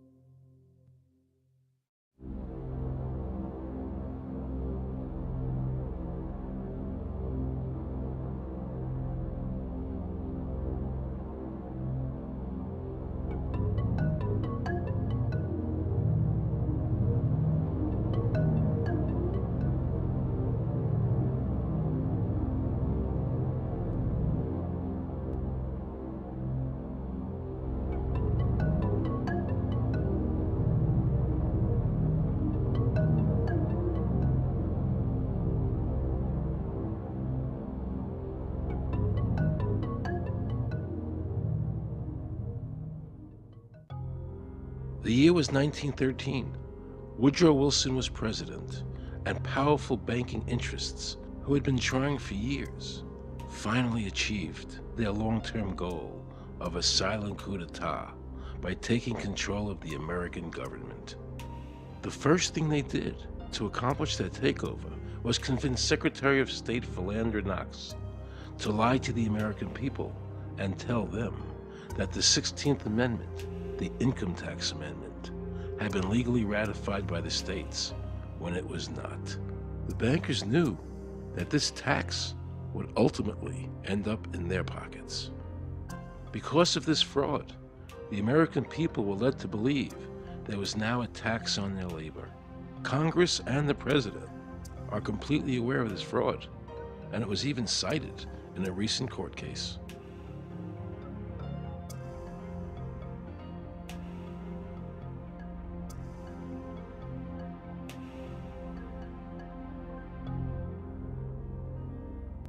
That very same year, the bankers committed their second and by far the most diabolical fraud ever perpetrated on the American people by bribing senators to pass the Federal Reserve Act without the required constitutional amendment. All in favor, say aye. They did this during Christmas vacation, when many senators were home celebrating the holidays with their families. And that's how the unconstitutional Federal Reserve Act came into being. They were very clever, and they understood that whoever issued the money for America would control the government. The bankers won, and the American people lost, because most politicians will sell their soul for $1. And now the Federal Reserve could issue dollars legally. As Mayer Rothschild said, "Give me control of a nation's money supply, and I care not who makes its laws." He knew that he and the other bankers would now control the laws of the nation. Government gave these bankers one of its most important powers, and now had to borrow money from them and pay interest to finance the government. So the American people were forced to lower their standard of living and pay a graduated income tax to the government, just so the government could give these bankers more profits. President Woodrow Wilson, who signed the Federal Reserve Act into law, later said, in regret, "I am a most unhappy man. I have unwittingly ruined my country. A great industrial nation is now controlled by its system of credit. We are no longer a government by free opinion, no longer a government by conviction and the vote of the majority, but a government by the opinion and duress of a small group of dominant men." The Federal Reserve was created by Congress in 1913, and it was entrusted with the power granted originally to the Congress by the U.S. Constitution to coin money and regulate the value thereof.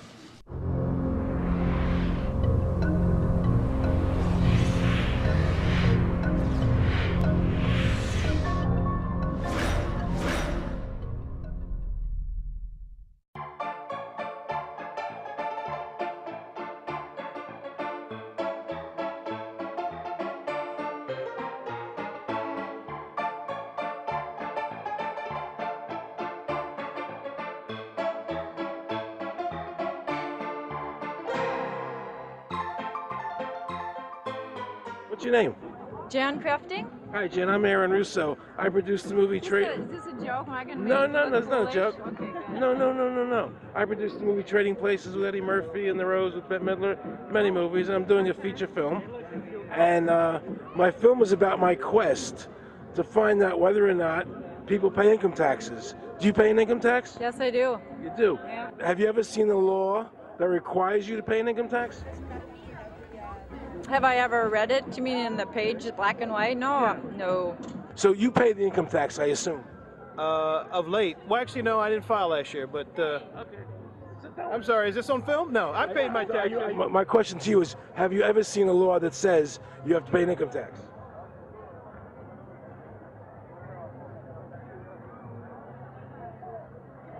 The law is that guy that wears that badge and a gun. That's the one that puts you in jail. That's the law. Actually, I can't stand the IRS. They're evil. Do you have any fear of the IRS? Not really, because I'm Canadian. I think it's actually unconstitutional, is what I've heard. Right. But to avoid any hassle, I pay it. If there was no law and I wasn't afraid of them coming and taking me to jail, absolutely, I wouldn't pay taxes. Okay, then no, I wouldn't pay income taxes. It's a no-brainer. You wouldn't pay it. I wouldn't pay it. Why would anybody? Because that's what they tell us we must do, else we're bad Americans. Would you pay it? No. Would you pay it? No. Why would you pay taxes if you're an actor? The income tax is not legal because it would be a direct tax and it is not apportioned as the Constitution demands. If it's against the Constitution, then why are we doing it?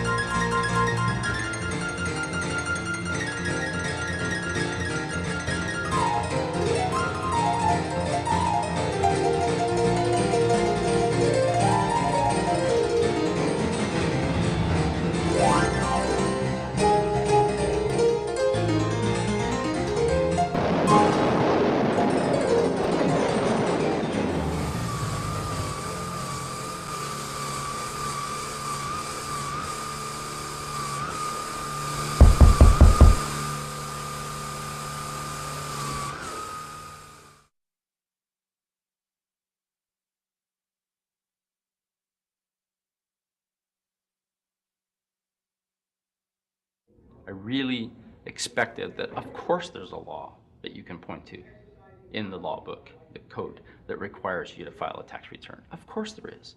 Maybe I don't know what it is right then as he was speaking to me, but sure. So naively, I agreed to go off and research it and get back to him.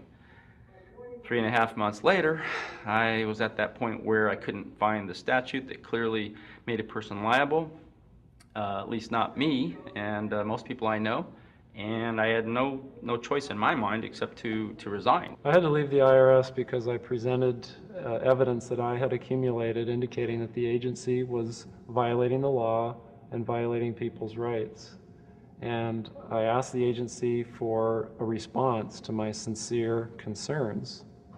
And the answer I got was that they would not respond to my concerns and that they would provide me with the paperwork necessary to tender my resignation. But We the People Foundation for Constitutional Education put a full-page ad in the USA Today on July 7th, 2000. And within the body of that ad was a $50,000 challenge for anyone that could show the law. And to me, $50,000 is a lot of money. So I went after that and did the research based on the fact that I thought, let's put this baby to bed. I'm hearing all these rumors. I'm going to kill 2 birds with 1 stone. I'll answer these people's questions that are asking me, and then I'll win this $50,000. And, based on the research that I did throughout the year 2000 and that I'm still doing, I have not found that law. I've asked Congress, we've asked a lot of people in the IRS commissioners, helpers. They can't answer, because if they answer, the American people are going to know that this whole thing is a fraud. I was surprised to hear these highly trained and decorated IRS agents telling me there was no law requiring American citizens to file a 1040 or to pay an income tax on their labor. I haven't filed an federal income tax return since I left. I have not filed a tax return since 1999. Approximately 67 million people don't file an income tax return. I made a decision to go to Washington so I could attend the We the People Foundation press conference. They were going to serve a class action lawsuit on the IRS, signed by over 3,000 people, because the IRS has refused to show the law that makes Americans liable to file a 1040 or to pay an income tax on their labor. I was very curious as to why the IRS refused to show the law, as it seemed such a simple thing to do. Yet I was skeptical about the foundation's claims. There had to be a law, right? I mean, we've all been told over and over and over again that we had to pay income taxes. No answers, no taxes. No answers, no taxes. No answers, no taxes. Most people believe that the income tax system is legal and that the revenue from the tax is used in the public interest. However, there is a substantial, conclusive body of evidence that proves that our income tax system represents the most pernicious form of tyranny. It is the greatest hoax ever perpetrated by government against the working men and women of America. American citizens, along with the foundation, have been asking the IRS to specifically provide them with the underlying legal foundation upon which they administer and enforce the personal income tax laws in our country. At the national level, when people would attempt to contact somebody of a much higher authority, say the commissioner, same kind of thing. They would get answers that were in effect non-answers. There are a group of people standing outside today who assert that no law requires you to pay taxes and that you will not answer their petition to the government as to whether they're required to pay taxes. Are they required to pay taxes? I've been paying my taxes ever since I had my first job, and I think it's a fundamental construct of our nation that those of us who expect and demand the services from our government that the government provides, be they the protection of our country through the military, or be they the education of our children, or be they the protection of our environment, that we must pay for those services. So yes, I think there is a fundamental obligation, and that it's an understood and well accepted one.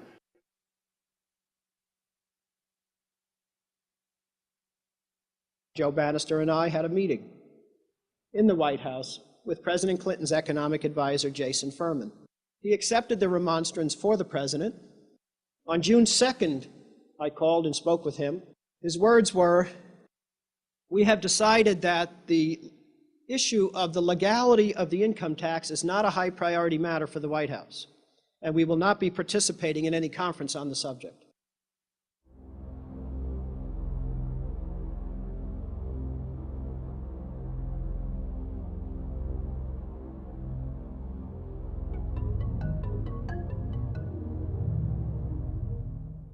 I decided not to eat until my death, or until the government agreed to send their experts to meet with the experts from the tax honesty movement. And with the help of Congressman Bartlett, a deal was made. I'm very pleased that through these several trying weeks and now months, that we have secured the agreement of the IRS and the Justice Department, because some of the questions are beyond the purview of IRS, that they will both attend a public symposium where these issues can be formally addressed. Last Thanksgiving, DOJ and IRS notified Congressman Bartlett that they would not participate. Congressman Bartlett then waited until late January. He informed me that he would not be participating. Why do you think you've been able to get away with not paying or filing your income taxes for so long? Well, first of all, I've not gotten away with anything. I'm not hiding from anyone.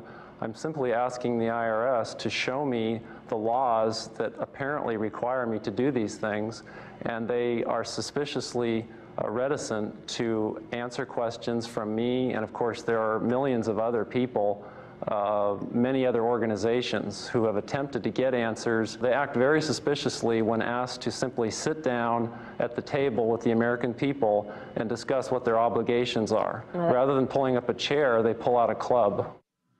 As a matter of fact, David K. Johnston of the New York Times asked Terry Lemons of the IRS, why won't the IRS answer the questions set forth in the petitions from the American people? Mr. Lemon's response was, the government is answering the questions through enforcement actions in the courts. This is a very chilling remark on the government's use of brute force instead of civility and logic. The federal government itself refuses to provide the American people who are coercively being subjected to this extraction of their private property without any underlying legal justification. There is no law that requires the average American worker in the private sector to pay a direct unapportioned tax on their labor and compensation for services. There is no law. The march will stop in front of the IRS building.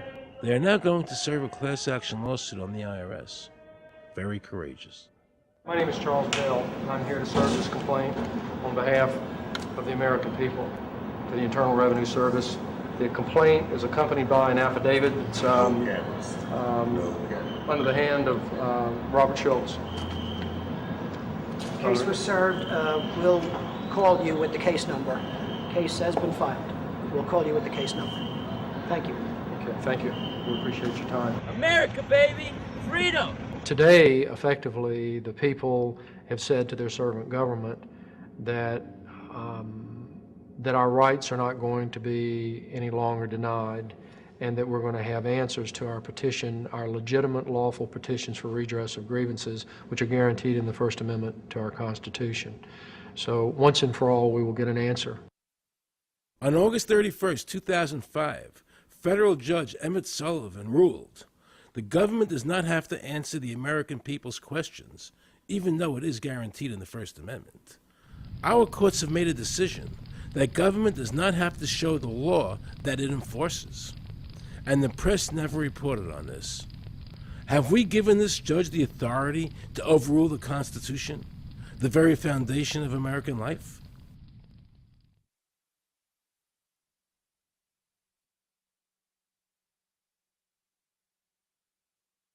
I believe that in both spirit and substance, our tax system has come to be un-American. Death and taxes may be inevitable, but unjust taxes are not. The country's taxes must be fixed, and I know what to do with it. If you think you're paying too much now, just wait till I get through with it. Now, Mr. Hanley, I'd like to ask you something. What does the government do with all the money we give them in taxes? When President Reagan was elected, one of the first things that he did was appoint a blue ribbon panel of business people headed by Peter Grace, and is commonly referred to as the Grace Commission. And their job was to research all the various areas of the federal government and make a report. One of the quotes from the Grace Commission is, 100% of what is collected is absorbed solely by interest on the federal debt. All individual income tax revenues are gone before 1 nickel is spent on the services taxpayers expect from government. If we pay the salaries of the congressmen and the senators, we're supporting them, aren't we? Well, yes. Yeah. Well, then why can't we list them as dependents and deduct them? We've been brainwashed. People have been told, that you need this income tax system to fund government, which is absolutely ridiculous. I mean, my question is, well, if that's true, how did we fund government from 1776 to 1913? The main purpose of the income tax is not to raise revenue, but to redistribute wealth and to control society. A lot of people might say, well, gee, if there wasn't an income tax, what would happen to education? They don't understand that education is paid for the most part, out of state and local taxes, your property tax. People might say, well, how are we going to build and maintain our highways if there's no money coming into the government? We need our highways. There is a tax on every gallon of gasoline that people buy. Proceeds from the income tax do not pay for highway construction. The amount of money that we spend on defense is exactly equal to the amount of corporate income tax, which is quite legal and quite constitutional. I think we should not want the income tax for several reasons. One is that it is the instrument of totalitarianism. It is the means by which the government can manipulate people and put you into a condition of servitude. Every year you give the federal government a form that says, here's how all my money worked. If you lie, you could go to prison. So you're required to give them a financial statement that under, the force of law could put you in prison if it's not impeccable, right? And under the law, they're supposed to do the same. They're supposed to give you back a financial statement that says, here's what we did with your money, except you comply and they don't. In fiscal 99, the Department of Defense had 1.1 trillion of undocumentable adjustments.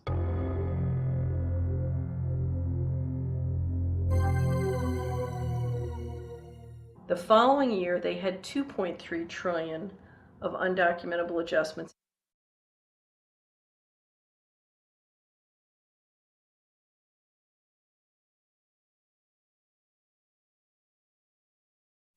I decided to call the IRS. I spoke to Anthony Burke in Media Relations. He was very nice to me, and I explained to him that I was an award-winning film producer and that I was doing a documentary on the IRS. He seemed a bit stunned by this, then explained to me that Commissioner Everson nor anybody else would go on film to discuss the income tax. But he did say he would call me back. I thanked him for that, but I couldn't help wondering, why was the government making it so difficult for people to see the law? So I decided to bring my crew down to the IRS building to see if I could find some employees to interview. And here's what happened. I said you cannot film me, that's it.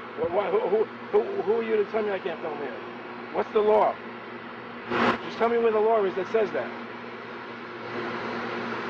Can you show me the law that says I can't film here?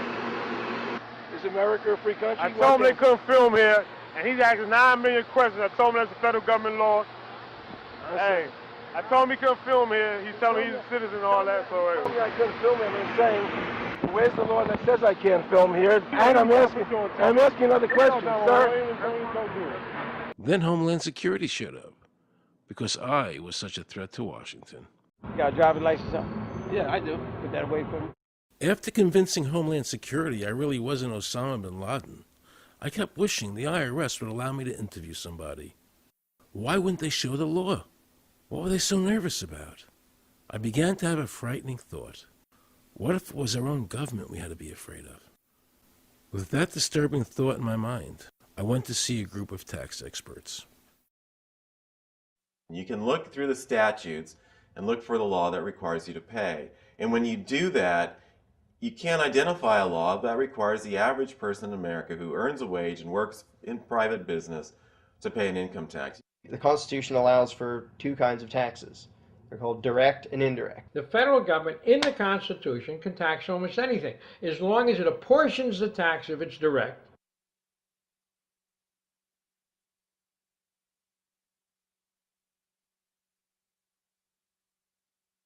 The indirect tax is, for example, an excise tax. I can avoid the excise tax on gasoline. I can choose to ride my bicycle. I can avoid the excise tax on tobacco. I can choose not to smoke, or I can grow my own tobacco.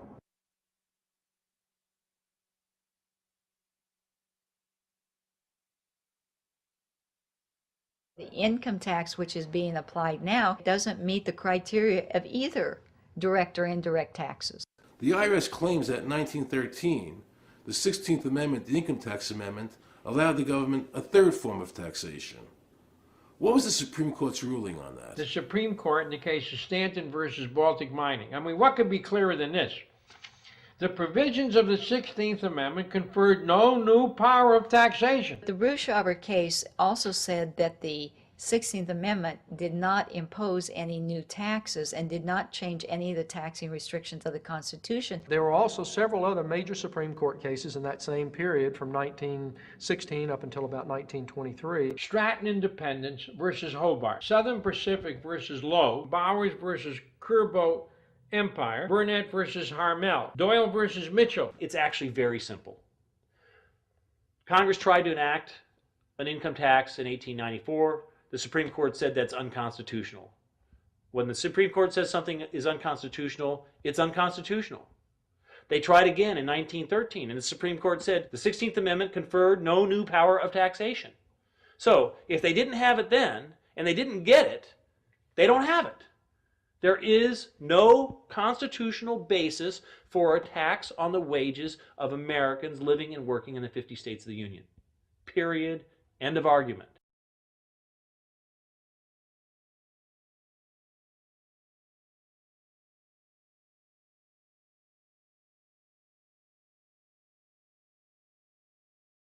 I have a letter here from Daniel Inouye's office of the United States Senate that says, based on the research performed by the Congressional Research Service, there is no provisions which specifically and unequivocally require an individual to pay an income tax. Period. End of story. There is no law, and to date, nobody has been able to show that there is a law for the average American citizen working day in and day out to pay an income tax. The definition of income in the Constitution was given in the Eisner versus Macomber case, and it turns on gains or profits that are made from some activity. Doyle versus Mitchell, 247 U.S. 179, 1918. Here's what he said. The idea of gain or increase arising from corporate activities. In other words, it doesn't mean wages, it doesn't mean dividends, it doesn't mean alimony. It means a gain or a profit arising from corporate activity.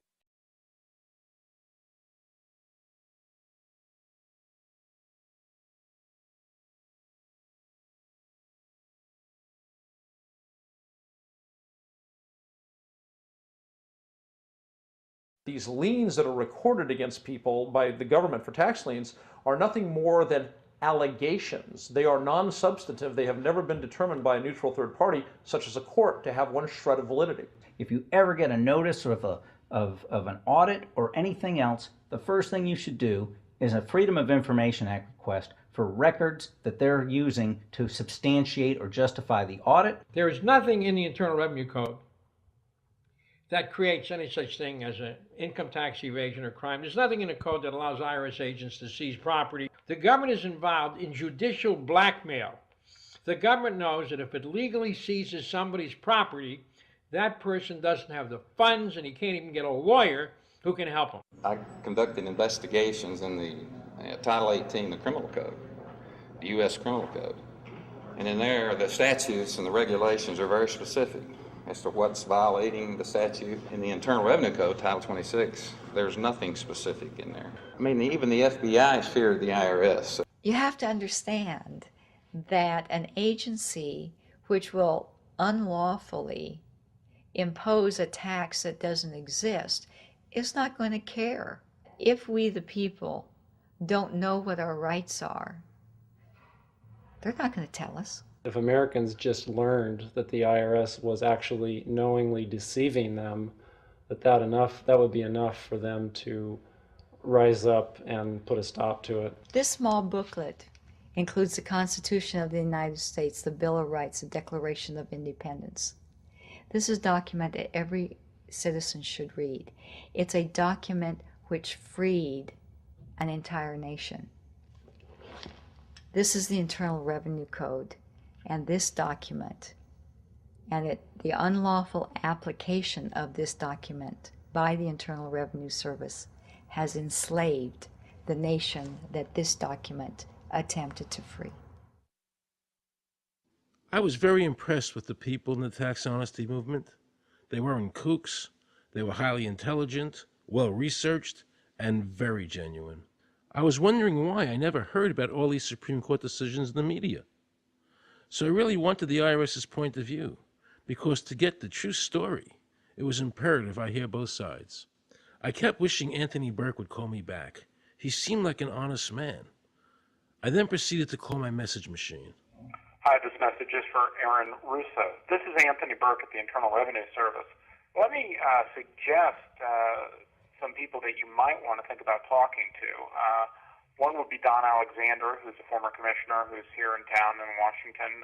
Another would be Sheldon Cohen, who is both a former commissioner and former chief counsel. All of those guys, I think, can answer your question about, where in the tax law it says that you have to pay taxes. Wow, good news, I thought. So I called Sheldon Cohen because he used to be the IRS commissioner. He wrote the tax code, and he was also general counsel to the IRS. He is a true expert, and I couldn't find a better person to answer my questions. He graciously agreed to my interview. The reason I'm doing this documentary is because there are many people in America today who believe that there's no law that requires them to pay an income tax or file a 1040. And there are many people going to jail for it, fighting over it. The Internal Revenue Code is authorized by the 16th Amendment. I think it should be clarified. I think government should be transparent to the people. Why doesn't the IRS commissioner sit down with them and just explain it in clear English? Why? I don't think they really care. I think they're just playing word games. You don't think they're sincere people? No, I don't think they're sincere people. What does voluntary compliance mean? And why does the IRS code say it's voluntary to comply, not mandatory? That's a word euphemism we use. We use voluntary compliance when we talk about traffic signals. Most people at 2 o'clock in the morning, do you stop at a red light? Yeah. Is there a cop there? Well, sometimes I don't. Well, I do. And most of us do. Most of us do. Right. But that's voluntary compliance. That was a complete perversion of logic. Traffic laws state that it is mandatory to stop at a red light. The IRS code says it's voluntary to comply. Mandatory and voluntary are the complete opposite of each other. Yet he wants us to believe that they mean the same thing.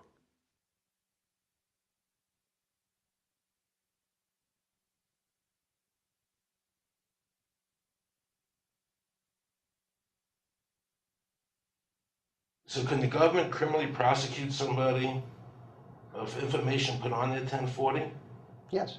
Right, so doesn't that violate the Fifth Amendment? No. But the Fifth Amendment says I don't have to do anything that incriminates myself. Well, it doesn't incriminate you to put your income down. But you said before I could be put in jail for it.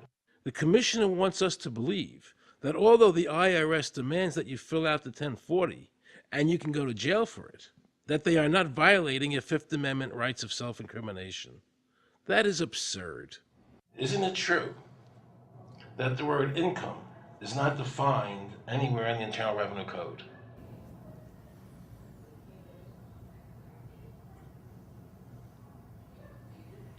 The law says that the government has a right to tax income from any source derived. So, but the word income is not defined in the code. It just says income without a definition of what income is. That's right. Correct? Yeah. But there are many different kinds of taxes. Well, how can an American citizen know what income is if the code doesn't define it? If they're paying an income Because tax... the courts have all defined it. Do you remember what constitutional attorney Edwin Vieira said? The definition of income in the Constitution was given in the Eisner versus Macomber case, and it turns on gains or profits that are made from some activity. So the Supreme Court has ruled income is not wages, it's not labor, it's gain from corporate activity. I believe that a man's labor is his private property. That's your view, but it's not the law. The Supreme Court's even said your labor is your private property. When I go to work for somebody, it's a trade. It's an even exchange. I do some work, you give me some money.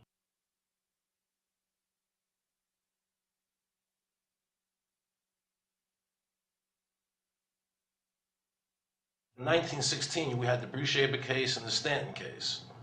And the Bruce-Shaber case and the Stanton case said that the 16th Amendment gave the government no new taxing power. I'm not going to argue the niceties of that with you. And it came up again in a case called Peck versus Lowe, where the Supreme Court said the 16th Amendment did not extend Congress's taxing power to any new or accepted subjects. In other words, if you weren't taxable before the 16th, you weren't taxable after the 16th. Today I interviewed a juror, okay, who sat on a case, and they found the person not guilty for lack of filing, okay? And I asked her why they found him not guilty. And she said because the IRS couldn't show us the law that made him liable to file a 1040. All they need to do, if there is a law, is to show us the law, which of course they never did, And the reason they didn't do it was why? because there is no law. Title 26 requires you to file a return. But doesn't Title 26 have to be in compliance with the Supreme Court decisions? You're going to take a 1920 case and superimpose it on the whole Internal Revenue Code that was written after it? No, that's not. I can't believe what I just heard. Rewind. You're going to take a 1920 case and superimpose it on the whole Internal Revenue Code that was written after it? No, that's not. Remember he said earlier the Internal Revenue Code was authorized by the 16th Amendment? The Internal Revenue Code is authorized by the 16th Amendment. Remember, the Supreme Court said the 16th Amendment did not give the government any new taxing power. These decisions have never been overturned. Let's listen further. Can the lower courts overrule the Supreme Court? No. How are they putting people in jail today for not paying a tax on their labor when the Supreme Court said they don't have to? Doesn't the IRS code have to be in compliance with the Supreme Court? That's my big Aaron, question. this is a waste of time. Well, let me Because whatever I say, you're not going to believe. He's right. I don't believe him. And neither should you. He wants us to believe we should obey the IRS code, which is being enforced in violation of the many Supreme Court decisions. If the Supreme Court made a decision... Thank you, Aaron. I think we're finished. I'm sorry, Mr. Cohen, you're doing that. Well, I'm sorry that you constantly re-argue the point. You're liable because the law says that you're liable, and the courts say the law says you're liable, and that's why you're liable. You see, he's talking about the lower courts, who are not in compliance with the Supreme Court, as they have to be. Doesn't the court have to be in compliance with the Supreme Court? The Supreme Court has so held. Where? You caught me unprepared. I'll come back. Well, I don't want to do that. But let me ask you a hypothetical question. No. You're making silly arguments here. Why is the Supreme Court decision a silly argument? Well, because it's inapplicable. That made my heart stop. He just said Supreme Court decisions do not apply to the IRS. That's the behavior you would expect from a totalitarian country, maybe China or Russia or Cuba, not from America. They're just making up the law as they go along. Now I knew the tax honesty movement was right. The IRS thrives on intimidation and fear, not by law. It's no different than a criminal protection racket, using force to extract your money from you. Then the former IRS commissioner, now working at a prestigious Washington law firm, threatens me. Watch. Aaron, you understand Yiddish, Gornisht helfen. For those of you who don't understand Yiddish, that means nothing will help you. Now it all became clear. I understood why the IRS wouldn't go on camera and talk about where the law was. I understood why all the senators I called refused to be interviewed. There is no law. And now you know what our political leaders and the courts have known for decades and have tried to cover up. The United States Constitution strictly forbids a direct, unapportioned tax on the wages and salaries of American citizens. The United States Supreme Court has consistently ruled that the income tax is a tax on profits and gains, not on labor and wages. On behalf of the American people, I challenge the IRS to show me a statute that allows a direct, unapportioned tax on the wages and labor of the American people. And if I'm wrong, I will give my most humble apologies to the IRS. If the IRS is wrong, and there is no law, then every person who's been jailed should be let out of jail immediately, and any assets seized should be returned to their rightful owners. If this is a nation of laws and a free country, then the IRS should show the law to the American people. I felt an overwhelming need to understand why juries were finding innocent people guilty of not filing a tax return when there was no law requiring them to do so. So I went to talk to Marcy Brooks, a juror who used her common sense and did not allow the judge to railroad the jury into a guilty verdict.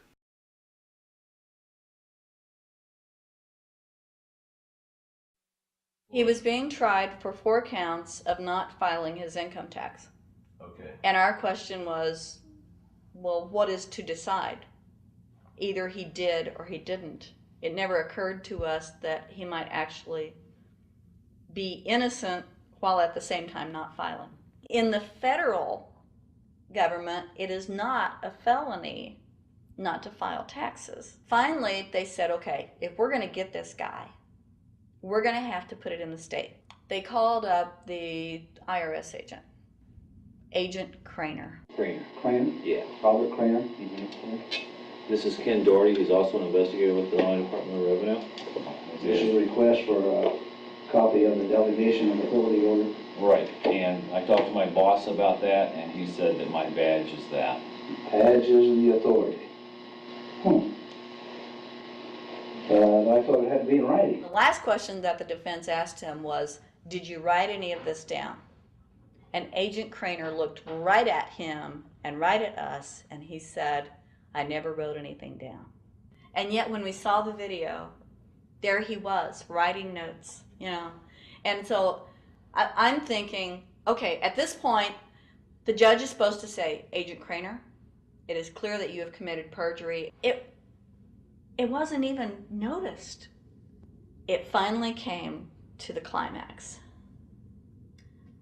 Mr. Harrell looked right at the prosecutor, and he said, I will tell you the same thing I have told over and over again to government officials. You show me the law that requires me to file a tax return, and I'll be glad to do it. And again, I ask, under what is the requirement that you claim under the Public Duty stuff? And the requirement under the regulations is what section? My question to you is, what particular act are we discussing here that I am liable to do these things that you claim I'm liable to do? Your exact question would be again? Okay, what is the section that what? But I guess I'm still not understanding your question, Mr. Harrell. Well, you must be familiar with what that you have the police powers to enforce. Yes. The prosecutor absolutely ignored him. And he started slandering Mr. Harrell. Just started attacking his character. They're calling us tax cheats, they're calling us fanatics, they're calling us weirdos. I don't care what you call me, but I have one question. Where is the law? Show me the law. They can't let this turn into a rational debate, because if they do, they lose it. So they have to insult people and say it's frivolous. We felt like that there was an overall arrogance and that they were railroading Mr. Harrell and wanting us to participate. Judge Coogan, he looked right at us and he said, I will instruct the jury according to the law. We were sent to deliberation. The judge promised us that he would give us the law. And we looked and we looked and it was not there. We wrote a note to the judge asking for a copy of the law. 10 minutes later, we get a note back. You have everything you need, but there was no law. And he had promised us. At that point, I felt betrayed. I felt like this man promised us the law, and that's what this whole thing is about, the law. We request it, and he still denies us the law. And the reason they didn't do it was why? Because there is no law. Remember, we're talking about the Illinois state law here, okay, which is a law in Illinois. So we got out that law, and we read it several times, and I said, okay, wait, you know, because they kept saying, but this is a law in Illinois. And I said, look at the beginning of it. It says, anyone required to file a federal income tax return is required to file an Illinois tax return. I said, if it is true that he's not required to file a federal return, then that nullifies the Illinois law. Two people, they kept saying, but he's going to get by with it. And I said, what is he getting by with but his rights? If there is no law, he's not breaking a law. He's just standing on his rights. Are we going to deny him that? That's when this one juror sat back and kind of rolled his eyes and he said, you mean we don't have to pay taxes?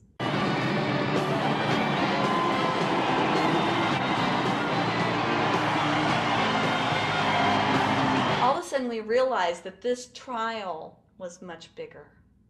And the ramifications of this trial were going to be so broad if it actually got out.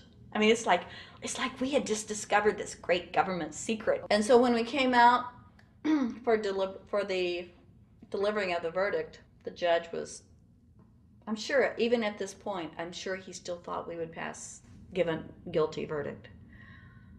And the reason I say that is because of the look on his face when the first not guilty was read. His face just turned white.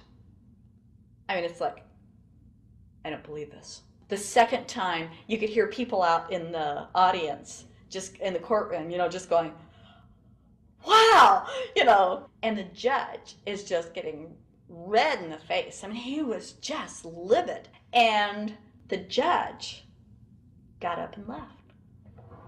I sat there and I thought, this truly is a victory for the people. And I have never felt more patriotic. And I knew that we had done the right thing. I looked at that man, Mr. Harrell, and I thought, the system might not work all the time, but this time, for that man, it did.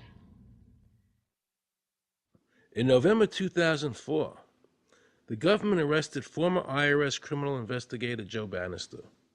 They charged him with fraud for telling the American people the truth about the income tax laws.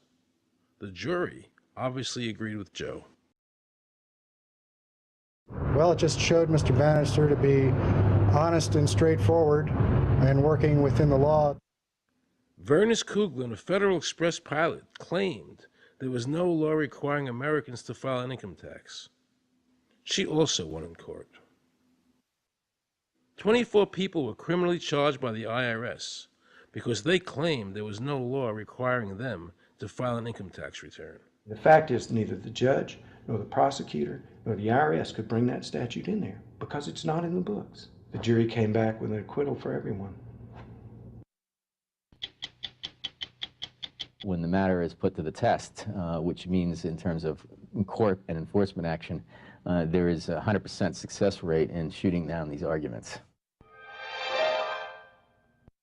The mafia has a code and they follow it, and it's a code of honor. But the IRS has no code of honor.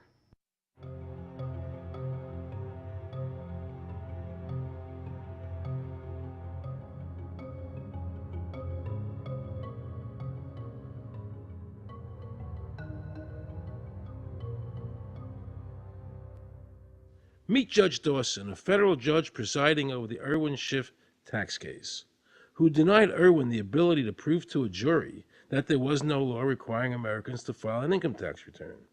He denied Irwin the right to prove to a jury there was no law by stating, "I will not allow the law in my courtroom."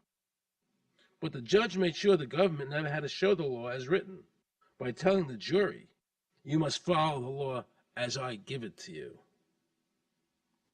Nobody can know what the law is because the law is what the judges say the law is. The lower courts today will not allow people, especially in tax cases, to bring in Supreme Court decisions as their evidence.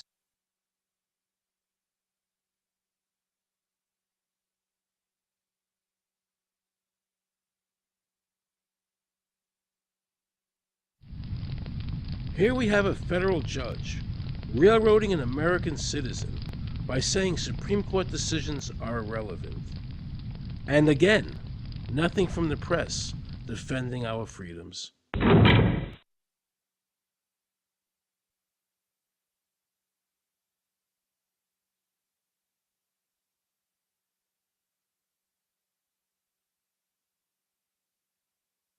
So if you ever find yourself as a juror on a tax case, be sure to ask the judge to show you the statute written by Congress that allows the government to tax the wages of the American people.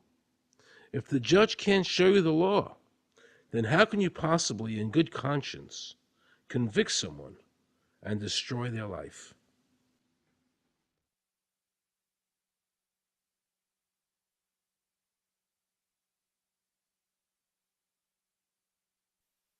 Let's see how the IRS treated one of America's greatest heroes, and someone I cherished as a child. Joe Louis was an American icon. Victorious in his first 27 fights, the Brown Bomber quickly rose to heavyweight champion of the world. His 1938 knockout of German Max Schmeling, who represented Hitler's Aryan ideal, earned him the admiration of millions of Americans. Is watching carefully. Louis measures him right to the body, a left hook to the jaw, and Schmeling is down. The count is tied. Right after Pearl Harbor was bombed, Joe had a title fight where he donated his fee to Navy War Relief. Well, I'm not working for nothing. I'm working for my country, and I think that's about the greatest piece of work that anybody can do. Well, I certainly agree with you for that, but you're turning over an awful lot of money. Well, we all turn over a whole lot for this country at this time. Joe volunteered for the segregated army and defended his title while in the service, this time donating his normal fee to Army Relief. I'm only doing what any red-blood American would do. Since the checks were in Joe's name, the IRS taxed him on their full amount, even though he never saw a penny of it. At the end of the war, Joe was awarded the Legion of Merit. But what most people didn't know was that the IRS was charging him $50,000 a year in interest alone on his debt. When Joe's beloved mother died, leaving him $600, the IRS immediately seized it. They also confiscated all of his children's trust funds. Joe was forced to continue fighting until he was 37 and out of shape, just to pay off his ever-mounting debt to the IRS, which grew to $1 million, $100,000 a year just in interest. At the end of his life, Joe was forced to become a greeter at a Las Vegas hotel just to make ends meet. It was a shameful thing to see a man like him, great fighter, great human being humiliated and destroyed in this manner, because after all, when you owe Internal Revenue money, no matter what you have, they take away from you. And they took a lot away from Joe Louis.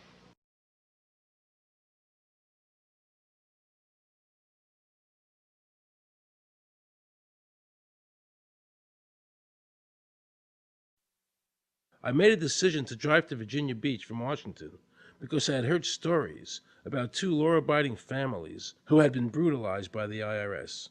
They were falsely accused by their bookkeeper of being drug smugglers and tax cheats. And incredibly to me, without any investigation, the IRS proceeded to raid their place of business and their homes, even though they had done absolutely nothing wrong.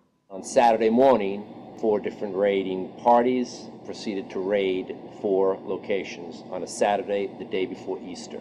I was the manager on duty, and I was up in the deli, and people came through the door. How many came in the door? Maybe about 15 or 20 people. 15 to 20 Yeah. armed agents. With dogs, with guns. They made me get everybody they went in the kitchen, they went in the deli, they went all over the whole restaurant, told all the customers, took forks out of their hands while they were eating their breakfast, and told them they had to leave. I got the frantic call from Edie, and she said something wrong. So anyway, I jump out of bed and I immediately run to the shower. I'm in the shower, and the next thing I know, I hear my son yelling, "Dad!" I went like this, and boom, I'm slammed against the door and I fall down with the gun in my head. And they're like, "Where's Scotty Miller?" And I'm like, "Dad!" That's all I'm doing is yelling. I'm scared, frightened to death. And then the next thing I hear is Mr. Miller, the shower curtain is jerked back.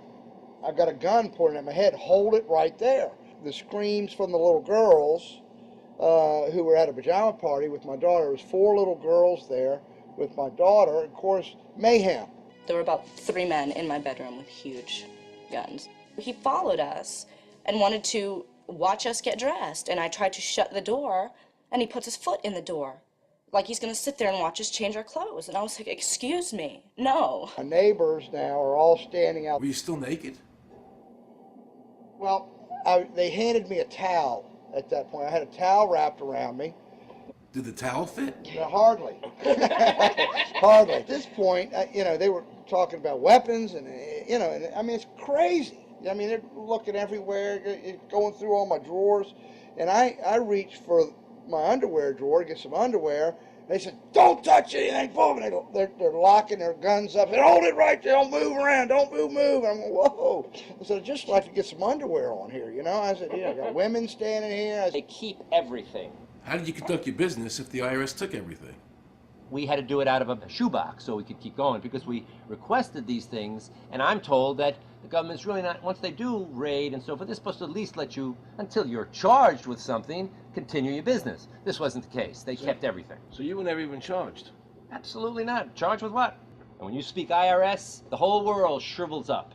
The The whole world gets fearful to a point where let's not talk about it. I testified in front of Congress. I would like to know why this dark entity known as the IRS has come into my life and refused to leave. I raised my children with a zero tolerance for dishonesty. And now they must hear allegations that I am a major drug dealer and a tax cheat? A lot of people out there being abused, and a lot of people saying, look, I'll pay it.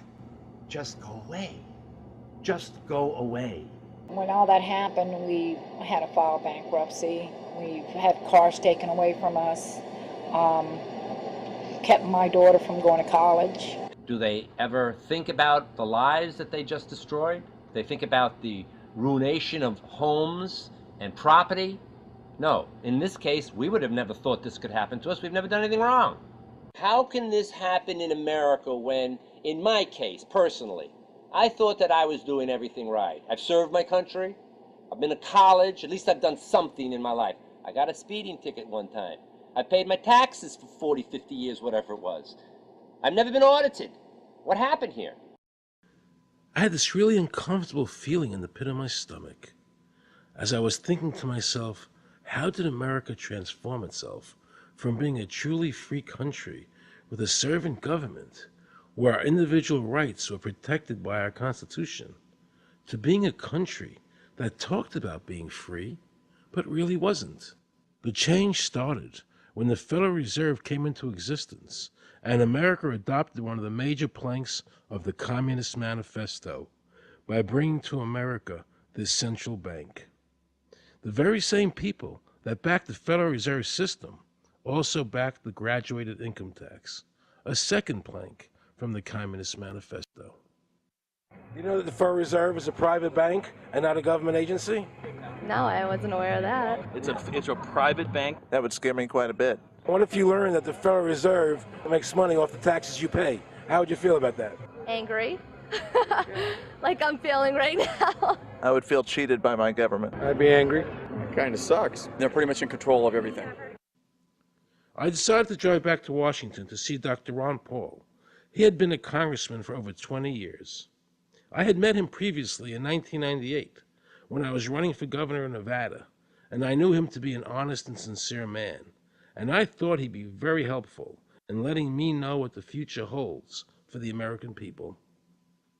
Who owns the Federal Reserve? It's secret, and we can't find out what's happening. But the Congress created it, and it's not authorized in the Constitution. The government borrows money from a private corporation using the name Federal that prints United States on it, and then it pays back to the Fed, which is owned by private banks. We don't know who all those private banks are. The money that the government is paying back to the private bankers is the money that comes from you and me. Why in the world would the American government borrow money and pay fees on it when it has the authority to make the money itself interest-free? The Federal Reserve is no more federal than Federal Express. I've never seen a full list of ownership for the Fed. I don't think anybody has. The government works for a private bank, and the private bank works for its owners, the true masters. People talk to me about, the issue of Republican versus Democrat, as if they don't get it. And I say, look, here's the way you get it. It's organized crime. All you do is you call the Republicans the Genoveses, and you call the Democrats the Gambinos. The people at the top, they treat it like a crap game, like it's their crap game, like they're making lots of money. Occasionally, somebody at the table shoots each other, but the moment anything threatens their crap game, they all unite to protect it. They're both controlled by the same financial, economic, and corporate interests. Once the banks get into the picture and they form a partnership with the government gives them the legal power now to create bank-issued money backed by the coercive power of government to require everybody to accept that bank money. In the course of the last century, they have converted this nation from a nation of independent freeholders to a nation of employees. And they're just one step away from being serfs. Most people spend the great bulk of their money for taxes, interest, and inflation. And all of that money goes to these two groups that comprise the cartel and their partner, the federal government. It's not a coincidence. So if Congress used its legal authority to shut down the Federal Reserve System, the American people would be much better off. Government should create, issue, and circulate all the currency. Creating and issuing money is the supreme prerogative of government and its greatest creative opportunity. Adopting these principles will save the taxpayers immense sums of interest, and money will cease to be the master and become the servant of humanity. Abraham Lincoln. Young people today are conditioned practically from the cradle on up to think that credit is a wonderful thing. You don't want to damage your credit. You want to do what you can so that you can go to the bank and get a good loan. There are no people who own their own property, who own their own houses, who own their own business, who finance their own business. They're only debtors. The average young person today has no concept that he's being drawn into a web, a trap. Like he's in the feudalist system, only he's going to like it. He's going to think, this is wonderful. I got my new red Corvette and I'm in debt for the rest of my life, but I'm looking good. A decision was made. Let's get all the debt up, let's move the jobs abroad, and instead of re-engineering your skills, we're going to dumb down America, and so the middle class will disappear. Really what most of the people in this country have become is food for the debt machine. When a person borrows money, it puts a noose around their neck and makes them servant to the lender, which is exactly what the Federal Reserve System is designed to do. And now our Congress, so dominated by the banks, is helping them to entrap people even further by passing new bankruptcy laws, making it more difficult for the people to declare bankruptcy and get a fresh start, while at the same time allowing the banks to charge very high rates of interest. This is the way the Democrats and Republicans, working with the banks, legally enslave the nation. Credit card industry is a huge political contributor. And unfortunately, a Can it certain be number of... It just seems so, like I say, just bald. This idea that credit card industry gives a lot of money to the government, so they will protect them even to the just abject disinterest of their own constituents. That happens kind of a lot. The board of directors of the Federal Reserve System is chosen by the president from a list prepared by the bankers themselves. The process of finding a Greenspan replacement is ongoing and is being managed by a small group of people responsible for coming up with a list of nominees. It's important that whomever I pick is viewed as an independent person from politics. If the American people ever allow the banks to control the issuance of their currency, the banks and corporations that will grow up around them will deprive the people of all property until their children wake up homeless on the continent their fathers conquered. Thomas Jefferson. So the Federal Reserve is actually an illegal entity functioning within government. It's illegal, and what we have given to this so-called agency is the authority to counterfeit money. Do you have any points of view about the Federal Reserve and how the Federal Reserve operates? They just enter something on a computer. Oh, you need 20 billion today. Here's 20 billion, but they got that out of thin air. It came out of thin air, it goes to the Treasury then pays the bills. So it's no different than monopoly money.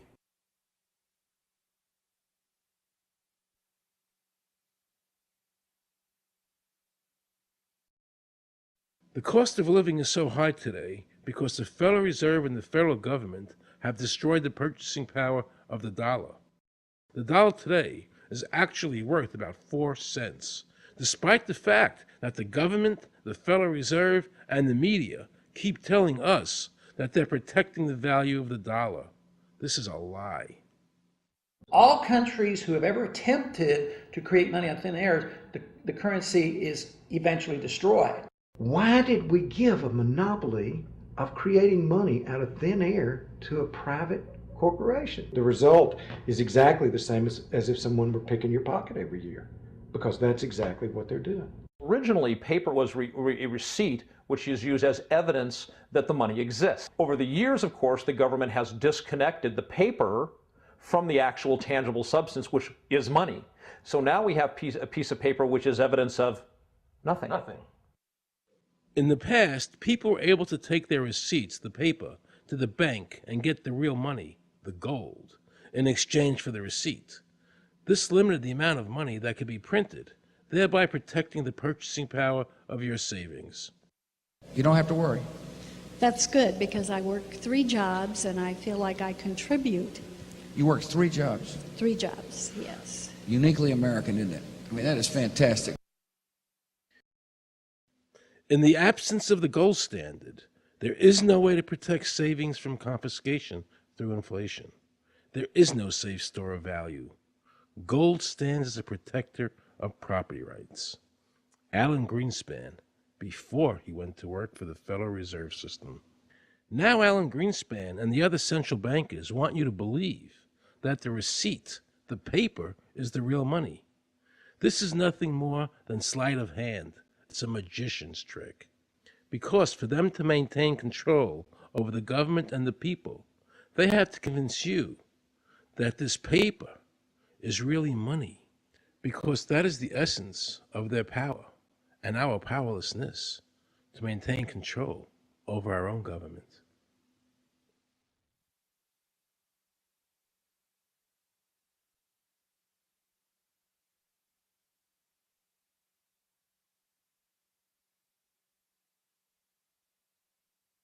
What happened to the gold in Fort Knox? Nobody really knows. When I served on the Gold Commission, I asked them to really, do another audit. I remember it was 15-2. They said, we don't need to audit the gold. It's supposed to be the American people's gold, and so we would like an accounting to tell the American people what is there. I've been told that the Federal Reserve has taken control of the gold as collateral for the dollars they print. They list gold on their balance sheet. How could the Federal Reserve, this private bank, list gold on their balance sheet? They claim they're holding that for the Treasury.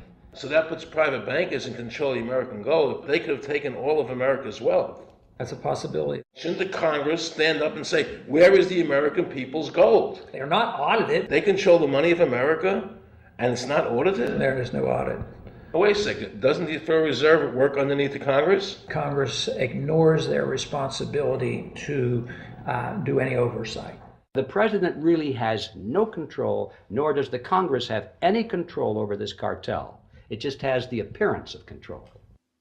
In the final analysis, the Federal Reserve bankers, with the help of the Democrats and Republicans in Congress, have swindled the American people.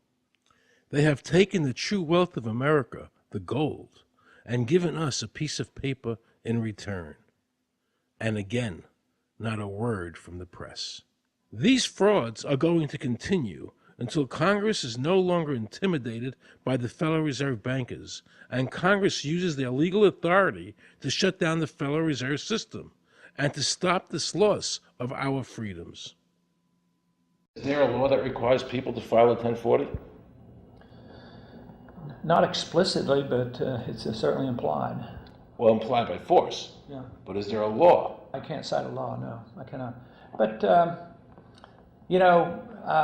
if they think it's the law and they have all the guns, it's an authoritarian approach. Well, yeah, but that's authoritarianism. Yeah. That's not a country run by law. Do you think America is going deeper and deeper into becoming a police state? And if so, in what ways do you see that as a congressman? Yeah, I think we're moving in that direction because there's not much we can do without permission. The absence of a police state is that people are free, and if you don't commit crimes, you can do what you want.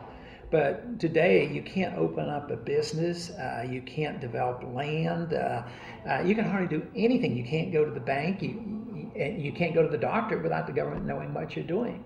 And they talk about medical privacy, that's gone. Financial privacy, that's gone.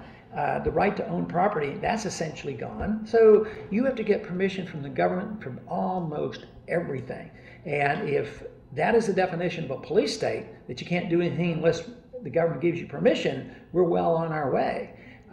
This is something that people eventually, I hope, will get sick and tired of and say, enough is enough. I sincerely believe the banking institutions having the issuing power of money are more dangerous to liberty than standing armies. Thomas Jefferson. You must understand the Federal Reserve is a cartel made up of the major banks in America, and they are the ones that are running the show, not the federal government.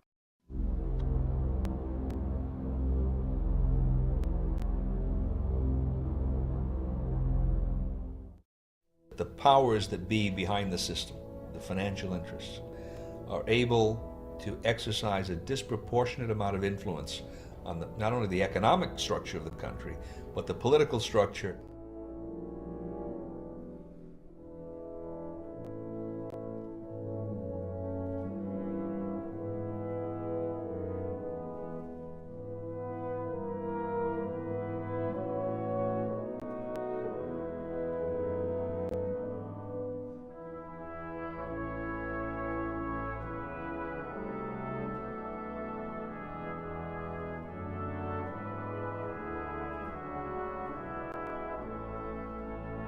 This would be like the ultimate reaching of government into our personal health lives, which would be unbelievable. And not even our government, some, bureaucratic, diffuse, multinational, secretive government.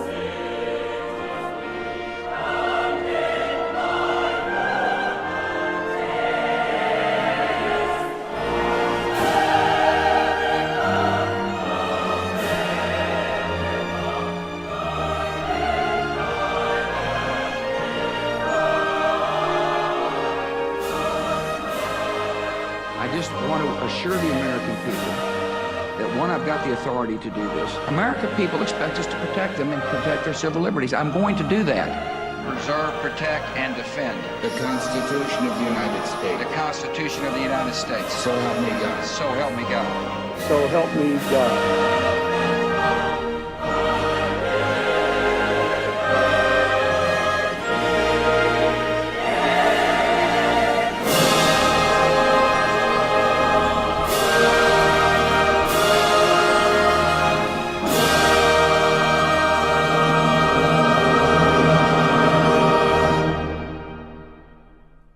What happens if your own government is using more force and more coercion on its own citizens for the purpose of achieving its political ends? Is that government engaged in terrorism?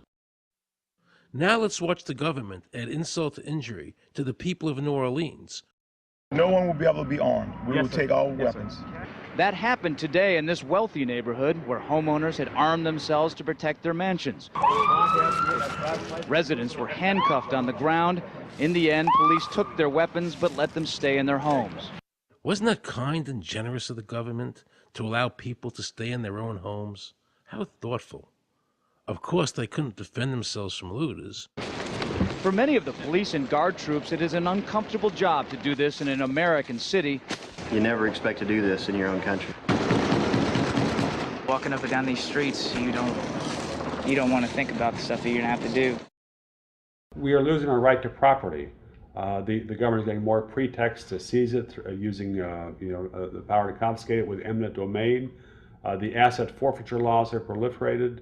It's easier for the prosecutors to come in and make an accusation against you and confiscate your property even though they have no evidence that you've done anything wrong. Guilt or innocence doesn't really matter that much because it's very convenient for the government. Unfortunately, what is being sold to the American people today as Americanism, if you peel off the label, you find so much similarity to what we were fighting against when we were fighting communism and Nazism and fascism. The government's now putting a national ID card together and they want checkpoints. We will be carrying our papers, and they have recommended there'll be checkpoints throughout the country. Isn't that what Nazi Germany did that everybody in America was against? Papers, please. May I see your papers? May we see your papers?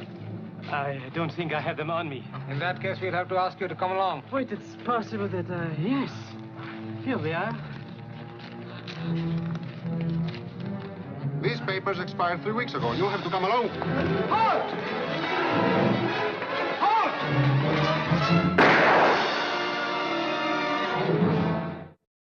In the new legislation, the national ID card is in it. It takes 3 or 4 pages to describe, and it will be connected with our driver's licenses. The states will be instructed on exactly what they have to do. Social security numbers will be used. Some type of a physical proof, such as fingerprints or retinal prints, have to be on it.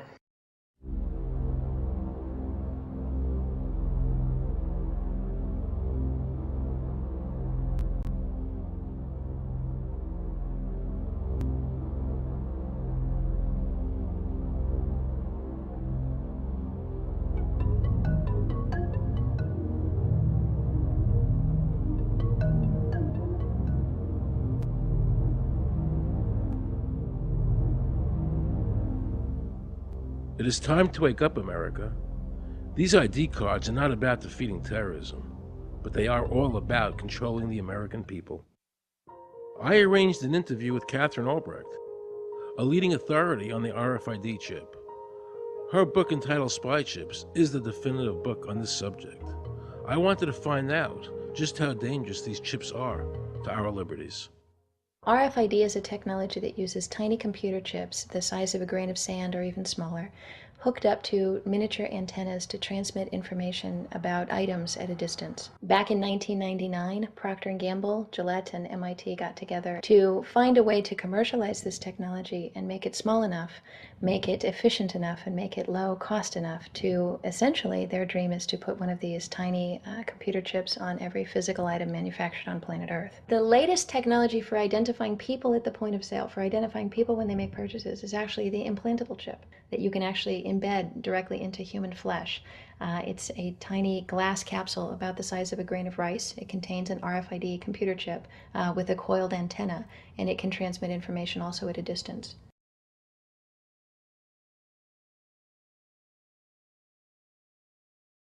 Can a microscopic tag be implanted in a person's body to track his every movement? There's actual discussion about that. You will rule on that, mark my words, before your tenure is over. Homeland Security folks, the Department of Defense, and others have expressed an interest in being able to more closely monitor the U.S. populace. And one way to do that, of course, would be being able to determine who buys what and where they take those things.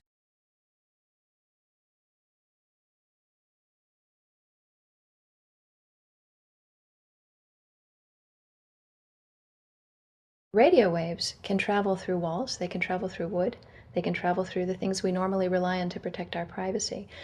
For example, your purse, your backpack, your pocket, anything you're wearing or carrying. Kraft Philadelphia cream cheese has been tagged with RFID and sold to consumers, as have Mach 3 razor products and other Gillette razor products, without the knowledge of the consumer. One of the tiny chips could actually even be the dot on the letter I on the back of the fine print on a package that you purchased. They were talking about having reader devices in every airport, on every bus, on every train, on every port, on every dock. One of the most worrisome applications of RFID are proposals to put them into cash, meaning that you would be able to track every banknote, where it had been, who it had been issued to, and create, in essence, an audit trail.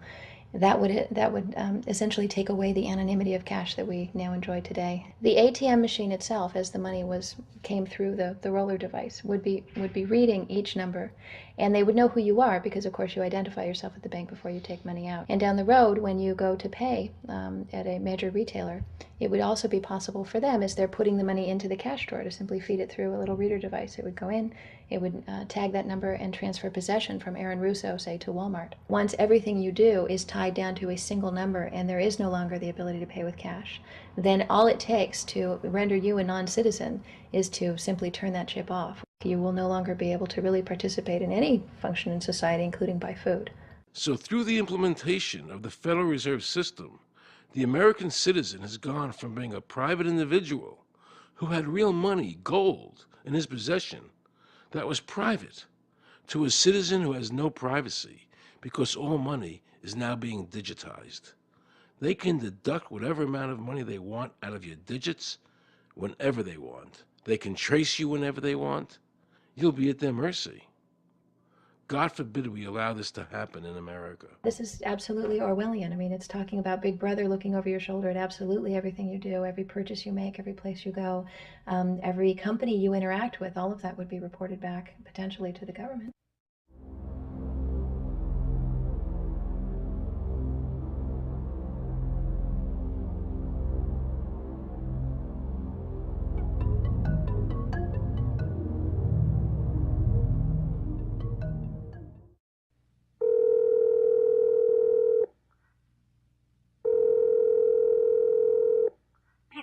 Guaranteed hot in 30 minutes or it's free. This is Mary. May I take your order? Hi, Mary. Yes, I'd like to order. Is this Mr. Kelly? Yes?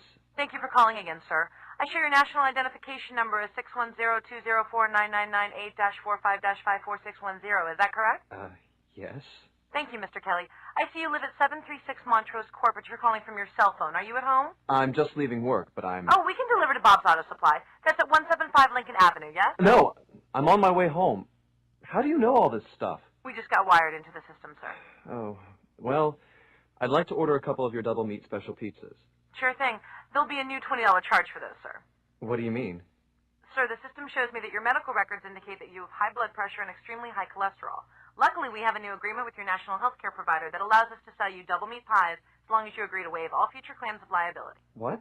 Do you agree, sir? You can sign the form when we deliver, but there is a charge for processing. The total is $67 even. $67? Well, that includes the delivery surcharge of $15 to cover the added risk to our driver of traveling through an orange zone. I live in an orange zone? Now you do. Looks like there was another robbery on Montrose yesterday.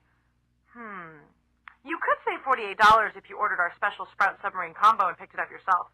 Comes with tofu sticks. Those are very tasty, sir. Good value, too. But I want double meat. Well, I'm sure you can afford the $67 then. You just bought those tickets to Hawaii. They weren't cheap, eh? Oh, but I see you checked out the budget beach bum at the library last week. Up to you, sir. All right. I'll get the Sprout subs. Good choice, sir. Gotta watch that waist if you're hitting the beach, eh? 42 inches. Wow. Man, I'd say tofu and Sprouts is, like, required. That's how much? Just between you and me, there's a $3 off coupon in this month's Total Men's Fitness magazine. Your wife Betty subscribes to that, right?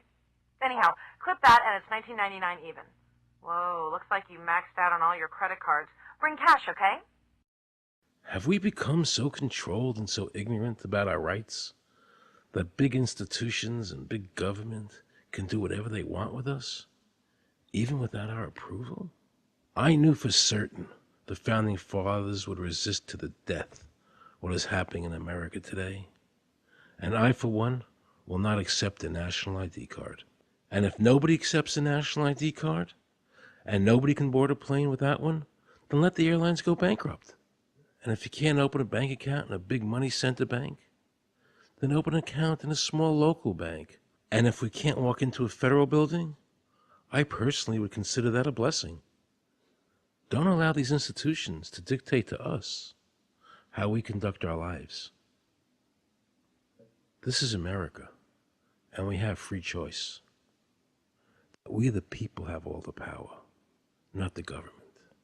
Government gets its power from us, not the other way around. Think of all the men and women who died in all our wars, fighting for freedom, not Federal Reserve bankers. Do you think they sacrificed their lives so that Americans can be chipped like a dog? So we could all have a homing device inside us? No. This ID card is the last step before they implant us. And that's precisely the reason nobody should accept one. And you know what they're going to do? They're going to call on the propaganda machine, the media, and try and sell this as if it were in everybody's best interest. We're working on a product that we have called internally a PLD. PLD stands for Personal Locating Device, which is an implantable GPS for which our company owns a patent. The hybrid of the two of these products, being Digital Angel and Verichip, is what we call PLD. PLD should be in prototype form by the end of this year, by December of 2002, and we are already working with the Food and Drug Administration as well as legislative agencies with these products and ultimately with the PLD.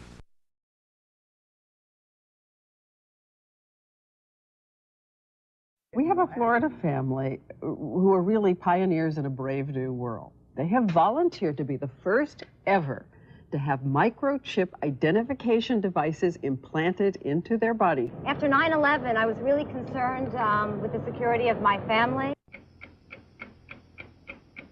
I wouldn't mind having something planted permanently in my arm that would identify me. Talk about identification papers. Watch what happens to a woman in Florida whose license was suspended. Get out of the car or I'm going to tase you. The next street off of Seacrest.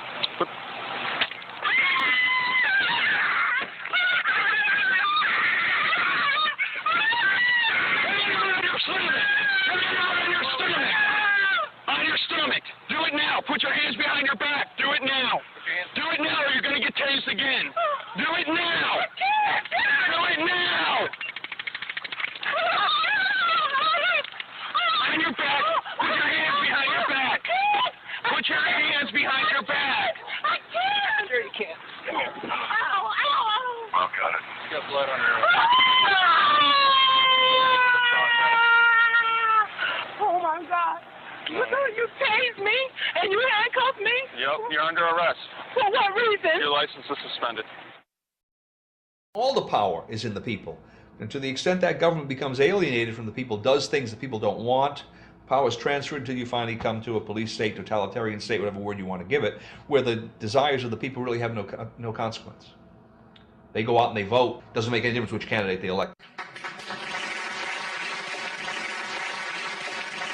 I'm a programmer. I worked for NASA, worked for ExxonMobil, worked for Florida Department of Transportation. Mr. Curtis, are there programs that can be used to secretly fix elections? Yes.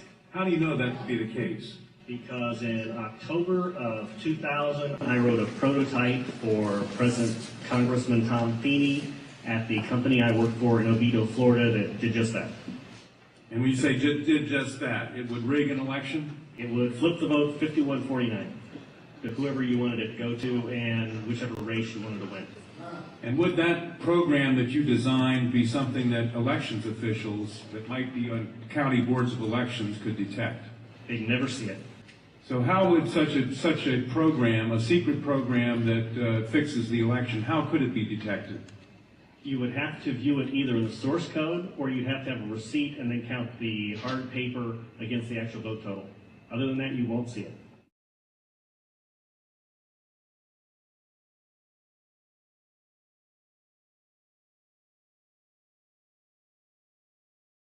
Given the availability of such vote rigging software and the testimony that has been given under oath of substantial statistical anomalies and gross differences between